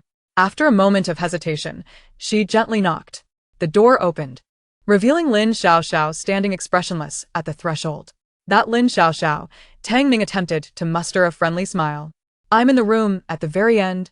So we're neighbors now. Lin Xiaoxiao glanced at her tone devoid of emotion. Got it. I'm going to practice now. Without waiting for Tang Ning to respond, she quietly closed the door. Tang Ning stood at the threshold, feeling a mix of awkwardness and disappointment. She couldn't understand why Lin Xiaoxiao was so cold towards her. Standing before Lin Xiaoxiao's closed door, she felt a sense of unease. Why would this girl, who seemed only a few years her senior, harbor such animosity? With a tinge of sadness and confusion, she silently descended the stairs. In the living room below, Suyu was sprawled on the sofa, engrossed in a game with headphones on, while Li Meng browsed a tablet filled with downloaded variety shows. Zhang Ye quietly read an ebook. The atmosphere was relaxed, a stark contrast to the apocalyptic world outside. On the dining table sat a brand new smartphone. Upon seeing Tang Ning come down, Li Meng set her tablet aside and warmly called out, "Little Tang Ning, come here. That's a phone Sister One prepared for you. Loaded with tons of movies, TV shows, and cartoons for you to watch." Tang Ning's eyes lit up instantly as she dashed over to grab the smartphone. The device was unlocked, and its cool, smooth surface felt incredibly novel to her. Back at the orphanage, she could only occasionally glimpse the old television during group activities. Owning a personal smartphone was something she had never dared to dream of. Is this really for me? She asked in disbelief, her voice brimming with uncontainable excitement. Of course. Li Meng replied with a grin. In this apocalypse, spiritual sustenance is crucial. Otherwise, it would be so boring. Chapter 63. They deserve to be so strong. Tang Ning eagerly activated the screen, her fingers gliding over the interface, discovering a vast array of categorized video resources. She clicked on the animated series folder and found numerous titles she had never even heard of, such as The Apocalypse Little Sheep Survival Diary. The tale of me becoming a zombie while still wanting to be a slacker, and this hero is clearly powerful yet excessively cautious, among others. Each title both peculiar and intriguing. A wave of happiness and surrealism enveloped her. Not only had she gained formidable powers and caught the attention of such an impressive figure as Jiangwan, but she also had the privilege of residing in such a splendid home, and now she possessed her very own smartphone. It felt like a dream come true. At that moment, Suyu removed one of her headphones and leaned in, adding, "Oh, right. Let me formally brief you on our schedule.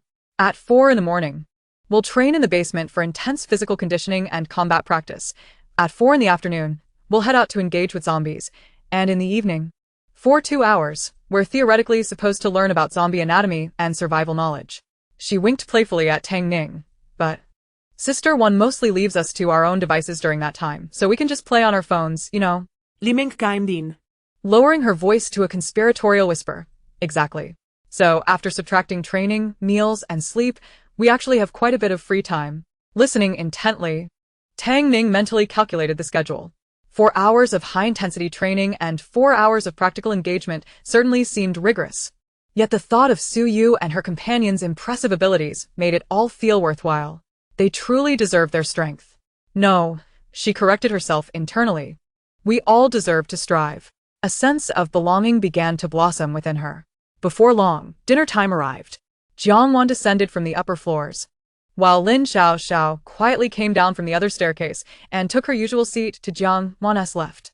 Suyu and Li Meng habitually sat across from her, while Zhang Ye settled next to Li Meng, leaving the seat to Jiangwan's right open for Tang Ning. Feeling somewhat reserved, Tang Ning took her seat, her mind still pondering what they would have for dinner. With a wave of her hand, Jiangwan conjured a feast upon the table, fragrant braised pork, stir-fried vegetables, tomato and egg soup, and even a small plate of fruit salad. Almost all of it consisted of the very foods Tang Ning had just imagined wanting to eat. Jiang Wan occasionally utilized the eye of insight to observe her teammates' culinary preferences, which proved quite convenient. Lin Xiaoxiao silently picked up her chopsticks and began her meal. Jiang Wan keenly sensed that the aura surrounding Lin Xiaoxiao had solidified since the afternoon, with the energy fluctuations of her dark abilities subtly approaching the peak of level 1, signifying a breakthrough to level 2 was imminent. With her SS level potential and the intensity of her training and combat, rapid advancement was inevitable. Jiang Wan said nothing, merely noting it in her mind, preparing to provide appropriate resources and guidance upon her breakthrough. At the dining table, Su Yu and Li Meng chattered animatedly about the drama and games they had enjoyed that afternoon, with Zhang Ya occasionally interjecting, creating a harmonious atmosphere. Lin Xiaoxiao remained quiet, her head bowed over her meal, yet she instinctively consumed the dishes Jiang Wan occasionally offered her. Tang Ning initially felt somewhat restrained, but as she savored the sumptuous feast, which could be deemed luxurious in this post-apocalyptic world, she gradually relaxed and took small bites. Jiang Wan ate sparingly, spending most of her time listening quietly, occasionally glancing at her team members. The vivacity of Su Yu, the exuberance of Li Meng, the tranquility of Zhang Ya, the tenacity of Lin Xiaoxiao, and the mixture of anxiety, excitement, and determination reflected in Tang Ning's eyes were gradually shaping this small team. After dinner, Jiang Wan simply stated, "Training will proceed as usual tomorrow. Tang Ning, you will join Lin Xiaoxiao's group, starting with basic physical training, before rising to head upstairs." A new member signified a new beginning, along with greater responsibilities and harsher training. For Tang Ning, the real challenge was just beginning. The dynamics of the team, too, were subtly shifting with her inclusion. That night, Tang Ning lay in her soft new bed, clutching a plush bear, reflecting on the day as dreamlike experiences. She felt increasingly reassured that her decision to entrust her food to Jiang Wan was undeniably wise. Otherwise, even if she had returned with her meager supplies, they would have paled in comparison to the sumptuous dinner that rivaled a five-star hotel from the pre-apocalypse. She would have lacked the confidence to even sit at the table. Moreover, Jiang Wan's effortless ability to produce such an abundance of steaming, delectable dishes indicated that the braised beef and apples she had given her were likely as inconsequential as pebbles in her eyes. With her belly full and dreams of a new life dancing in her mind, Tang Ning drifted into a deep sleep. The next day, the grueling training officially commenced. Tang Ning was assigned to Lin Xiaoxiao's group for basic physical training. After 4 hours, she felt as if her bones were about to dislocate, her legs ached, and her back throbbed painfully, making it nearly impossible to walk.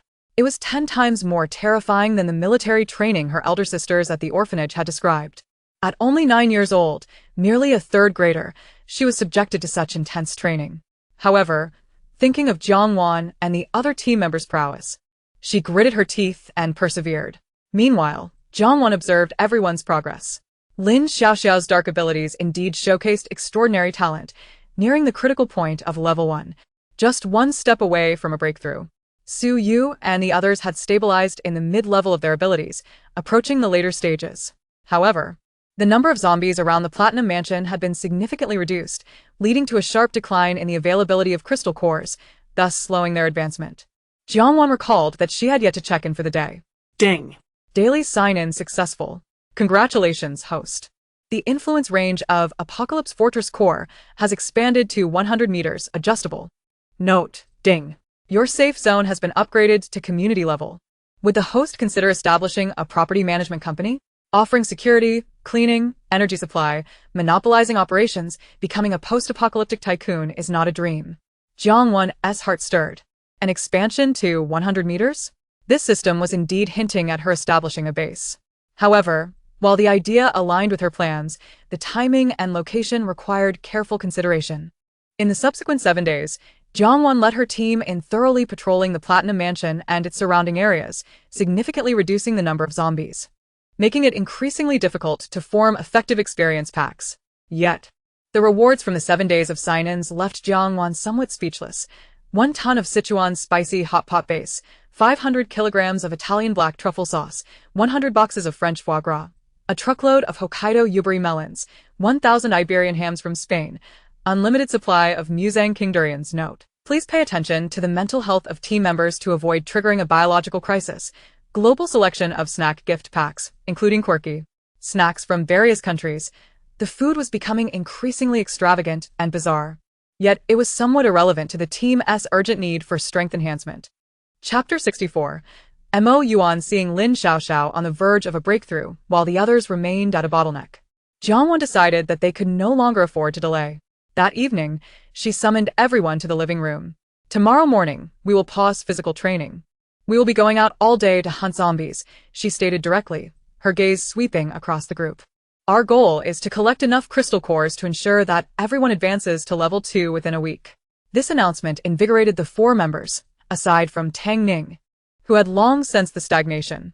With a wave of her hand, a holographic strategic map projected onto the wall of the living room, clearly displaying the city and its surrounding terrain, densely annotated with energy points, the red indicating zombie gathering areas. According to the map, there was a large logistics hub on the outskirts of the industrial area in the west of the city, accompanied by a substantial fueling station nearby. Jiangwan pointed to a region on the map where the red dots almost merged, indicating a high density of zombies, and due to its remote location, there were few survivors, meaning the zombies had faced little attrition. This is where we can level up to 2. Suyu gazed at the cluster of red dots, exclaiming, "Goodness, how many zombies must there be?" Li Meng, however, rubbed her hands together in anticipation. What is to fear? It's the perfect opportunity to test my new fireball barrage. Zhangya adjusted her glasses, adding, the fuel reserves at the gas station are crucial as well. Lin Xiaoxiao remained silent, her sharp gaze clearly reflecting her eagerness for a level 2 breakthrough. Tang Ning felt both anxious and excited. This would be her first large-scale operation. The target is the logistics hub and its surroundings. We'll refuel along the way. Any questions? Jiangwan confirmed in the end. None. Everyone replied in unison. The next morning, the group boarded 6 armored vehicles. Their destination was dozens of kilometers away from the Platinum Mansion, with an estimated travel time of 2 hours. As they drove, indeed, as the map indicated, the closer they got to the west of the city, the more scattered zombies appeared. Jiangwan hardly needed to intervene. The individuals inside the vehicle were practically electrified. The group on the left is mine. Ice spikes, fire away.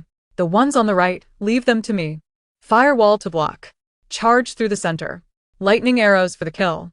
Shadows entwined in the darkness. Even Tang Ning found the courage to seize an opportunity, releasing toxic mist to slow down a few zombies approaching the vehicle, which were then dispatched by the others. The small-scale zombie hordes were nearly all devoured by the ravenous group inside the vehicle. Jiangwan enjoyed the leisure of simply controlling the vines with her mind after each battle, skillfully collecting the crystal cores one by one.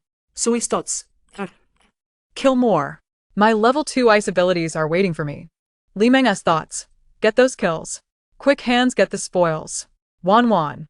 Watch how I perform. Lin Xiaoxiao's thoughts.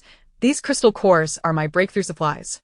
The atmosphere inside the vehicle was lively and infused with a hint of competitive humor, and the 2-hour journey swiftly passed amidst the ongoing frenzy of kills and crystal core collection.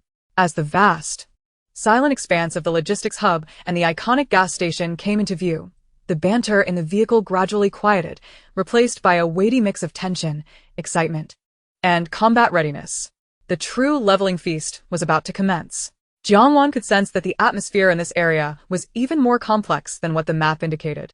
She chose a relatively concealed abandoned warehouse as her temporary entry point. After exiting the armored vehicle, she stored it away, not out of fear of theft or damage, but simply due to her distaste for the filth left by zombies. Utilizing the holographic strategic map, she precisely identified the region with the least zombie presence, and her team infiltrated this vast training ground like a surgeon's scalpel. For the next 2 hours, the battle was efficient yet brutal. Suyu's ice spikes acted like guided missiles, delivering precise kills. Li Meng's fireballs created a sweeping area of suppression, engulfing everything in flames. Zhang Ya's lightning arrows struck with the speed of lightning, effectively dealing with any defiance. Lin Xiaoxiao's shadow energy crept like deadly tendrils, silently eroding life. Even Tang Ning made an effort to manipulate toxic fog, albeit limited in range, yet with a significant impact, causing the infected zombies to become rigid and immobile. Jiangwan maintained a central position, occasionally intervening to deal with troublesome mutated creatures or using her wood-based abilities to control the battlefield, all while collecting crystal cores. After 2 hours, preliminary statistics revealed a bountiful harvest, with the number of crystal cores reaching several hundred. Among them were some that contained faint elemental fluctuations, representing a pure form of energy. However, the continuous high-intensity battles took a toll on their stamina, particularly for Tang Ning and Lin Xiaoxiao, who were beginning to pant. Glancing at the time, Jiangwan noted that it was still before noon. They decided to rest for 20 minutes to recuperate. In the afternoon, they planned to clear another wave before having a proper meal. The group found a relatively clean corner and quickly consumed energy bars and compressed biscuits. Although Jiangwan had an abundance of gourmet food in her space, efficiency was paramount during wartime. After a brief rest, they resumed their efforts. The combat continued from morning into afternoon, with more than half of the zombies surrounding the logistics park being exterminated. As the sun began to set, each team member had accumulated a considerable number of crystal cores, with a rough estimate nearing 2,000. Although most were still ordinary cores, the sheer quantity was alarming. As hunger began to gnaw at them, Jiangwan declared, "That will suffice for today. Let us find a place to set up camp and eat." They located the top floor of a relatively intact office building, affording a wide view and easy defensibility. Finally, everyone could relax, retrieving self-heating rice and hot pot meals assigned by Jiangwan. The top floor soon filled with the sounds of packaging being torn, water being added, and the anticipation of food boiling. Su Yu, in a fluster, miscalculated the water amount, causing Li Meng's hot pot to spill out spicy oil, leading to a brief commotion. Tang Ning, meanwhile, cautiously operated her self-heating package, both curious and slightly apprehensive about the steam. This chaotic yet vibrant scene temporarily dulled the bloody memories of their prior slaughters. Just as the group gathered around the bubbling food, the atmosphere relaxed. Jiangwan suddenly stiffened, sharply turning her gaze towards the northwestern direction. A potent and concealed sense of being watched pierced through her like a needle. In an instant, she unleashed a formidable wave of mental energy, sweeping out like an invisible radar, while simultaneously activating her Eye of Insight. Her mental power penetrated hundreds of meters, locking onto a semi-abandoned commercial building. Inside, there were 7 individuals. Though their uniforms were somewhat dirty, they were still identifiable as military attire, well-equipped, and exhibiting clear military discipline in their movements. The source of the prying gaze came from a tall man standing by the window, his posture as straight as a pine tree. The feedback from Eye of Insight was instantaneous. Target: Mo Yuan, gender, male, age, 26, height, 188 centimeters, status, alert, curious.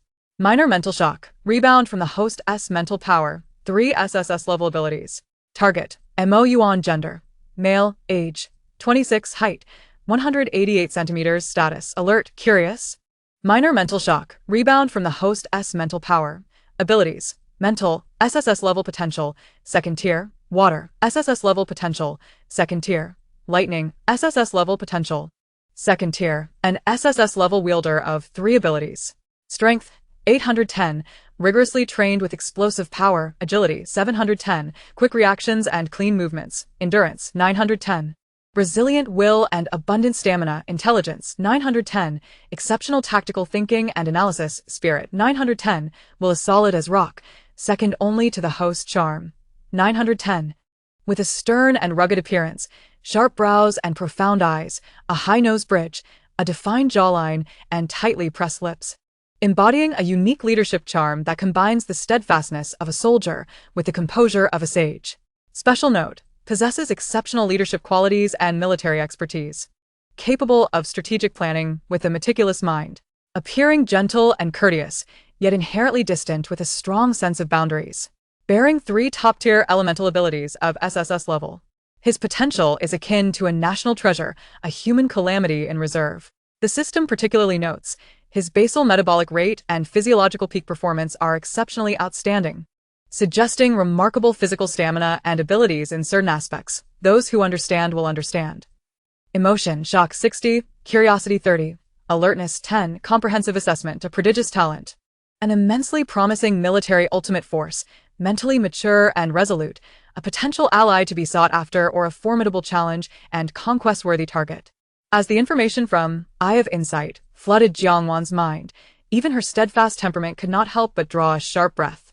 3 SSS level abilities. Moreover, all had reached the second tier. SSS level mental, SSS level water, SSS level lightning. All top-tier laws and elemental abilities concentrated in one person, all trained to the second tier. This innate talent was nothing short of terrifying. No wonder the system deemed him a national treasure, a human calamity. Before her shock could fully subside, her mental gaze inadvertently fixated on Mo Yuan's face. It was an extraordinarily cold and handsome visage, with features carved deeply, exuding the unique steadfastness and undeniable authority of a soldier, yet his profound eyes held a sage-like calm and detachment. This fusion of supreme power, exceptional wisdom, iron-willed demeanor, and an ascetic aura created an unprecedented and intense attraction for Jiang Wan, starkly contrasting with the alluring beauty of Gu Qi, yet equally lethal. This face, this aura, this talent seemed to epitomize the pinnacle of all Jiang Wan's aesthetic desires and ambitions for conquest. Gu Qi was poison, intoxicating and entrancing. This man was the fire beneath an iceberg, a strategic resource that must be controlled. No matter the cost, he must be secured. Mount Song Base. Jiang Wan resolved to make her move. In an instant, she concluded that he was likely a core figure from Mount Song Base, far from an ordinary reconnaissance team. How could the authorities have concealed such a trump card? Just then, a formidable, albeit slightly inferior to Jiang Wan yet far beyond ordinary, mental force cautiously probed in, carrying a clear intent of vigilance and inquiry. This mental force, imbued with SSS-level quality, swept across the top floor, clearly perceiving the 5 girls, their equipment, the luxurious food. And more crucially, it directly confronted Jiang Wan's vast, cold mental essence, which emanated an absolute sense of oppression. Mo Yuan's mental force collided with an invisible wall of size, violently trembling, on the verge of shattering, causing him to stifle a groan and force himself to regain composure. Meanwhile, in the building hundreds of meters away, Mo Yuan staggered back, colliding against the wall behind him, his complexion paling instantaneously, veins throbbing at his temples. As he swallowed down the metallic taste rising in his throat, his team members immediately surrounded him, alert. "Captain? What happened?" Mo Yuan gasped for breath. Barely suppressing the dizziness caused by the turmoil in his mental sea, his eyes filled with unprecedented shock and gravity, fixated on Jiang Wan's direction. His voice hoarse. "Target detected. 5 females. The woman clad in black possesses a psychic ability of SSS rank, her strength unfathomable. My mental prowess pales in comparison before her." Unable to accurately assess Jiang Wan's level, he felt a chilling sense of dread from the overwhelming pressure. The team members collectively fell silent, disbelief etched on their faces. SSS rank. Just like the captain. Even stronger than the captain. How could this be possible? Who are they? Mo Yuan inhaled deeply, forcing himself to remain composed, his mind racing. Not only is she a psychic, but their equipment is astonishingly well prepared, and their resources are abundant. That woman in black is an extremely dangerous, yet pivotal figure. Immediately, he dispatched a report to the base with the highest encryption level. The content, suspected connection to the snowflake deity or its affiliates. The leading woman in black has been confirmed as an SSS rank psychic. Her power estimated to far exceed my own. Requesting further instructions. Until we receive orders, absolute concealment is imperative. Any form of contact or conflict is strictly prohibited. He replayed the brief yet shocking confrontation in his mind, the cold visage of the woman in black and her abyssal strength igniting a strong sense of crisis within him, but also awakening an indescribable desire to explore the depths of power and a stirring attraction to absolute strength, even unbeknownst to himself. On the upper level, Jiang Wan discreetly withdrew her psychic energy, a tantalizing smile curling at the corners of her mouth. She had naturally overheard Mo Yuan's astonished assessment and urgent report. Indeed, an SSS rank psychic possesses a discerning eye. It seems she has recognized the quality of my abilities. She murmured to herself, her gaze sparkling with the glint of a hunter who has discovered a prime target. The military genius of 3 SSS ranks is becoming increasingly intriguing. This hard nut to crack I have set my sights on. Suyu approached, a sausage dangling from her mouth. "1-1, what are you mumbling about?" "I just felt a cold breeze sweep by." Jiang Wan leisurely opened a box of preheated rice, her tone laced with an enigmatic enthusiasm. "Nothing. Just discovered a rare top-tier material. Let's eat. After we finish, we must swiftly absorb the crystal cores to enhance our strength." She added meaningfully, "Next, we may encounter significant troubles, or perhaps a grand opportunity." The rest of the team, though puzzled, sensed that something momentous was unfolding. especially as Jiang Wan's eyes sparkled with excitement. Only she understood that this outing had exceeded all expectations. A military prodigy endowed with 3 SSS-rank powers, whose strength and potential are nothing short of terrifying, had entered her sights. Chapter 66. Those who understand. Jiang Wan retracted her psychic energy, maintaining an outward calm while her heart surged with tumultuous thoughts. Mo Yuan's spontaneous declaration of SSS rank had immediately revealed a crucial piece of information. The nation had established a clear grading standard for psychic potential. Moreover, the assessment was remarkably accurate, aligning with the system's evaluations. It seems the official research institute is far from idle. They have swiftly discerned the potential grading.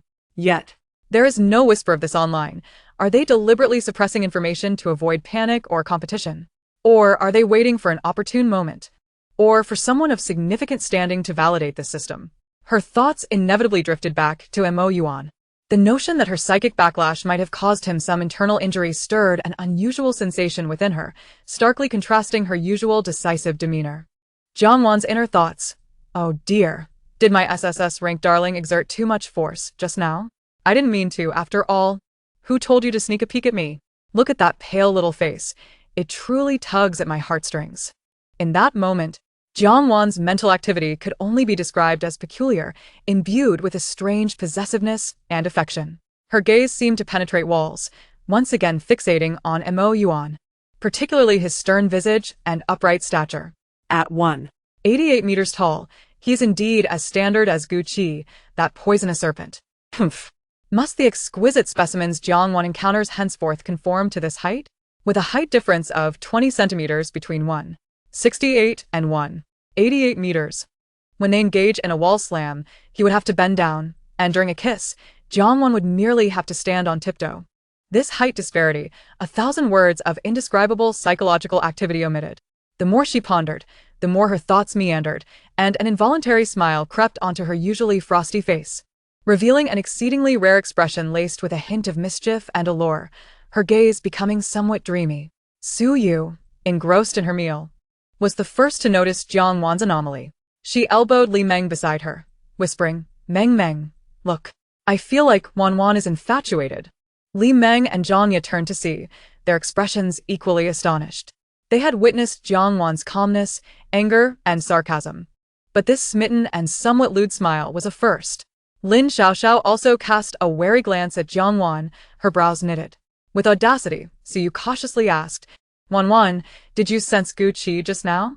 To her mind, only a prodigy of Gu Qi's caliber could elicit such an indescribable expression from Jiang Wan. Jiang Wan was jolted back to reality by Su Yu's voice, instinctively wiping non-existent drool from the corner of her mouth, quickly regaining her usual aloof demeanor. Casting a nonchalant glance at Su Yu, no. Pausing, as though feeling the need to elaborate, she added, her tone tinged with the thrill of discovering a new toy, I simply spotted another promising gift. Gu Qi is poison. Mo Yuan is an iceberg of flame, each possessing their unique merits. She swiftly resolved. For now, she would not proactively seek out Mo Yuan and his team. Tomorrow, they would continue battling zombies. If the other party did not approach, she would make her way to them. As for interest, since they had peered at her and she had inadvertently injured one of them, she would note this minor cost for future reference. She subtly scanned Mo Yuan's direction with her psychic energy, confirming they were indeed stationary, seemingly recuperating. Mo Yuan's aura was somewhat disordered, evidently in the process of regaining composure. Alas, could he have sustained significant injury? This handsome face must not bear any lasting repercussions, surely. The system's evaluation is not so fragile? Suppressing her chaotic thoughts, Jiang Wan swiftly composed herself. With a flick of her hand, she produced 6 luxurious self-inflating tents and comfortable sleeping bags from her spatial storage, along with snacks and drinks to distribute among the group. They would spend the night here, taking turns to keep watch, with Su Yu coordinating the arrangements. They needed to rest up. Tomorrow's tasks would be demanding. The team accepted the tents, each finding a spot to set them up. Though conditions were rudimentary, they were a vast improvement over sleeping outdoors. Jiang Wan lay in her tent, scrolling through downloaded movies on her tablet, though her gaze wandered. Mo Yuan's cold, austere face occasionally invaded her thoughts, especially when considering he might be injured and recuperating due to her. A blend of guilt, excitement, An intense possessiveness surged within her. An SSS rank military genius, abstinent and certified, understanding is mutual. Haha. Lost in her thoughts, she became oblivious to the movie, and before she realized it, she had fallen asleep clutching her tablet, a faint, incongruous smile gracing her otherwise cold features. Tonight, someone was destined to appear in some indescribable dreams. Meanwhile, hundreds of meters away, Mo Yuan, immersed in meditation, inexplicably felt a chill, as though something terrifying yet clingy was fixating on him. As dawn broke, sunlight streamed through the shattered windows of the office building's top floor. Jiang Wan and her companions gradually awakened, after a night of deep sleep. The fatigue of recent days had vanished, and they felt rejuvenated. Jiang Wan was the first to rise, efficiently stowing away the tents and sleeping bags in her spatial storage before, as if performing magic, producing a steaming breakfast of soy milk, fried dough sticks, and dumplings. A multitude gathered together, relishing the luxurious tranquility amidst the apocalypse. During a pause in their meal, Jiang Wan casually extended a thread of mental energy towards the direction of Mo Yuan's team. They too had awakened, seated together, partaking of a modest breakfast of tough steamed buns and compressed biscuits. One of the team members offered Mo Yuan a small braised chicken leg, but he shook his head, signaling to tear it apart and share among all the team members. What a way to win hearts. To understand the importance of sharing both joys and hardships with subordinates is indeed the hallmark of a commendable leader. Such qualities are admirable. Guki? Who might that be? At the moment, it eluded her memory. The breakfast concluded swiftly.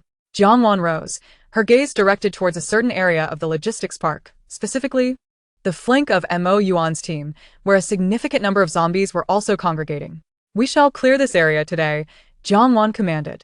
Suyu glanced at the map, puzzled. Wan, it seems there are more zombies on the other side? Jiang Wan remained unperturbed, her tone matter-of-fact. The terrain here is more complex, making it suitable for practical training. Furthermore, the quality of the prey is sometimes more significant than the quantity. Her implication was clear. Although the others were uncertain about the specifics of her reference to prey, they had long since grown accustomed to trusting Jiang Wan's judgment and immediately began to prepare their gear. Chapter 67. The formal meeting just before Jiang Wan finished packing up her tent and preparing breakfast. She adhered to her routine of daily check-in. Ding. Daily check-in successful. Congratulations. Host, you have acquired Universal Level Fusion Device 1. Note. Dear, congratulations on successfully unlocking the multi-core synchronous overclocking mode. No more worrying about uneven ability levels and the stress of resource allocation. This product supports synchronized enhancement of all bound ability levels, improving energy utilization by 50, allowing you to achieve greater feats with fewer crystal cores. 7 cores in 1. Invincible. System-friendly reminder. Please use with caution to avoid dimensional energy imbalance. This reward filled Jiang Wan with elation. She had been troubled by the vast resources required for upgrading her 7 abilities, particularly as non-dominant abilities could severely hinder progress. This universal level fusion device was akin to timely assistance. It meant that in the future, when absorbing crystal core energy, she could distribute it evenly among all abilities for synchronized upgrades, while reducing energy consumption by nearly half. Such an efficiency boost was staggering. The system had finally come through. The pressure of upgrading had significantly eased. The notion of 7 cores in 1 was quite exhilarating. Armed with her newly acquired advantage and a clear objective, the team once again plunged into battle. The clearing was as efficient and brutal as before, and with the experience from the previous day, their coordination had become even more seamless. Jiang Wan allowed herself a bit more freedom this time, alternating her ice, wood, and lightning abilities, on one hand, to hone her skills, and on the other, to subtly display her prowess. In this high-intensity combat, the rewards were substantial. The newly acquired crystal cores, combined with yesterday's reserves, brought the total in Jiang Wan's space to an astonishing figure, with energy fluctuations coalescing and faintly shimmering. For the next 3 hours, the clearing proceeded efficiently and continuously. Jiang Wan deliberately steered the direction of the battle, consistently advancing towards the area where Mo Yuan's team was situated. She could distinctly sense a gentle yet resilient mental energy sweeping across the battlefield, observing their every move. This time, Jiang Wan refrained from forcefully countering with her mental energy. Instead, she restrained much of her presence, exhibiting just the right amount of strength, like an elegant dancer gliding through a sea of corpses. each gesture radiating a precise aesthetic of destruction. She even occasionally appeared to struggle against the sudden emergence of mutated beings, showcasing the authentic rhythm of combat. Sweet darling, let me be gentle this time, so you can admire me without getting hurt. Otherwise, it would pain me, she mused, subtly hinting that showcasing her prowess could make it easier to keep him close in the future. Such restrained display was more fitting of a powerful yet comprehensible ability user. On the other hand, Mo Yuan observed Jiang Wan's combat form through his mental energy, her calm judgments, precise maneuvers, and the occasional display of extreme skill continually revised his assessment of her.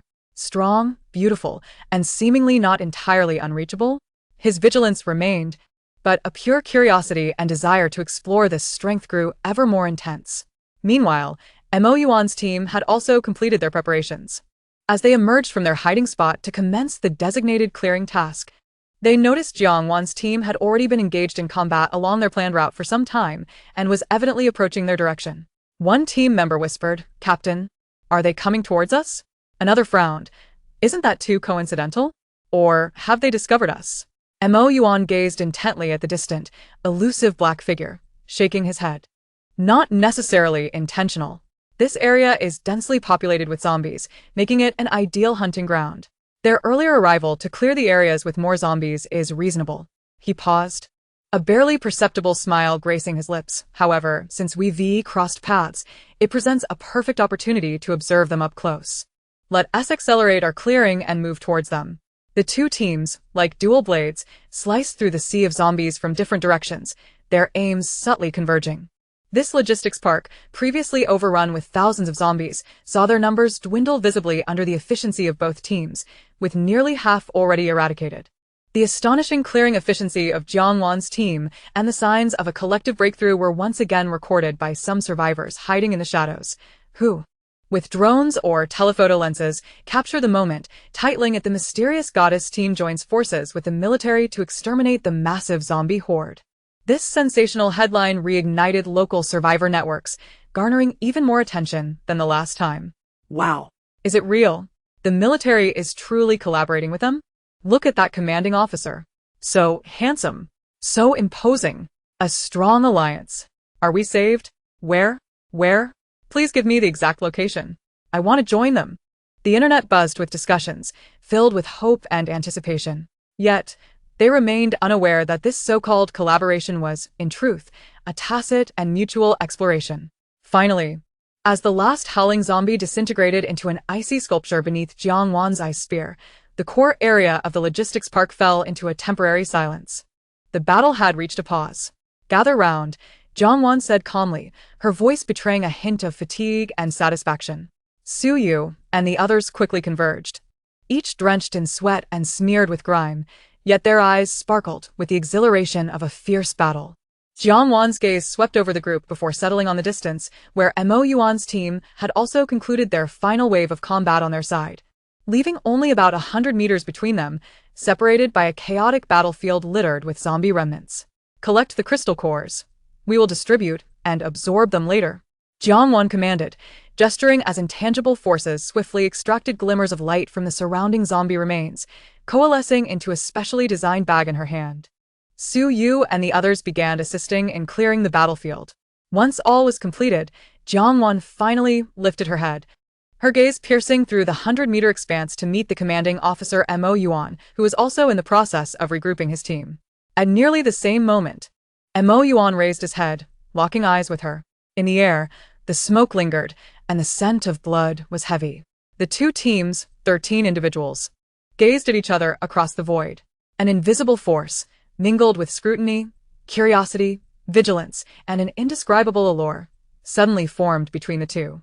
The clamor of the internet and the threat of zombies seemed to dissipate at that moment. This battlefield, recently soaked in blood, became the stage for the first formal gaze between two top-tier powers. The corner of Jiang Wan's mouth lifted slightly, exuding confidence in her mastery over the situation and a hint of interest in her prey. The gaze of Mo Yuan resembled a profound icy pool, calm, sharp, yet harboring a subtle ripple stirred by the might of his kind. At that moment, Mo Yuan took the initiative. He strode forward with long, steady strides toward Jiang Wan. The sound of his military boots echoed against the shattered concrete and the remnants of zombies. On Jiangwan's side, Su Yu and the others immediately noticed the tall figure approaching. Upon recognizing Mo Yuan's sternly handsome face, brimming with masculinity and an air of restraint, several women were rendered speechless. Su Yu elbowed Li Meng, her voice lowered in excitement. Look, it's a soldier. A splendid one at that. Li Meng's eyes widened. No wonder. No wonder Wan was acting like that last night. She must have discovered such a rare resource. Zhangya adjusted her glasses, silently appraising. He carries a commendable aura. Distinctly different from that of Gu Qi, yet undeniably impressive. Even Lin Xiaoxiao and Tang Ning could not resist stealing glances. Such beauty and presence could rival Gu Qi. And in military attire, no less. The allure of a soldier. Jiangwan's taste is impeccable. Jiangwan naturally noticed the approaching Mo Yuan. She paused in her collection of crystal cores, brushed off non-existent dust from her hands, and walked toward him. Her pace was unhurried, yet exuded an invisible aura. The two halted when they were merely a meter apart. Up close, Mo Yuan appeared even more imposing. His fitted military uniform accentuated his broad shoulders and lean waist, with striking lines and deep features creating an undeniable visual impact. Jiangwan, clad in sleek black attire, contrasted sharply against her snow-white skin and stunning beauty, emanating an aura of both coldness and strength. Their eyes locked, and the air seemed to crackle with an invisible electricity. Mo Yuan spoke first, his voice deep and melodious, imbued with the steadiness typical of a soldier and a hint of subtle gravity. Pleased to meet you. I am Montag Yuan, The current captain of the Special Operations Team at the Songshan base. His gaze was honest and penetrating, fixed upon Jiangwan's eyes. Jiangwan did not respond immediately. She appeared momentarily taken aback, her eyes lingering on Mo Yuan's face as if meticulously tracing his contours, from his striking brows to his profound eyes and then to his tightly pressed lips. This brief silence was not awkward. Rather, it felt like a silent appraisal and admiration. Soon after, a faint smile graced her lips, illuminating the surroundings with its brilliance. Her voice, cool yet playful, inquired, Jiangwan. Speaking of which, Captain, does your military unit also provide visual benefits while on missions? At this remark, not only did Mo Yuan falter, but the 6 team members who had cautiously edged closer nearly stumbled. A barely perceptible blush crept to Mo Yuan's ears. But he quickly regained his composure, his eyes reflecting a blend of resignation and deeper curiosity as he replied, Miss Jiang, I believe you jest. Our duties are unrelated to any benefits. His response was tactful, yet he did not entirely dismiss the implications of her words. By this time, both teams had gathered, forming 2 small factions, curiously observing one another. Upon seeing Jiangwan's beauty, Mo Yuan's team members were left awestruck, their thoughts racing. Wow. Is this the SSS-level powerhouse? She's incredibly young and beautiful, a celestial being. I thought the apocalypse would leave us all grimy. Look at her attire, spotless. How does she manage that? Oh no. I sense the captain may be smitten. Who could resist her? Meanwhile, Su Yu exchanged knowing glances. See? I told you. Li Meng chuckled, the soldiers blushing. Zhangya nodded slightly. Their energies aligned perfectly. Jiangwan's gaze lingered on Mo Yuan's austere yet captivating face, as if realizing something profound. Oh, so that's how it is. Her tone was laced with a lazy tease. I never expected that a casual outing to slay zombies would lead to such an assembly of handsome men, especially one as exceptional as you. Mo Yuan feigned calmness, his distinctly chiseled features maintaining a neutral expression, although a hint of pink crept further along his ears. He responded steadily, Miss Jiang, do you truly regard this as casual? His eyes swept over the heaps of zombie remains, a pointed implication in his gaze. His team members could no longer contain their disbelief, murmuring among themselves, Casual? Captain, they call this casual? With their speed and kill count, they must have dispatched thousands of zombies. My goodness, these crystal cores could elevate a multitude to level 1. Perhaps even more. Upon hearing the murmurs, Su Yu raised her chin triumphantly and called out to Mo Yuan in an exaggerated tone, just a bit of casual work, Captain. This is just the beginning. She mimicked Jiangwan's inflection. So, considering how impressive our team is, would you be interested in switching sides? We could certainly use a dashing soldier like you. Join us. And your needs will be met. Ample resources guaranteed. With a playful wink, she lowered her voice but ensured he could hear her, adding, "All you need to do is keep warm at night." At this, the girls on Jiangwan's side could not help but chuckle. Meanwhile, Mo Yuan's team wore peculiar expressions, torn between laughter and restraint. Even Mo Yuan, typically composed and inscrutable, found himself slightly stumped by the overtly bold invitation, clearing his throat to mask the momentary awkwardness. He met Jiang Wan's gaze once more, his tone steady yet imbued with a sense of distance that suggested an insurmountable boundary. "Miss Jiang, your team possesses a delightful sense of humor. However, the notion of keeping warm is rather presumptuous." His words were subtle, yet the implication was clear. Winning him over would not be so simple. Mo Yuan was not easily swayed by beauty or resources. Upon hearing this, rather than feeling offended, Jiang Wan leaned slightly closer, narrowing the gap between them. Her piercing gaze met Mo Yuan's deep eyes, her voice laced with a potent mix of allure and unwavering confidence. "Oh, presumptuous, is it?" Her lips curled slightly. "If even someone as capable and attractive as I am doesn't measure up to your standards, perhaps your expectations are a tad lofty, Captain Mo?" She paused, her tone teasing yet resolute. "Should you miss this opportunity, you may find it exceedingly difficult to encounter another like me. A lifetime of solitude would be quite the pity." Her words dripped with audacity, yet her display of absolute prowess and worth made it challenging to counter. The air was thick with a tension that mingled flirtation and dominance. A flicker of clarity crossed Mo Yuan's deep-set eyes, a complex emotion ignited by her bold provocation and an inexplicable allure. He regarded the captivating visage before him, every bit capable of ensnaring any man's heart, and the unwavering determination reflected in her gaze, remaining silent for a solid 3 seconds. The surrounding team members held their breath, captivated by the silent standoff between these two formidable figures. Finally, Mo Yuan spoke, his tone slightly lower than before, imbued with a cautious inquiry. "Miss Jiang, you are indeed remarkable." While he did not directly address the compatibility question, his words signaled a tacit acknowledgement and a burgeoning interest. This initial encounter, marked by Jiang Wan's assertive charm and Mo Yuan's rational aloofness, brimmed with tension and sparks. Jiang Wan observed the subtle tension in the air as both teams stood facing each other. With a casual gesture, she seemed to dismiss an invisible dust, saying, "Stop standing around. Let us find a place to sit and chat." Her tone was relaxed, as if they were in her backyard rather than amidst the ruins of a fierce battle. Before her words had fully settled, a radiant light flickered beside her, and suddenly, a plush, cream-colored leather sofa appeared, large enough to accommodate 3 or 4 people, settling comfortably on the relatively flat ground. Following this, a matching single sofa materialized beside it, clearly intended for Mo Yuan. Then, several elegantly styled armchairs and small coffee tables appeared in front of Su Yu and the other members of Mo Yuan's team. Finally, each coffee table was instantly laden with an array of snacks and beverages, imported chocolates, various flavors of chips, individually packaged beef jerky, boxes of nuts, and even several plates of fresh, succulent fruit platters. The entire process unfolded seamlessly in under 3 seconds, creating a makeshift yet luxurious lounge area out of thin air. Su Yu, Li Meng, Zhang Ya, Lin Xiaoxiao, and Tang Ning were unfazed by this spectacle. They naturally approached, with Su Yu and Li Meng eagerly claiming the ends of the sofa, while Zhang Ya and the 2 younger girls settled into the armchairs, deftly selecting their preferred snacks. In stark contrast, the 7 members of Mo Yuan, including Mo Yuan himself, were utterly stunned. Their eyes widened like saucers, mouths agape enough to fit an egg. They gawked at the luxurious sofa, the exquisite tables and chairs, and especially at the delectable snacks and fruits that, before the apocalypse, would have been considered high-end delicacies. Their brains nearly halted in disbelief. Internally, Mo Yuan's team was in a frenzy. What the hell? A sofa? Genuine leather? Am I hallucinating? Chocolates?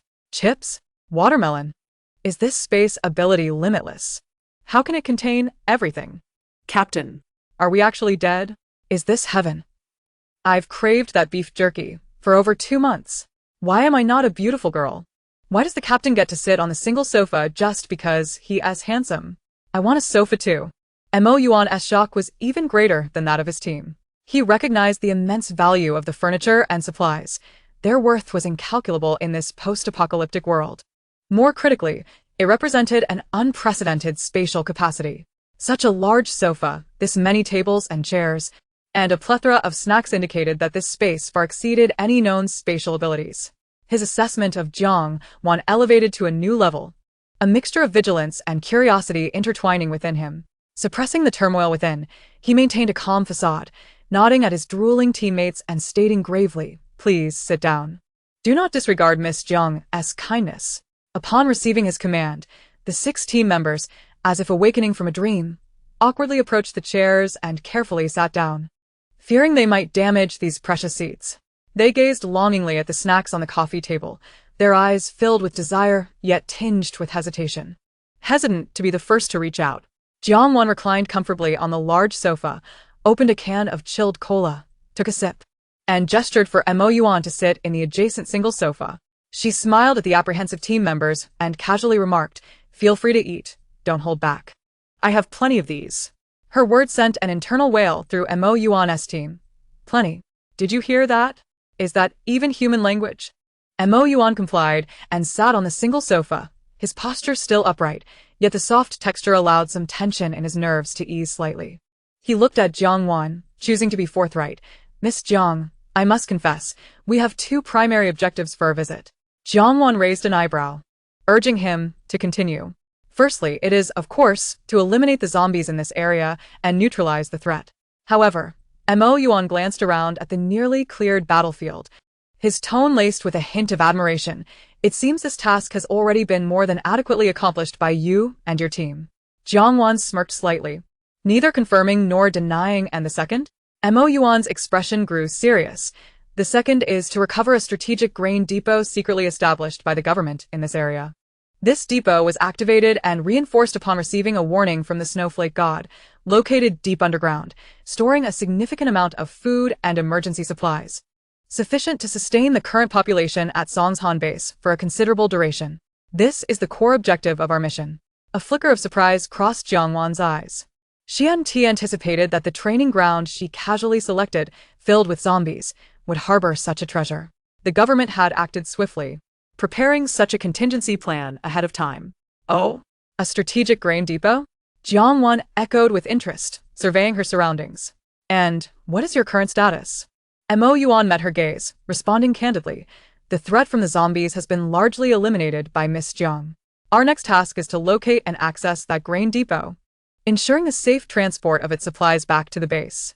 He paused, looking intently at Jiang Wan. "May I inquire whether Miss Jiang has any interest in this?" This inquiry was deftly crafted, outlining the next steps while extending an olive branch for collaboration, placing the choice in Jiang Wan's hands. In the makeshift lounge, Jiang Wan's team, munching on sunflower seeds and beef jerky, appeared entertained, while Mo Yuan's team sat stiffly, striving to maintain their composure, yet frequently glancing at the snacks. In the center stood the 2 commanding figures, the atmosphere charged with subtle tension. Chapter 70. All right, good. Jiang Wan regarded Montag Yuan, Her expression revealing little reaction to the information about the grain depot. She simply stated, "Food? I have no shortage of that. However, I am rather interested in the zombie crystal cores." As she spoke, she gestured towards the opposite side of the logistics park, where they had initially planned to clear but had yet to reach. The zombies there would keep them occupied for a while, and there should be quite a few crystal cores. Mo Yuan followed her gaze, nodding in agreement, his tone steady. "That area is indeed one of our target zones, and the entrance to the underground grain depot is located nearby." Upon hearing this, a sly smile crept across Jiang Wan's lips, reminiscent of a fox who had spotted its prey. "Oh, perfect. I'll help you clear out the zombies over there, ensuring you can enter the grain depot safely. In return, all the zombie crystal cores will belong to me. How does that sound? A fair trade, wouldn't you agree? You'll be able to complete your mission and report back quickly." Mo Yuan fell silent for a moment. This was clearly a case of taking advantage of the situation. Regardless, Jiang Wan and her team intended to clear out the zombies for the crystal cores. Now it seemed they were merely doing the work for him while taking all the spoils that should rightfully belong to Mo Yuan's team. He looked up at Jiang Wan and directly pointed out, "Miss Jiang, even without us, you seem to be planning to clear that area." "The crystal cores."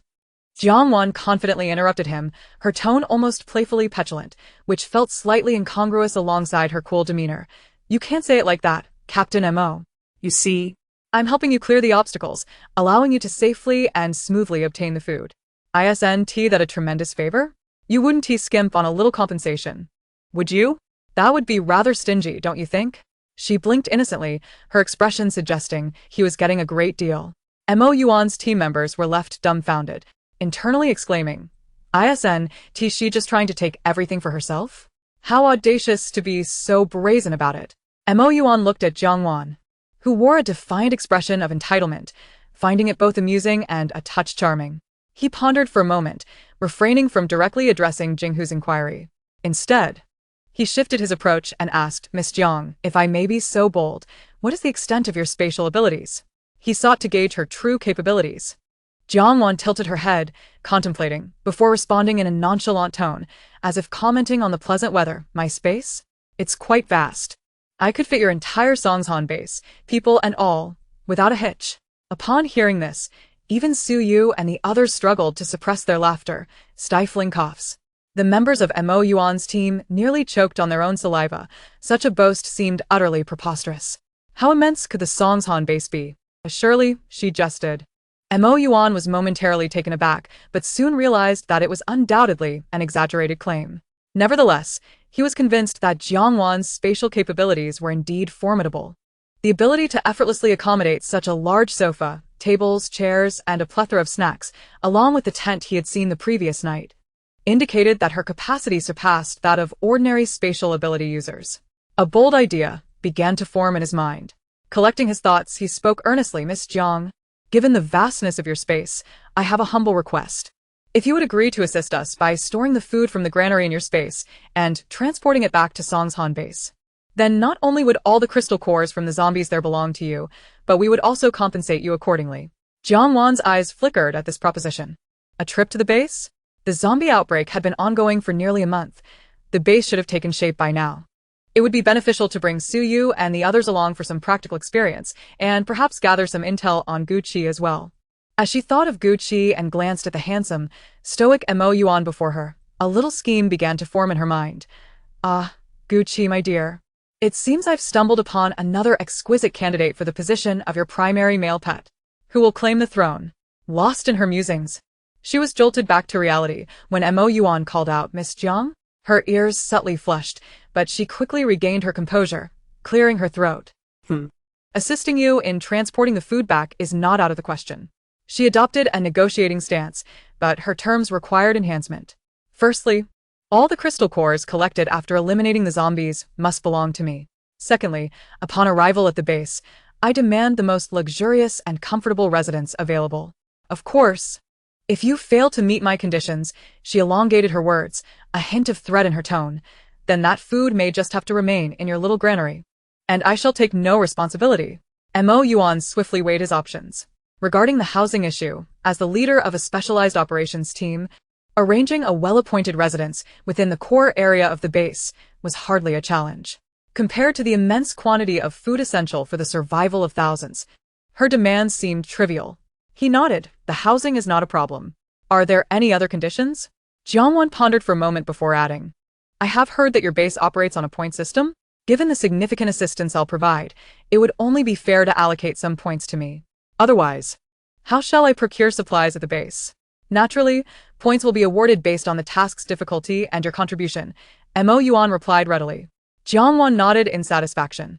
"Splendid. Then, let us consider this matter settled." Internally, she rejoiced. After all, crystal cores were a necessity, and utilizing her space to accommodate the food would be a mere trifle. The vast trove of resources within her own space meant that the granary's provisions would barely occupy a fraction of it.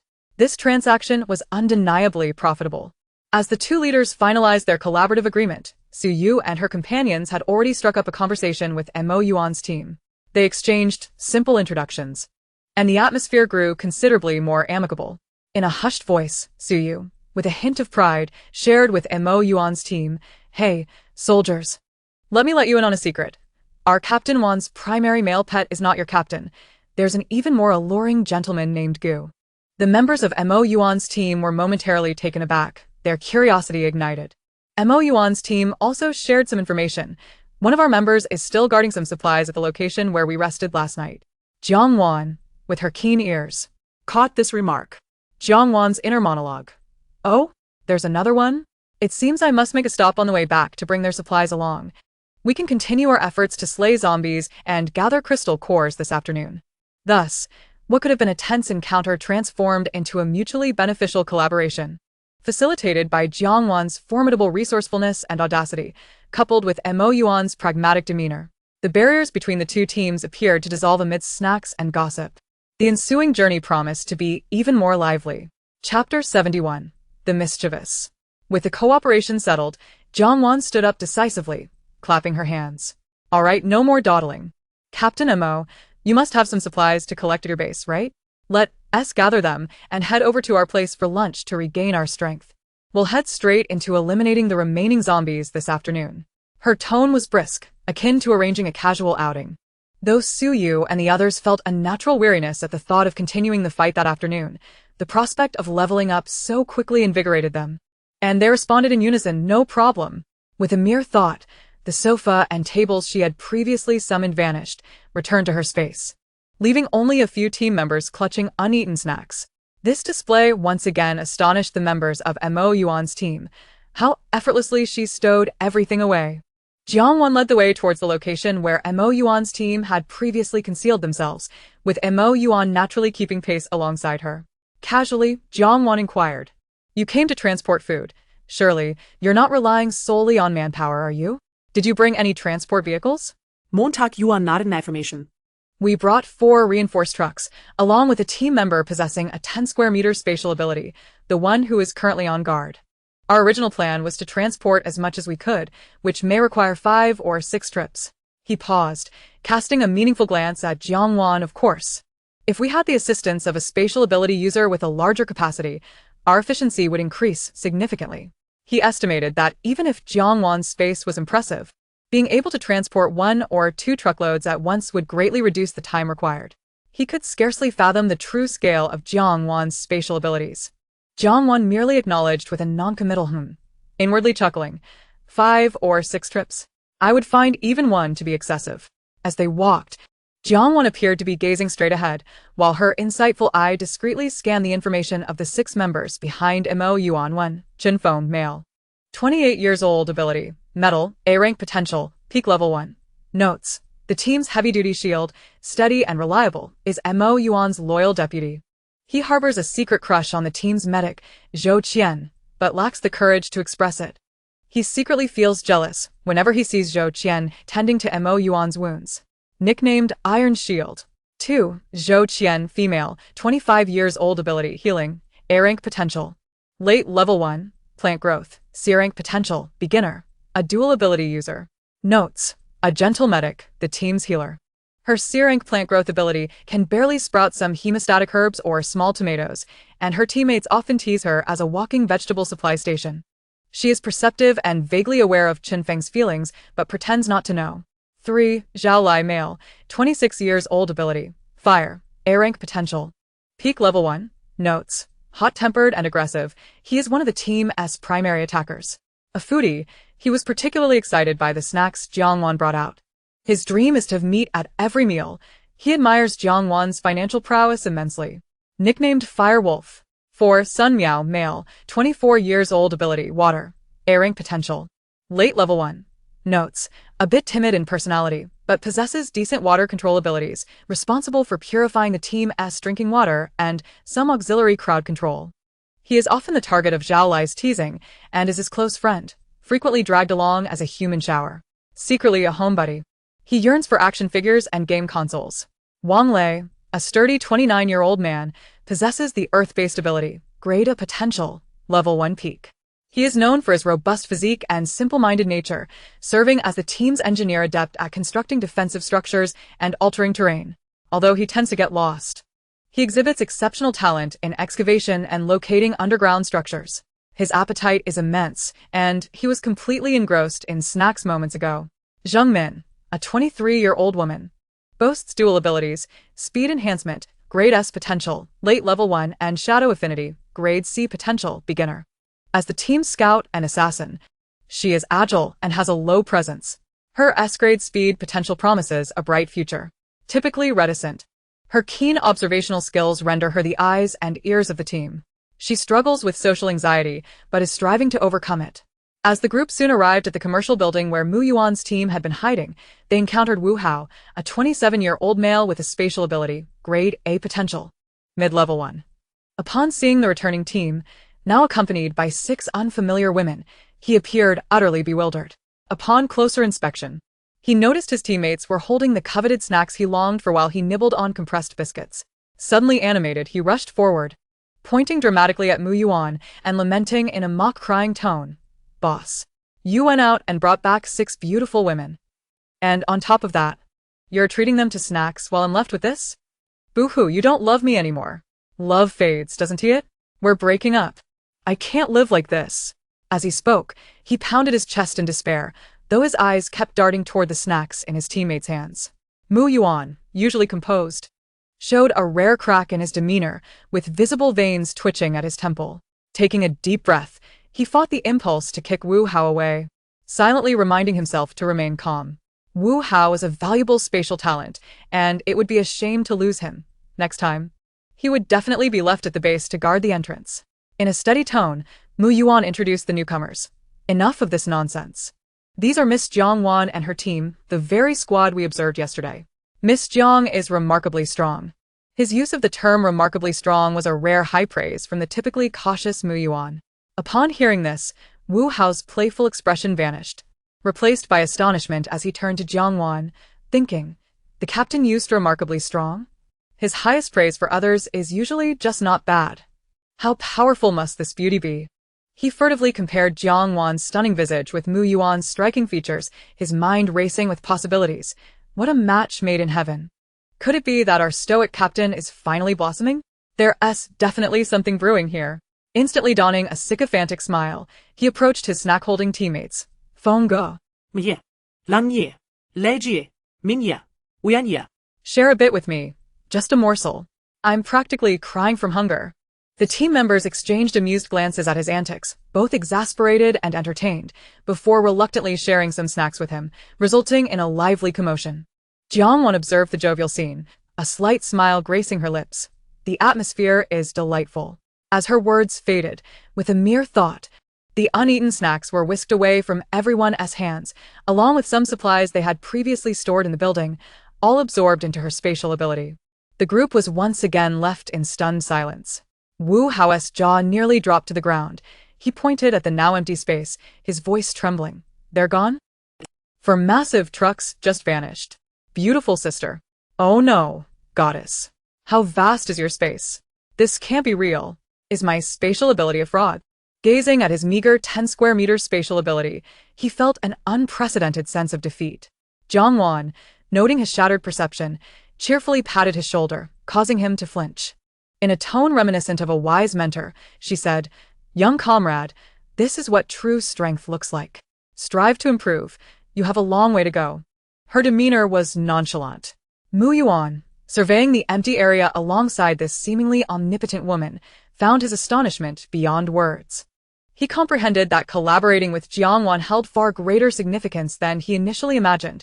She was a mobile strategic fortress in her own right. "Let us go eat," Jiang Wan declared, leading the way toward her team's resting point, leaving the others with an enigmatic impression. Mu Yuan inhaled deeply, suppressing his tumultuous emotions, and gestured for his team to follow. Wu Hao remained in a daze, stumbling forward as his teammates pulled him along, muttering, "It's too big. Too big, how can this be?" Not far from their original location, after clearing a few scattered zombies, they quickly returned to the relatively intact office building occupied by Jiang Wan's team. Jiang Wan halted, glancing at Mu Yuan's group, casually inquiring, "How will lunch be resolved? Will you join us or handle it yourselves?" Before Mu Yuan could respond, the ever-animated Wu Hao eagerly raised his hand, gazing at Mu Yuan with wide eyes. "Boss, let us eat with the beautiful sisters. They must have delicious food." The other team members, though silent, radiated desire in their expressions, especially recalling the snacks that had just vanished. Mu Yuan, witnessing the unseemly enthusiasm of his team, felt a vain twitch on his forehead, forcing himself to maintain composure as he declined. "There's no need to trouble Miss Jiang. We have our own supplies." He gestured for Wu Hao to retrieve their rations. Reluctantly, Wu Hao complied, albeit slowly, extracting their standard lunch from his 10 square meter space, a hard grain bun, a pack of compressed biscuits, a sausage, and a bottle of mineral water. This constituted their midday meal, a relatively decent provision in the apocalypse, ensuring basic caloric intake and sustenance. Su Yu and Li Meng observed their meager meal with sighs of sympathy. Had they not encountered Jiang Wan, even such food would have been a luxury. Their gazes toward Jiang Wan brimmed with gratitude and relief, viewing her as a savior from dire straits. Zhao Lai, the most straightforward among the group, sought to uphold his captain's dignity and the team's pride. He took a hearty bite of the hard bun and declared in a deep voice, "Real men eat this." Yet, despite his words, his eyes involuntarily flickered toward Jiang Wan, his throat betraying him with an involuntary swallow. Deep down, he echoed the sentiment. Who wouldn't he want to indulge in finer fare? But he knew he couldn't betray his captain in front of everyone. In the midst of the gathering, the subtly present yet keenly perceptive Zhang Min quietly approached Jiang Wan, softly inquiring, "Could you perhaps spare me a little bit of what you're having for dinner?" Just a taste. She clearly anticipated a stark contrast in the quality of their meals. Jiang Wan observed the group of soldiers, who were obviously craving food yet putting on a brave face, and found it somewhat amusing. Without uttering a word, she merely willed it, and in an instant, a lavish outdoor aluminum table set appeared on the open ground, accompanied by several comfortable folding chairs. Jiang Wan took the lead in sitting down, with Su Yu and the others following suit with practiced familiarity. Then came the piece de resistance. With a flick of her wrist, an array of delectable dishes manifested on the table. Instead of cold, uninviting rations, there was a feast steaming with warmth. Various self-heating hot pots bubbled enticingly, exuding a mouth-watering aroma of spicy and savory fragrances, boxes of flavorful self-heating rice, a generous platter of sliced beef, a bowl of fresh fruit salad, alongside chilled bottles of carbonated drinks and juices. The spread was infinitely more sumptuous than their previous meager snack offerings, evidently prepared by Jiang Wan in anticipation of the likelihood that the members of Mo Yuan would join for a meal.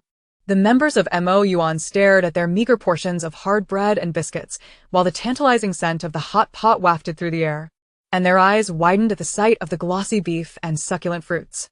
Their standard meals suddenly felt unpalatable, and they desperately wished to discard their current food. Yet reason held them back, reminding them that if they threw it away, it would truly be gone. They could only chew on their bland bread with determination, swallowing hard, their gazes filled with longing akin to abandoned puppies. Jiang Wan had already begun to eat. Her demeanor was elegant, yet she was not slow in her pace. After a few bites, she seemed to recall something, subtly signaling to Lin Xiaoxiao beside her. Understanding immediately, Lin Xiaoxiao grabbed a clean empty bowl, deftly added some sliced beef, dipped a few pieces of meat and vegetables from the hot pot, included a small bread roll and a bottle of juice, and then approached Mo Yuan. In a hushed tone, she offered, "Captain Mo, this is for you." Mo Yuan paused, momentarily taken aback by the fragrant food presented before him. He looked up to see Jiang Wan leisurely enjoying her meal, seemingly disinterested in the matter. Only after swallowing his bite did Jiang Wan finally address the other eager members of Mo Yuan, calmly stating, "If you wish to eat, feel free to come over and help yourselves. We have more than enough for ourselves. The rest is up for grabs." After a brief pause, she added, "Suyu, share some utensils with them." With a cheerful grin, Suyu produced several sets of disposable bowls and chopsticks, placing them on the empty side of the table. Come. Don't be shy. Consider it an advance on our collaborative benefits." This declaration acted as a clarion call. The members of Mo Yuan could no longer contain themselves, all turning towards their captain with pleading eyes that seemed to implore, "Captain, let us go." Montag Yuan. Observing the eager faces of his team and glancing at his own meager ham sausage and bread, inhaling the tantalizing aroma of the food brought by Lin Xiaoxiao, wrestled with his internal conflict for 3 seconds. Ultimately, the allure of long-accustomed military rations and the camaraderie of his team won out. He let out a barely perceptible sigh and nodded slightly. Yay! The team erupted into hushed cheers, casting aside all pretense and discipline, rushing towards Jiang Wan's table like unleashed hounds. "Thank you, Miss Jiang. Thank you, ladies. Leave me some beef. The hot pot. My hot pot." The scene descended into delightful chaos. Fortunately, the amount of food Jiang Wan had prepared was substantial, but it could hardly withstand the onslaught of these ravenous men. The food on the table vanished at a visibly alarming rate. Mo Yuan inspected the carefully assembled meal that Lin Xiaoxiao had delivered to him, then glanced at the fray of his teammates, shaking his head in resignation as he picked up his chopsticks and sampled a piece of the beef. The rich flavor exploded in his mouth, momentarily halting his actions. Internally, he mused, "This is delightful." He silently quickened his pace of eating. Jiangwan surveyed the lively scene before her, reminiscent of a bustling university cafeteria during a food rush, and a satisfied smile graced her lips. The sensation of wielding overwhelming material resources to capture hearts was quite gratifying. This lunch had not only bridged the superficial divide between the two teams, but had also laid a delicious foundation for the afternoon's collaborative efforts in clearing the area. After the meal, with a brief rest, Jiangwan checked the time, stood, and her clear voice resonated throughout the space. "All right, break's over. This afternoon's objective is to clear out all remaining zombies in the area and locate and enter the grain depot. Let us aim to finish today, so we can rest early and set out for the base tomorrow. Is that clear?" Clear. Su Yu and her companions responded promptly. The members of Mo Yuan echoed in agreement, their voices booming. Yet Jiangwan keenly noticed that, apart from Mo Yuan and a few resolute individuals, some team members displayed a subtle hesitation upon hearing that all crystal cores would belong to Jiangwan. After all, risking their lives without tangible rewards could naturally dampen their enthusiasm. Understanding this, Jiangwan knew precisely what she lacked: resources. A sly smile crept across her face as she added, "By the way, to express my gratitude for Captain Mo and all your brothers' invaluable assistance. In addition to the crystal cores, I will also set up a performance bonus." With a flourish, she produced a stack of notepaper-like items adorned with simple patterns and numbers. "Have you seen these unique zombies?" She pointed to several locations on the holographic map marked with slightly stronger energy responses. "For every elite creature you slay, or for every cumulative number of regular zombies you dispatch, you can exchange your achievements here for rewards." Shaking the reward tickets in her hand, she continued, "Rewards can include steaming hamburgers, creamy cakes, grilled steaks, or anything else you desire. Instant exchange, no debts incurred." Her words injected a surge of motivation into Mo Yuan's team. "No way. Is this for real? Hamburgers? Steaks? Long live the boss. What are we waiting for?" Charge. "For the steak. Captain, give the order." The momentary hesitation was instantly drowned by their yearning for food, each eager to dive headfirst into the horde of zombies. Even Mo Yuan couldn't help but glance at Jiangwan, both exasperated and admiring of her straightforward, yet highly effective method of motivation. Internally, he thought, this woman truly knows how to grasp the human heart. Observing the rekindled zeal among her comrades, Jiangwan nodded in satisfaction. She understood that these soldiers inherently possessed a sense of honor and discipline. They wouldn't truly engage in unscrupulous behavior, but a little incentive could maximize efficiency. Thus commenced the afternoon's cleansing operation. The 14-member team, united in purpose, exhibited astonishing combat prowess. As the absolute powerhouse, Mo Yuan showcased his 3 SSS-level abilities with aplomb. His psychic impact stunned large groups of zombies, rendering them dazed. His lightning abilities struck with precision, eliminating formidable foes. And his water abilities formed resilient shields to protect his teammates, while also manifesting into high-pressure water blades to slice through the undead. His movements were graceful and fluid, emanating a sense of power, contrasting with Jiangwan's cold efficiency, embodying the demeanor of a commanding general. Jiangwan occasionally coordinated with him. For instance, when he cleared an area with lightning, she would preemptively freeze that zone with ice abilities to enhance conductivity. Though they exchanged no words, a silent camaraderie blossomed between them. Chun Foam held the front line, his metal abilities fortifying shields like a bulwark, creating opportunities for his teammates to strike. Zhao Lai's fire abilities and Wang Lei's earth abilities synergized, utilizing the terrain to generate explosions and sinkholes, yielding excellent area-clearing effects. Zhou Qian navigated among the team, her healing light illuminating sporadically, occasionally summoning vines to trip zombies. Her plant abilities, though modest, were employed with cleverness. Sun Miao's water system was responsible for purifying drinking water and facilitating basic cleaning, occasionally aiding in crowd control. Zheng Min, like a phantom, traversed the battlefield with her speed abilities, targeting the agile zombies attempting to launch sneak attacks. Although Wu Hao's combat prowess was modest, he adeptly utilized his spatial abilities to maneuver small obstacles and temporarily store essential items, all while eagerly amassing achievements for delectable rewards. The Jiangwan team showcased their diverse talents, intertwining ice, fire, thunder, darkness, and poison with remarkable efficiency. The afternoon was filled with intense, yet orderly combat. During a brief respite, Jiangwan fulfilled her promise by distributing hamburgers, cakes, and other treats based on the team's performance, igniting a surge of enthusiasm among the members of the Mo Yuan team, who gazed at her as though she were a savior. The area, initially expected to take much longer to clear, was astonishingly purged of zombies by the frenzied output of the 14 members. Just as the sun began its descent in the west. Done. Suyu wiped the sweat from her brow, gazing at the warehouse area now devoid of zombies. Mo Yuan counted the heads and, upon confirming no serious injuries, nodded at Jiangwan, saying, "Miss Jiang, you've worked hard. The zombies have been cleared, and the entrance to the granary is in that largest warehouse below." He led the way towards a particularly sturdy-looking warehouse deep within the complex. The heavy doors were sealed with a special encrypted lock. Mo Yuan approached, entered a lengthy password, and conducted both fingerprint and iris verification, after which the massive doors slowly slid open.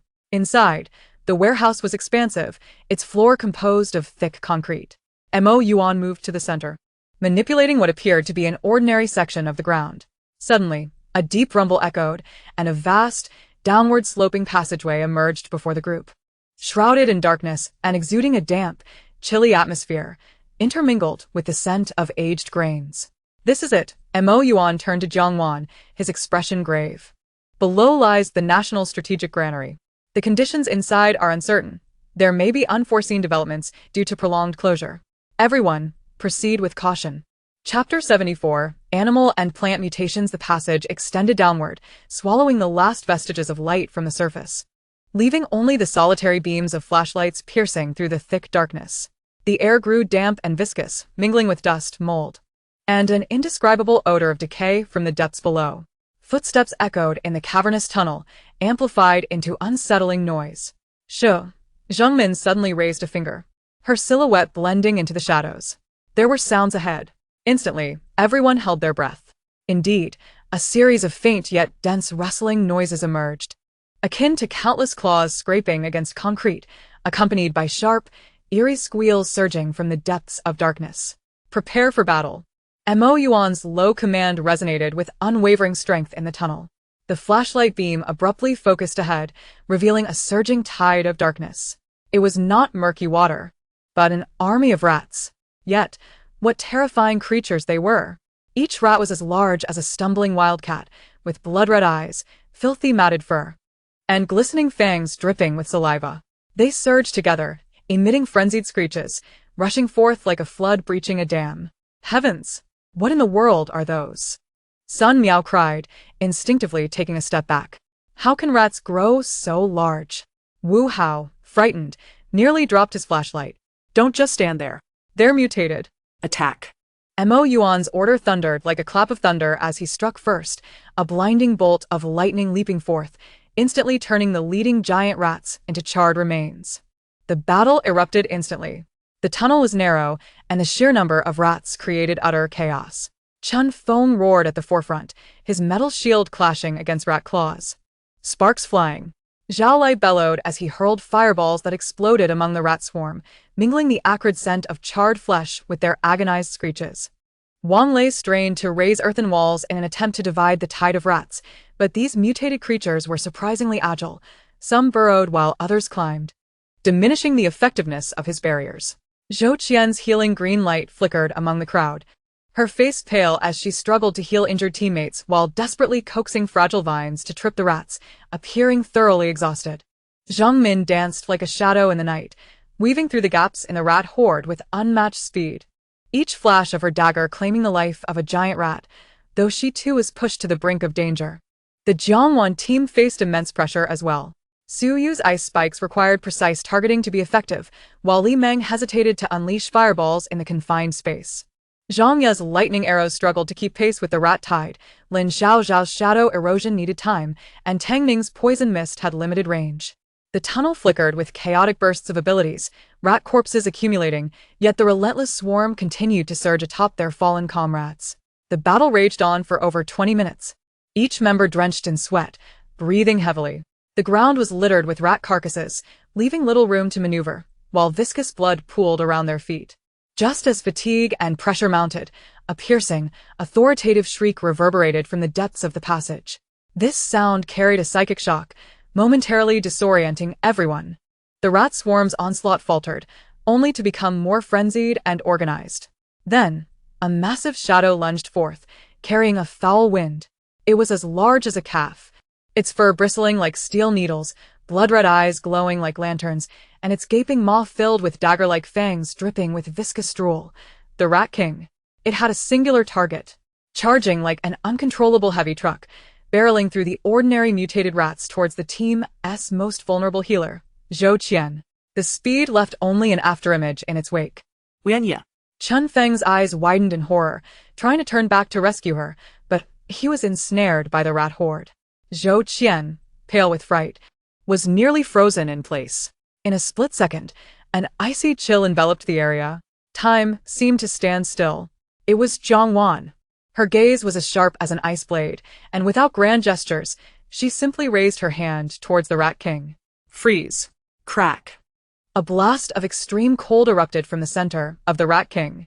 The air shrieked as it froze. The once mighty Rat King remained poised to strike. Along with a vast surrounding area, instantly encased in transparent, solid ice, transforming into an enormous, eerie ice sculpture. This sudden reversal left everyone stunned. Before they could react, Jiang Wan flicked her finger. Annihilate. Boom. The ice sculpture, along with the entombed Rat King and dozens of ordinary mutated rats, shattered as if struck by an invisible hammer, bursting into a flurry of sparkling ice dust that drifted down, leaving no remnants behind. Silence. A deathly stillness enveloped the tunnel, save for the heavy breathing and pounding hearts of the group. All stared in awe at Jiang Wan, as if they had finally grasped the extent of her terrifying power. That had been a mutated Rat King with a presence comparable to a level 2 ability user, and just like that it was gone? Montag Yuan inhale deeply. His gaze towards Jiang Wan filled with a complex amalgamation of shock, curiosity, and an indescribable emotion intertwined. With the Rat King defeated, the remaining rats lost their command, descending into chaos, and were soon eradicated. The battle concluded, the tunnel thick with the scent of blood and char, mingled with the exhaustion of survival. Jiang Wan approached the corpse of an ordinary mutated rat, crouching down, her fingertips glowing with a faint green light, precisely penetrating its skull like a scalpel. Moment latte. She extracted a pale yellow crystal no larger than a grain of rice, emitting a faint energy pulse. This rat had a crystal core? Su Yu's voice quivered with disbelief. Animals they really have mutated? Limang's complexion palat.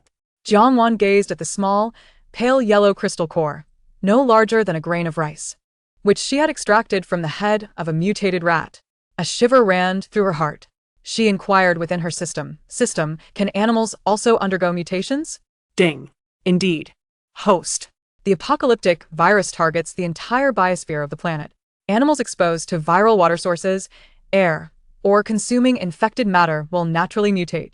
However, due to the differences in internal environment and nervous systems between animals and humans, the mutation process is usually somewhat slower. But be warned, once the animal mutation tide begins, its diversity and danger may far exceed that of zombies. This often heralds the impending phase of plant mutations. Plant mutations? Just imagine one day stepping outside and encountering a charming little wildflower by the roadside, only for it to suddenly open its gaping maw and transform into a man-eating plant. She could not help but shudder and vigorously shake her head, banishing the terrifying image. No, she must become stronger. Clenching her fists, she felt an unprecedented sense of urgency. After digesting the system's information, she spoke gravely to the others. If humans can turn into zombies, it stands to reason that flora and fauna may also mutate. This is likely just another beginning of the catastrophe. Mo Yuan took the tiny crystal core thrown to him by Jiang Wan, and the slight energy fluctuations felt at his fingertips caused his brow to furrow. The intelligence regarding animal mutations was crucial. He spoke in a deep voice, his gaze sharp as he looked at Jiang Wan. Did you just mention plants? Jiang Wan met his probing eyes and nodded, her tone laced with uncertainty, but more so with a sense of warning. It is not beyond the realm of possibility. In the face of the virus, all things are equal. Plants are living entities too. Who can guarantee they won't undergo some form of mutation? After all, these rats before us are living examples. Mo Yuan's heart sank. Jiang Wan's conjecture aligned perfectly with his own inner fears. The warning provided by the mysterious snowflake deity focused primarily on zombies and initial survival, neglecting any mention of potential subsequent mutations in plants and animals. If flora and fauna truly underwent widespread mutations, the brutality of the apocalypse would far exceed imagination. This matter must be reported immediately and in detail to the highest authorities. Mo Yuan's tone was resolute. What are we waiting for? Jiang Wan interjected, gesturing toward the depths of the passage. Hurry and gather the food. Let's get to your base. If we delay any longer, who knows if someone's pet cat or dog at your base might turn into a rampaging beast by tomorrow. Mo Yuan nodded solemnly, no longer speaking, and promptly led the team to accelerate their pace toward the core area of the granary. After traversing several forks and dispatching a few stray mutated rats lured by the scent of the granary, they finally arrived at the end of the passage. Before them stood a massive, heavy alloy door, gleaming with a metallic sheen. The door bore no visible keyholes, only several complex interfaces and a sensing area. The door was seamlessly integrated with the surrounding concrete walls. This was it. Mo Yuan stepped forward, retrieving a specially designed key card from his pocket and inserting it into the door's interface, followed by iris and voice print verification. With a deep hydraulic sound, the heavy door slowly opened inward. As the scene behind the door unfolded before them, everyone was struck speechless with awe. It was an unimaginably vast underground space. Soaring over 10 meters high, its area comparable to several football fields. Inside, supplies were meticulously stacked, resembling undulating mountains. To the left lay an endless expanse of packaged grains. Bags of vacuum-sealed rice, flour, and various legumes towered like city walls, each clearly marked with National Reserve labels and production dates. To the right stood neatly stacked crates filled with dense arrays of canned meats, fruit preserves, compressed rations, vitamin supplements, and even a substantial quantity of salt and sugar. In the depths, one could also see a seed vault wrapped in special materials, alongside heaps of fuel and emergency equipment like generators. The air was infused with the rich aroma of grains and a faint metallic scent from the canned goods. The entire warehouse was dry, cool, and in excellent preservation conditions. My heavens, so much food! Suyu murmured, her eyes wide with astonishment. How many years could this feed? Limen gaspet, her calcules momentarily filing her. The national reserves were astonishing. Even Zhang Ye could not help but exclaim. Members of Mo Yuan's team were equally exhilarated, with Sun Miao even dabbing at the corners of his eyes in joy. This is fantastic. The base is saved. So much food. At that moment, Wu Hao, gazing at the vast mountain of supplies while recalling his own meager 10-square-meter space, wore a pained expression of indecision. He began to pull items one by one from his space, a faded but neatly folded old military jacket, the one he wore upon enlistment. A somewhat chipped Zippo lighter, a keepsake from his grandfather, several well-thumbed military magazines, and even a small bag of chocolate he had been reluctant to eat. As he rummaged, he muttered softly, "Old comrades, forgive me, but to make room for more food to take back, I must ask you to wait outside for a while. The needs of the people outweigh everything." His expression, a mix of heartache and a soldier's sense of duty, was both poignant and resolute. Jiang Wan observed Wu Hao's actions, then glanced at the enormous granary, gently shaking her head. She approached Wu Hao, placing a reassuring hand on his shoulder, her tone firm yet calm. "Put your treasures away. This little bit is more than enough for me to handle." Huh? Wu Hao was taken aback, failing to comprehend her meaning. The others looked at Jiang Wan with confusion as well. "This little bit? Is that what it's called?" Without further ado, Jiang Wan turned to face the vast array of supplies, slowly raising her hands. There were no dazzling lights, no earth-shattering sounds. She merely stood there quietly. Yet, in the next instant, an unforgettable scene unfolded before all.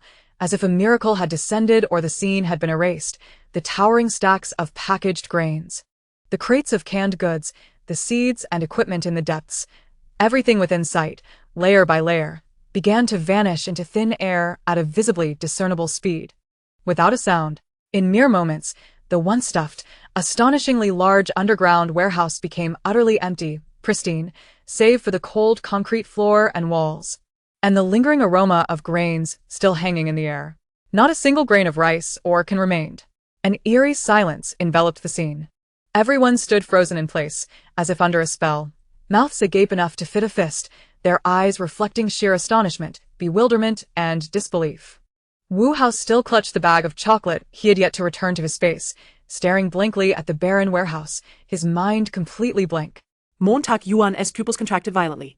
Even though he had long overestimated Jiang Wan's spatial abilities, the scene before him, which defied all physical logic, completely shattered his understanding. This was no longer just a display of spatial prowess. It transcended to a power of a fundamental nature. Jiang Wan appeared to have merely brushed away a speck of dust, lightly clapping her hands as she turned to address the petrified crowd.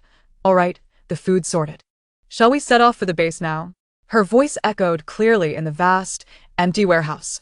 Her gaze swept across the smooth, mirror-like walls glinting with a special metallic sheen and the tightly sealed door, recalling the frenzied rats outside, and she nodded knowingly at Mo Yuan, who had yet to fully regain his composure. No wonder those big rats were crowding outside, but couldn't he get in? There is something about this door and wall. Mo Yuan was pulled back to reality by her voice, his throat involuntarily swallowing hard before he regained his composure, explaining in a tone mingled with awe and trepidation. This is the nation's highest standard of special alloy and composite concrete, with an independent air filtration and pressure maintenance system inside. Constructing such a warehouse is immensely costly. There are still many strategic reserve points like this across the country. He paused for a moment, emphasizing that not even a mouse could penetrate without the correct initiation procedure. Not even a fly or a specific bacterium could easily infiltrate. The swarm of mice outside must have been lured by the long-term faint scent of grain and had become the guardians of this place. Yet they could never find their way in. After listening, Jiang Wan responded thoughtfully, her eyes sparkling. "Are there many places like this?" "Yes, indeed." Internally, she mused that her list of zero-cost acquisitions could be updated again. Chapter 76. Returning to the Platinum Mansion at this moment. The members of the Mo Yuan team finally emerged from their extreme shock, erupting into animated chatter. Wu Hao sat down heavily on the ground, gazing at the empty warehouse and murmuring, "I was just thinking about how many trips I would have to make with my small 10-square-meter warehouse. My legs would be worn thin. And now it's just gone in a flash?" He looked at Jiang Wan with eyes full of admiration, exclaiming, "Sister Jiang. No. Goddess Jiang. You are incredible. This efficiency equals that of an entire transport team." Zhao Lai slapped his own face to confirm he wasn't dreaming, then stated in a deep voice, direct. So direct. "Knowing Miss Jiang, our workload has plummeted dramatically." His gaze towards Jiang Wan was fervent, filled with reverence for the strong and anticipation for future provisions. Chen Feng, Zhou Qian, and others nodded in agreement, though they did not speak. The astonishment and gratitude in their eyes were palpable. They had speculated that Jiang Wan's space might be vast, and even guessed that she could be the mysterious snowflake deity. Yet witnessing this near-miraculous scene was a shock unlike any imagination could conjure. This was not mere transportation, it was obliteration, a force akin to creation and annihilation. Mo Yuan did not join in the team's awe. His mind raced, his gaze fixed deeply on Jiang Wan's overly calm face. A thought struck him like lightning, becoming increasingly clear. Ice-type abilities, space abilities, possessing vast resources, and an apparent foresight regarding the apocalypse. These characteristics aligned closely with the anonymous alerts, the ice-carved inscriptions, and possibly even the plundering of foreign warehouses by the snowflake deity. Especially this terrifying spatial ability, which perfectly explained how she could silently empty the granary. Coupled with her effortless production of hot meals to enhance living standards, it was highly probable that the snowflake deity Jiang Wan was indeed such an extraordinary woman. Jiang Wan keenly sensed Mo Yuan's probing, bewildered yet profoundly complex gaze. She inwardly scoffed, likely guessing his thoughts. Doubtful? Let him be doubtful. She was indeed this powerful, no longer concealing her capabilities. This was strength. Any objections? Did he wish to dissect her for study? Before he could act. Did he believe she wouldn't freeze him and his scheming companions into ice sculptures first? She not only felt no panic but met Mo Yuan's gaze head-on, a smirk playing at the corners of her mouth, exuding both provocation and challenge. Her eyes seemed to convey, "Figure it out?" And then, Mo Yuan was momentarily taken aback by her unabashed and almost audacious demeanor. Then, a fleeting hint of a smile, barely perceptible even to himself, crossed his eyes. He reined in his thoughts, no longer preoccupied with confirming her identity, and shifted his focus back to the present, speaking in a serious tone. "Miss Jiang, your kindness is greatly appreciated. Since the supplies have been gathered, we should not delay. We must return to the Songshan base immediately. Information regarding the mutation of flora and fauna is of utmost urgency. His demeanor indicated that he regarded Jiang Wan as an equal and a collaborator of significant importance. Jiang Wan nodded in satisfaction. It should have been this way. Let us go. She turned first, striding back along their path, her posture still upright and cold, yet seemingly enveloped in a more mysterious and powerful aura. The others hurried to follow, watching Jiang Wan's retreating figure, each with varying thoughts, yet undoubtedly.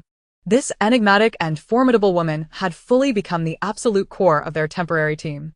As they exited the chilly underground granary and returned to the surface, the sky outside had darkened.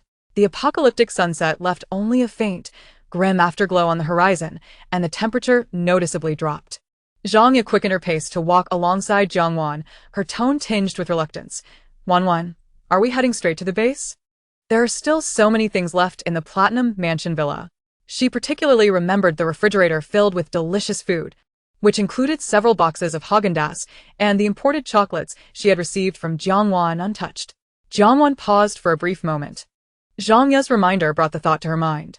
While she cared little for ordinary supplies, the core of the Doomsday Fortress was still bound to the villa, and that item could not be discarded. Originally, she planned to stay for 2 more weeks, but due to Mo Yuan's invitation and the granary mission, the schedule had tightened. Yes, Jiang Wan replied succinctly, turning to Mo Yuan with a decisive tone. We must first go to our stronghold. There are essential items that need retrieval. Mo Yuan's gaze swept over Zhang Ye's expression, understanding that these crucial items were not mere snacks. He nodded in agreement, calm and collected. Understood. What is the address? How far is it?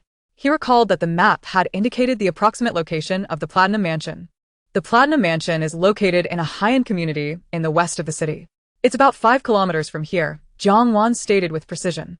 That is entirely feasible, Mo Yuan responded, preparing to make arrangements for their journey.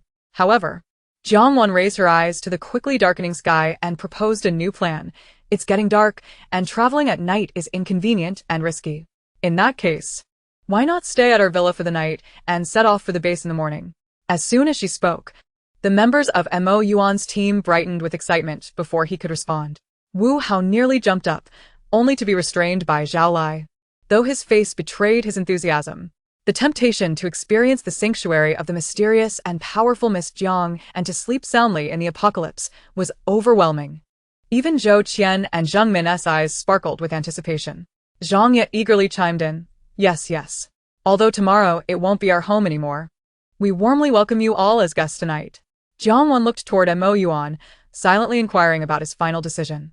Mo Yuan met her gaze, his composed expression betraying no turbulence, yet his tone carried a hint of solemnity. Then I shall impose upon you. It is an honor. Good, Jiang Wan nodded. Saying no more, with a mere thought, she summoned 3 armored vehicles from the system space.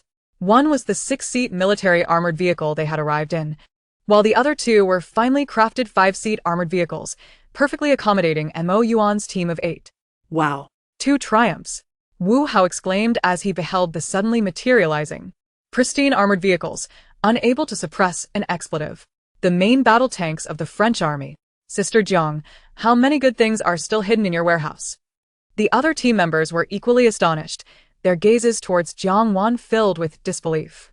Previously, their shock had stemmed from the granary acquisition. Now, the nonchalant emergence of 3 top-tier armored vehicles further deepened their understanding of Jiang Wan's spatial scale and resource reserves. Wu Hao leaned closer to Jiang Wan, lowering his voice with a mix of admiration and curiosity. Sister, may I ask, what level is your spatial ability? I only have an A-level potential, at level 1. My space is just 10 square meters. Compared to yours, it's like a small puddle facing the ocean. Chapter 77. Not just electricity, but water as well. Jiang Wan glanced at him, contemplating briefly before responding coolly. As for the level, it might be similar to your leader's. As for how high, she spoke with a calmness that carried an invisible weight. It's at level 2. Not long from now, it will likely reach level 3. Wow. SSS level. Wu Hao gasped, quickly connecting the dots. So your ice and wood abilities are also SSS level. His eyes sparkled with awe as he gazed at Jiang Wan. At that moment, Mo Yuan's steady voice cut through, his sharp gaze fixed on Jiangwan. I suspect you possess more than just these 3 abilities. He stated this as a fact rather than a question. Clearly, he had surmised that Jiangwan also had mental type abilities. Jiangwan met his gaze. A flicker of appreciation crossing her eyes. Not bad. Quite perceptive. The teammates nearby, ears perked in attentive intrigue, drew in a sharp breath. Chun Feng murmured, so. You possess at least 4 SSS-level abilities?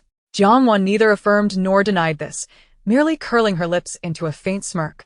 One must always retain some trump cards. All right, let's get in the car. Night is fast approaching. She concluded the discussion and opened the car door first. The group swiftly divided into 3 teams and boarded the vehicles. The members of the Mo Yuan squad marveled at the pristine instruments and sturdy interiors within the vehicle, certain that these supplies were not obtainable through ordinary means. The convoy set off towards the Platinum Mansion. Inside the vehicle occupied by Mo Yuan, a somber atmosphere enveloped them. Zhao Lai could not suppress his voice. Lowering it to speak to Mo Yuan, boss, to possess such an armored vehicle and have stockpiled so much, coupled with the previous incident at the granary, Miss Jiang. She must truly be. Mo Yuan's gaze deepened as he observed the lead vehicle ahead, slowly nodding, his voice barely above a whisper. It's highly likely. Let us keep this under wraps and refrain from inquiring too much. We'll see how the base arranges things. In his heart, he was already convinced that Jiangwan was the anonymous early warning system, the ice-carved oracle, and perhaps even the legendary snowflake deity of zero-cost global procurement. The others in the vehicle nodded gravely, yet their eyes sparkled with excitement. In another car, Wu Hao discreetly exchanged glances with Sun Miao, whispering, if the boss could bring back the ice goddess, wouldn't we be living like deities in this apocalypse? The thought of the snowflake deity's potentially infinite resources, possibly even missiles, was exhilarating. As the 3 armored vehicles roared through the dilapidated streets towards the Platinum Mansion, they encountered a few scattered zombies along the way. Requiring no hold. The ability users inside the vehicles unleashed their powers through the windows. Ice spikes, lightning arrows, fireballs, and earth spikes flew, accurately dispatching any undead that dared approach. Jiangwan's mind flickered, and the crystal cores from the dispatched zombies vanished silently, landing in her spatial domain. She cared not about who had struck the blow. Any spoils near her territory naturally belonged to her, a tacit understanding her teammates had long since accepted. Upon entering the vicinity of the Platinum Mansion, the atmosphere shifted dramatically. While the streets outside still harbored wandering zombies, crossing the threshold of this upscale community felt like passing an invisible barrier, as not a single zombie could be seen, remarkably pristine. More astonishingly, there were living people moving about, particularly at a larger convenience store within the community, although the shelves were bare, save for some expired and decaying remnants. The doors stood wide open with a dozen or so survivors gathered inside, either standing or sitting. Though appearing gaunt, their eyes bore a strange sense of calm, unlike the anxious survivors outside. As Jiangwan's convoy passed, these survivors rose, displaying excitement and reverence, some even waving at the convoy and exclaiming, "The deity! The ice goddess has returned. How wonderful! We feared you would never come back. It's been nearly 3 days since you cleared the area. We hardly dared to venture far." Inside the vehicle, Suyu widened her eyes, poking Jiangwan in the passenger seat. "No way, Sister Wan. When did you gather such a following?" Jiangwan gazed at the enthusiastic yet timid faces outside, a rare look of genuine confusion crossing her typically cold countenance. She frowned slightly. "I don't know." Each time she ventured out to eliminate zombies, she acted decisively, never contemplating that someone might be secretly observing and discerning their operational patterns to utilize the safe windows they created. In another vehicle, Mo Yuan observed the scene, noting the genuine perplexity on Jiangwan's face. He understood. This was not a result of Jiangwan's deliberate cultivation of her image, but rather a natural effect of her overwhelming power, instilling awe and protection. These survivors evidently thrived due to the safety windows established by Jiangwan's squad's regular cleanups and regarded her as the guardian spirit of their area. Such unspoken prestige was far more persuasive than any deliberate promotion. The convoy did not linger, heading straight towards Jiangwan's villa. Upon arriving, they parked steadily in front of the grand entrance and disembarked. With a casual wave of her hand, the 3 massive armored vehicles vanished, reabsorbed into her spatial realm. A display so effortless that it made the members of Mo Yuan's squad blink in astonishment. Jiangwan pushed open the villa door and entered first. with Mo Yuan and the others following closely. The moment they stepped into the foyer, all visitors, including Mo Yuan, experienced an indescribable sensation, as if traversing an invisible membrane that dulled the stark silence, chill, and oppressive atmosphere of the apocalypse outside, though they could not pinpoint what exactly felt different at that moment, until Jiangwan casually pressed the door's activation switch. A crisp click resonated, illuminating the entire living room and hallway, not with dim flickering candlelight nor limited emergency lamps, but with bright, stable illumination reminiscent of ordinary nights before the world fell into chaos. Cold white light cascaded from the chandelier, illuminating the luxurious, yet tidy decor within. Is the light on? Wu Hao gazed upward, rubbing his eyes in disbelief. Sun Miao instinctively glanced outside, noting that other villa areas were shrouded in darkness. But it's not the power supply time. Chun Feng swallowed hard. Even if the base has limited power, it shouldn't be this bright and steady. Li Meng, amused by their astonished expressions, strolled toward the bathroom, saying, "What's the big deal about having lights? There's more than just lights, there's running water too." As she spoke, she turned on the faucet, and clear water gushed forth. Skillfully washing her hands, she added, "Tonight, I must indulge in a beauty bath. I feel all grimy after these days outside." Zhang Yi chimed in exactly. "Finally, we can have a proper bath. Before, we could only manage a quick wipe, and it felt dreadful. A bath? Soaking." The members of Mo Yuan's squad were utterly stunned. Although they had a water-type ability user, Sun Miao, the water they manifested was primarily for drinking and limited hygiene. The luxury of bathing had become a legendary notion since the onset of the apocalypse. The resource management at the base was exceedingly stringent, with each person allotted a meager daily quota. Now, with the sound of running water, the bright lights, and the noticeably warmer and more comfortable atmosphere within, coupled with Jiangwan's unfathomable spatial domain and her casual provision of hot food, all members of Mo Yuan's team, including the typically stoic Mo Yuan, felt an unprecedented shock. This was not survival in the apocalypse, it was akin to a vacation. Wu Hao's mouth hung open as he gazed at the brightly lit and well-supplied villa. A singular thought racing through his mind: is this really the apocalypse? Jiangwan observed the Mo Yuan squad, still rooted at the entrance. Entranced by the lights and faucet, and raised an eyebrow, her cold voice tinged with mockery. "What are you standing there for? Go wash your hands. Don't you want to eat?" Her gaze flickered to Wu Hao. "Or, do you miss the rations from my space?" No. "Eating. Hand-washing immediately. As guests here, we can't be rude, right, boss?" The team snapped back to reality, chattering excitedly, even forgetting to gauge Mo Yuan's expression, assuring themselves that they must uphold decorum as they rushed toward the spacious restroom. The villa's washing facilities were ample, yet each seemed determined to wash away the months of pent-up frustration from the apocalypse, each occupying a sink as water flowed freely, scrubbing meticulously for several minutes. Reveling in the refreshing sensation of the cool, clean water, this simple act proved more intoxicating than the anticipated feast ahead. Mo Yuan gazed at his team's lackluster demeanor, rubbing his brow in resignation, feeling a deep sense of inability to motivate them. Yet, he found himself approaching an unoccupied water basin, calmly washing his hands. The water flowed through his fingers, bringing a long-lost sensation of ease, prompting him to reassess the resources that Jiangwan possessed, raising his evaluation another notch. Sun Miao couldn't help but scoop up some water to drink. It was sweet and crisp, far surpassing the taste of the water he could conjure with his abilities, leaving him smacking his lips in satisfaction. By the time they leisurely finished washing up and exited, a mouth-watering aroma wafted from the direction of the dining hall. Inside the spacious dining area, a long wooden table had been set up, ample enough to comfortably accommodate all 14 present. The table was adorned with a splendid array of steaming dishes, the abundance surpassing even the makeshift gathering they had at the logistics station's rooftop. Glimmering white rice formed little mounds, while glistening red-braised pork emitted an enticing aroma, and the steamed sea base was garnished with vibrant green scallions. Plump boiled shrimp gleamed invitingly, accompanied by fragrant potato and beef brisket stew, refreshing garlic broccoli, golden fried chicken wings, and a large bowl of tomato egg drop soup, complemented by several appetizing side dishes. Each dish was steaming hot, a feast for the senses. "Is this red-braised pork still hot?" Wu Hao exclaimed, his keen eyes wide with surprise.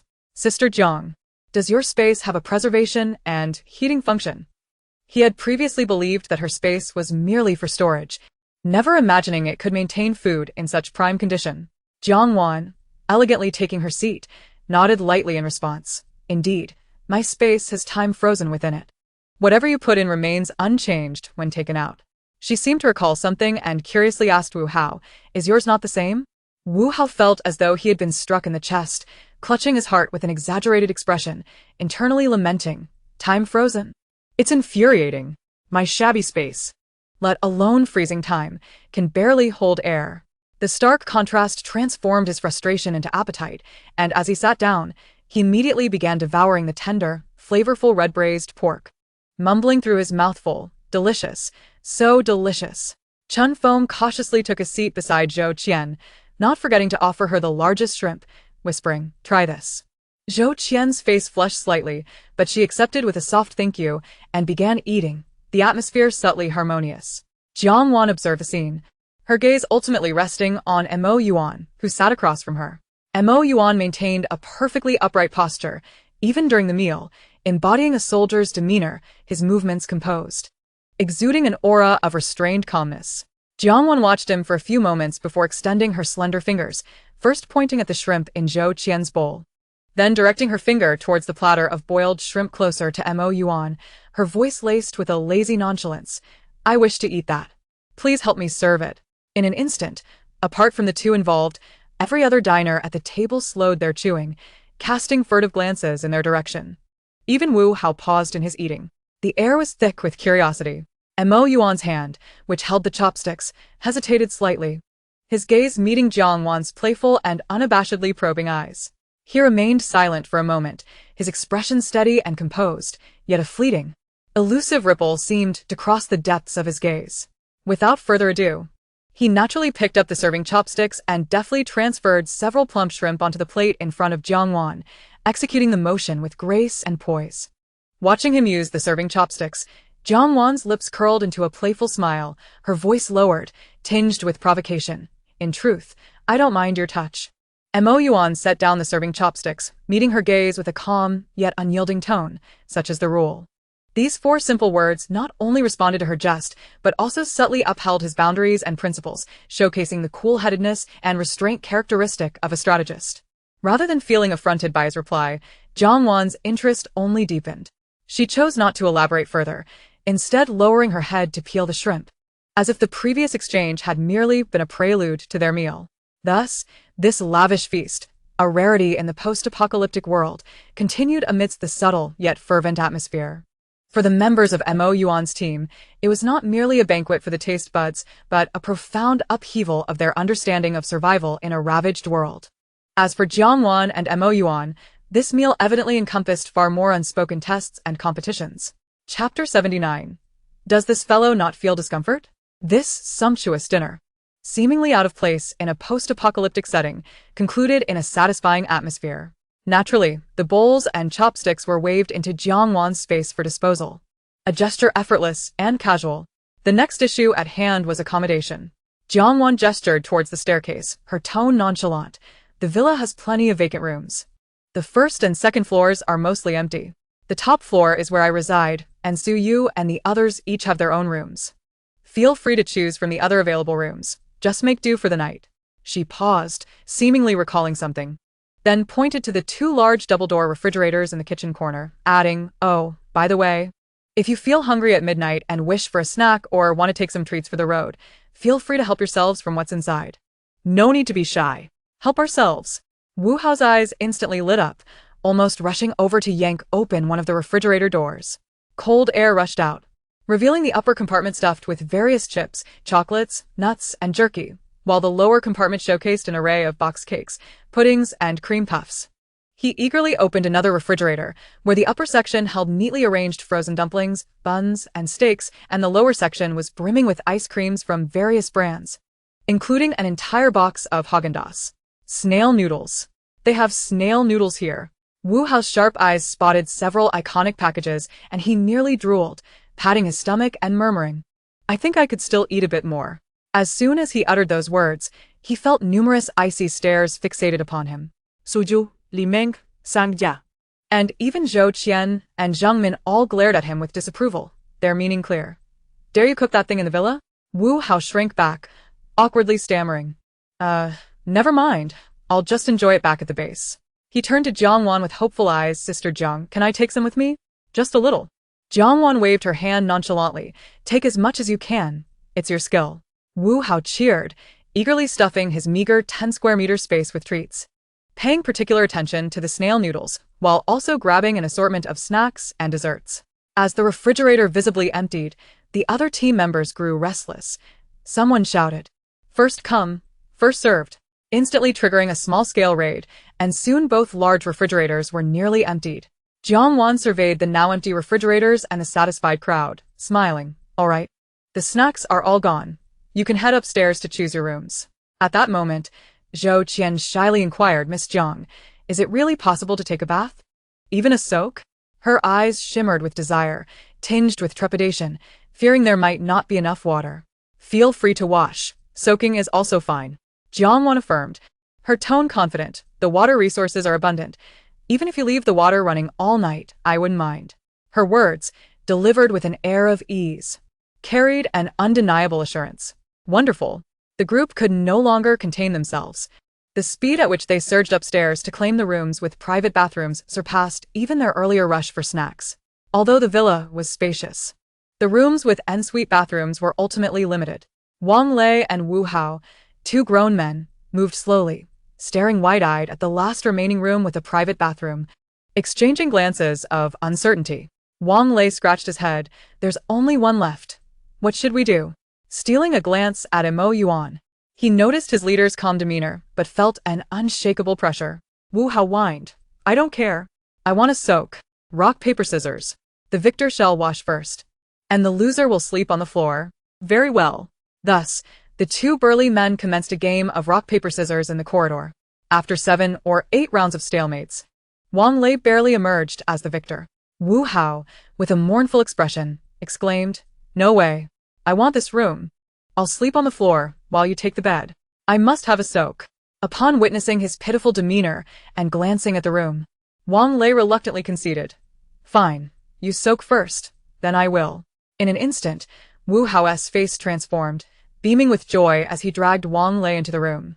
Had she not been privy to the preceding events, Jiangwan might have misconstrued the antics of these two lively characters. At that moment, she turned to the composed Mo Yuan, who had been standing nearby. Aren't you going to choose a room? With an indifferent tone, Mo Yuan replied, Any room will suffice. Jiangwan raised an eyebrow, laced with teasing. However, it seems there are no rooms left with private bathrooms? Is Captain Mo planning to make do with the communal restroom? Mo Yuan's expression remained unchanged. It matters not. As a soldier, he was not particular about such things. A glint of mischief flickered in Jiangwan's eyes as she stepped closer and lowered her voice, infused with temptation. In truth, my penthouse has more than one room. Would you care to join me? The view is splendid, and it's quite peaceful. Internally, she calculated, surely it wouldn't be amiss to sneak a peek with my mental prowess while he bathes? Hee. Mo Yuan's demeanor subtly faltered as he met Jiangwan's provocative and intrigued gaze. After a brief silence, just as Jiangwan anticipated a refusal, she heard his deep voice affirm, All right. Jiangwan's eyes sparkled with delight. Then it settled. That night, the villa at the Platinum Mansion witnessed an astonishing surge in water usage, comparable to that of a small survivor outpost over several days. The sound of the water heater roared, and the bathroom echoed with the splashes of water, as each individual luxuriated in the warmth and cleanliness. A rare indulgence in this post-apocalyptic world. Meanwhile, the atmosphere on the top floor was destined to be even more delicate and water-consuming. Jiangwan returned to her spacious and opulent master bedroom, leisurely indulging in a pedal bath before emerging in a velvet robe, towel in hand, and extending her mental energy like invisible tendrils into Mo Yuan's adjacent room. What is he up to? Contrary to her expectations, Mo Yuan was not preparing for a bath, but rather seated at his desk, illuminated by bright lights, engrossed in what appeared to be a document related to a previous mission. His posture was rigid, and his profile, sharply defined in the light, exuded a coldness. Still not bathing? Doesn't he feel uncomfortable? Jiangwan pouted, wondering if this man's composure was a tad excessive. Patiently, she waited for a moment, even pulling out her tablet to watch a pre-downloaded show, occasionally glancing in with her mental energy. He is still reviewing documents. Growing impatient. She mused. Is he planning to sleep in this dusty attire? That's simply one to do. With a flash of inspiration, she meticulously selected a high-quality dark gray men's bathrobe, slightly fitted, with a subtly alluring neckline from her space, grabbed a fluffy new towel, and poured a cup of warm milk. Prepared at last, she carried the milk, bathrobe, and towel out of her room. Tapping gently, she knocked on Mo Yuan's door. Inside, Mo Yuan, almost simultaneously with the knock, utilized his mental energy to assess the situation outside. His brow twitched imperceptibly as he rose to open the door. Jiang Wan stood outside, clad in a soft robe, her hair still slightly damp, exuding a refreshing fragrance that starkly contrasted with the apocalyptic environment. She extended the milk towards him with a bright smile. Handsome, would you like a glass of milk to aid your sleep? Mo Yuan's gaze swept over the milk and then landed on the bathrobe and towel in her other hand. He did not accept them but asked in a low voice, Miss Jiang, is there something you need? Unfazed, Jiang Wan shoved the bathrobe and towel into his arms. Her tone playful and commanding. Of course, it's to urge you to take a bath. Look at you, all dusty from the journey. A nice bath would leave you smelling fresh to attract more young ladies when we reach the base tomorrow. She winked and added, naturally, before you attract them, you will first attract me. Mo Yuan finally understood why he had been hesitant to bathe. Since moving into this floor, he had sensed a faint but persistent mental energy fluctuation occasionally sweeping through his room. It was obvious who was responsible. To bathe next door to a woman with such formidable mental abilities, who clearly had ulterior motives. He dreaded the thought of being seen in the nude the moment he shed his clothes. Grasping the soft bathrobe, he looked at the smiling woman before him and took a deep breath to maintain his composure. Miss Jiang, I hope you can respect my privacy. He paused, his gaze sharpening as he directed it at her. You one tea peek, will you? Jiang Wan instantly feigned an expression of indignation, asserting, I am certainly not that kind of person. I, Jiang Wan, have always acted with integrity. Noticing Mo Yuan's expression soften for a brief moment, she swiftly changed her tone, grinning like a cunning fox. How could I possibly peek? I would, of course, want to watch openly. Mo Yuan's previously softened demeanor stiffened once more. Openly? Indeed. Jiang Wan asserted confidently. You go take your bath, and I'll stand guard at the door. Absolutely safe. Yet, secretly she thought, the moment the water starts running, I'll quietly crack the door open. Mo Yuan's mouth twitched slightly at Jiang Wan's almost shameless straightforwardness, feeling a wave of helplessness wash over him. He rubbed his temples, his voice firm and resolute. No need. As long as you promise not to use your mental energy to probe my room, I will naturally bathe. Jiang Wan observed his serious expression, recognizing that this was his bottom line. She pouted, feigning reluctance. Fine, fine. I want to use my mental energy anymore. That should suffice. Right? Internally, she smirked. Without mental energy, I have other means. Mo Yuan regarded her, though he doubted the reliability of this promise. He believed that based on his understanding of Jiang Wan and her military background, she wouldn't go back on her word to such an extent. He nodded. All right. Satisfied, Jiang Wan turned and returned to her room. Once the door was closed, Mo Yuan hesitated for a moment, ultimately sighing in resignation as he began to remove his combat jacket, stained with blood and dirt. His long fingers deftly unfastened the buttons, revealing a tight black tactical vest that accentuated his muscular physique. In the adjacent room, Jiang Wan indeed honored her promise and refrained from probing with her mental energy. However, she lay in bed, straining her ears to capture any sounds.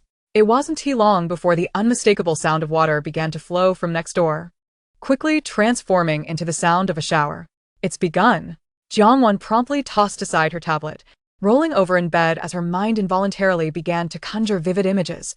Warm water cascading over the man's bronze skin, gliding over his solid pectorals and abs, tracing along his narrow waist.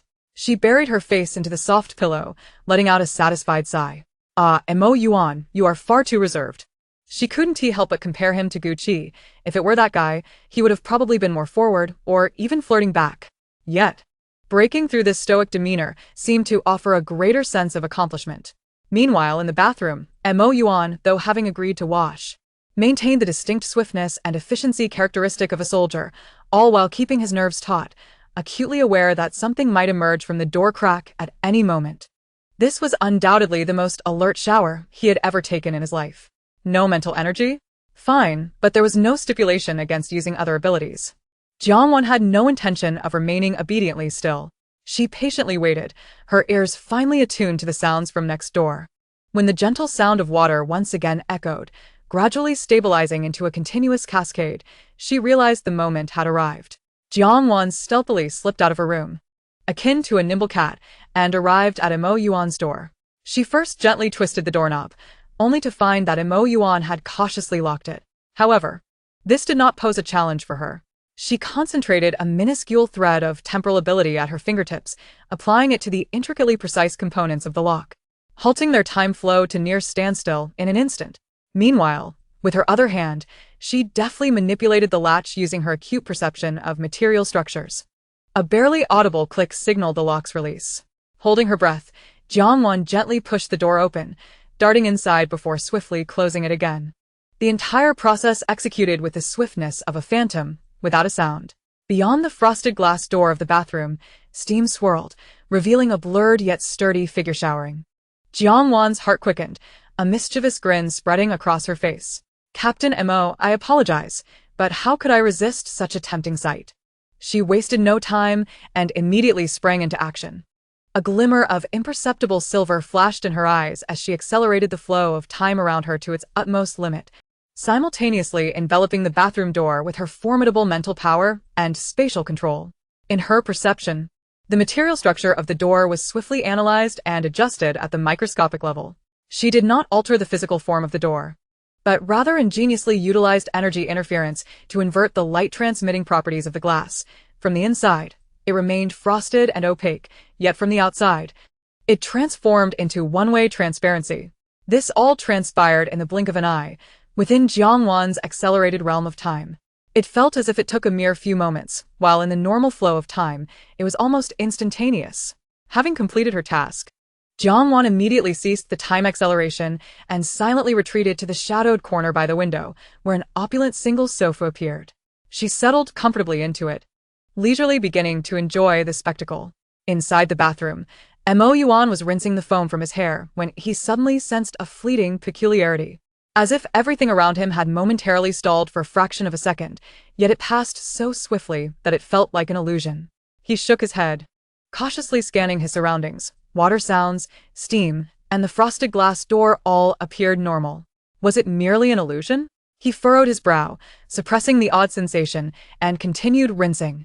However, from that moment on, he couldn't shake the feeling that a faint gaze was fixed upon him, prickling at his back. He meticulously inspected the door seams. Finding nothing amiss, he attempted to sense with his mental power, but the area beyond the door felt utterly vacant. Am I overthinking this? Surely, Jiangwan wouldn't go that far? Due to his misplaced trust in what he believed to be a promise, along with the soldier's inherent straightforwardness, he refrained from probing the situation outside with his mental power, instead hastening his rinsing. Outside, Jiangwan was thoroughly entertained.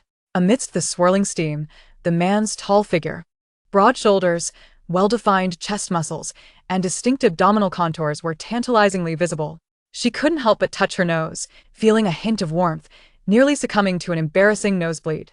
Goodness, that physique was devilishly alluring. She hurriedly summoned a trace of ice energy to calm herself, mentally chiding her own lack of composure.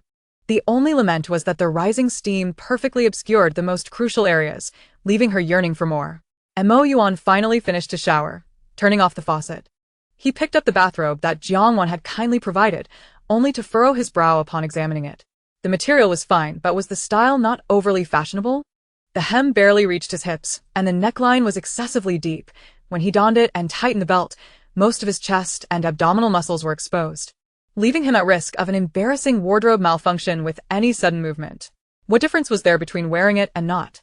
Montag Yuan's temples throbbed. He deeply suspected that Jiangwan had done this on purpose. Yet, with no other choice, he reluctantly put it on, stepping out of the bathroom, still damp and feeling awkward. As soon as he emerged, his gaze collided with Jiangwan, who was nestled on the sofa, her eyes sparkling with a blend of admiration, mockery, and satisfaction at having successfully pulled off her mischief. Mo Yuan froze in place. Wait. He abruptly turned his head to the bathroom door, which had appeared frosted from the inside, but was now transparent from the outside. He could clearly see the wet floor and the hanging towel.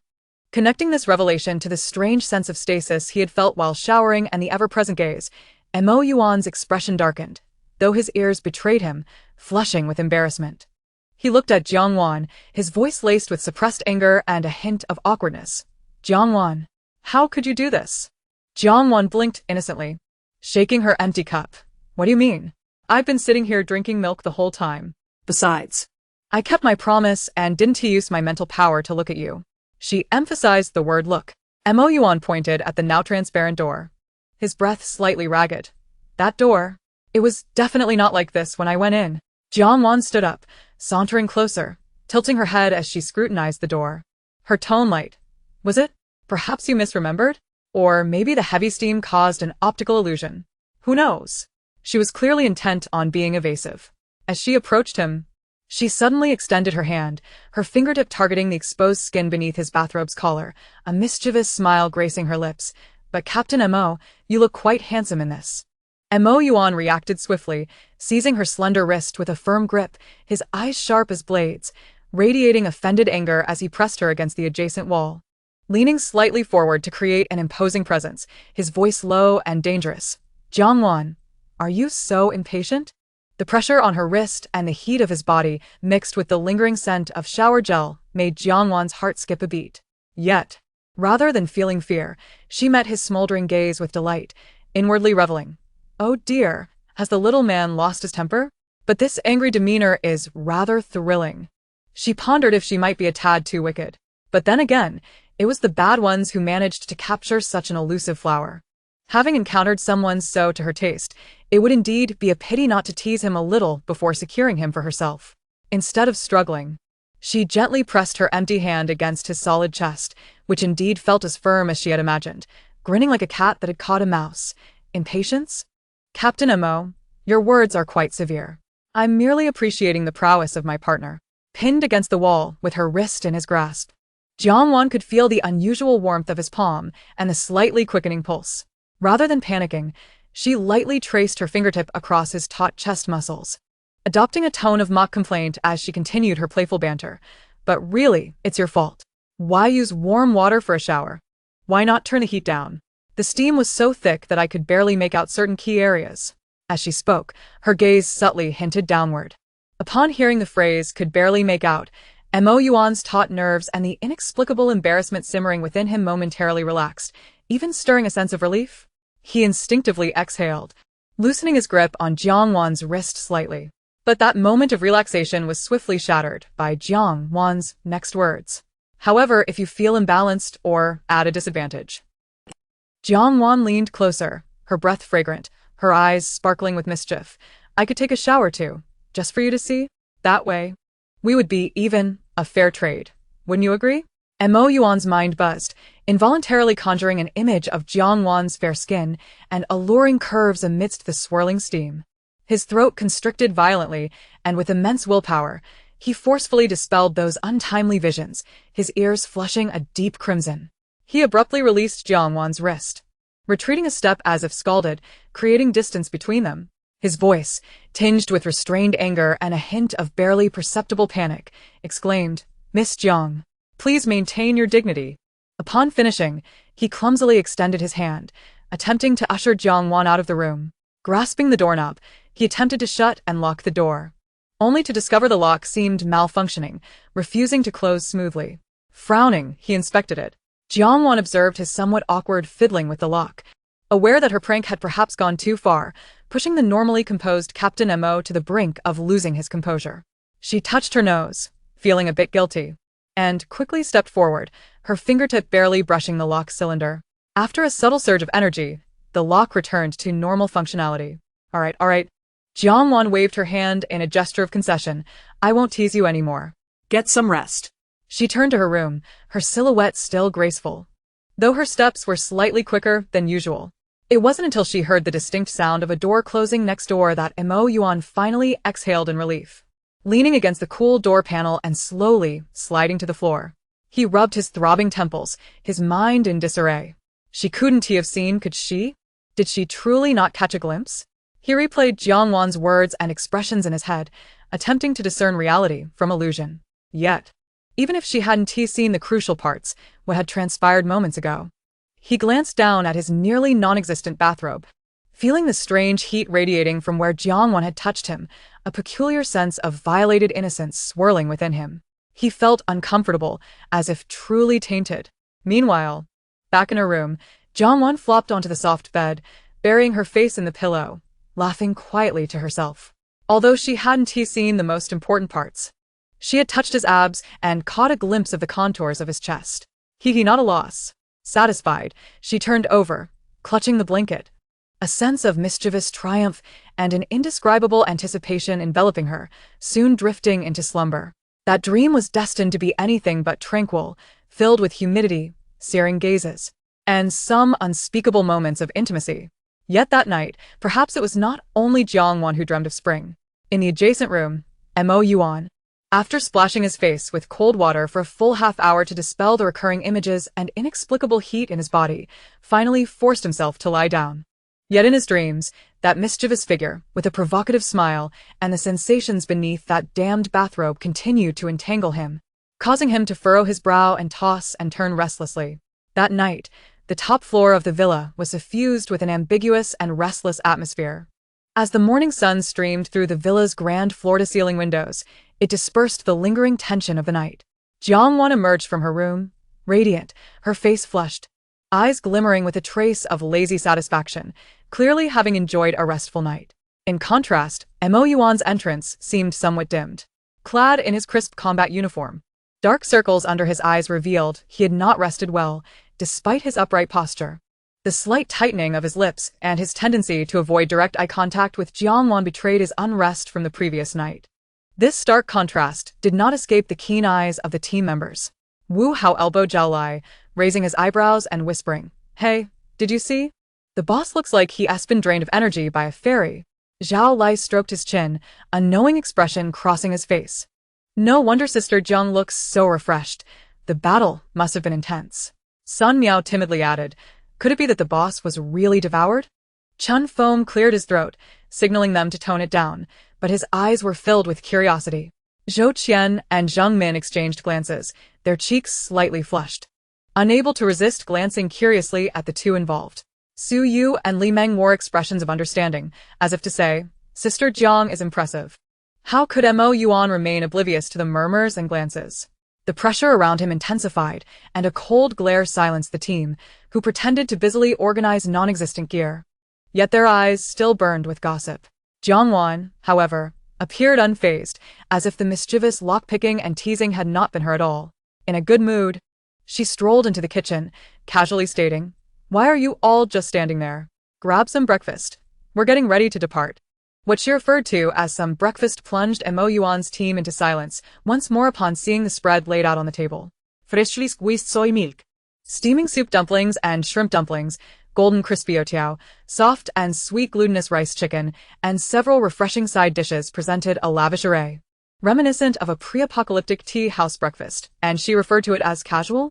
Wu Hao gazed at the translucent shrimp dumplings, swallowing hard, reinforcing his determination to cling to Jiangwan's coattails. Breakfast concluded in a subtle atmosphere. Jiangwan set down her chopsticks, elegantly wiped her mouth, and then, with a mere thought, softly whispered, "Withdraw." In an instant, everyone in the villa distinctly felt the disappearance of an invisible yet comforting barrier. The bright, stable overhead lights flickered, dimming. The once comfortable temperature and humidity were swiftly replaced by the coolness and stillness from outside. The constant sound of flowing water abruptly ceased. The villa seemed to have had its soul extracted in an instant, reverting from an impregnable fortress to merely a relatively sturdy shell.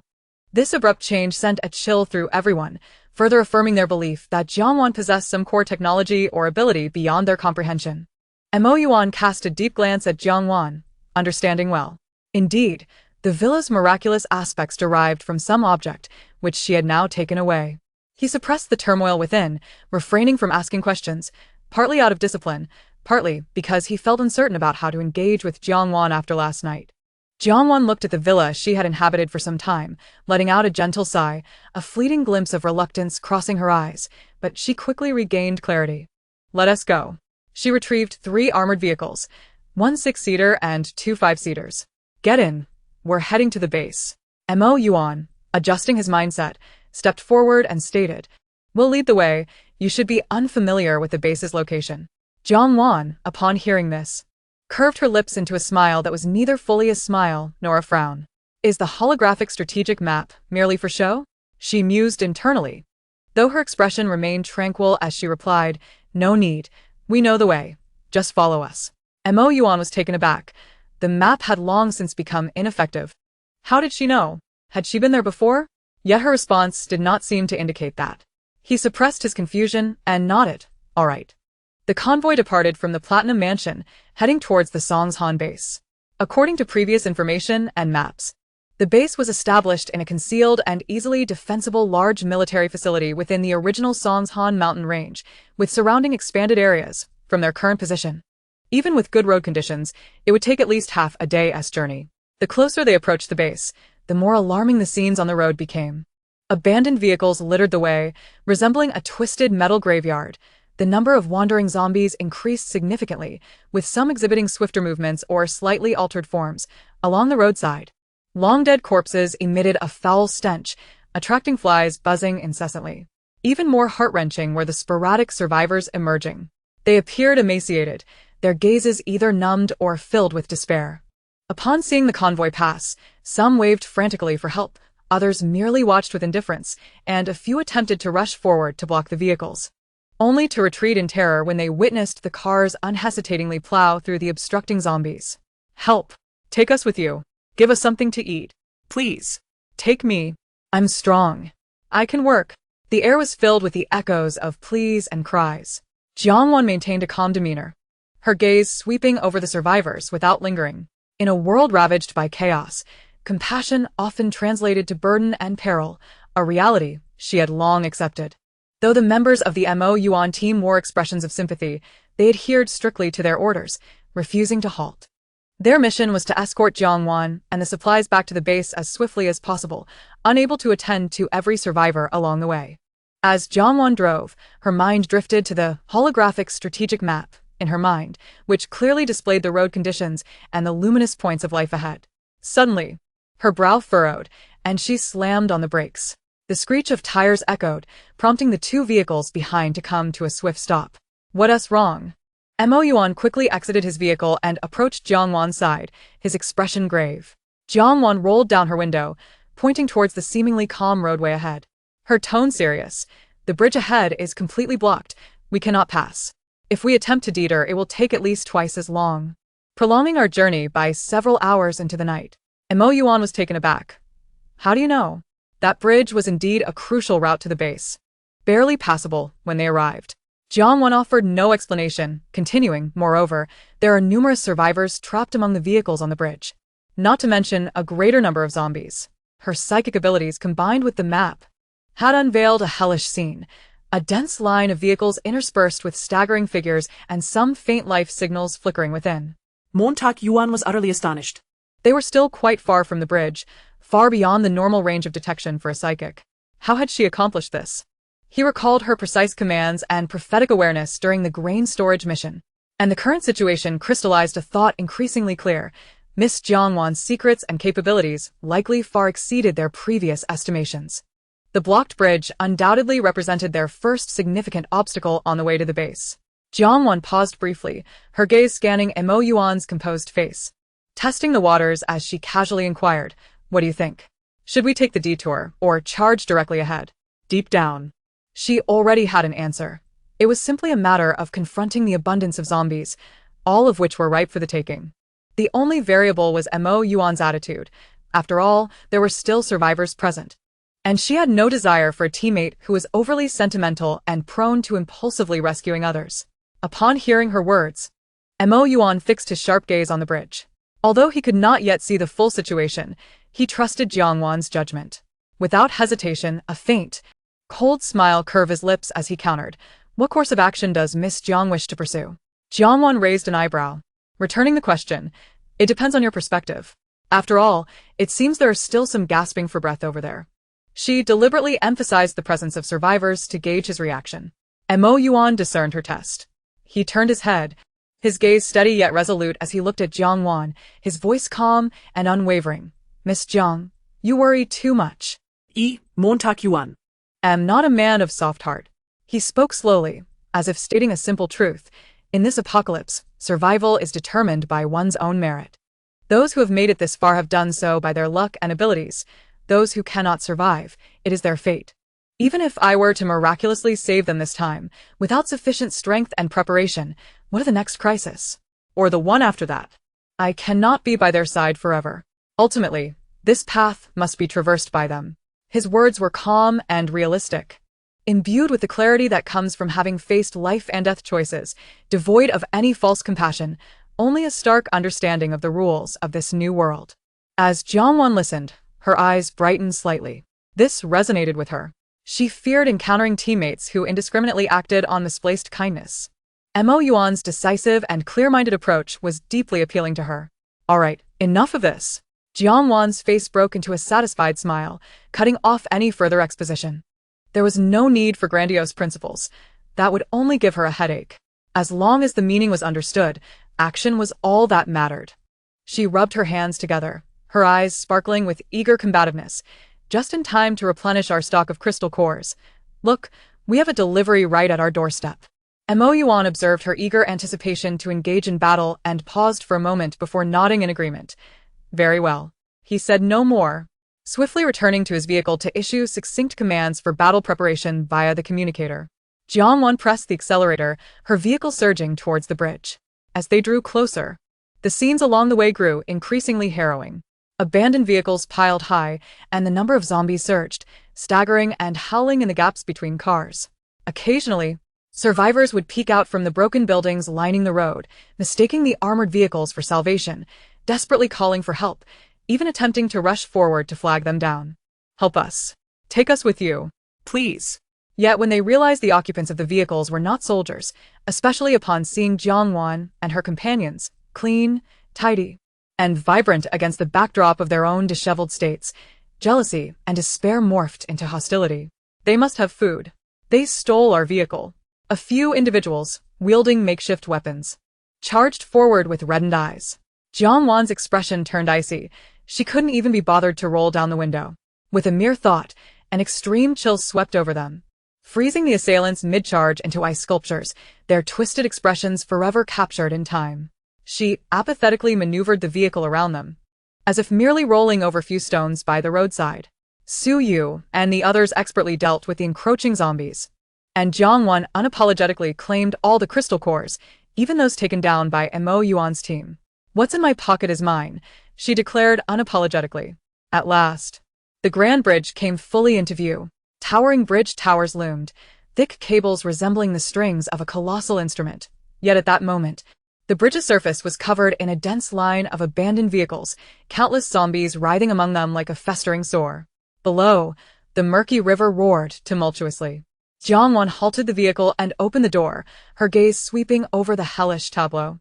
On her holographic strategic map, the blue dots survivors were sparse and faint, mostly huddled in the corners of sturdy vehicles or under bridge supports. The reds, zombies, were so densely packed they felt suffocating. What caught her attention even more were the large yellow and orange, mutated creatures appearing in the river, indicating that the aquatic ecosystem had begun to unravel as well. It would be difficult to find fresh fish in the future. She pursed her lips, grateful for her ample storage space. Chapter 84. Do not compete with me for crystal cores. The members of Mo Yuan's team also disembarked, their expressions turning serious at the sight before them. Jiangwan casually stored the 3 armored vehicles in her space and, facing the wind blowing from the bridge, filled with the stench of decay and blood, she stretched her neck, a radiant smile of mixed excitement and battle intent illuminating her face as she called out to her awaiting comrades. Sisters, get ready to work. And brothers, don't just stand there. Before us lies a treasure trove of glistening experience points. Jiangwan's mention of experience points sounded like a battle cry, and the 2 teams surged forward like fierce tigers, plunging into the congested bridge surface to engage in a fierce battle with the throngs of zombies. Mo Yuan led the charge, his movements swift as lightning. He refrained from using his energy-draining lightning abilities, instead relying on his formidable physical prowess and precise psychic control. With a military dagger in hand, he struck with deadly accuracy, each thrust finding its mark in the zombie's eyes or temples, his actions clean and efficient. Only when faced with an overwhelming number of zombies would he unleash a small arc of electricity to incapacitate a cluster, creating opportunities for his teammates. Suyu, Li Meng, and Zhang Ye formed a triangular formation, their coordination seamless. As Suyu waved her hand, a chilling aura enveloped the area, instantly encasing the 5 or 6 approaching zombies in a crystalline embrace. Li Meng followed closely, launching a fiery orb that collided with the icy figures, resulting in a spectacular explosion of ice and fire, leaving shattered remnants scattered across the ground. Zhang Ye took on the role of ensuring no threats went unchecked, summoning bolts of lightning to incinerate the scattered zombies that dared to approach from the flanks. Lin Xiaoxiao moved deftly through the shadows, her dark abilities manifesting as invisible tendrils that ensnared the limbs and heads of the undead, sapping their vitality and rendering them sluggish, even turning them against one another. Occasionally, she would reveal herself, her Nepalese curved knife slicing through the air in an eerie arc, harvesting the weakened foes. Tang Ning, exhibiting a more environmental approach, refrained from direct confrontation with the zombies, instead releasing a faint toxic mist that silently enveloped small areas. As the zombies inhaled, their skin rapidly deteriorated, their movements stiffened, and they ultimately collapsed to the ground, quiet yet lethal. The members of the Mo Yuan team showcased their unique abilities. Chun Feng, channeling his gold-based powers, transformed his fists into iron, capable of obliterating a zombie's skull with a single strike. Zhao Lai's fireballs, though less ferocious than Li Meng's, flowed continuously, forming a wall of flames. Wang Lei would sporadically raise earthen barriers to impede the zombie onslaught, effectively segmenting the battlefield. Sun Miao concentrated water arrows, striking with precision. Zheng Min darted through the throng of corpses with remarkable speed, her dagger glinting ominously, while Zhou Qian lingered at the periphery, emanating a soft green light, ever ready to heal her injured comrades. Wu Hao, in contrast, flailed about with his meager spatial abilities, attempting to stuff the encroaching zombies into his space and toss them off the bridge. Though his efforts were inefficient, they provided a comical scene as he chanted, "Collecting garbage. Collecting garbage." Their combat was efficient and ruthless, akin to a meticulously crafted machine of slaughter. The survivors trapped amidst the wreckage of vehicles who had previously succumbed to despair, now ignited with a fervent will to survive upon witnessing the emergence of this formidable team, particularly when they recognized the familiar uniforms worn by the Mo Yuan members. There's hope. The nation hasn't abandoned us. It's the military. Brothers, we have a chance. A little girl, curled up in her mother's arms, timidly inquired, "Mommy, can we live?" The mother held her daughter tightly, tears streaming down her face as she gazed at the chaotic battle outside, nodding vigorously. Even more moving was the sight of some hidden survivors, possessed of their own powers, summoning the courage to join the fray. "Brothers, the military has come to rescue us. We cannot just stand by," cried a strength enhancer, as he overturned a motorcycle that blocked their way, hurling it into the crowd of zombies. A speed-based ability user wielded a steel rod, darting swiftly to pierce the isolated undead. There was even a feeble light user, striving to emit a dim glow, attempting to disrupt the zombie senses. The impact was minimal, but their bravery was commendable, though their combat prowess paled in comparison to Jiangwan and the Mo Yuan team. Their participation greatly uplifted morale and alleviated some of the pressure. On the bridge, flames of resistance began to ignite in various corners. Jiangwan deftly manipulated icicles, unleashing a barrage akin to a machine gun, freezing wave after wave of zombies, all the while remaining vigilant. Upon witnessing the surviving ability users joining the battle, rather than feeling gratified, she merely scoffed, muttering to herself, "Just don't snatch the crystal cores from me." Thus, she intensified her actions, dispatching the zombies with fervor, her mental energy sweeping up the scattered crystal cores into her space with silent urgency. "This one is mine, that one too. Oh. The one that strength guy killed. Those crystal cores are my protection fee." She collected with righteous certainty, her crystal pouch swelling at an astonishing rate. After nearly an hour of relentless combat, the zombies on the bridge were finally eradicated, leaving behind a myriad of abandoned vehicles that formed a colossal blockade in the center, obstructing the path for the survivors' vehicles. Mo Yuan glanced at the iron wasteland before him and calmly stated, "Everyone, let us work together to push these cars aside." The survivors, eager to assist, prepared to lend a hand. Just then, Jiangwan, growing impatient, clicked her tongue, Too slow. She stepped forward, raising her hands, unleashing her SSS-grade wood abilities to their fullest extent. In an instant, from the fissures in the bridge, beneath the vehicles and even along the cables, numerous robust energy vines, glowing with a faint green luminescence, erupted from the ground. They writhed like living serpents, deftly wrapping around the abandoned cars, and with an ear-splitting metallic crunch, they effortlessly flung the multi-ton vehicles aside, clearing a wide passage in the congested center. The thunderous sound of vehicles crashing echoed incessantly. All the survivors with wood abilities stood in stunned silence, their mouths agape in disbelief. Is this wood ability? My powers can only sprout a small bean sprout. Is she some kind of wood giant deity? Why? Soon, someone recognized Jiangwan. It's her, the goddess of ice and wood from the video. No, wait. I heard she also has lightning powers. Nonsense. She clearly has mental abilities. How else could she command so precisely? You all missed it. She must even have spatial powers. Where else would the cars come from? The crowd buzzed with speculation, their gazes toward Jiangwan filled with awe, admiration, and disbelief. Jiangwan, slightly annoyed by the commotion, placed her hands on her hips and snapped at the wide-eyed survivors and her teammates. All right. Enough guessing. I have them all. Is that good enough? I have them all. Her almost nonchalant admission left the crowd momentarily speechless, only the sound of gasps breaking the silence. Chapter 85. Custody of all. With that, She paid no heed to their reactions and waved her hand, summoning the 3 armored vehicles that she had previously stowed back into view. Get in the car. We're leaving. She was the first to pull open the door and take her seat. The survivors, who had just been celebrating their rescue and even assisting in the fight, were left in a state of shock at the prospect of this formidable team departing without them. wait. Heroes, aren't you taking us with you? The mother with her daughter could not help but shout, her face a portrait of helplessness. Yes. Take us to the base. We beg you. Jiangwan leaned out of the window, sporting an expression that was both innocent and mischievous. Pointing at the corpses of zombies strewn across the bridge, the path has already been cleared for you, hasn't it? The rest is for you to handle. She added silently in her heart, oh, by the way, the hard-earned heads of the zombies you fought so hard to kill?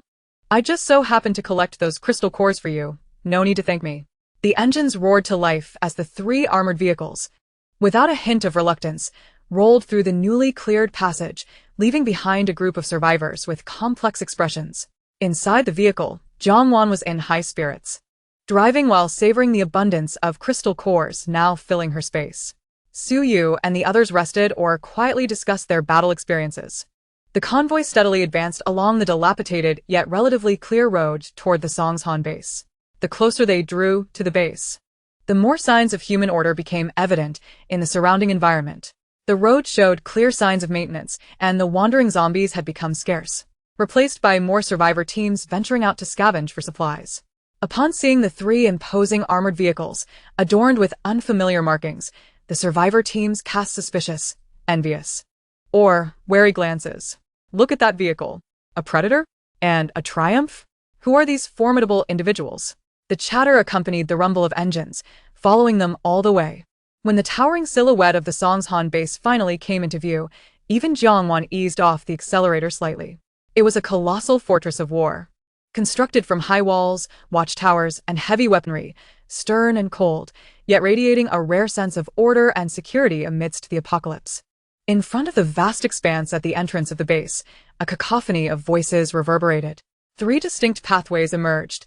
The far left, a passage for ordinary citizens, snaked forward like a dragon, the crowd crammed and weary, many appearing gaunt and hollow-eyed, moving slowly under the direction of soldiers, the air thick with despair and anxiety.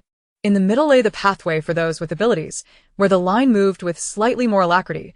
The individuals bore palpable energy fluctuations, their expressions tinged with a hint of pride inherent to their extraordinary nature.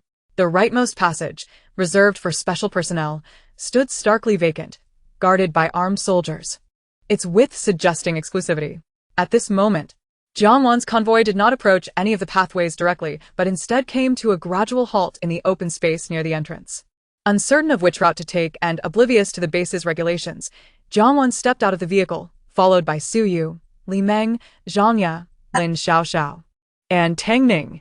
Shortly after, The doors of the 2 trailing vehicles swung open, and Mo Yuan along with his 7 team members disembarked in succession.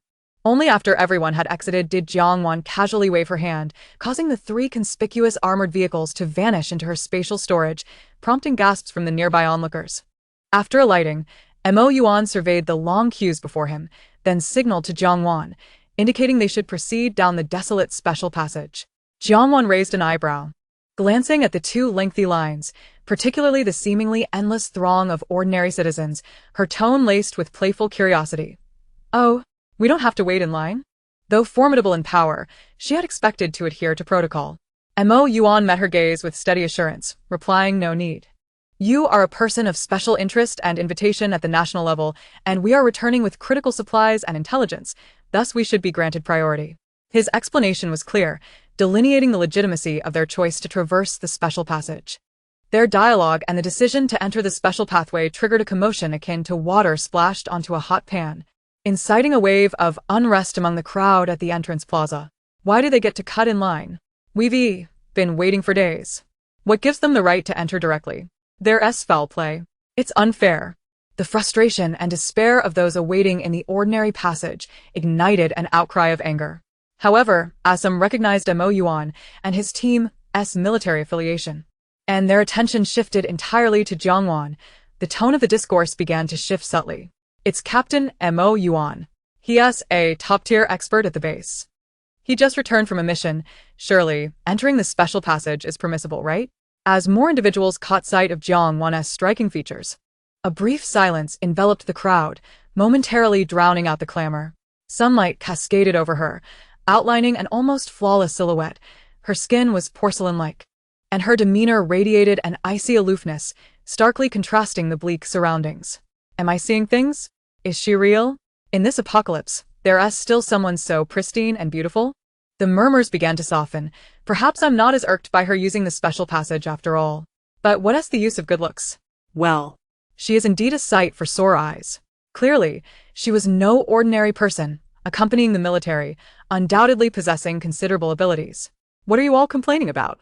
The impact of her beauty, coupled with Mo Yuan's military stature, strangely quelled numerous dissenting voices, even prompting some to defend her.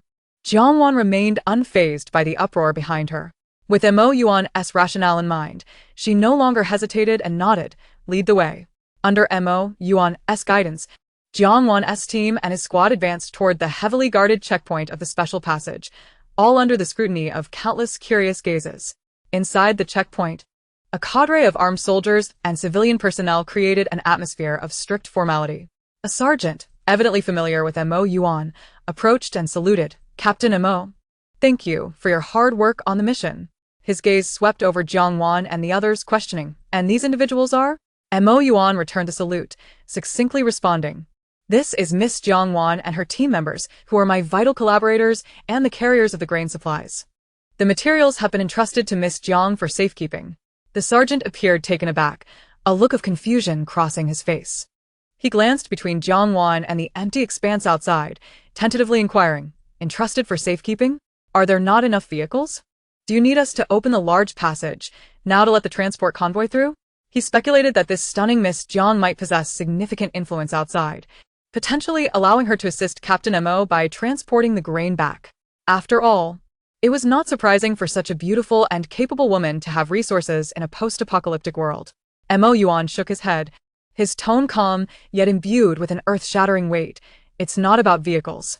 All the supplies are already contained within Miss Jiang's spatial storage. What? In her spatial storage? The sergeant momentarily faltered, instinctively glancing towards the known space-type ability user, Wu Hao, and joked, Little Wu, did your space upgrade? Or has this Miss Jiang commandeered it? His latter remark bore a hint of camaraderie, as it was indeed a privilege to receive assistance from such a stunning beauty. Wu Hao, immediately grimacing, exaggeratedly waved his hands. Squad leader, please don't make fun of me. My measly 10 square meters is hardly enough. Miss Jiang has a vast space of her own. She wouldn't even glance at my little patch. Upon hearing his own space compared to hers, he couldn't help but feel aggrieved, as it was an outright joke in comparison. The sergeant then realized, his gaze refocusing on Jiang Wan with a mix of astonishment. Oh, so it's your own space, Miss Jiang? Just how much grain could it possibly hold? He mused internally that even the largest of spaces could only accommodate a truckload at most. Mo Yuan provided a direct answer, his voice steady. Everything. A complete strategic grain depot. All the supplies are in her space. All. The sergeant's voice shot up an octave, incredulity evident as his eyes nearly bulged from their sockets. How can that be? That's an entire strategic grain reserve. He turned to Mo Yuan, searching for a hint of jest on his face, but found only solemnity and certainty. Captain Mo never joked about such matters. Internally tumultuous, the sergeant forced himself to accept this unfathomable reality, casting another furtive glance at Jiangwan, questioning her true origins. She resembled an ethereal being, yet her powers were astoundingly formidable. At that moment, a female administrative officer responsible for registration stepped forward, striving to maintain professionalism despite her tremor. Ladies and gentlemen, please assist by registering your basic information. Name, awakened abilities, and current approximate level. As she spoke, she discreetly glanced at Mo Yuan, hinting that the internal ratings of abilities were confidential and only the attributes and level stages were recorded for external management. She worried that these newcomers might be unaware of the protocol. Mo Yuan nodded. They understand the level classifications. They will register according to the rules. The clerk acknowledged and turned to Jiang Wan, her tone unwittingly imbued with respect. Miss Jiang, if you could kindly disclose your level as well, of course. If it's convenient. Jiang Wan found no inconvenience, responding with calm clarity. Name, Jiang Wan. She slightly quickened her pace, as if announcing a menu. Abilities. Ice. Mental, spatial, lightning, and wood. With each ability she listed, the air within the checkpoint thickened. By the time she concluded with her 5 abilities, an eerie silence enveloped the station. The sound of a pin dropping could be heard. All present seemed petrified, their eyes wide as saucers and mouths agape. 1, 2, 3, 4, 5 abilities. Ice. Mental, spatial, lightning, wood. Each of these abilities would be considered extraordinary in any ordinary person, and she possesses all 5. How is that even possible? Is she even human? The sergeant, who had previously harbored doubts about the abundance of resources in the space, now began to believe. This was undoubtedly the work of a genius. No, it was the hand of a deity. The clerk's hands trembled so violently that she could barely hold the registration board, her voice quivering. What is the level? Jiangwan contemplated for a moment. Given her reputation, a slight revelation of her true abilities would not be detrimental, as long as she did not reveal all her cards. Maintaining her calm demeanor, she replied, all are SSS-level potentials. All SSS level. Even the members of the Mo Yuan team could not suppress their gasps of astonishment. They were aware of Jiangwan's strength, but they had not anticipated her talent to be so extraordinary. The clerk abruptly turned to Mo Yuan, her voice tinged with desperation. Mo, this person, she thought she was a monster of the same level as you. Mo Yuan, however, slowly shook his head, his tone imbued with complexity. No, she is not like me. The clerk felt a wave of relief, thinking she might have misheard, or that Jiangwan had misspoken. But Mo Yuan continued gravely, she is even more formidable than I am. Her psychic ability is comparable to mine, yet her actual strength surpasses it. Stronger than Captain Mo Yuan. The gazes directed at Jiangwan from the crowd transformed from mere observation to reverence, as if they were beholding a deity. The clerk, trembling, instinctively continued to inquire of Jiangwan. Then, what level have you approximately reached? Jiangwan estimated and casually stated mid-level 2, I should be nearing 3. Just in the past few days. Her nonchalant remark about recent advancements left everyone in a state of shock. Mid-level 2. Nearing level 3. Furthermore, all 5 of them had achieved simultaneous upgrades to SSS level. Was such a rate of ascension even feasible for a human being? The clerk was utterly bewildered, mechanically nodding and randomly jabbing at the registration board, unsure of which information to record first. After regaining a semblance of composure, she glanced behind Jiangwan at Su Yu and the others. As Su Yu, Li Meng, Zhang Ye, Lin Xiaoxiao, and Tang Ming's information was announced, the staff at the checkpoint had become numb. This beauty named Jiang Wan led a team where every member was at least S level or above. The little girl Lin Xiaoxiao was even a rare SSS level dark type. And there was also a scarce poison type. When had S level abilities become so commonplace? And why were they appearing in such clusters? As they gazed upon this team, whose beauty and strength seemed otherworldly, a singular thought permeated their minds. The heavens of Songshan Base were undoubtedly about to change. The heavy alloy gates slowly closed behind them, isolating them from the chaos of the outside world. Jiang Wan and her party officially stepped into the inner regions of Songshan Base. Immediately, staff approached to assist with their identity registration and issued personal identification cards, an electronic card that integrated identity verification, point storage, and consumption functionalities, serving as both currency and pass within the base.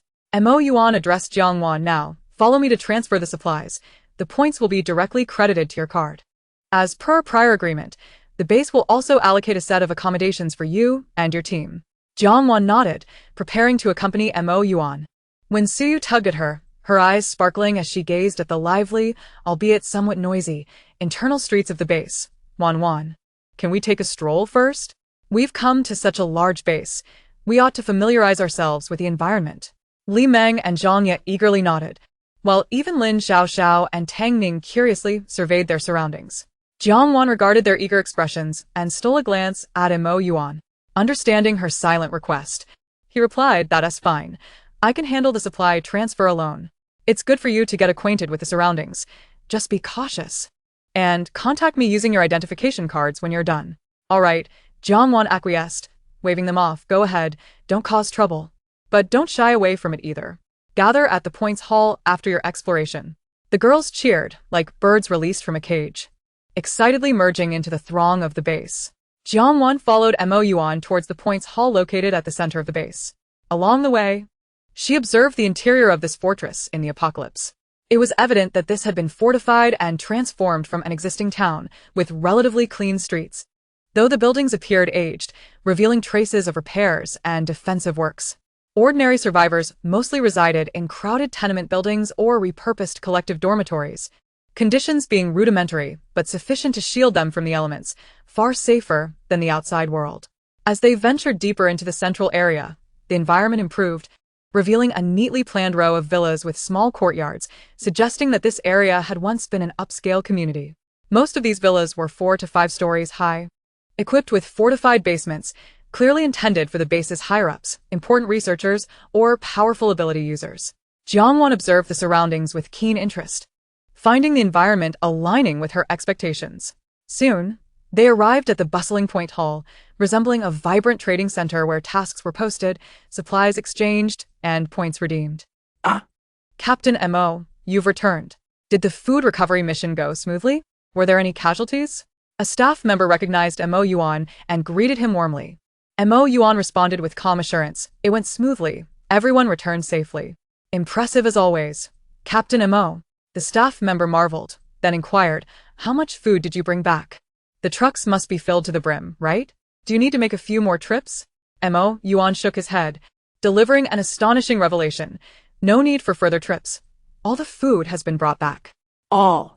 The staff member was taken aback, and those nearby who had been eavesdropping displayed incredulous expressions. How was that possible? Their eyes instinctively darted to the strikingly beautiful Jiang Wan behind Mo Yuan. At that moment, many in the hall had their attention drawn to Jiang Wan. There were expressions of awe, curiosity, scrutiny, and some lecherous gazes lingering upon her. Captain Mo has returned from a mission and brought back a stunning beauty. Is he planning to keep a little wife? Hee. She is certainly a sight to behold, with that figure and face. Distasteful murmurs reached Jiang Wan's ears. Her expression instantly hardened. She could overlook the admiration of others, but she would not tolerate such insulting scrutiny. Mo Yuan furrowed his brow, about to reprimand, but saw Jiang Wan step forward, her gaze locking onto the man whose words were the most offensive and whose appearance was equally repugnant. The man, noticing Jiang Wan's attention, not only failed to retract but appeared even more smug, grinning lewdly. "Hey, little beauty, what are you looking at me for?" Before he could finish, Jiang Wan subtly channeled her psychic energy, and the man felt as though he had been shoved by an unseen force, stumbling forward in her direction, making strange sounds. Jiang Wan stood her ground, not moving an inch, and as he was about to crash before her, she feigned shock and exclaimed in a volume sufficient for those around to hear, "Oh dear, why is he coming at me on his own?" Before her words faded, a frigid aura erupted from her, centered around her. Crack. The lewd man never even grazed the hem of Jiang Wan's garment. He remained half a meter away, frozen in mid-lunge, transformed into a lifelike ice sculpture. The chill radiated outward, capturing even the vile expression on his face in stark clarity. More alarming was the layer of ice emitting an aura that suggested it would never melt. Hiss. The entire points hall fell into a stunned silence. Everyone was astonished by this sudden turn of events. What had just transpired? Was that an ice-type ability? How powerful! I felt cold even from 10 meters away. What level of power was that? She didn't even move, and he became an ice sculpture. Jiang Wan appeared unfazed, brushing off non-existent dust as she surveyed the room, her voice cold yet imbued with an invisible threat. I actually have a very good temper, but you all should best not overstep. With that, she disregarded the panicked gazes and turned to Mo Yuan, saying, "Let us proceed with our business and finalize the points." As the crowd observed her, they couldn't help but internally scoff. Is this what they call a good temper? The two approached the window designated for material transfer. Behind the counter sat a female worker, evidently stunned by the earlier electrifying scene, her hands trembling as she watched Jiang Wan approach. Is it for the grain transfer task? Her voice quivered. Mo Yuan nodded. Yes, Miss Jiang Wan is responsible for the transportation of the grain. The female worker instinctively glanced outside. Is the truck parked in the square? I'll notify the warehouse to prepare for receiving.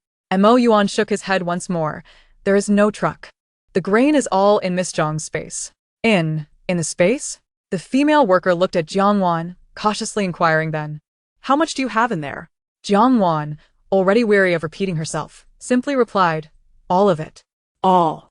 Jiang Wan nodded expressionlessly, her patience nearing its end. The female worker, recalling the unfortunate soul who had turned into a permanent ice sculpture just moments ago, shuddered and dared not ask further, hastily proceeding to operate the system. All right. I'll transfer the points to your identity card. Mo Yuan interjected, it's not just the grain task. The number of zombies cleared along the way is considerable, and the crystal cores have been collected by Miss Jiang, calculated according to the base's exchange standards for points. Additionally, she provided invaluable intelligence regarding the mutations of flora and fauna, which warrants extra rewards. He glanced at Jiang Wan, maintaining a stoic demeanor, and continued, furthermore, Miss Jiang is new to the base and has faced harassment and potential threats from unidentified individuals, which has understandably frightened her. She requires points as compensation to procure calming supplies. Her team possesses exceptional strength and immense potential, and to demonstrate the base's sincerity, she should also be awarded settlement points. Lastly, her striking beauty may attract unnecessary attention and potential risks within the base, necessitating points for disguises or protective gear. Mo Yuan enumerated his reasons, each one more varied than the last, some even bordering on absurdity.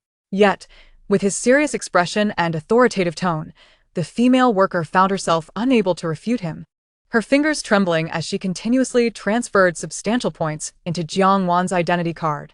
Ding! The notification sound of points being credited rang out repeatedly. Jiang Wan took the identity card, glanced at the astonishingly high figures displayed, and then shot a look at the composed Mo Yuan beside her, her lips twitching slightly. This fellow's knack for serious nonsense had certainly improved. Nevertheless, she liked it. Mo Yuan observed her, a hint of a smile flickering in his eyes as he softly remarked, all right, these points should suffice for you, for quite some time. Chapter 88. Basic skills must not be underestimated. Gazing at the impressive points on her identity card and witnessing Mo Yuan's unflappable demeanor, Jiang Wan felt increasingly elated. Her mind calculating the prospects, it seemed that winning over this enigmatic yet reliable man was merely a matter of time. Her thoughts involuntarily drifted to the well-defined abs beneath his bathrobe, and she quickly shook off her wandering mind. Now was not the time for such distractions. Mo Yuan naturally guided her to the large storage warehouse that had been prepared for the material transfer. Upon seeing Mo Yuan accompanied by an unfamiliar young woman, the warehouse administrator instinctively looked behind them. Captain Mo, is it for the grain transfer? Where's the transport truck? I'll send someone over to unload. Montag Yuan succinctly replied. There's no transport truck. The administrator was taken aback. Huh? Then where are the workers? Mo Yuan looked at Jiang Wan. The laborers are right here. Jiang Wan raised her hand in cooperation, her expression tinged with exasperation. The inquiry about the transport truck had become tiresomely repetitive. The administrator stared at Jiang Wan, momentarily perplexed. Oh, so the grain is Jiangwan lifted her hand once more, indicating that it was indeed here. The administrator began to comprehend, but was even more bewildered. Oh, wait, so it just goes here? He pointed to the vast, nearly empty warehouse, his tone laced with uncertainty. Jiangwan, tired of the back and forth, confirmed, just leave it here. The administrator nodded slowly, still in a daze. The next moment, an unforgettable spectacle unfolded before his eyes. With a mere flick of her hand, as if brushing away dust, Jiangwan summoned mountains of grain bags into existence within the once empty warehouse. Sealed bags of rice and flour surged forth like a tidal wave, instantly filling a significant portion of the warehouse space.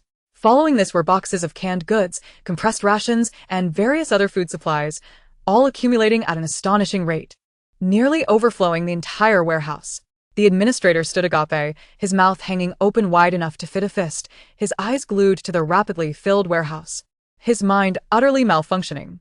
He was not only astonished by the life-saving provisions, but also by the unfathomable spatial ability of this young woman before him.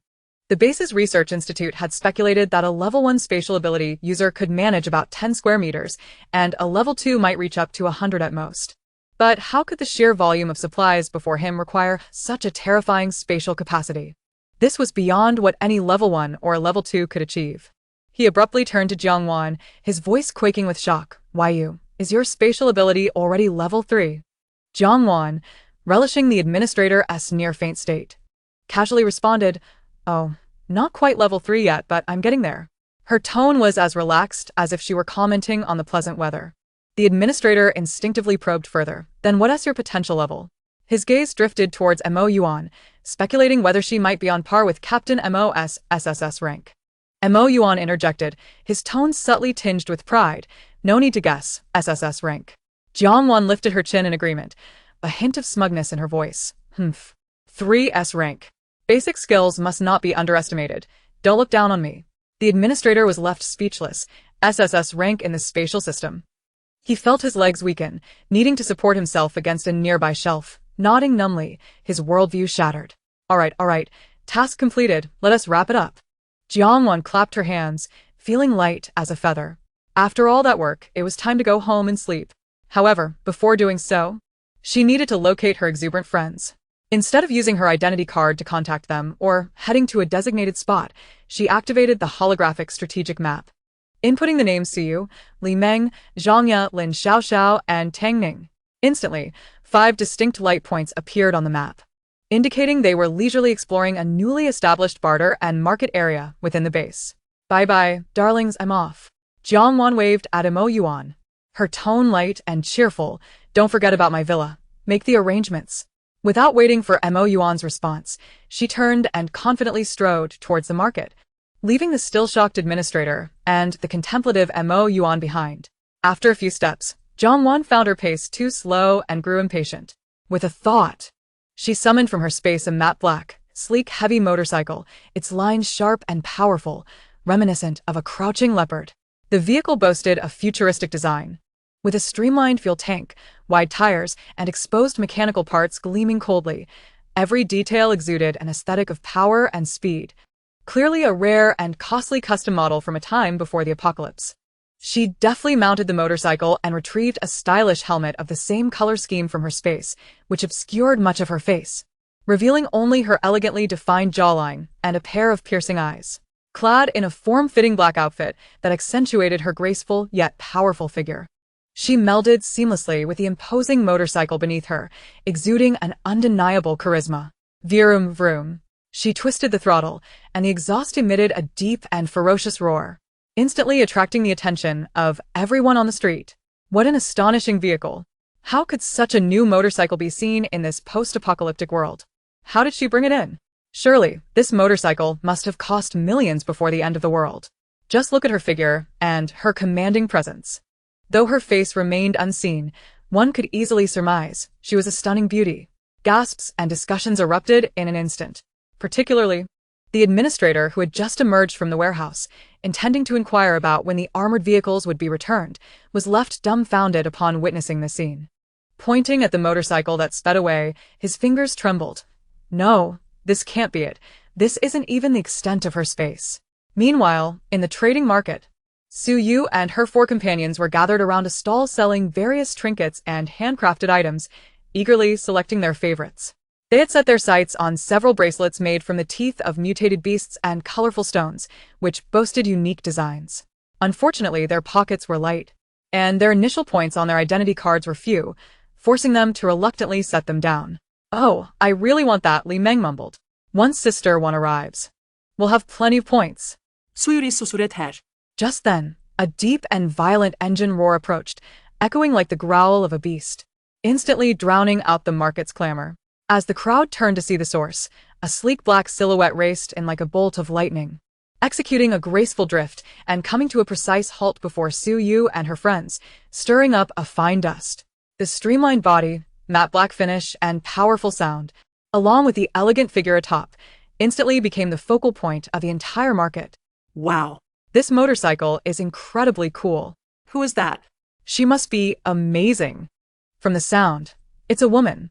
Just hearing her voice makes me swoon. "Darling, let me bear your child." Amidst the astonishment and cheers, the rider deftly planted one foot on the ground, raised her hand, and decisively removed her striking helmet.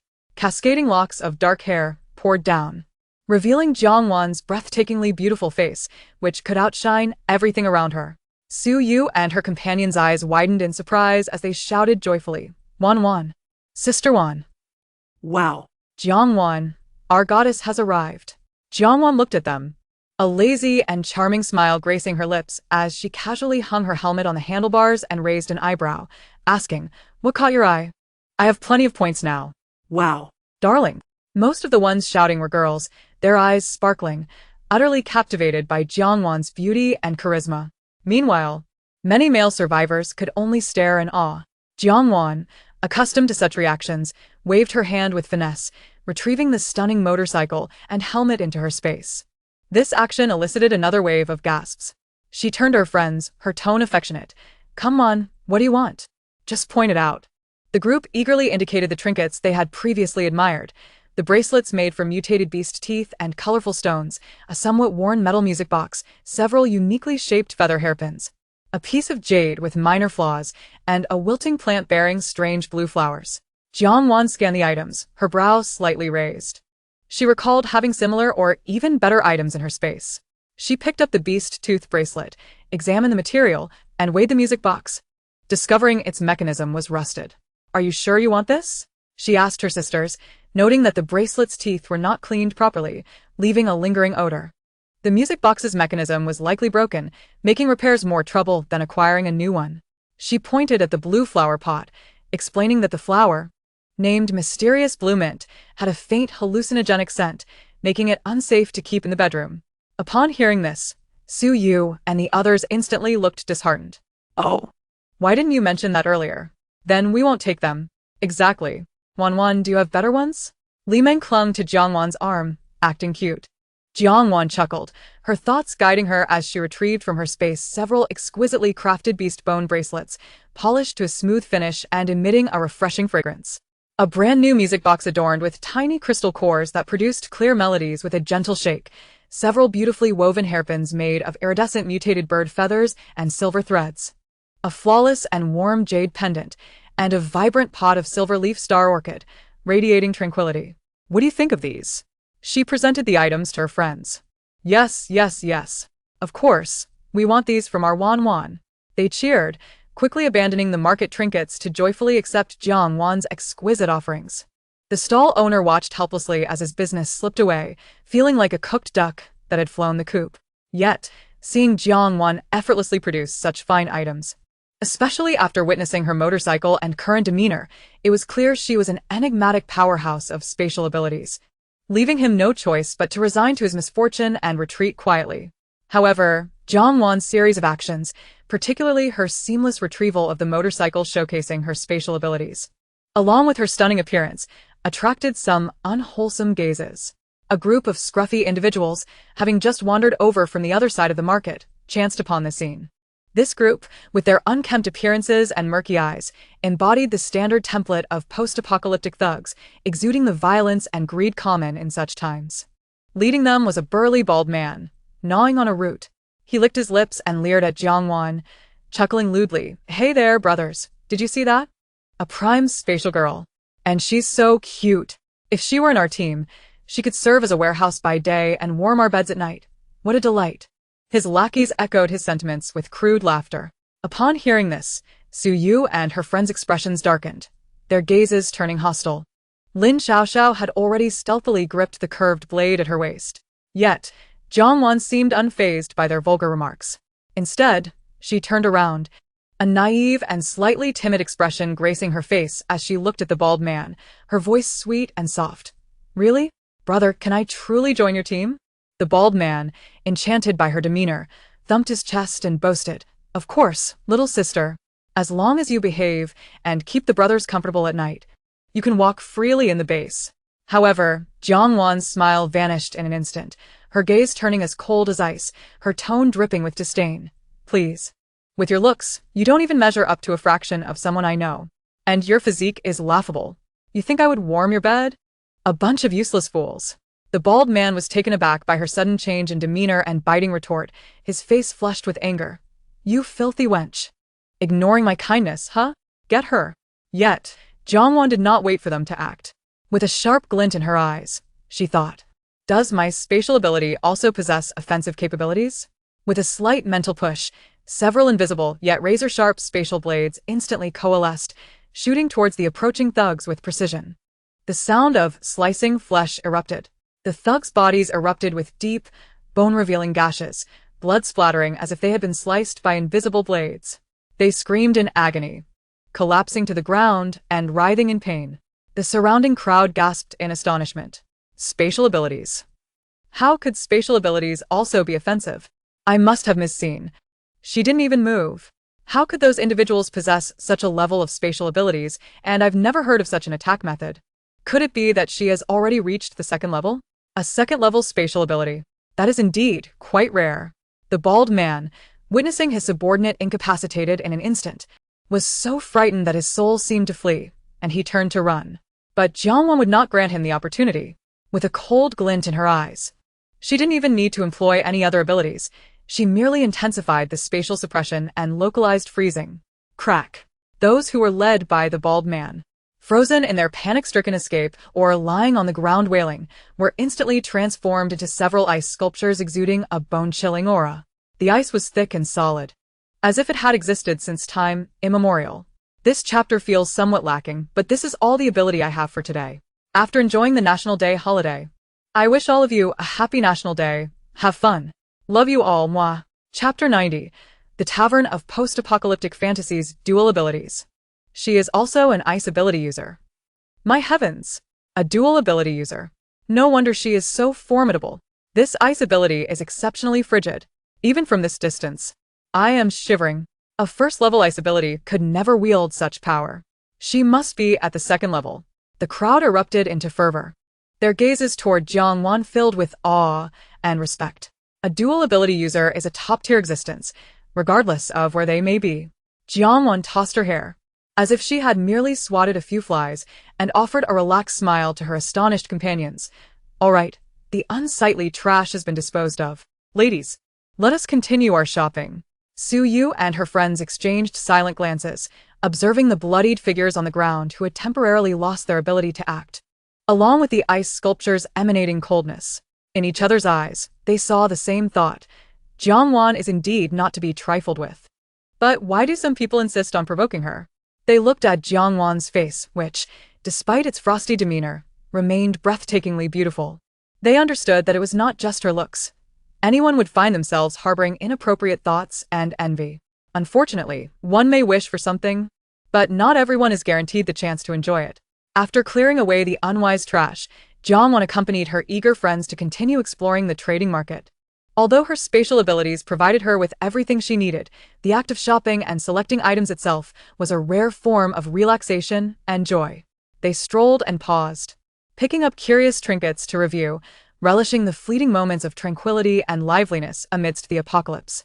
As they wandered, a uniquely styled restaurant caught their attention. This eatery had been transformed from an old brick and stone building, with a wooden sign hanging at the entrance, inscribed in red with somewhat hasty lettering, Tavern of Post-Apocalyptic Fantasies.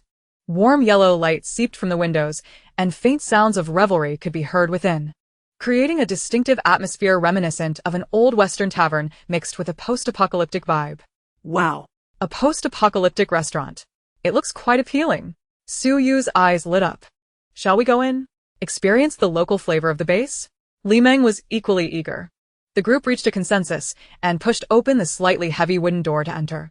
Inside, the tavern felt more spacious than it appeared from the outside, with dim lighting and an air filled with a complex blend of food aromas, tobacco, and sweat.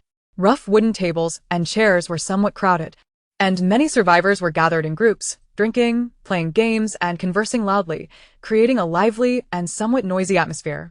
A clever-looking young man, dressed in faded but relatively clean clothing, promptly approached them.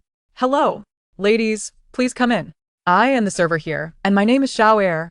The young man greeted them with a beaming smile and swiftly led them to a table that could accommodate 6 people. Once seated, Xiao Er handed them a slightly worn menu encased in plastic, the edges frayed, with the dishes scribbled in marker in a haphazard manner.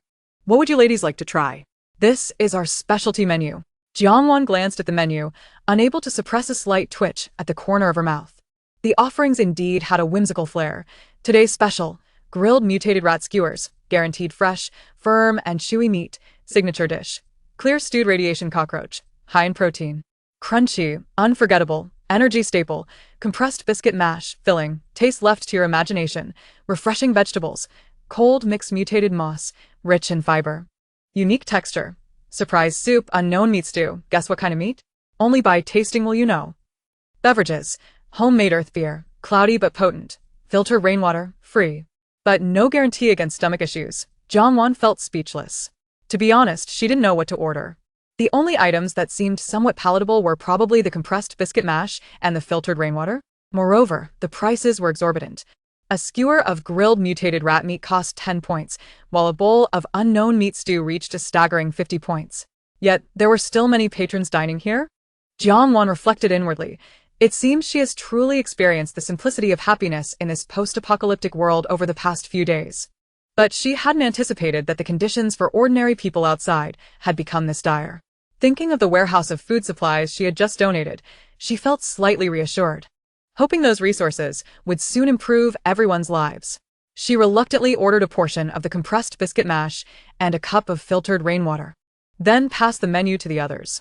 Unlike Jiangwan, who was so discerning, Su Yu and her friends were stirred by a strong sense of curiosity upon seeing the bizarre dishes on the menu.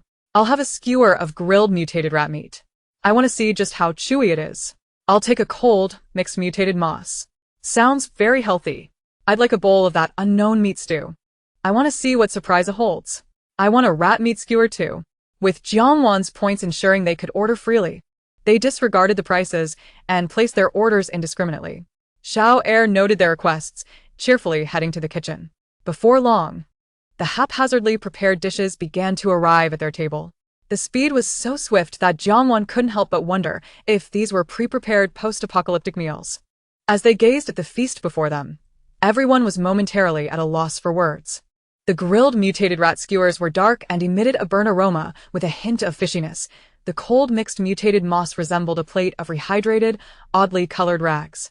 The clear stewed radiation cockroach was even more daunting to behold, with its outline barely discernible, and the bowl of unknown meat stew was murky, floating with a few indistinguishable strands of hair and grease. Even the plates holding the food were chipped, bearing evident stains and watermarks. Jiangwan looked at the wooden chopsticks presented, clearly unwashed and still bearing remnants from previous users, and her cleanliness obsession suddenly flared up. She promptly retrieved several pairs of brand-new, sealed metal chopsticks from her spatial storage and distributed them to everyone. Let's use these instead. The group felt like they had been granted a reprieve and quickly accepted the clean chopsticks, nodding in unison. Yes. Just as they were preparing to brace themselves to dig in, Xiao Er returned, still wearing a professional smile, but his tone carried an unmistakable air of finality. "Ladies, I apologize, but our tavern has a rule. Payment must be made before dining." He gestured toward the 2 burly men standing at the entrance, arms crossed, muscles bulging, and expressions fierce. In the apocalypse, there are too many people who skip out on their bills. If anyone tries to dine and dash, he chuckled ominously, leaving the implication unsaid, but it was clear. Even with their beauty, they might end up being sold to someone with special needs in exchange for supplies. Chapter 91. System. You better fulfill every request. His words were rather impolite, even tinged with insult. Jiang Wan's gaze turned cold, but considering the harsh realities of this post-apocalyptic world and the fact that the statement was aimed at those who would dine and dash, she chose not to dwell on it. Fine, if that is the rule. She took out her identity card. Go ahead and charge it. All right. Thank you for your patronage. The attendant took the card and swiped it on a rudimentary card reader. Upon seeing the staggering balance of points displayed, his eyes widened in astonishment, causing his hands to tremble momentarily. When he looked up at Jiang Wan and the others again, his smile transformed into one of utmost sincerity and obsequiousness, his tone becoming exceedingly polite. It's done. Please enjoy your meal. Should you require anything, do not hesitate to call me. Jiang Wan accepted the card with a nod. The stark contrast in his demeanor made her acutely aware of the significance of points, strength, within this space. After settling the bill, the true challenge commenced. Suju? Mustering her courage, took a bite of the charcoal-grilled rat skewer. After a couple of chews, her expression contorted. This is more than just chewy. I feel like my jaw is about to give up. And the taste is beyond description. Li Meng sampled a spoonful of cold moss salad, promptly spitting it out. Ugh. What is this horrid flavor? It's fishy, bitter, and has a hint of earthy taste. It's no different from eating a rag. Zhang Yi scooped a spoonful of an unidentifiable meat stew, but before it reached her lips, the bizarre odor dissuaded her. Lin Xiaoxiao, however, maintained her composure as she consumed an entire boiled radiation cockroach, commenting, "Not bad, there's plenty of protein, but the shell is a bit scratchy." Tang Ming grew curious about the stew, using her poison-related abilities to sense its contents, her face scrunching up. Sister Wan, the meat in this soup seems a bit off. Perhaps spoiled. As for the compressed biscuit porridge Jiang Wan ordered, a single taste revealed its dryness and blandness, akin to chewing a mixture of lime, leading her to abandon it immediately. Even the complimentary filtered rainwater carried a distinct metallic rust and earthy flavor. Ultimately, this costly post-apocalyptic meal remained largely untouched on the table. A few dishes, such as the rat skewers and moss, had been sampled, and they vowed never to try them again. The group hurriedly left the tavern named Apocalypse Rhapsody, with Su Yu patting her chest, still shaken. I swear, I will never return. Jiang Wan, however, glanced back thoughtfully at the bustling tavern. The dishes she found difficult to swallow were evidently quite popular here, with their high prices attracting eager patrons. There seemed to be a business acumen at play. If they could enjoy such fare so readily, perhaps if I became a supplier of decent food, I could reap substantial rewards? She cast a glance at the two formidable bouncers at the entrance, indicating that the tavern held significant power, enabling it to establish the prepayment rule without fear of disturbances. Observing other food stalls around, although cheaper, they were deserted, suggesting either inferior taste or questionable safety. This place, while pricey, attracted crowds, indicating a precise market positioning. Jiang Wan stroked her chin, her mind whirring with calculations. Although she lacked nothing, before establishing her own base, it was prudent to circulate among the various official bases. Having more points would certainly be advantageous. She had no desire to venture out daily to slay zombies for meager points. Moreover, she discovered that points could be exchanged for crystal cores at the base, albeit at a frustratingly poor ratio. For her, this meant trading the most abundant resource, food, for the most coveted training materials, an opportunity too good to miss. Others might struggle with hunger and clothing, but she had an abundance of food. This trade was exceedingly profitable. This tavern. I wonder if I could acquire it. A vague plan began to form in her mind, but first, she needed to secure accommodation. She led Su Yu and the others, following the directions on their identity cards and the annotations on the holographic strategic map, to the property management and allocation center of the base. This was a relatively orderly 5-story building, bustling with life, even more so than the Points Hall. Those who came here for business were either empowered teams with some savings or representatives of factions seeking lodgings, appearing significantly better off than those waiting outside in long lines. Nevertheless, when Jiang Wan and her group entered the hall, they instantly attracted nearly everyone's attention. They were strikingly conspicuous. Clad in clean, well-made combat uniforms, their rosy, healthy complexions, especially their fair, delicate skin that seemed to glisten, stood out amidst the gaunt, weathered crowd. A mixture of envy, jealousy, curiosity, and greed swirled in the gazes directed at them. A group of men, dressed in a more ostentatious style, whispered among themselves, their voices low yet piercing. Look at those girls, they're so fresh. Dressed so well, with such fair skin. They clearly faced hardship. Humph. How could a few women manage to thrive in the apocalypse? They must have some hidden means. Perhaps there's someone kept canaries, let out for a stroll. The vile words hung in the air, laced with unabashed malice. Jiangwan's gaze turned cold. She understood that as long as she bore this face, such doubts and slander would never cease. She glanced at Tang Ning, who stood quietly beside her, her expression dark. For a moment, Jiangwan envied her poison abilities. If only she could discreetly plant little gifts in those loquacious men's lives, slowly bringing them to ruin. Alas, Jiangwan lacked poison abilities. She sighed inwardly, only to recall the bizarre items the system had provided recently. Perpetual automatic cat teaser, talking cactus potted plant, and candy that makes you burp rainbow bubbles, none of which were of any use. She couldn't help but grumble, hoping for a more practical new ability or equipment tomorrow. Oh system, may you fulfill my wishes. Though unable to poison, she possessed more sophisticated means. A cold smile graced Jiangwan's lips as her time manipulation ability activated silently, akin to a finely honed surgical knife, precisely impacting the few men who had been gossiping most viciously. For those men with filthy mouths, she subtly altered the timeline of certain organs related to their vitality and functions, causing their capabilities to quietly decline over the coming years. They would likely experience a sense of weakness, and certain aspects would surely become challenging for them. As for the women who cast jealous glances while whispering derogatory remarks about their beauty, Jiangwan generously accelerated the aging process of their skin and bodily functions. Their cherished youthful appearances? Let them experience the early gifts of maturity that time bestows. Chapter 92. Permanent Ownership of Villa No. 001. All of this was executed without a trace, devoid of any energy fluctuations. Those individuals merely felt an inexplicable fatigue or a slight dryness of their skin. Utterly unaware of the malicious retribution that had silently descended upon them, Jiangwan understood the value of quiet accumulation of wealth and discreet sabotage. Her time manipulation and healing abilities were among her most critical trump cards.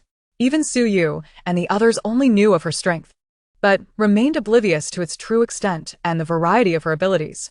While loyalty was undoubtedly reliable, it was always prudent to keep something in reserve.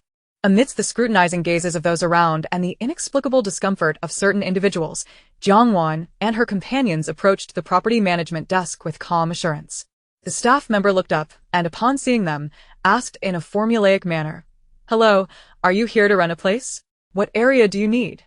How many people will be staying?" Jiangwan shook her head, handing over her identity card, her tone calm. "I believe I have been directly assigned a property. I'm here to see where it is."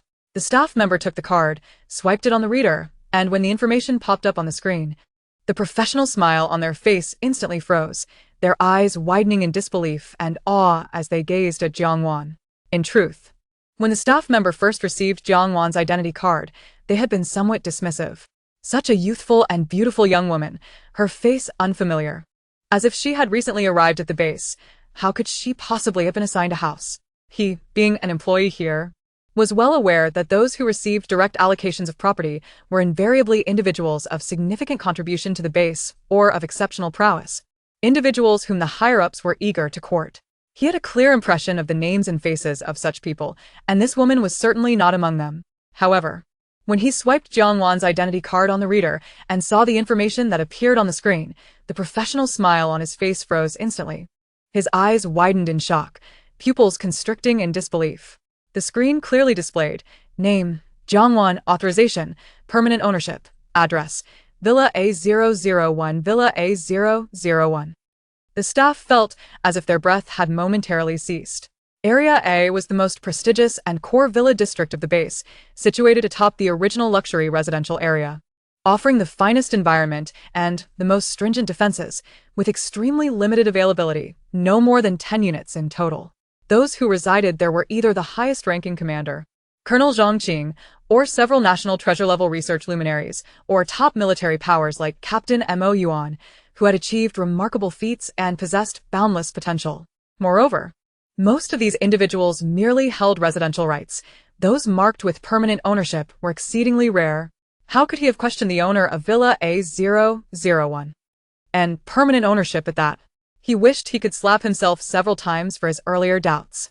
His attitude underwent a complete transformation. He handed the identity card back to Jiangwan with both hands, leaning slightly forward, his tone imbued with unprecedented respect, even tinged with a hint of trepidation. "You greetings. Miss Jiang. This is the information regarding your property, located at Villa A001. It is one of the most elite residences of the base, with permanent ownership.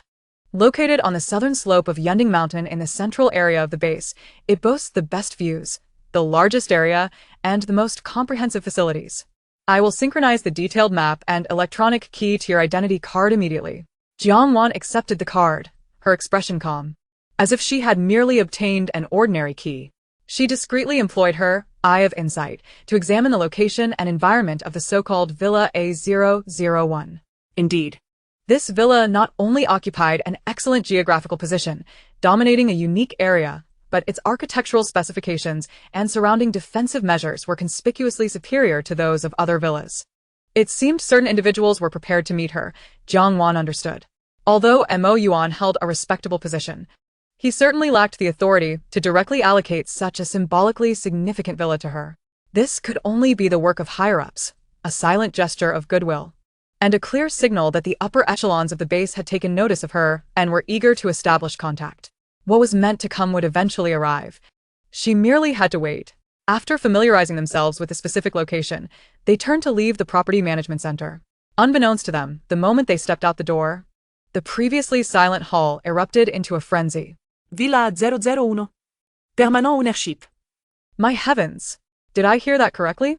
Wasn't that house always left vacant, reserved for the most important figures? Who are these women? To come and claim A001 right away. Did we say something inappropriate just now? The men who had been gossiping moments ago turned pale, cold sweat dripping down, feeling as if they had foolishly provoked someone they could not afford to offend. They could only silently pray that this formidable figure would not hold grudges, completely unaware that Jiangwan had subtly reprimanded them. Meanwhile, Jiangwan and her entourage, guided by the navigation on the identity card, quickly arrived at Villa A001 on the southern slope of Yandere Mountain. Even from a distance, Jiangwan, who had already previewed it with her eye of insight, raised an eyebrow slightly. Su Yu, Li Meng, and the others gasped in astonishment. Wow. The villa before them was less a villa and more a small private estate. Towering metal fences enclosed a vast private territory. The main building being a striking four-story modern villa, its sleek lines adorned in a silver-gray hue, radiating a cool, sophisticated sheen under the sunlight. The expansive courtyard featured not only a small scenic water feature and a gazebo but also a meticulously maintained patch of lawn and flower beds. Compared to the Platinum Mansion villa where they had temporarily resided, the latter seemed like a rudimentary temporary abode, utterly lacking in comparison in terms of area and grandeur. A mountain-type villa. A standalone structure. The view is absolutely magnificent, Zhang Ye exclaimed, pointing into the distance, nearly able to overlook most of the core area of the base. Jiangwan produced her identity card and gently swiped it on the sealed electronic gate. Beep. Verification successful. The heavy metal gate slid open silently. Stepping into the courtyard, the internal details were even more breathtaking. Meticulously trimmed greenery, quaint stone pathways, and even a white swing set alongside a complete outdoor barbecue table and chairs. The main entrance of the villa was also equipped with an electronic lock, and upon swiping her card again, she was greeted by a luxurious living room nearly 6 meters high, with expansive floor-to-ceiling windows showcasing a breathtaking mountain view, the interior decor reflecting a modern minimalistic style. Yet every material and detail exuded luxury and taste, with brand-new, high-quality furniture and appliances throughout. This place also boasted a dedicated media room and a gym. The basement even contained a small shooting range and a safe. Su Yu explored the premises, as if discovering a new land. The kitchen is enormous. The tableware is so beautiful. Li Meng was particularly fond of the kitchen. Lin Xiaoxiao and Tang Ning also curiously surveyed what might become their long-term residence. Chapter 93. No objections, right? Jiang Wan surveyed the area, thoroughly satisfied. She walked to the villa's core, concentrated her thoughts, and summoned the core of the Doomsday Fortress to bind it. An invisible wave instantly swept across the entire villa and its courtyard. Ding. Binding of the Doomsday Fortress core successful. Protective field activated. Energy system connected. Environmental control system initiated. Defense range. Main building and courtyard. Total area approximately 800 square meters. Note: all flora and fauna within the binding range will remain unaffected by the Doomsday environment, maintaining a healthy state without malignant mutations. The system's prompt echoed in her mind. Jiangwan nodded in reassurance. This way, she would not have to worry about her garden's flowers and plants suddenly transforming into carnivorous ones. Furthermore, with the fortress core's absolute protection, even if someone managed to open the gates of the villa area using their authority, they would not step foot into her territory. Feeling the indoor environment instantly become temperature-controlled, humidity-stabilized, and fresh, Jiangwan stretched comfortably. Well, the new stronghold is established. Next, she should consider how to meet with those in higher positions and initiate her grand project of the point's crystal nucleus cycle. However, now the most pressing matter was to make some minor modifications to her room and select her preferred space. Standing beside the spiral staircase of the lofty living room, her formidable mental strength swept through every corner of the four-story villa like an invisible tide.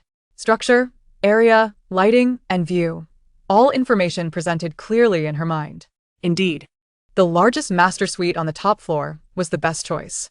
Retracting her mental power, she stated with undeniable certainty the unchanging rule: the top floor belongs to me. The other rooms are open for your selection. Her gaze swept over her 5 teammates, carrying a hint of inquiry but predominantly a statement, hoping they would have no objections. Su Yu immediately raised her hand, grinning widely. Objections? The greatest contributor deserves the best room. It's only right. We're already dreaming of living in such a top-tier villa. Li Meng nodded vigorously. Exactly. Even if you put us in the basement, we wouldn't mind. Of course, we shall not hesitate to embrace something better. Zhang Ye smiled gently and said, it's your decision, and we shall all support it. Lin Xiaoxiao nestled close to Jiangwan, nodding fervently to demonstrate her unwavering endorsement. Although Tang Ning remained silent, her countenance radiated agreement. Jiangwan nodded in satisfaction. That's wonderful. Su Yu immediately seized the moment, exclaiming, Wan, once we select our rooms, could you perhaps give us a little makeover like last time? You know what I mean. Jiangwan readily agreed. Of course, just find me once you've made your choices. The remaining 5 rushed upstairs with the enthusiasm of cannonballs, eager to select their new abodes. The layout of Villa A001 is meticulously crafted. Basement, transformed into a robust safe house, featuring a small shooting range, a temperature-controlled wine cellar, and an entertainment room equipped with top-notch audio-visual facilities. First floor, a spacious communal area comprising a luxurious living room, an open dining area, a fully equipped Western and Chinese kitchen, a guest room, and a large terrace leading to the garden. Currently, no one has opted to reside on the first floor. Second floor, home to 3 generously sized suites, each with its own bathroom and balcony, offering expansive views and a modern minimalist decor. Third floor, also featuring 3 suites with a similar layout to the second floor, but with even higher vistas for greater privacy, one of which boasts a cozy sunlit reading room. Fourth floor, exclusively belongs to Jiangwan. Her enormous master suite occupies 3/4 of the 4th floor's space, with the remainder comprising a vast, wraparound terrace that overlooks the mountains and the entire base, along with 2 relatively independent guest rooms on either side of the suite. Su Yu immediately claimed the suite on the 2nd floor with the oversized corner balcony, which boasts the best view. Li Meng and Tang Ning chose the other 2 suites on the 2nd floor, with Li Meng preferring the vibrancy and Tang Ning valuing the convenience. Sang Jia, drawn to tranquility, selected the suite on the 3rd floor with the sunlit reading room, while Lin Xiaoxiao also favored quietude and chose the other 3rd floor suite with an excellent view. Thus, the 3 rooms on the 2nd floor belong to Su Yu, Li Meng, and Tang Ning. On the 3rd floor, Zhang Ye and Lin Xiaoxiao each occupy 1, leaving 1 vacant. In the master suite on the 4th floor, Jiangwan stood in her vast space, a satisfied smile gracing her face. This suite far surpassed the temporary stronghold at the Platinum Mansion. The bedroom area, spacious enough to host a sleepover for a dozen guests under a luxurious crystal chandelier, was simply breathtaking. Not to mention the walk-in closet, larger than her previous entire bedroom, and a bathroom with an exquisite design. The bathroom features a harmonious blend of black marble and gold fixtures, exuding understated luxury. The centerpiece is a magnificent, elegantly shaped freestanding bathtub, ample enough to accommodate 3 to 4 individuals simultaneously, complemented by a thoughtfully designed liftable table and an embedded wine cabinet nearby. This design is rather intriguing. Jiangwan stroked her chin, a certain austere figure flashing through her mind, a mischievous smile curling her lips. Well, Let us commence arranging my little sanctuary. She was eager, stating it would be a simple task, yet her actions proved otherwise. With a wave of her hand, she replaced the already generous luxury bed in her bedroom with a more extravagant, plush custom-made version, one that could easily swallow anyone whole, making even acrobatics a breeze. The once empty closet and display cases in the dressing room were instantly filled, categorized with an array of high-end garments, shoes, bags, and accessories of various styles and seasons, all arranged in an orderly and dazzling manner. In the corner by the window, a charming snack cabinet and a small beverage bar appeared, stocked with gourmet treats from around the world, while the bar boasted a coffee machine, tea set, and a variety of drinks. She even placed 2 oversized smart refrigerators in a corner of the bedroom, one for fresh fruits, desserts, and ice cream, and the other for beverages and perishable ingredients. The previously sparsely furnished living room area now featured several extremely comfortable single sofas and a shelf brimming with books and gaming consoles that piqued her interest. Having completed these modifications, Jiangwan clapped her hands, quite pleased with her simple renovation. With this efficiency and comfort, even the top interior designers from the pre-apocalyptic era would weep. Stepping out of the master suite, she ventured into the remaining space on the 4th floor. The wraparound terrace, as expected, offered an unbeatable view, and she was already contemplating acquiring outdoor sofas and a barbecue setup. Her gaze ultimately settled on the 2 empty guest rooms flanking the master suite, both of considerable size. Observing these 2 vacant rooms, Jiangwan stroked her chin, her eyes glimmering with a hint of mischief. These 2 rooms have excellent positions and privacy. Perhaps they could serve as temporary confinement chambers for certain disobedient individuals to reflect? The austere and restrained visage of Mo Yuan automatically sprang to mind. Of course, the prerequisite would be to devise a means to secure a certain stubborn and obstinate little wife first. As she contemplated potential scenarios requiring disciplinary measures, her smile grew ever more delightful. Chapter 94. Poison-based abilities. Once Su Yu and the others had tailored their rooms to their liking with Jiangwan's assistance and stocked their refrigerators with delectable treats, Jiangwan summoned everyone to the spacious living room on the 1st floor. Gather round. It's time to distribute the crystal cores. Her voice resonated clearly through the villa's internal communication system. Soon, the 5 congregated in the living room.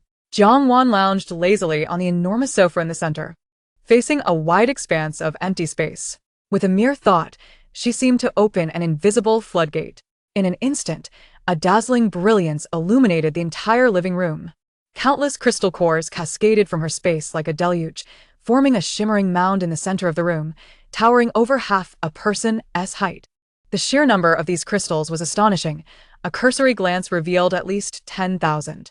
What was even more striking was that a substantial portion of them radiated vibrant hues, rather than the usual colorless or white, the fervent red of fire, the icy blue of ice, the lively purple of lightning, the profound black of darkness, and the eerie green of poison.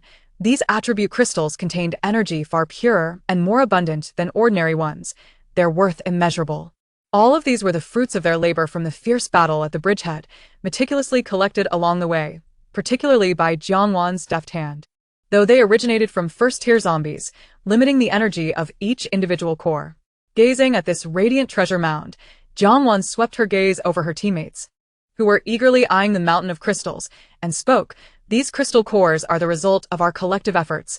Each of you has contributed.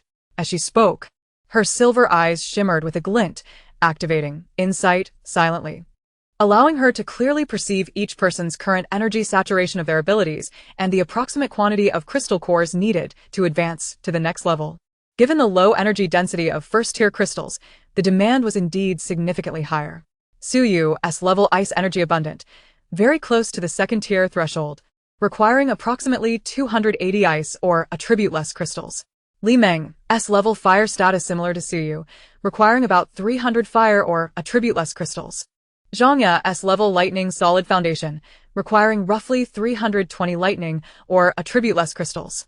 Lin Xiaoxiao, SS level darkness already near the peak of the first tier, having gained the most from this battle, Her energy is nearly saturated, but SS level potential demands more, requiring approximately 350 darkness or attribute-less crystals. Tang Ning, S-level poison great potential but started slightly later, needing to solidify her foundation, requiring about 400 poison or attribute-less crystals. Jiang Wanxin understood clearly. With a mere wave of her hand, her mental energy deftly manipulated, the corresponding number and attributes of crystal nuclei flew towards the 5 individuals before her, forming 5 small piles.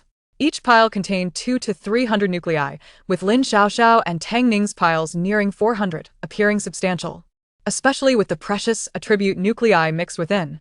This distribution is based on your circumstances, Jiang Wan stated, pointing at the 5 heaps of crystal nuclei. Once you absorb these, you should all be able to steadily advance to level 2. She paused, gesturing towards the remaining substantial mound of crystal nuclei on the ground, her tone matter-of-fact. However, I possess a greater variety of abilities and thus a higher demand, so I will be taking the rest. The 5 gazed at the piles of nuclei before them, enough to drive any ability user into a frenzy, something that would take extensive effort to accumulate, then looked back at Jiang Wan, shaking their heads vigorously, like windmills. Suju exclaimed, "No objections." Absolutely none. Li Meng added, "Sister Wan, you deserve it. Without you, we wouldn't just be without crystal nuclei. We might have lost our lives." Zhang Yan nodded gently. "You have already done more than enough for us." Lin Xiaoxiao and Tang Ning shook their heads fervently, their eyes filled with gratitude and reliance.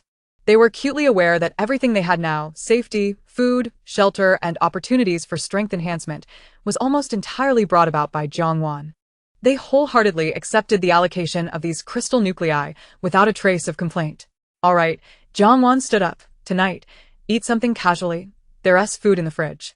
Everyone, devote yourselves to training tonight. Tomorrow morning, I must see each of you break through to level 2. "Yes." The 5 responded in unison, their faces brimming with determination. They understood that absorbing these several hundred crystal nuclei would not be an easy task and require their utmost effort. Jiang Wan waved her hand. "You can handle the 2 remaining on your own. I will begin absorbing the crystal nuclei." She reclaimed the massive amount of crystal nuclei on the ground into her spatial storage and turned to head upstairs. Upon reaching the lavish master bedroom on the 4th floor, she gazed at the mountain of crystal nuclei in her space, stroking her chin in contemplation. The energy from level 1 zombie nuclei is still too thin. With this stock, it seems just enough to push all my abilities to level 3, but it will be a tight squeeze. She sighed, swiftly setting an alarm for dawn. I hope I can sign in for a poison-type ability tomorrow. But if I do manage to obtain it, raising another ability will likely mean this amount of crystal nuclei won't suffice for my upgrade, and I might be stuck at the pinnacle of level 2 for a while. The thought of needing to trade for more crystal nuclei or endure arduous zero-cost purchases made her head throb. Never mind, I must not miss the sign-in refresh. Whatever will be, will be. With the alarm set, she immediately sat cross-legged and began to operate the universal level fusion device, fervently absorbing the energy from the crystal nuclei. Meanwhile, her companions on the other floors of the villa also entered a state of intense training. Time ticked away. Approximately 3 hours later, energy fluctuations resonated from the 2nd and 3rd floors almost simultaneously. In Suyu's room on the 2nd floor, the chill abruptly coalesced. She successfully advanced to level 2 in the ice attribute. Almost the moment her breakthrough completed, she joyfully pulled out a bag of chips and a tablet, eagerly resuming the melodramatic series she hadn't finished before the apocalypse, muttering, "Has this male lead's brain been gnawed on by zombies? It's infuriating." In Lin Xiaoxiao's room on the 3rd floor, almost simultaneously, the dark aura enveloping her stabilized, becoming more refined and profound. She opened her eyes. Having achieved level 2 in the dark attribute, utilizing her keen perception as a dark ability user, she immediately sensed that Suyu had completed her breakthrough and that the jubilant energy fluctuations and faint lines of dialogue from the drama had clearly transitioned into a leisure mode. Lin Xiaoxiao remained expressionless for a couple of seconds before silently retrieving her own snack stash. Time continued to pass, and though there was still a while until dawn, the 2 who had already broken through chose their respective ways of relaxation, not disturbing the others still striving. Ding ding ding. The alarm rang punctually in the quiet bedroom at dawn, its sound particularly clear in the stillness. Jiang Wan had just finished absorbing the last batch of crystal nuclei she had planned. She felt that all her abilities had reached the utmost limit of level 2. with approximately half of the pile of crystal nuclei remaining before her, reserved as crucial resources for her push to level 3. Time to sign in. Let us see what luck I have, she thought, her heart filled with anticipation and a tinge of anxiety, muttering, "System, sign in." Ding. Sign in successful. Congratulations, host, on acquiring a new ability, Poison, SSS level. Ding. Congratulations, host, on receiving today as second sign-in reward, new ability level synchronization voucher upon use. The newly acquired ability will automatically match the host as highest ability level. Chapter 95, Ascending to Level 3 Jiang1. Poison. It's truly poison. And it's SSS level. And this second reward synchronization voucher. She froze for a moment. Then her heart erupted with a gopher-like scream. I am the chosen one. No, I am the system's beloved child, right? What treatment is this? Suppressing her excitement, she quickly inquired, System, how is this poison also at SSS level? Is it on par with the time attribute? The system's mechanical voice seemed to carry a hint of condescension. The time attribute is designated as SSS level due to its involvement with the fundamental rules. But that does not imply other abilities cannot reach this rating. There is no need for the host to be overly astonished. Jiang1, all right then. Why are you so generous today, granting me 2 rewards? System. Detection indicates that recent sign-in rewards, such as the everlasting automatic cat teaser and the talking cactus potted plant, have been overly peculiar. Based on the principle of balance, today's reward quota has been increased. Jiang1's lips twitched. Thank you very much. So you thought the previous rewards were too useless and decided to compensate me today. Without hesitation, she immediately used the new ability level synchronization voucher. An enigmatic force swept through her entire being, the newly birthed and still weak poison ability resonating instantly with her other abilities that had reached the pinnacle of level 2, causing its energy level to rapidly ascend, directly equalizing. Now, as the time. Push for level 3. Jiang1's gaze sharpened as she absorbed the remaining half of the crystal nuclei with all her might. With the support of the synchronization voucher, the newly emerged poison ability not only didn't become a burden, but instead formed a perfect synergy with her other abilities. Boom. It was as if a barrier had been completely shattered, and a presence far stronger than level 2 surged from her, a formidable aura rising. The chilling sharpness of ice, the vastness of the mind, the mystery of space, the ferocity of thunder, the vitality of wood, and the enigmatic nature of poison intertwined in a dazzling display, ultimately converging into tranquility, leaving behind an unfathomable pressure. Level 3. All abilities synchronized to level 3. She felt her strength undergo a dramatic transformation. With just a thought in her ice ability, she could likely freeze a small plaza in an instant. Her mental power expanded, vastly increasing her reach and precision. Her spatial control became more adept. The power of her thunder attribute intensified. Her wood attribute flourished. And the newly acquired SSS level poison ability brimmed with an ominous and potent potential that even she found alarming, suggesting it was more than mere toxin manipulation in her thoughts. In the future, if someone displeases me, I can secretly give them a taste of what it's like to experience social death. As for the healing ability she had rarely utilized, it now seemed significantly enhanced. She wondered if, at higher levels, she could directly purify the zombie virus. If that were possible, it would be as if she envisioned herself becoming a savior in the apocalypse. The continuous training, coupled with her heightened concentration and the energy expenditure from her recent breakthrough, brought upon her an overwhelming sense of fatigue and hunger, like a tsunami crashing over her. Her stomach protested vehemently. I can't take it anymore. I'm exhausted, sleepy, and hungry. I feel utterly drained. Jiang1 collapsed unceremoniously onto the carpet, disregarding any semblance of a dignified demeanor. Struggling, she waved her hand, and a table materialized before her, instantly adorned with roasted chicken, braised pork, rice, fruit salad, and ice-cold cola. I'm starving. If I don't eat heartily, there's something wrong with my mindset. She dove in with abandon, devouring her meal without a hint of ladylike decorum. In a whirlwind reminiscent of a storm, she polished off enough food to satisfy 5 robust men, and with a contented belch, she exclaimed, "Ah, delightful." As for the few souls downstairs, who cares? She had filled their refrigerator to the brim. They wouldn't go hungry. All she desired now was sleep. Summoning her last vestiges of consciousness, she clicked the bedroom door shut and locked it, then utilized the privileges of the Doomsday Bastion Core, to impose an absolute soundproof barrier around her master bedroom. Not even the heavens could disturb her slumber.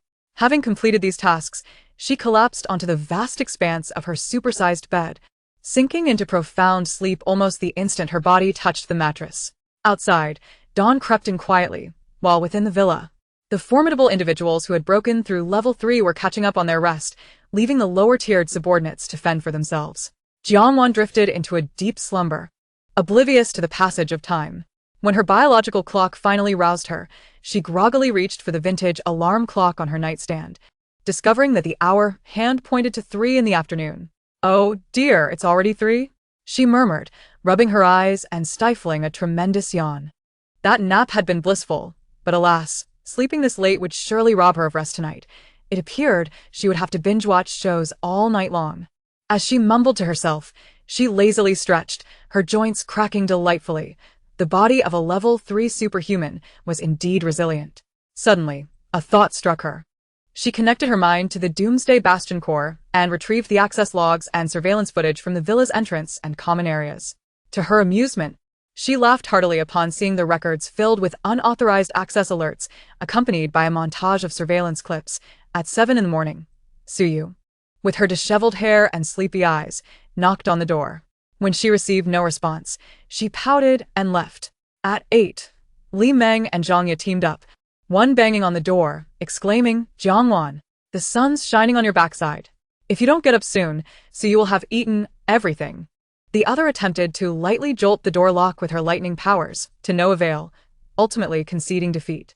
At 9, Lin Xiaoxiao and Tang Ning, two timid girls, stood at the door, whispering, "Is Sister One too tired? Should we fetch some cookies?" At 10, the tone shifted dramatically. Suyu, in dramatic flair, Fell dramatically onto the carpet at the door, gasping, "Jiangwan, I can't take it anymore. I just want to taste your braised pork before I die." At 11, Li Meng joined the theatrics, using her fire abilities to redden her face, leaning against the door weakly, "Sister Wan, I'm injured and need culinary comfort." At noon, the 5 of them lamented at the door, "Jiangwan, aliens have invaded. Hurry and save the world. Suyu, Sister Wan, if you don't wake up soon, we will starve to death at your doorstep." Li Meng, holding up a sign that read "Hungry" silently, Lin Xiaoxiao and Tang Ning, "Sister Wan, I feel my powers are regressing due to hunger." Zhang Ye, earnestly absurd. At 1 in the afternoon, they finally abandoned their performance, resignedly rummaging through the refrigerator for some bread, milk, and self-heating hot pot to tide them over, their faces etched with a mix of grievance and silence. From 2 until now, quiet. Chapter 96. No more closed-door rejections. Moreover, the records indicated external visitors. Around 10 in the morning, a young soldier in military attire arrived outside the villa, rang the doorbell, and politely conveyed through the intercom, "Miss Jiangwan, Colonel Zhang Qing requests your presence at the command office at your convenience." After waiting a moment with no response, he departed. At 12:30, a higher-ranking officer arrived, also unable to gain entry, leaving a message, "Miss Jiang, please be sure to contact the command office upon waking." Most notably, at 2:30 in the afternoon, the highest-ranking commander, Colonel Zhang Qing himself, paid a personal visit. In the surveillance footage, this composed and dignified colonel stood at the villa's entrance for a full 5 minutes, attempting various methods, including access cards, passwords, and even consulting the accompanying technician, yet the door remained steadfastly shut, as immovable as a mountain. Ultimately, a hint of resignation mingled with a touch of inevitability crossed his face as he addressed the intercom, the voice recorded by the Bastion Core, "Miss Jiangwan, it appears you are still resting. My apologies for the intrusion. When you awaken, should it be convenient, I will visit personally." With that, he departed. After reviewing these records, Jiangwan couldn't help but chuckle. These lively characters. It seems the higher-ups are truly restless. Even the base commander has come to face the closed door. She understood perfectly well why the door remained shut, bound to the Doomsday Bastion core. It would not budge without her permission. Even a nuclear strike might not breach it, let alone an access card. In high spirits, she adjusted her robe and pushed open the bedroom door, stepping outside. Almost the instant she unlocked the door and placed her foot on the 4th-floor staircase, a cacophony of footsteps and delighted shrieks erupted from below. Wan Wan, It's Wanwan opening the door. Jiangwan, "You're alive. Sister Wan." You've finally awakened." Jiangwan sauntered downstairs, And just as she reached the corner of the second floor, she was encircled by 5 eager individuals led by Suyu, each with eyes brimming with the forlornness of abandoned puppies. Jiangwan, do you have any idea how we survived these past 2 meals? Suyu clung to her arm, feigning tears. We could only eat cold bread and soulless hot pot. Li Meng lamented. We thought you had perished in there. We almost had to use our powers to forcibly break down the door to rescue you. Zhang Yi sighed. It's good to see you awake. Lin Xiaoxiao and Tang Ning, though silent, wore expressions filled with a desperate yearning for nourishment. Jiang Wan, overwhelmed by their clamor, rubbed her ears and replied with mock annoyance. All right, what is all this fuss about? I'm not dead. I'm alive and well. I'll whip up something to silence you. She led the way to the kitchen on the first floor, with the 5 trailing closely behind like devoted shadows. Upon reaching the kitchen, Jiang Wan, feeling lazy, effortlessly summoned a steaming assortment of delicacies from her space. Fragrant crab soup dumplings, century egg and lean pork congee, fried chicken wings, fruit platters, and a plethora of other culinary delights, instantly filling the dining table. Wow! The previously woeful group's eyes lit up, and they pounced upon the feast like famished wolves. As they indulged heartily, Jiang Wan casually sipped her milk and nonchalantly inquired, So, who came looking for me today? The records outside seemed quite eventful. Suyu, mouthful of buns, mumbled. Oh, right. I almost forgot the important matter. It was military personnel. Several waves of them. Li Meng added, first it was a low-ranking soldier, then a higher-ranking officer, and finally the base commander, Colonel Zhang Qing, came personally. Zhang Yi nodded. Not long before you woke up, he saw the door was locked and asked us to inform you that he would visit personally later. Lin Xiaoxiao whispered. They seemed quite eager to meet you. Jiang Wan raised an eyebrow, feigning surprise, although internally well aware. Oh, the base commander came? Did I sleep that soundly? The door wouldn't open? Naturally, she wouldn't disclose that it was due to the Bastion Core's influence. Suyu immediately complained. Exactly. How could you sleep so soundly? Our voices were nearly hoarse from shouting. The door was knocked on so loudly. We thought something had happened to you. Jiang Wan, maintaining her composure, deflected. Perhaps I was just too exhausted from my breakthrough yesterday. My body must have activated its self-protection mechanism. She finished her last sip of milk, stood up, and wore a playful smile. Since the base commander was so earnest in his visit, they would await the esteemed guest's arrival. Jiang Wan had also been contemplating whether to venture out today to stretch her limbs and gather some crystal cores. After all, with great wealth comes great consumption. However, having just ascended to the 3rd tier, the urgency of her needs was not particularly pressing. Moreover, with the anticipated arrival of a distinguished guest, she found herself rather disinclined to move. The base commander had stated his intent to visit personally. Why should she demean herself by rushing over? She might as well wait. Thoughts meandered leisurely through her mind, judging by the other party's eagerness. It was likely that they had confirmed beyond a shadow of a doubt that she was indeed the illustrious snowflake deity, a figure spoken of in hushed tones online. Although she had never publicly acknowledged the title. So be it. It was merely a matter of time. Jiang Wan maintained a steady mindset. Even if they were aware, what could they possibly do to her? Feeling the torrent of her 3rd-tier abilities surging within, she harbored the audacity to proclaim herself the world's foremost. While she might consider graciously accepting sweetened overtures, any nefarious intentions, such as the infamous slice research, would warrant a demonstration of what true icebound wrath or poisonous dominion entailed. Of course, all of this remained mere speculation on her part. A baseline of caution was still necessary. After all, she had issued early warnings and contributed an abundance of resources. It was only reasonable for them to extend goodwill in return. Indeed, after she had awakened and indulged in refreshments while exchanging playful banter with Suyu and the others for about 2 hours, the doorbell of the villa chimed once more, its tone more resolute than any previous ring. Jiang Wan immediately unleashed her mental energy to probe outside, confirming that it was indeed the composed figure of Colonel Zhang Qing, the highest commander of the base, accompanied by 2 elite guards. However, the stern presence she found herself somewhat missing was absent from this gathering. Alas, her dear Mo Yuan had not come. A twinge of regret flickered in Jiang Wan's heart, having missed him for a day. It seemed she would have to await another chance to encounter her beloved little wife. She did not keep him waiting long. With a mere thought, she remotely opened the villa's grand door through the fortress's core. Zhang Qing outside was momentarily taken aback. He had anticipated yet another fruitless visit and was prepared for a prolonged wait, but to his surprise, the door opened silently the moment he pressed the doorbell. He felt a sense of relief, mixed with bemusement. At last, this little ancestor had awakened. He couldn't help but wonder if she had been deliberately making him wait for this, her fourth visit. After composing himself, he entered with his guards. In the living room, 6 girls of diverse appearances and temperaments greeted him, but his gaze quickly zeroed in on Jiangwan, who, despite donning a casual robe, exuded an unparalleled elegance and a powerful aura that could not be concealed.